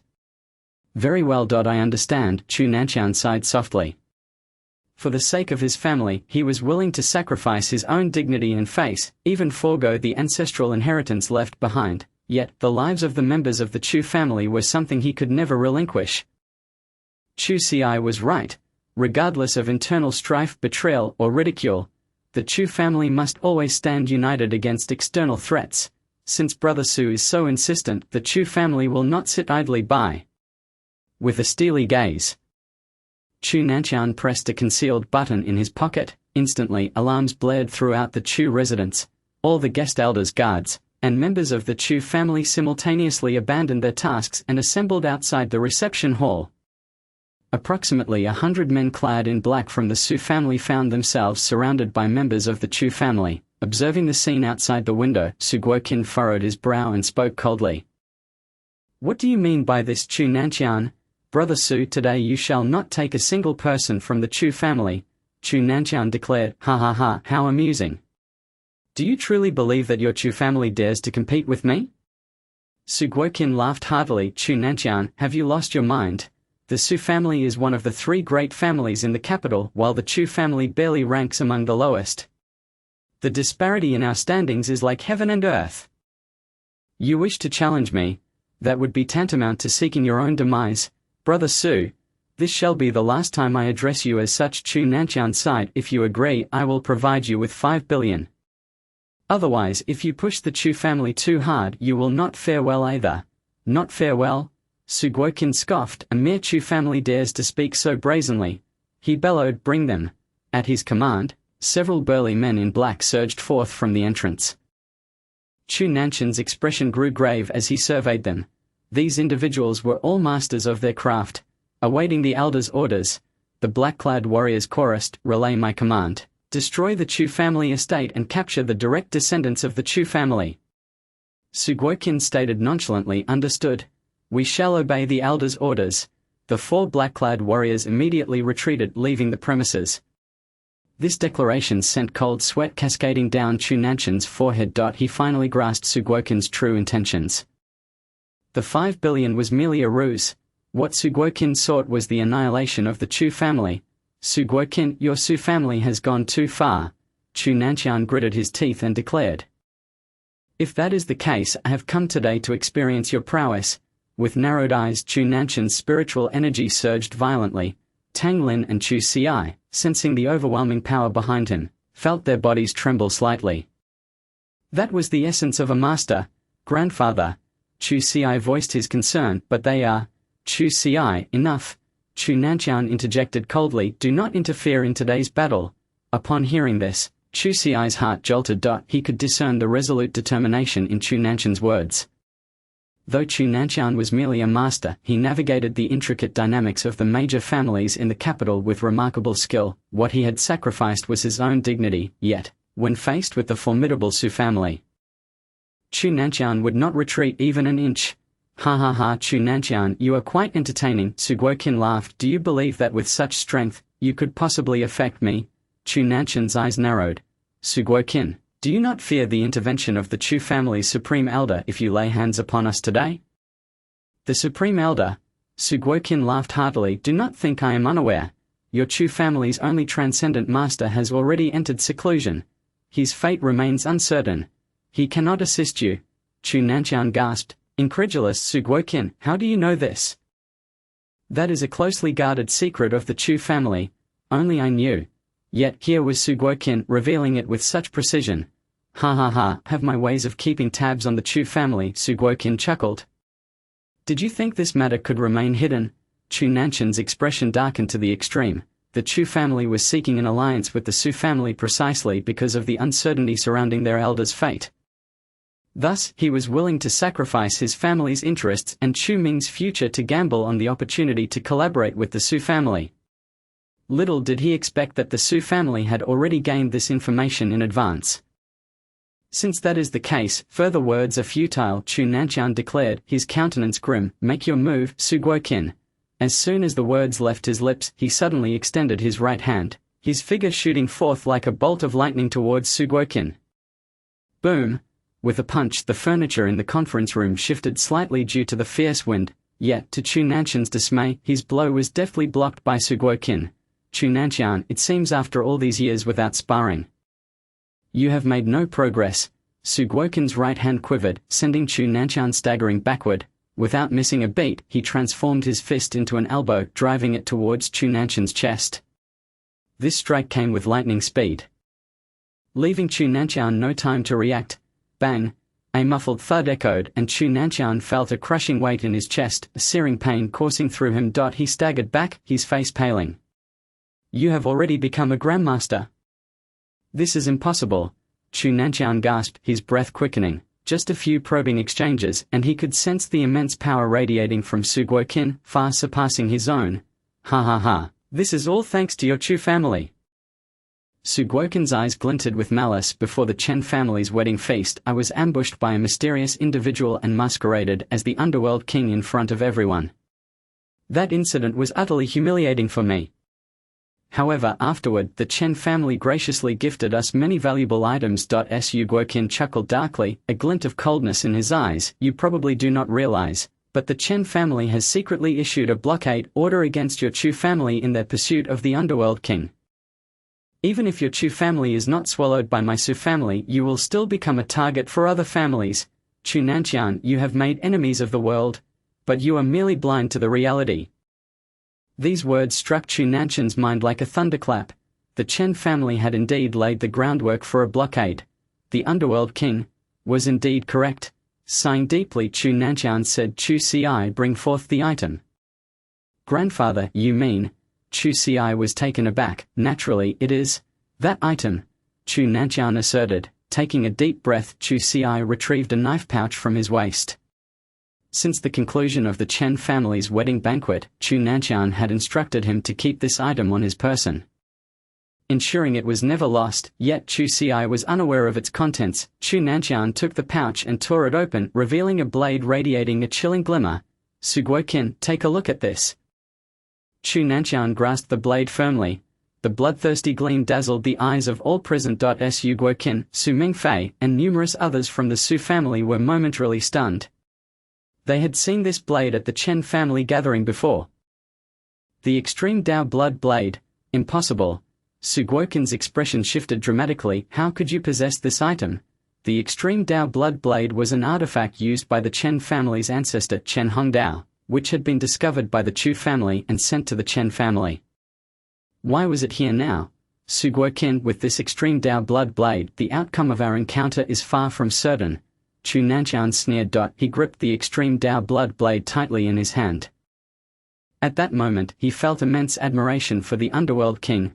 Days prior, when the underworld king had entrusted him with this blade, he had stated, if formidable foes come to challenge you, this blade shall surely save the Chu family from crisis. Today, it seemed that his words held true. Though Chu Nanqian had not refined the extreme Dao blood blade, wielding its sharpness would still grant him a significant chance of defeating Su Guoqian.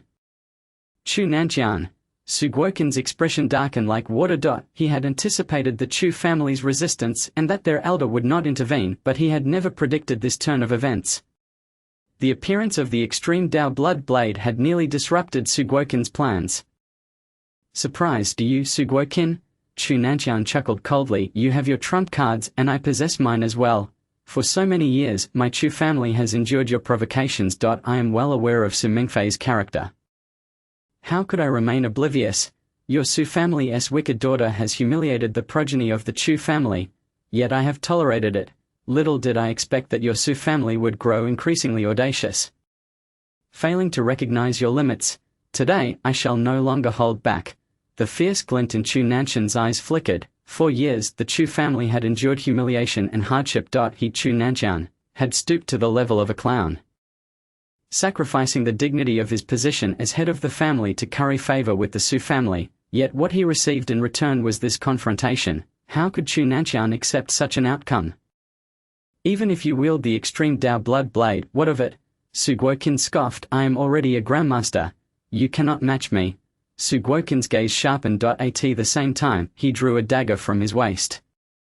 In an instant he lunged forward like a flash of lightning, aiming straight for Chu Nanshan's face. Chu Nanshan's expression grew solemn, instinctively raising his blade. Clang! The sound of metal clashing reverberated throughout the venue. An invisible gust of wind erupted, sending shockwaves through the air. Chu Nanshan stumbled back several steps, metallic taste flooding his throat as he spat out blood. Su Guoqin also retreated a few paces. Astounded. In his grasp the dagger bore cracks that had emerged amidst the clash. Chapter 238. Unable to locate Chu Ming. In but a few seconds the fissures on the dagger swiftly spread. With a mere flick of his wrist, Su Guoqin caused the dagger to shatter into metallic fragments cascading to the ground. The blood blade of extremity was indeed extraordinary. Su Guoqin's expression darkened as his icy gaze fixed upon Chu Nanshan. This dagger was crafted with considerable effort and wealth. To have it reduced to such a state in that fleeting moment of confrontation was intolerable. The blood blade of extremity indeed brought trouble. Su Guoqin, you still have time to retreat. Chu Nanshan declared. Otherwise, do not blame me for taking action. Retreat. Su Guoqin laughed heartily. Chu Nanshan, do not delude yourself into thinking that with the blood blade of extremity I cannot contend with you. Having said this, Su Guoqin clapped his hands. Suddenly the door to the reception room swung open and a group of black-clad bodyguards entered, dragging several young men and women behind them. Chu Nanshan's eyes widened in disbelief upon seeing them. Liu Yu. Not only Chu Nanshan but even Chu Si and Tang Lin were stunned. These were all descendants of the Chu family. Among them was Liu Yu, the daughter of the third son of the Chu family. Chu Nanshan, I did not come here today to engage in combat or exchange words, Su Guoqin stated. I have come to subdue your Chu family and reclaim what rightfully belongs to my Su family. What of the blood blade of extremity? Even if you cannot touch me, can you protect the Chu family? Upon hearing this, Chu Nanshan's expression turned ashen. Too much, Su Guoqin exclaimed, laughing heartily. In the struggle of aristocratic families, it is a matter of life and death. Chu Nanshan, you have been the head of the Chu family for so long. Do you still live in a dream? You. Chu Nanshan clenched his fists. In the next instant, a fierce glint flashed in his eyes. His figure vanished from sight only to reappear before Su Guoqin. The cold gleam of the blood blade of extremity lunged towards Su Guoqin. Yet, Su Guoqin seemed to have anticipated this move. He stepped back several paces, evading the frigid strike. With a resounding slice, the blade cleaved through the wooden tea table, splitting it cleanly in two. The cut was remarkably smooth, and even the floor bore a gash. A sharp intake of breath echoed among the Su family members witnessing this display of power. However, Su Guoqin remained unfazed. Chu Nanshan, it seems you have yet to grasp the current situation. The members of your Chu family are in my grasp. With a cold smile, Su Guoqin gestured towards the black-clad brutes. They brandished their daggers, the icy blades pressed against the throats of the Chu family descendants. This scene caused Chu Nanshan's complexion to shift dramatically. Su Guoqin was clearly using their lives as leverage against him. Su Guoqin, you are truly despicable. Chu Nanshan gritted his teeth. Despicable. Su Guoqin erupted in laughter upon hearing the words. In the power struggles of aristocratic families, what is there to be despicable about? It has always been a matter of doing whatever it takes to seize victory. Chu Nanshan, do you not understand this yet? Upon hearing this, Chu Nanshan clenched his fists, his teeth grinding in frustration. The atmosphere in the room grew exceedingly tense. Enough. I do not have the luxury of time to indulge in this farce. Su Guoqin remarked, glancing at his watch. It should be time to capture the target. He retrieved his mobile phone and dialed a number. The call was answered promptly. Elder. A respectful voice came from the other end. Have you captured Chu Ming? Su Guoqin asked nonchalantly, reporting to the elder. Not yet. The response caused Su Guoqin's brows to furrow deeply. More than half an hour had passed. How could they not have captured Chu Ming? What is going on? He inquired. We have searched the entire Chu residence and found no sign of Chu Ming. The voice on the other end carried a hint of confusion, according to the servants of the Chu family. Chu Ming has been in his room in seclusion, but we have opened his room and found it completely empty. This revelation astonished not only Su Guoqin and Su Mingfei but also left Chu Nanqian, Chu Ci, and Tang Lin in shock. Chu Ming is not in his room. How can this be possible? Fools! Su Guoqin seethed. I will give you another 15 minutes, even if I have to turn the entire Chu residence upside down. I must see Chu Ming. Veins bulged on Su Guoqin's forehead. His primary objective in coming to the Chu family was to deal with Chu Ming. He understood that Chu Ming likely possessed extraordinary power, which was why he had brought an item to counter him. Yet he did not expect Chu Ming to vanish. Ha ha ha. Chu Nanqian, witnessing Su Guoqin's distress, could not help but laugh. It seems you will not find Chu Ming. Su Guoqin's expression darkened ominously. This situation was indeed not part of his plan. Chu Nanqian, do not celebrate too soon. Su Guoqin replied coldly. Today I will certainly capture Chu Ming. He sat down on the sofa in the reception room. His gaze fixed upon Chu Nanqian. 5 minutes, 10 minutes, 15 minutes.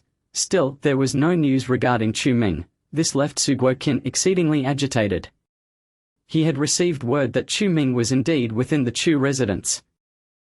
How could he be missing? Grandfather Qin, it seems that Chu Ming, fearing our Su family, has long since fled. Su Mingfei suggested, why not bring the others back?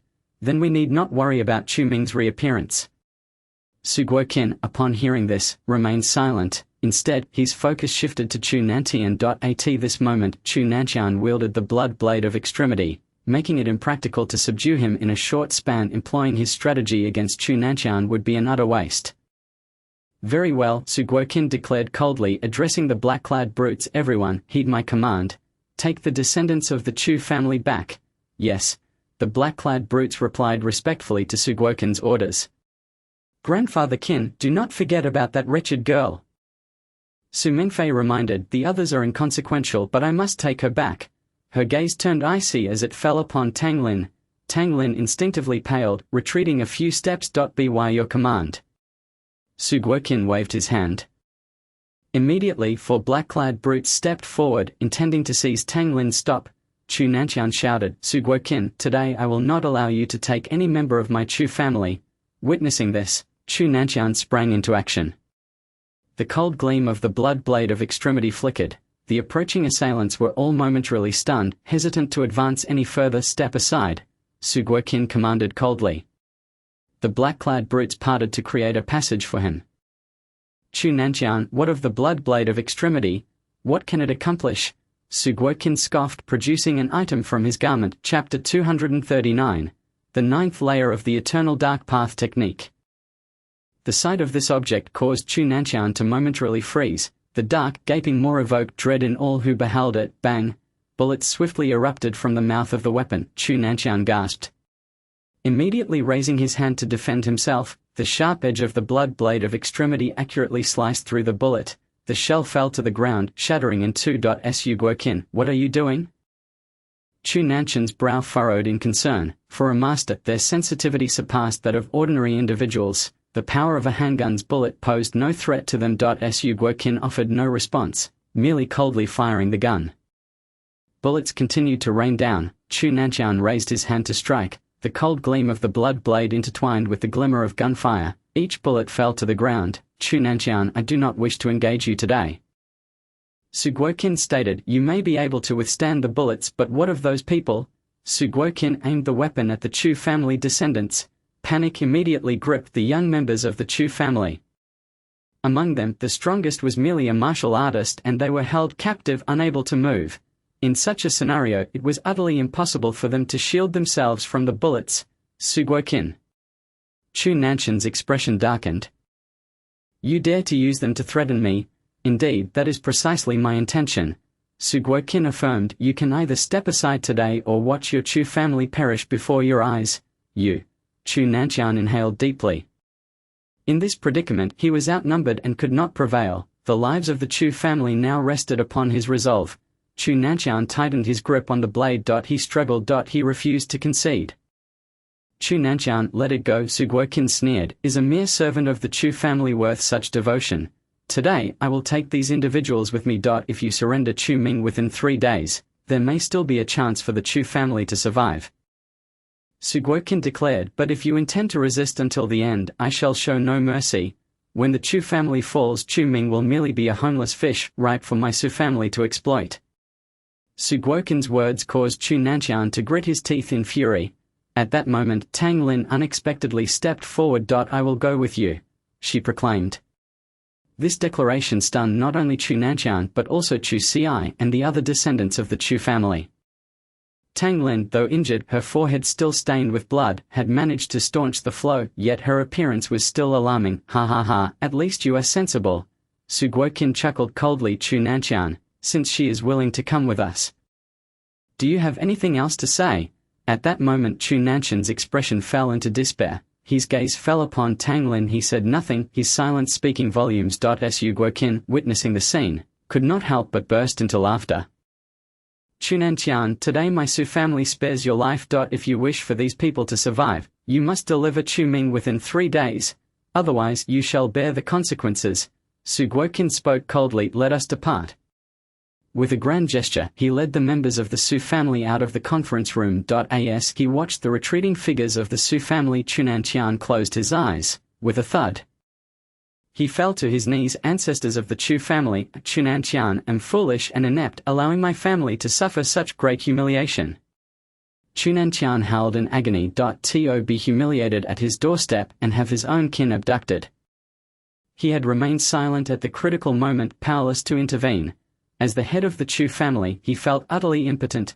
Grandfather, Chu Xi crouched down to assist Chu Nanqian. He wished to speak, but upon seeing Chu Nanqian's state, the words caught in his throat. The Chu family had endured this calamity, and their survival relied entirely on the extreme blood blade gifted by the King of Hell. Had it not been for this blade today, Chu Nanqian too would likely have been taken by the Su family. The vehicles of the Su family gradually rolled out from the Chu estate, taking with them Chu Liuyu, Tang Lin, and others, leaving the entire Chu family courtyard in disarray. Meanwhile, in the Chu family's courtyard, in the room of Chu Ming, there existed a secret chamber behind the wardrobe. At this moment, Chu Ming sat within this hidden space, meditating with his eyes closed. Before him a candle flickered. Suddenly, he opened his eyes and pointed a finger. The candle flame danced in the darkness for several moments before returning to calm. He had regained 80% of his strength. Chu Ming smiled, relieved that he had exchanged for numerous elixirs. Otherwise, such rapid recovery would have been impossible. To avoid disturbances, Chu Ming had secretly constructed this hidden chamber, situated between his room and the adjacent one. Though small, it was sufficient for his cultivation. Since returning, he had remained here, eager to see if he could enhance his abilities. Chu Ming retrieved a black phone from his pocket and promptly accessed the martial arts interface. Let me see how many points are needed to reach the 9th level of Wangu Mingdao Ju, he murmured. He clicked on the martial arts section and a prompt appeared. You need 1150 storyline points to upgrade to the 9th level of Wangu Mingdao Ju. Why is it half of what was previously stated? Chu Ming was taken aback, then glanced at the progress of Wangu Mingdao Ju. Soon, he understood. It appeared that the Mingxian Dan had taken effect, continuously enhancing his cultivation. Chu Ming chuckled. The previous battle had also greatly benefited him. Originally, to break through to the 9th level of Wangu Mingdao Ju, at least 2,560 points were required, but now, having cultivated more than halfway, only 1150 were necessary. Then I shall promptly upgrade it. With a smile, Chu Ming pressed the upgrade button. Congratulations! Your Wangu Mingdao Ju has successfully reached the 9th level. As the prompt sounded, Chu Ming felt an immediate lightness in his body. A euphoric sensation spread throughout him. Simultaneously, the aura of his cultivation became more solid. Is this the power of the 9th level of Wangu Mingdao Ju? Chu Ming waved his hand, relishing the newfound strength. I should now be at the late stage of the Grandmaster level. Right. Previously, with his mid-Grandmaster cultivation, he had been more than capable of defeating Chen Daoyi, who was at the intra-level realm, now that he had ascended to the late stage of the Grandmaster level. Chen Daoyi's strength was no longer a concern. While he might not surpass Chen Juran, handling an average intra-level mid-stage practitioner should pose no challenge. Chu Ming smiled faintly. Let me check how many storyline points are required to break through to the 10th level of Wanggu Mingdao Ju. He opened the martial arts section once more. You need 5,120 storyline points to upgrade to the 10th level of Wanggu Mingdao Ju. 5120. Upon seeing this number, Chu Ming's expression gradually soured. So many points. He sighed deeply. Let me see how many I have left. Chu Ming promptly checked remaining storyline points. 7044. Upon seeing this figure, Chu Ming couldn't help but smile. Fortunately, it was sufficient. Chen Juran must surely still be searching for me. Without formidable strength, escaping the Chen family's pursuit would be impossible. After pondering for a moment, he decided to advance Wanggu Mingdao Ju to the 10th level. To confront Chen Juran, merely having the late Grandmaster cultivation was entirely insufficient. At the very least, he would need to reach the peak of the Grandmaster realm or a half-step into the intra-level realm. In doing so, with the extraordinary abilities of Wanggu Mingdao Ju and the sharpness of the Ming blade, Chu Ming might truly stand a chance against Chen Juran. Without hesitation, Chu Ming clicked the interface. Congratulations. Your Wanggu Mingdao Ju has successfully reached the 10th level. Note: upon reaching this threshold, the app will temporarily disable the upgrade function for this martial art, requiring users to seek breakthrough opportunities independently. Once the threshold is surpassed, this function will be reactivated. Before he could even savor the benefits of the martial art, Chu Ming was met with this additional prompt. The upgrade function is disabled. Chu Ming was taken aback. Did this mean he would have to rely on himself to break through to the intra-level realm? Furrowing his brow, Chu Ming realized in the original narrative, minor realm advancements were accumulations of quantity, while major realm advancements required qualitative breakthroughs. It seemed the app could only facilitate the accumulation of quantity but could not achieve quality breakthroughs. Enlightenment dawned upon him.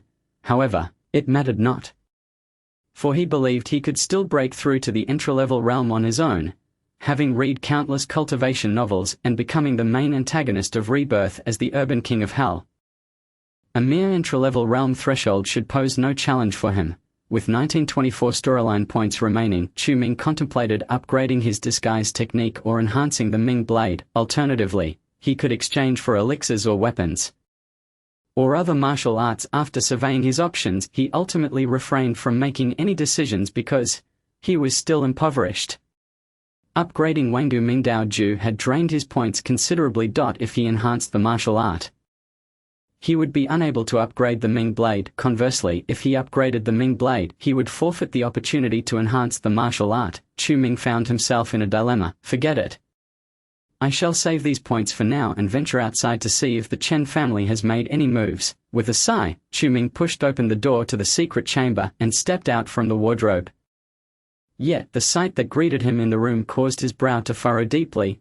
The space appeared as though it had been ransacked, utterly chaotic. Someone had been here. Chu Ming narrowed his eyes, casting a glance toward the door. Sure enough, all the doors to the rooms were wide open. Could it be? Chu Ming's breath caught in his throat as he swiftly darted out the door. It was now 8 o'clock in the evening, yet the corridor was eerily empty. How could this be? Clenching his fists, his expression darkened. Could it be that the Chen family has already come? Impossible. They would not dare to act so brazenly against the Chu family without finding the king of hell first. Anxious, Chu Ming worried about the fate of Tang Lin and his grandfather. He traversed through the rooms of the villa, noticing that all the doors had been left ajar, yet not a soul was in sight. The study light was still on. Chu Ming looked up and saw this scene from the second floor of the villa. He immediately hurried upstairs. At this moment, Chu Nanqian, Chu Ci, and the two others, Chu Pinghe and Chu Pinghu, were all present in the study. The four remained silent for a long while. This matter could only be discussed once Chu Ming was found. After all, the person the Su family wants is him.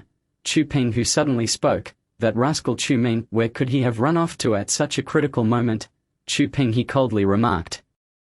It's all his fault that our family is in such a state. Enough, both of you.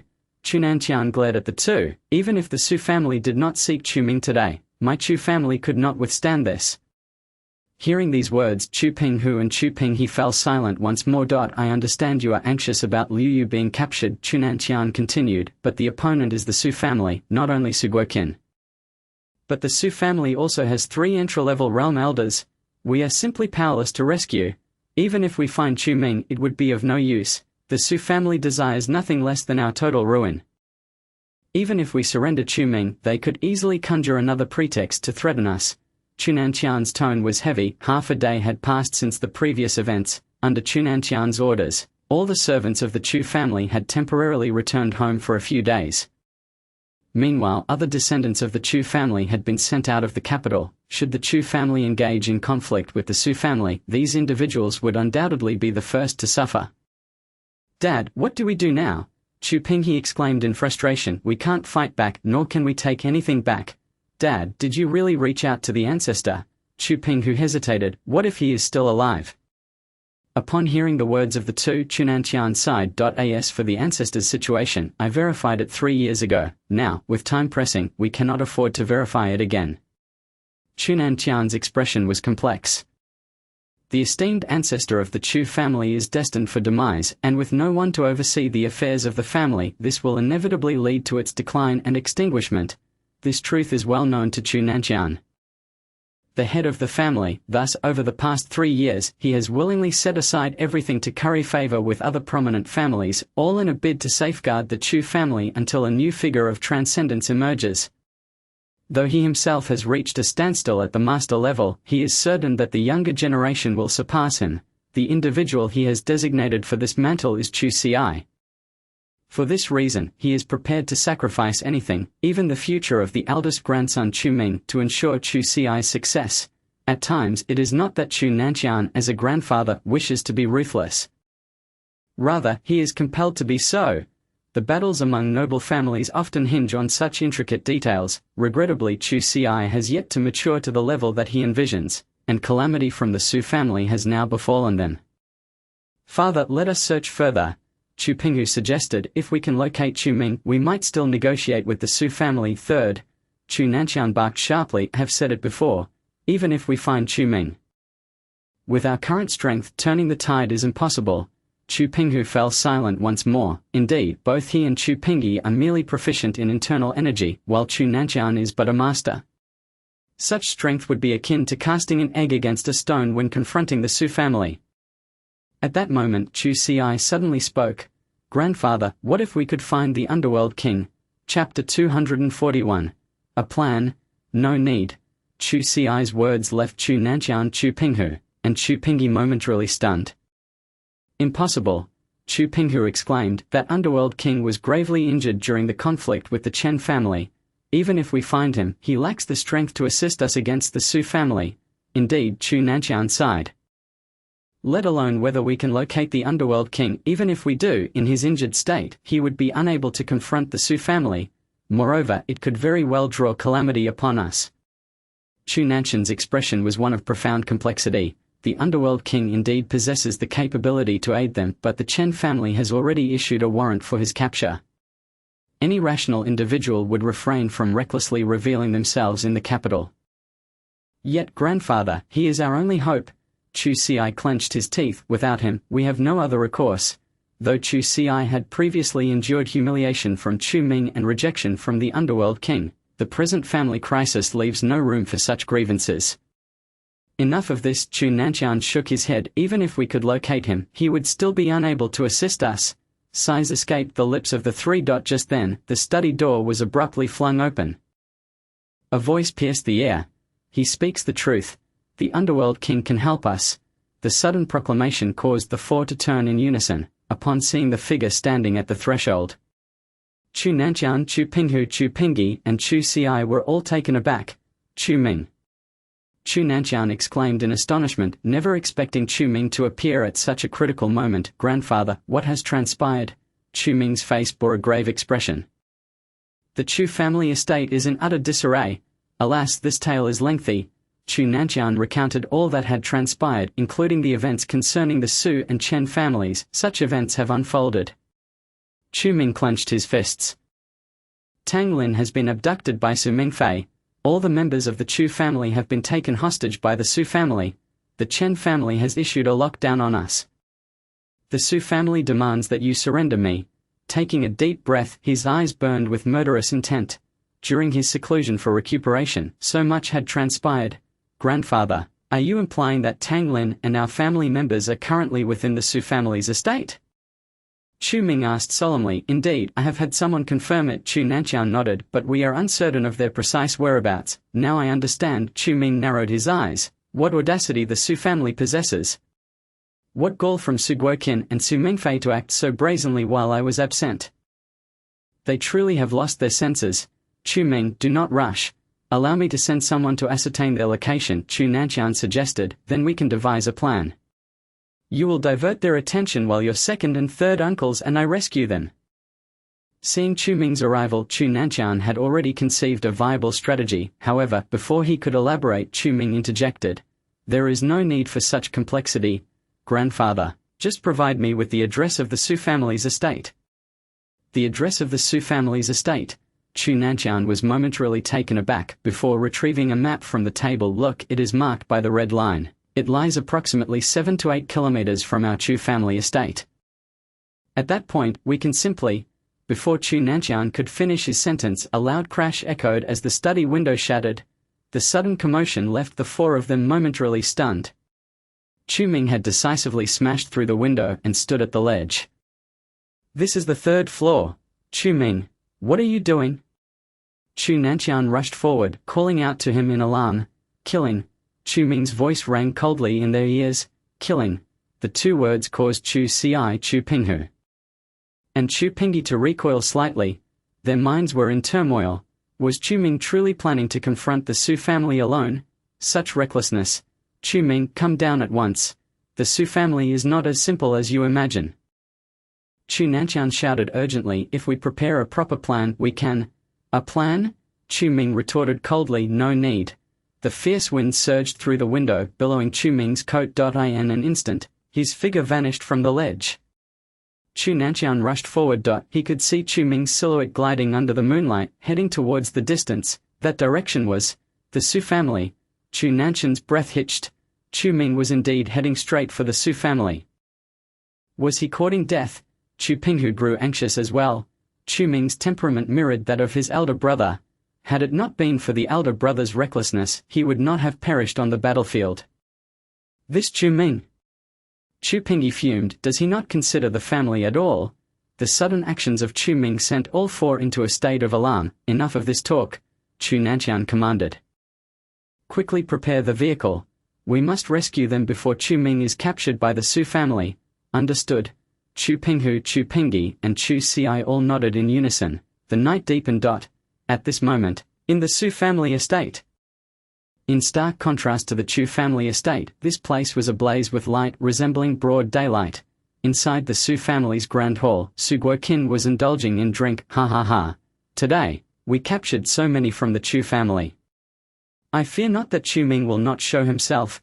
Su Guoqin laughed heartily. Great elder, Su Hongnan, the head of the Su family, remarked, thanks to you, we have finally been able to raise our heads after being suppressed by the Chu family for so long. HMPH, that Chu Ming is but a mere child. How dare he threaten our Su family? Su Guoqin sneered coldly. He previously tried to extort me. Now I shall make him pay in full. Ha ha ha. That is certain. Su Hongnan laughed as he poured Su Guoqin another drink. In just 3 days, the Chu family must be as anxious as ants on a hot pan. Indeed.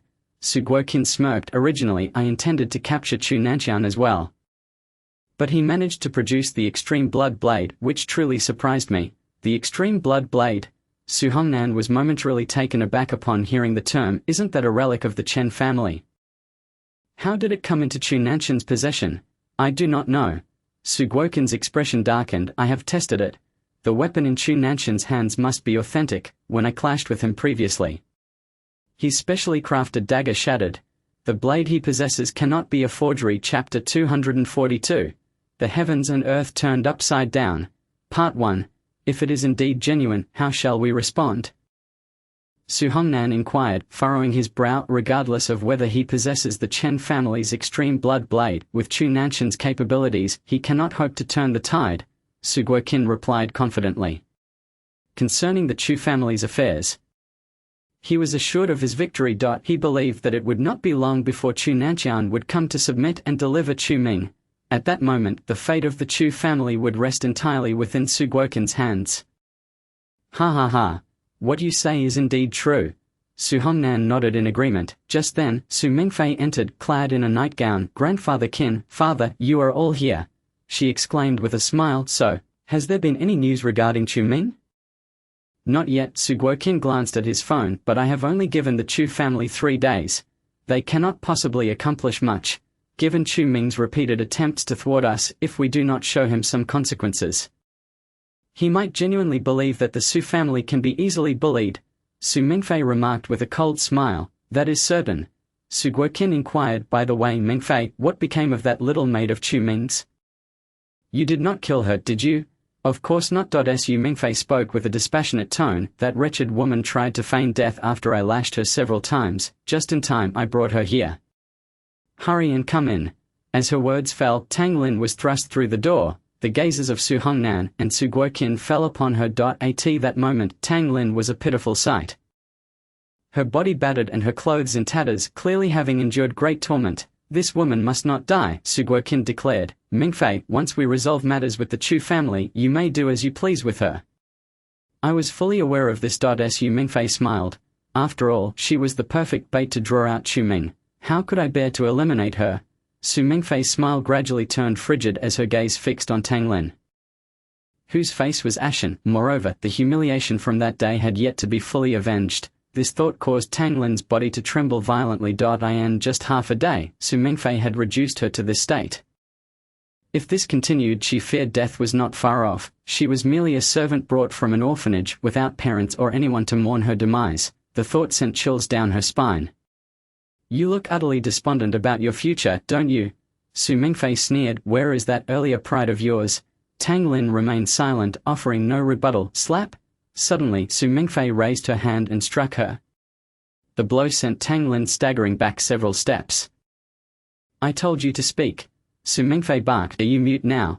Tang Lin clenched her fists, tears welling in her eyes. The wounds on her body burned with pain, yet she remained utterly silent. Do not think that by remaining silent, I will not deal with you.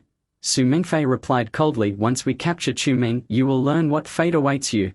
Tang Lin's body trembled violently. She was truly frightened. If even Chu Nanshan could not contend with the Su family, could Chu Ming truly succeed? Enough, Mingfei, sit down and have something to eat, Su Guoqin interjected. She's merely a servant of the Chu family. You will have ample time to torment her later. Hearing this, Su Mingfei shot a fierce glare at Tang Lin before returning to her seat. However, just as she settled in, the ground suddenly trembled. The vibrations caused the wine on the table to ripple violently. What is happening?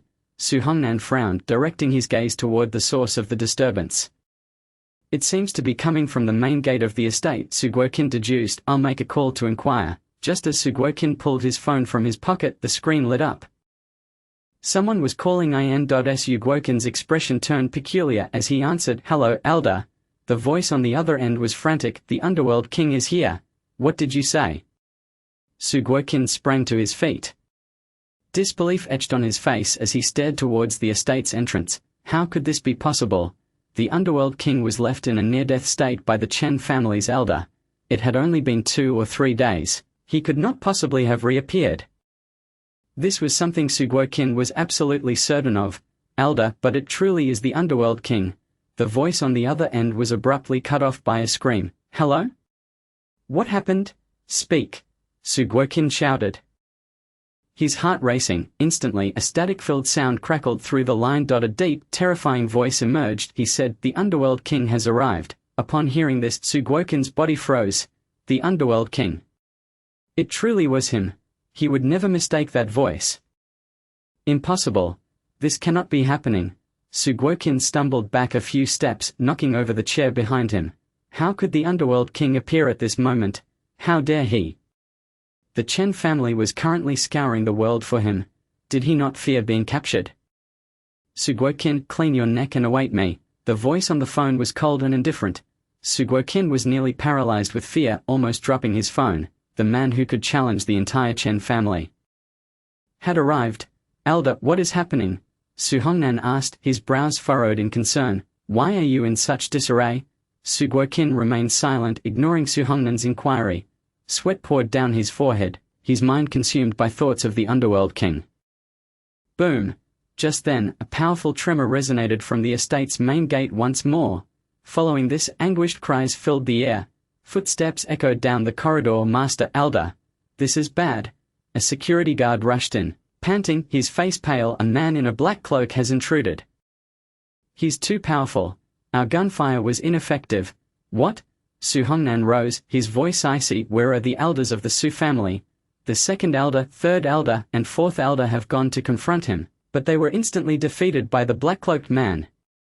The guard trembled. It may require the elder to take action personally.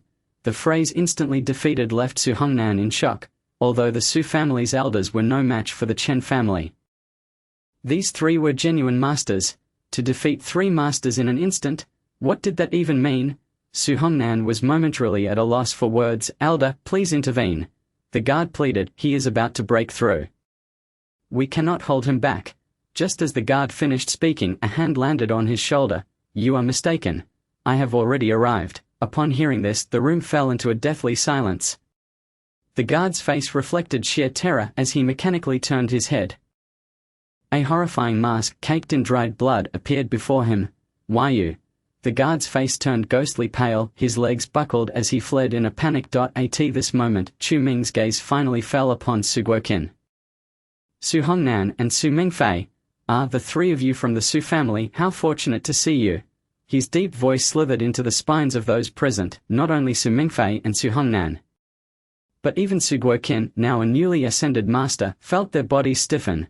The Underworld King. Suguokin gasped, how did you end up here? Chu Ming did not respond. He merely cast his gaze around. He noticed Tang Lin, covered in wounds, and the whip in Su Mingfei's pocket. The murderous intent in his eyes surged to an overwhelming level. I heard that while I was away from the Chu family you dared to act against them. Chu Ming's voice was frigid. And if we did? Suguokin gritted his teeth. Do not think that just because you can contend with the elders of the Chen family you can act with impunity in my Su family. My Su family has 3 elders at the Dao level. As soon as Suguokin uttered these words, Chu Ming chuckled. What of your 3 Dao level elders? He replied, can they save you? What do you want? Suguokin exclaimed in shock, instinctively retreating a few steps. His right hand had already reached for the dagger at his waist, the weapon he had just donned. What do I want? Chu Ming spoke indifferently. His icy gaze locked onto Suguokin's face. I want to kill you. As soon as the words left his lips, Chu Ming's figure vanished from sight. The next second, a shadow appeared before Suguokin in an instant. Suguokin's face drained of color as he drew his dagger in a flash. Boom. Chu Ming flicked his finger, striking the back of the blade. The dagger shattered before Suguokin's astonished eyes. This scene left everyone in shock. Suguokin even more so. Though this dagger was not as formidable as the previous one, it was still a remarkably sturdy object. How could the Underworld King break it with a mere flick? Suguokin had no intention of killing you. Chu Ming's right hand seized Suguokin's neck, lifting him effortlessly. However, you have crossed the line. Crossing the line means death. Suguokin gasped for breath, feeling the grip on his neck tighten. He struggled to summon his spiritual energy, but to his horror, he discovered he could not channel it. An overwhelming pressure sealed away all his power. You.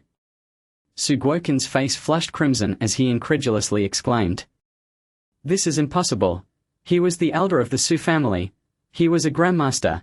Yet before this Underworld King, he felt as weak as a chick. The stark contrast sent Suguokin's mind into a frenzy. There is nothing impossible, Chu Ming replied coldly. Suguokin, die. Chu Ming's right hand gradually tightened. Suguokin's face turned purple in an instant. The protective spiritual energy of the Grandmaster was slowly dissipating. If it faded completely, he would truly perish. In that fleeting moment, Suguokin felt a deep sense of regret. Stop.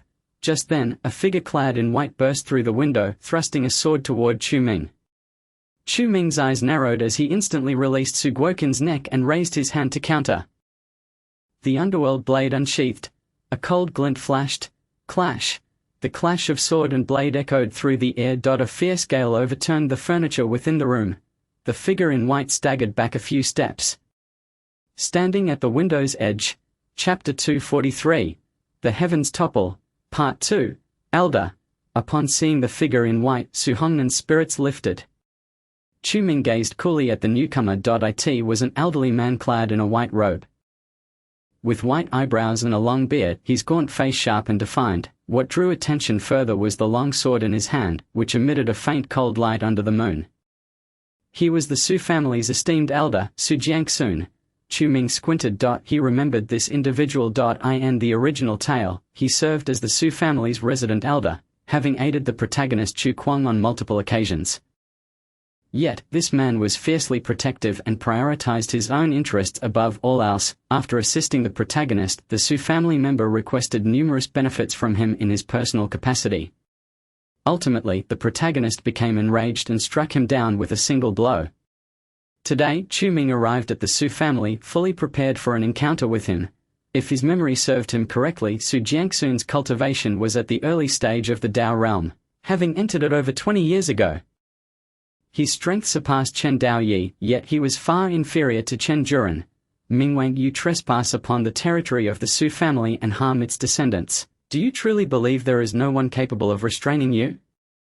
Su Jiangsun, gripping his long sword, cast a cold gaze towards Chu Ming. Meanwhile, Su Guoqin, who lay on the ground, was gasping for breath. Had Su Jiangsun not arrived in time, he would surely have perished at the hands of the Mingwang. Elder Jiangsun, kill him! Su Guoqin shouted. This man clashed with the Chen family in the Dao realm days ago and is undoubtedly still in a severely injured state. Upon hearing Su Guoqin's words, Su Jiangsun narrowed his eyes. The night wind surged through the shattered window. In that instant, the black robe of Chu Ming and the white robe of Su Jiangsun billowed simultaneously. Su Jiangsun, do you dare to make a move? Chu Ming spoke calmly. What is there to fear? Su Jiangsun retorted coldly. Very well, Chu Ming replied indifferently. Today I shall slay the people of the Su family and you cannot stop me. You are gravely injured and yet so arrogant, truly laughable. Su Jiangsun scoffed. I shall exert only 70% of my strength and it will suffice to defeat you. Days prior, the Chen family wedding had descended into chaos. The Mingwang had utterly routed the elder council of the Chen family, only to be besieged and barely escape with his life. The entire capital was aware of this incident. Now merely 2 or 3 days later, the Mingwang had appeared here. Su Jiangsun did not believe that the Mingwang had fully recovered. 70% of your strength? How dare you presume to challenge me? Chu Ming sneered. Enough talk. Make your move. Slowly Chu Ming raised his right hand. The Mingdao glimmered with a brilliant dark light in the night wind. In that very moment, Su Jiangsun's eyes sharpened. His longsword darted forward like a flash of lightning. Clang! The sword tip struck the Mingdao. The tremendous impact sent everything within a 2-meter radius hurtling backward. Yet Chu Ming stood his ground without budging an inch. What? Su Jiangsun was taken aback. Though he claimed to use only 70% of his strength, he had unleashed 90% of his might. He was confident that he could defeat a severely wounded Mingwang, yet that sword strike left the Mingwang unscathed. Foolish! Chu Ming scoffed. The Mingdao suddenly rising. A razor-sharp blade of light struck Su Jiangsun's long sword, forcing him to stumble back several steps. His palms tingled and he was slightly astonished. The power unleashed by the Mingwang was astonishingly even greater than his own full strength as a Dao realm cultivator. How is this possible? Is this the power of the 10th layer of the Wangu Mingdao Ju? Chu Ming regarded the Mingdao in his hand with a faint smile. Indeed, he was not in peak condition, but he was far from the severely wounded state described by Su Guoqin. His injuries had healed significantly, having broken through 2 minor realms, elevating his strength to new heights. With the next strike, I shall sever you. Chu Ming narrowed his eyes, reversing his grip on the Ming Dao. In the instant that Su Jiangsun had yet to react, he unleashed a cut. The dark blade light surged forth like an arrow at dawn, hurtling toward Su Jiangsun's form. The overwhelming sharpness caused Su Jiangsun's gaze to sharpen as he quickly retreated. The blade light crashed into the space behind him. Mingwang, you are slow. Su Jiangsun chuckled darkly. Such a speed of attack cannot possibly harm me. But the next moment, the horrified voices of Su Guoqin, Su Hongnan, and others reached his ears. Elder Jiangsun, look behind you. Furrowing his brow, Su Jiangsun turned to glance back. The sight that greeted him rendered him utterly speechless. Half the room had been reduced to ruins under the assault of the Mingwang. Windows, balconies, all had vanished in an instant. He could see the endless night sky behind him. The sheer might of a single strike was terrifying beyond measure. Su Jiangsun, that strike was merely a test. Chu Ming spoke coldly, the next will not be so easily dodged. Upon hearing this, cold sweat broke out on Su Jiangsun's forehead. This Mingwang, was he truly in a state of severe injury? How could he possess such formidable strength? Yet, in the next moment, Chu Ming swiftly slashed out with the Ming Dao. The blade light approached like lightning. Su Jiangsun felt his scalp prickle.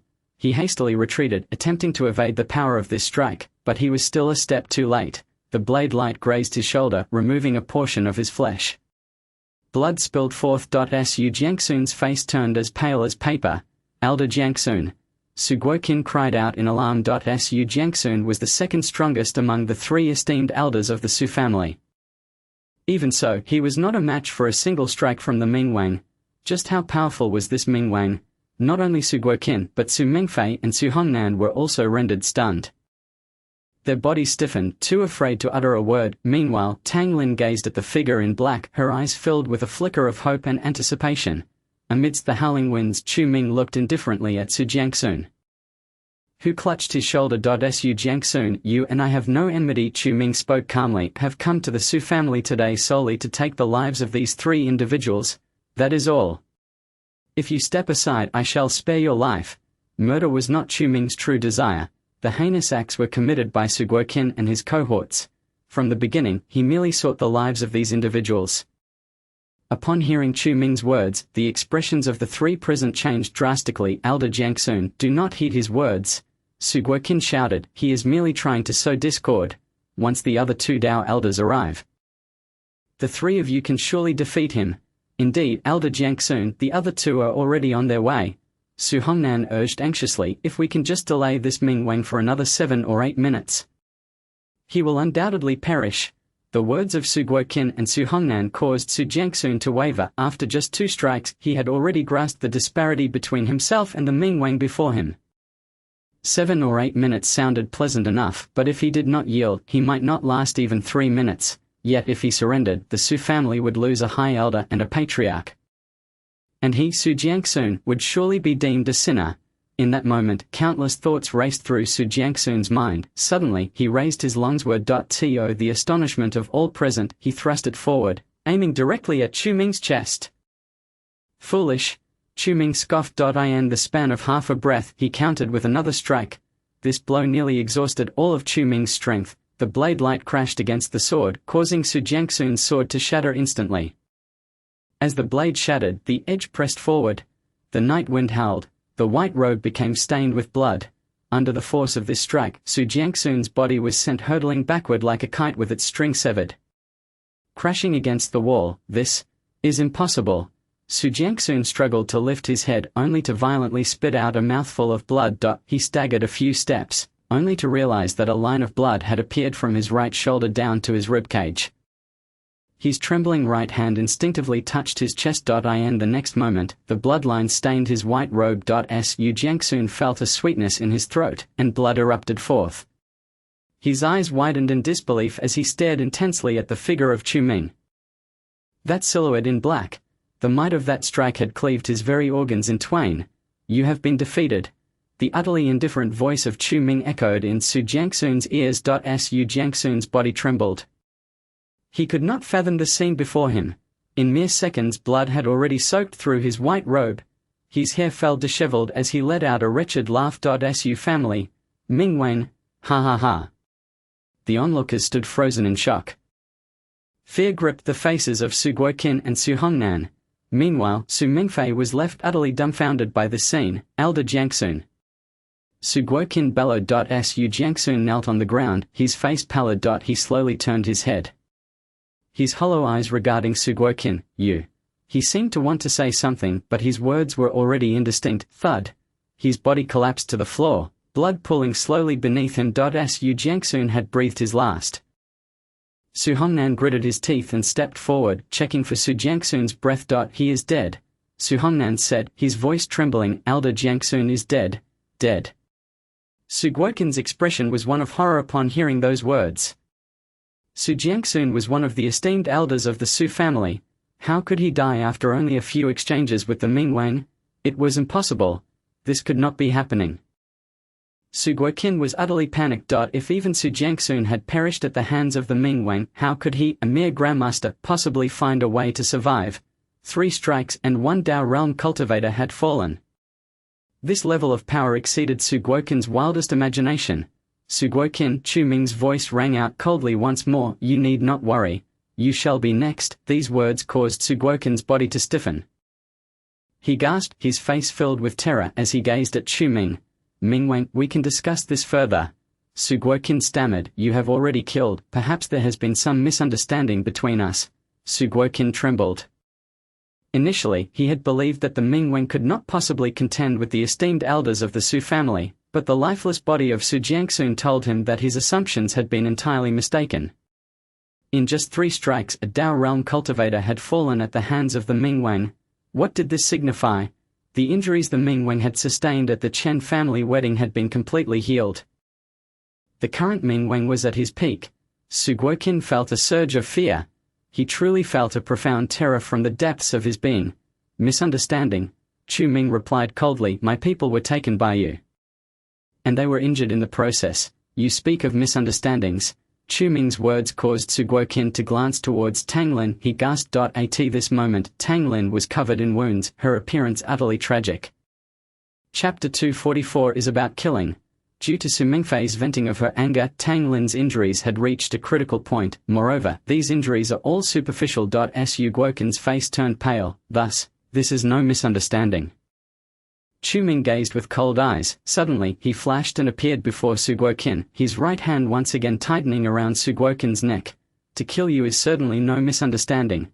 Feeling the difficulty in breathing, Su Guoqin's face flushed as he exclaimed, King of Hell, if you kill me, you will never find the whereabouts of the Chu family. And what of it? Chu Ming replied indifferently, by slaughtering your Su family. I shall naturally locate the people I seek. The phrase slaughter the Su family caused Su Guoqin's body to tremble violently. He suddenly realized that the figure before him, clad in a black robe and masked, was a madman, a complete lunatic. What sane person would dare to oppose the Chen family? Who but a madman would dare to invade the Su family at such a critical juncture, striking 3 times into the Dao? King of Hell! We can discuss this. Su Guoqin struggled to speak. The Chen family is currently searching for you. My Su family can assist you. No need, Chu Ming replied coldly, after seeing Tang Lin's injuries. He had already decided not to grant the Su family any further chances. Su Guoqin, Su Mingfei, and even the permissive Su Hongnan, all must die. At that moment, the murderous intent in Chu Ming's eyes surged like a tidal wave. King of Hell, I implore you to spare my life. Su Guoqin felt the killing intent emanating from Chu Ming and gasped, I am willing to have my Su family submit to you. Submitting now is too late. Chu Ming's right hand suddenly tightened. Su Guoqin wanted to utter something, but his throat could only emit a gurgling sound. He could no longer speak. The color of Su Guoqin's face shifted from flush to ashen. Soon, his breathing ceased, his head drooping weakly. Chu Ming cast Su Guoqin's body aside. Su Hongnan hurriedly approached, checking for breath and feeling his neck. He is dead. Su Hongnan collapsed onto the ground. Elder dead. Su Hongnan's eyes were filled with extreme terror. In just a few minutes, this King of Hell had killed 2 individuals. The Dao realm, the Grandmaster, were no match for him alone. Next, it is your turn. Chu Ming slowly turned his head. His gaze fell coldly upon the cornered Su Mingfei. At this moment, Su Mingfei trembled uncontrollably. She had been pampered since childhood, always accompanied by bodyguards. She had never witnessed such a scene. What do you want to do? Su Mingfei spoke in a panic. Do not come any closer. She breathed rapidly, retreating several steps. In her anxiety, she collided against the wall and crouched down. The injuries on Tang Lin, were they inflicted by you? Chu Ming asked calmly. This question left Su Mingfei at a loss for words. She knew that if she answered affirmatively the consequences would be dire. No. It wasn't me. Su Mingfei gritted her teeth in denial. It wasn't my doing. This response only made Chu Ming's gaze turn colder. I shall ask you once more, was it you? Chu Ming narrowed his eyes. A formidable killing intent spread from him. Su Mingfei felt her breath catch, cold sweat appearing on her forehead. She was nervous. She hesitated. No. It wasn't me. Su Mingfei stated. It was him. Su Mingfei pointed at the lifeless Su Guoqin. This assertion not only made Tang Lin tremble in fury but also left Su Hongnan aghast. Truly there are those who can be so shameless.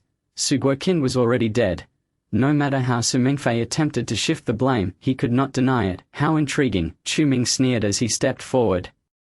Gripping Su Mingfei by the neck. Su Mingfei tried to struggle but found Chu Ming's strength far surpassed hers, leaving her powerless to resist. Now I ask you again, was it you? His cold gaze fixed upon Su Mingfei. No. Slap. Chu Ming delivered a resounding slap to Su Mingfei's face. Her right cheek swelled instantly. Was it you? No. Su Mingfei cried out, shaking her head. Slap. Another slap struck her right cheek. This blow caused blood to flow from the corner of her mouth. Was it you? Chu Ming inquired once more. This time, Su Mingfei fell silent. She dared not respond any longer. Slap. A third slap landed viciously on Su Mingfei's face. The force sent her body reeling backward. I shall ask you one last time, is it not you? Chu Ming's tone was chillingly indifferent. Deep down, he already understood the connection between Tang Lin's injuries and Su Mingfei, yet he needed to hear her confess. Su Mingfei had learned nothing from her previous lesson, therefore he had no intention of granting her any further chances. To kill her would be the best choice. Su Mingfei, disheveled and trembling, looked at Chu Ming in panic. She was quaking, too terrified to utter a single word. She feared that Chu Ming might strike her again. Choosing silence. Are we? Chu Ming said coldly. Then so be it. A dark light flickered in his palm. The hell blade suddenly materialized in his hand. Bathed in moonlight, the blade's tip gleamed with a chilling radiance. What are you planning to do? Upon witnessing this, Su Mingfei was immediately engulfed in panic. This hell blade had slain even those in the Dao realm. Let alone 3 strikes, even a single blow would be beyond her ability to withstand. She was doomed. If you refuse to speak, then you shall remain forever silent, Chu Ming said indifferently. This declaration sent Su Mingfei into a state of utter horror. No, I shall speak, Su Mingfei hastily pleaded, crying out. It was me, it was all me. It was I who instructed them to capture and torment Tang Lin. It was I who lashed Tang Lin with so many whips. The injuries on Tang Lin were all inflicted by me. Su Mingfei knelt on the ground, her face a mask of terror as she spoke. Faced with the blade of Chu Ming, she was utterly frightened. I beg you, spare me, Su Mingfei cried. I will never dare again. Chu Ming coldly regarded this woman. Her character was utterly reprehensible. While in the Chu family, she had already flirted with the young master of the Jiyu family, creating unnecessary complications. After being expelled from the Chu family, she had taken up with the young master of the Jiyu family, yet secretly she had also entangled herself with the young master of the Mo family. The phrase promiscuous hardly sufficed to describe Su Mingfei. If it had stopped there, Chu Ming might not have cared. However, Su Mingfei should never have come to the Chu family, abducting its offspring and taking Tang Lin away. Looking at the myriad wounds on Tang Lin, Chu Ming genuinely felt that Su Mingfei deserved to die. I have already killed Su Guoqin. Do you think I would spare you?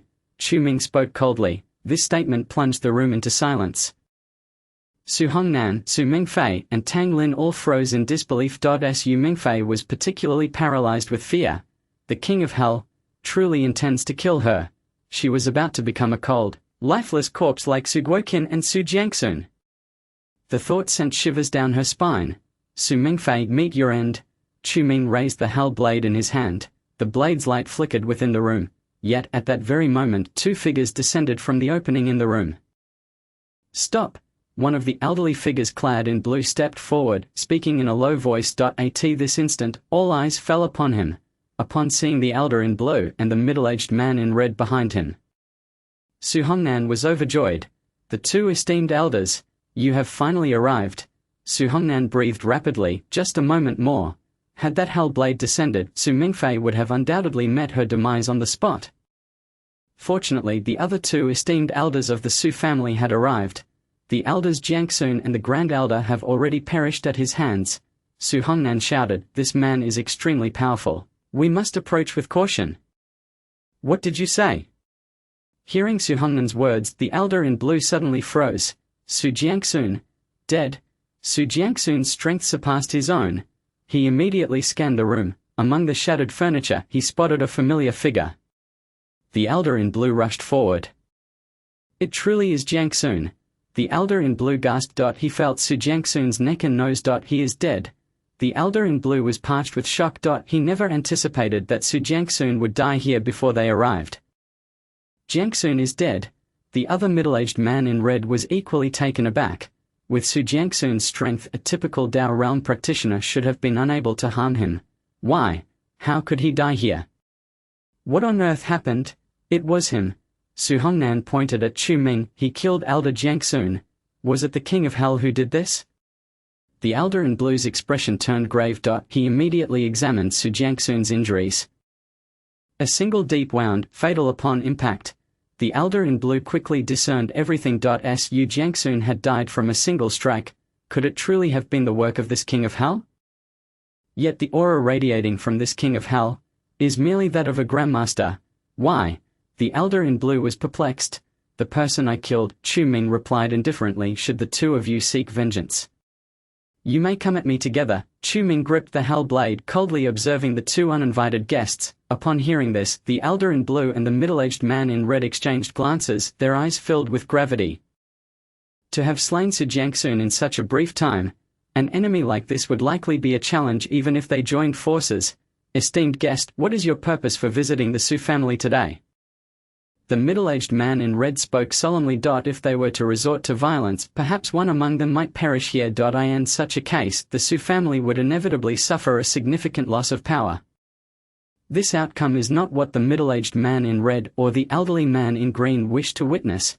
Preserving the Su family is their mission. You, from the Su family, have captured my people and inflicted such injuries upon her."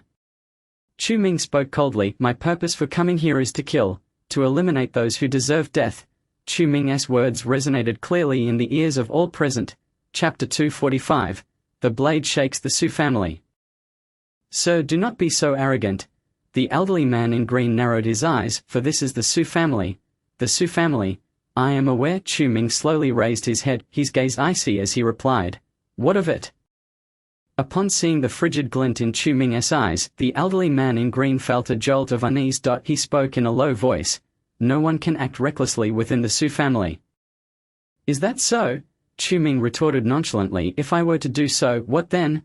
His words left Su Hongnan and the others momentarily breathless. The confidence laced in his tone was utterly terrifying. Indeed, having slain Su Jiangsun with 3 strikes, the King of Hell possesses such confidence. Yet now, 2 Taoist elders of the Su family are joining forces. Does the King of Hell not fear? "King of Hell," the middle-aged man in red suddenly spoke. "You have already killed, and I, representing the Su family, shall not pursue the matter. You may depart with your people. How about that?" Hearing this, everyone from the Su family was left dumbfounded. The middle-aged man in red intends to let the King of Hell go? Why? "Do not let the elder be slain," Su Hongnan exclaimed anxiously. "Elder Jiangsun and the Grand Elder have both perished at his hands." Su Hongnan could scarcely fathom that the middle-aged man in red would utter such words. The Su family has lost 1 Taoist elder and 1 Grand Master, yet they wish to allow the murderer to leave. If word of this spreads, where would the Su family's dignity reside? Chu Ming turned slightly, casting a glance at the middle-aged man in red. "If memory serves, this man is named Suzanne, the true decision-maker of the Su family. However, behind Suzanne looms the shadow of the Mo family from the capital." In the original narrative, the Su family maintained close ties with the upper echelons of the Mo family. One could say that the Su family's ascent from a minor clan to its current stature is inextricably linked to the Mo family. And this Suzanne is a man of profound cunning. His ability to propose such a request does not surprise Chu Ming. Intriguing, Chu Ming scoffed at this juncture. "Does your Su family seek to reconcile with me?" "Reconcile? Perhaps." The middle-aged man in red spoke earnestly. "If you are willing to cease hostilities and depart, I, Suzanne, shall pretend that I have never encountered you. You may allow me to leave, but I have something to do first." Chu Ming replied indifferently. Something to do? What might that be?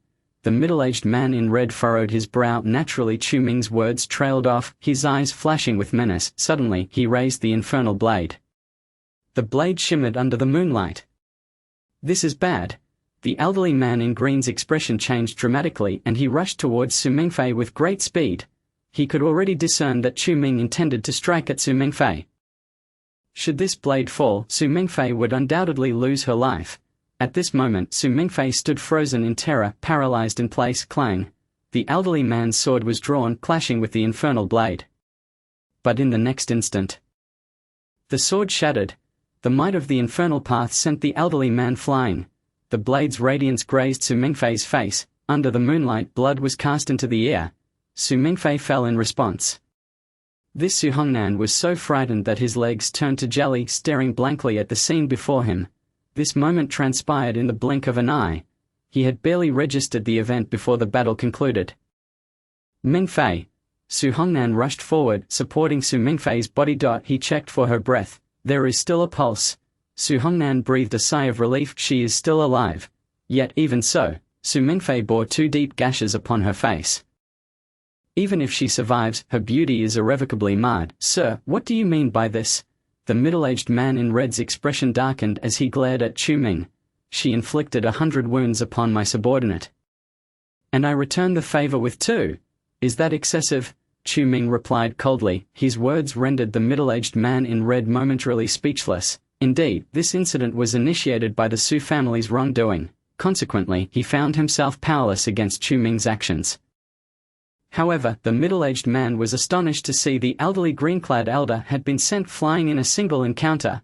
Just how formidable is the King of Hell? Surrender the Chu family members. Chu Ming spoke icily. I can relent today.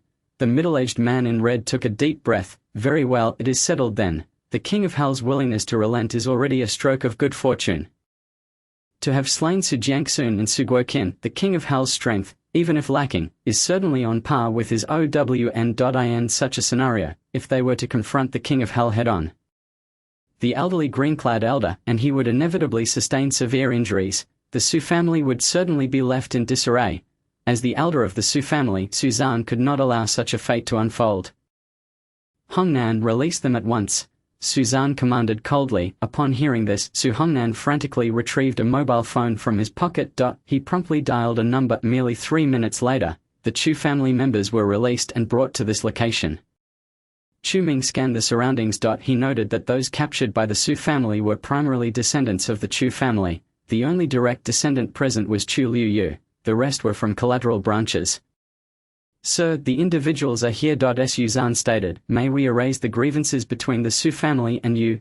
Chu Ming regarded Suzanne with cold disdain. He did not respond. Suddenly, a fierce wind whipped up from beneath Chu Ming, causing his robes to billow as he vanished from the sight of the crowd. Observing Chu Ming's departing figure, Suzanne finally exhaled a sigh of relief. Meanwhile, outside the grand estate of the Su family, Chu Nanqian sat in the car with a grim expression. He gazed at the shattered gates of the Su family, his eyes filled with anxiety. Could it be that the brat Chu Ming has truly barged in? He gritted his teeth. The Su family has 3 Taoist elders. If he encounters even one, wouldn't he perish inside? Father, this fool is far too reckless, Chu Pingyi remarked. Just look at how he has reduced the Su family's gate to this state. How could they possibly let him off? He has no idea what transpired inside. Chu Nanqian peered through the car window for a long while. He dared not enter. They were the last remnants of the Chu family. If they were captured by the Su family, it would truly spell the end for them. Grandfather, look at the entrance, Chu Ci in the car suddenly exclaimed. It seems someone is emerging. Someone is emerging? Chu Nanqian was taken aback. Not only him, but Chu Pingyi and Chu Pinghu in the car also turned their gazes towards the entrance. However, upon seeing the figure's face, they were all stunned. It was Chu Ming. Moreover, Chu Ming was carrying someone in his arms. Chu Ming. Chu Nanqian immediately exited the car and approached, asking, "How did you come out?" He glanced at Chu Ming's condition and realized the person he was holding was actually Tang Lin. What does this imply? I have rescued everyone, Chu Ming replied calmly. Grandfather, placed Tang Lin in the car and summoned the family doctor to be on standby. Chu Ming's words rendered Chu Nanqian momentarily speechless. But soon after numerous figures emerged from the gates of the Su family. Liu Yu, Chu Pinghu exclaimed in astonishment, how did you all? Chu Nantian and the others were left in disbelief. The individuals captured by the Su family have now all emerged from the gates. Not a single one missing. What in the world transpired within the Su family? It was the King of Hell.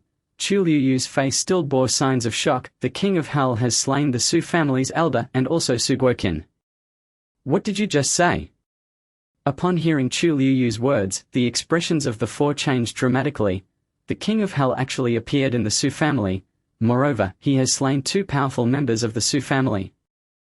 Chu Nantian's gaze turned to Chu Ming in astonishment. Chu Ming replied calmly, let us return, Tang Lin's injuries require care. Upon hearing this, Chu Nantian quickly took the unconscious Tang Lin into his arms. Placing her in the family vehicle, Chu Ming, you must explain to grandfather what exactly transpired. Chu Nantian turned back, his expression grave. How could such a significant event have unfolded in the short time Chu Ming was gone? Su Guoqin, is he truly dead? Is Liu Yu's account accurate? Chu Nantian was engulfed in confusion. Wasn't the King of Hell defeated and gravely injured by the Chen family elder? How could he possibly appear here? I have nothing to elaborate, Chu Ming replied indifferently. I merely wish to convey that as long as I am here, no one dares to bully the Chu family. Not the Chen family and certainly not the Su family. His words sent a tremor through the onlookers. Chu Nantian observed the serene expression on Chu Ming's face, intending to inquire further, yet he hesitated and fell silent. It is sufficient that everyone has returned. Chu Nantian smiled, let us board the vehicle and head home. Father. Chu Pingyi could no longer contain himself. What if this brat Chu Ming secretly infiltrated to free them? If the Su family dares to pursue? Will we not be doomed? Chu Pingyi's words left Chu Nantian, Chu Pinghu, and Chu Ci momentarily stunned. Indeed, there is a possibility. It is unlikely, Chu Liu Yu suddenly interjected. The one who has granted us our freedom is the elder of the Su family. Suzanne. Upon hearing those two words, Chu Nantian's body jolted with shock. Suzanne has actually taken the stage. What transpired within the Su family in this brief half hour? Chu Nantian felt a weight in his breath. At that moment, he truly felt a sense of dread. Let us return, he commanded, say nothing further. As long as everyone is unharmed, that suffices. With a sudden sigh, Chu Nantian added, Father, but, Chu Pingyi clearly wished to say more. I said return. Chu Nantian narrowed his eyes, do you not understand? Faced with the slightly frosty tone of Chu Nantian, Chu Pingyi promptly fell silent. No more words. Given the enormity of the situation with the Su family, a true resolution will undoubtedly emerge by tomorrow. Chu Nantian sighed, our Chu family finds itself at the epicenter of this turmoil. We must return and prepare ourselves in advance. Yes. The others nodded in unison. Observing the demeanor of Chu Nantian, Chu Ming remained silent yet wore a faint smile. Chapter 246. The flames of war ignite. In the original narrative, Chu Nantian was indeed a cunning old fox, adept at adapting to the winds of change. However, in the latter parts of the story, after the protagonist avenges himself by eliminating the villain Chu Ming, he still entrusts the management of the Chu family to Chu Nantian. This is because the protagonist understands that the Chu family can only thrive under Chu Nantian's stewardship. Chu Ming is equally aware of this truth. Chu Nantian's concern for the Chu family surpasses that of anyone else. For the sake of the family, he willingly relinquishes his dignity, sets aside honor and disgrace, and even sacrifices his conscience. Such qualities are beyond the reach of Chu Quan, and even more so for Chu Ming. Noticing Chu Ming's smile, Chu Nantian inquired, what are you laughing at? I find it amusing that grandfather has concealed his true nature for so long. Today, he has finally revealed his tale, Chu Ming replied nonchalantly. Chu Nantian shot a perplexed glance at Chu Ming, his gaze tinged with curiosity and astonishment. He suddenly realized that the Chu Ming who only indulged in bird-walking, gambling, and womanizing was a mere FA8. The Chu Ming before him was the genuine article. Had he endured in silence for over a decade merely to make a stunning revelation today? Chu Nantian smiled as well. Let us return. He spoke softly, leading the members of the Chu family to their vehicle. At that moment, within the hall of the Su family, Su Hongnan knelt in the center, his face ashen. Elder, it is due to Hongnan's incompetence that we have provoked a formidable enemy. Su Hongnan gritted his teeth. I am willing to accept any punishment. At the head of the hall, Suzanne rose with a cold expression. He approached Su Hongnan step by step. In this moment, none among the Su family dared to speak. Why should I punish you? Suzanne inquired with an air of indifference.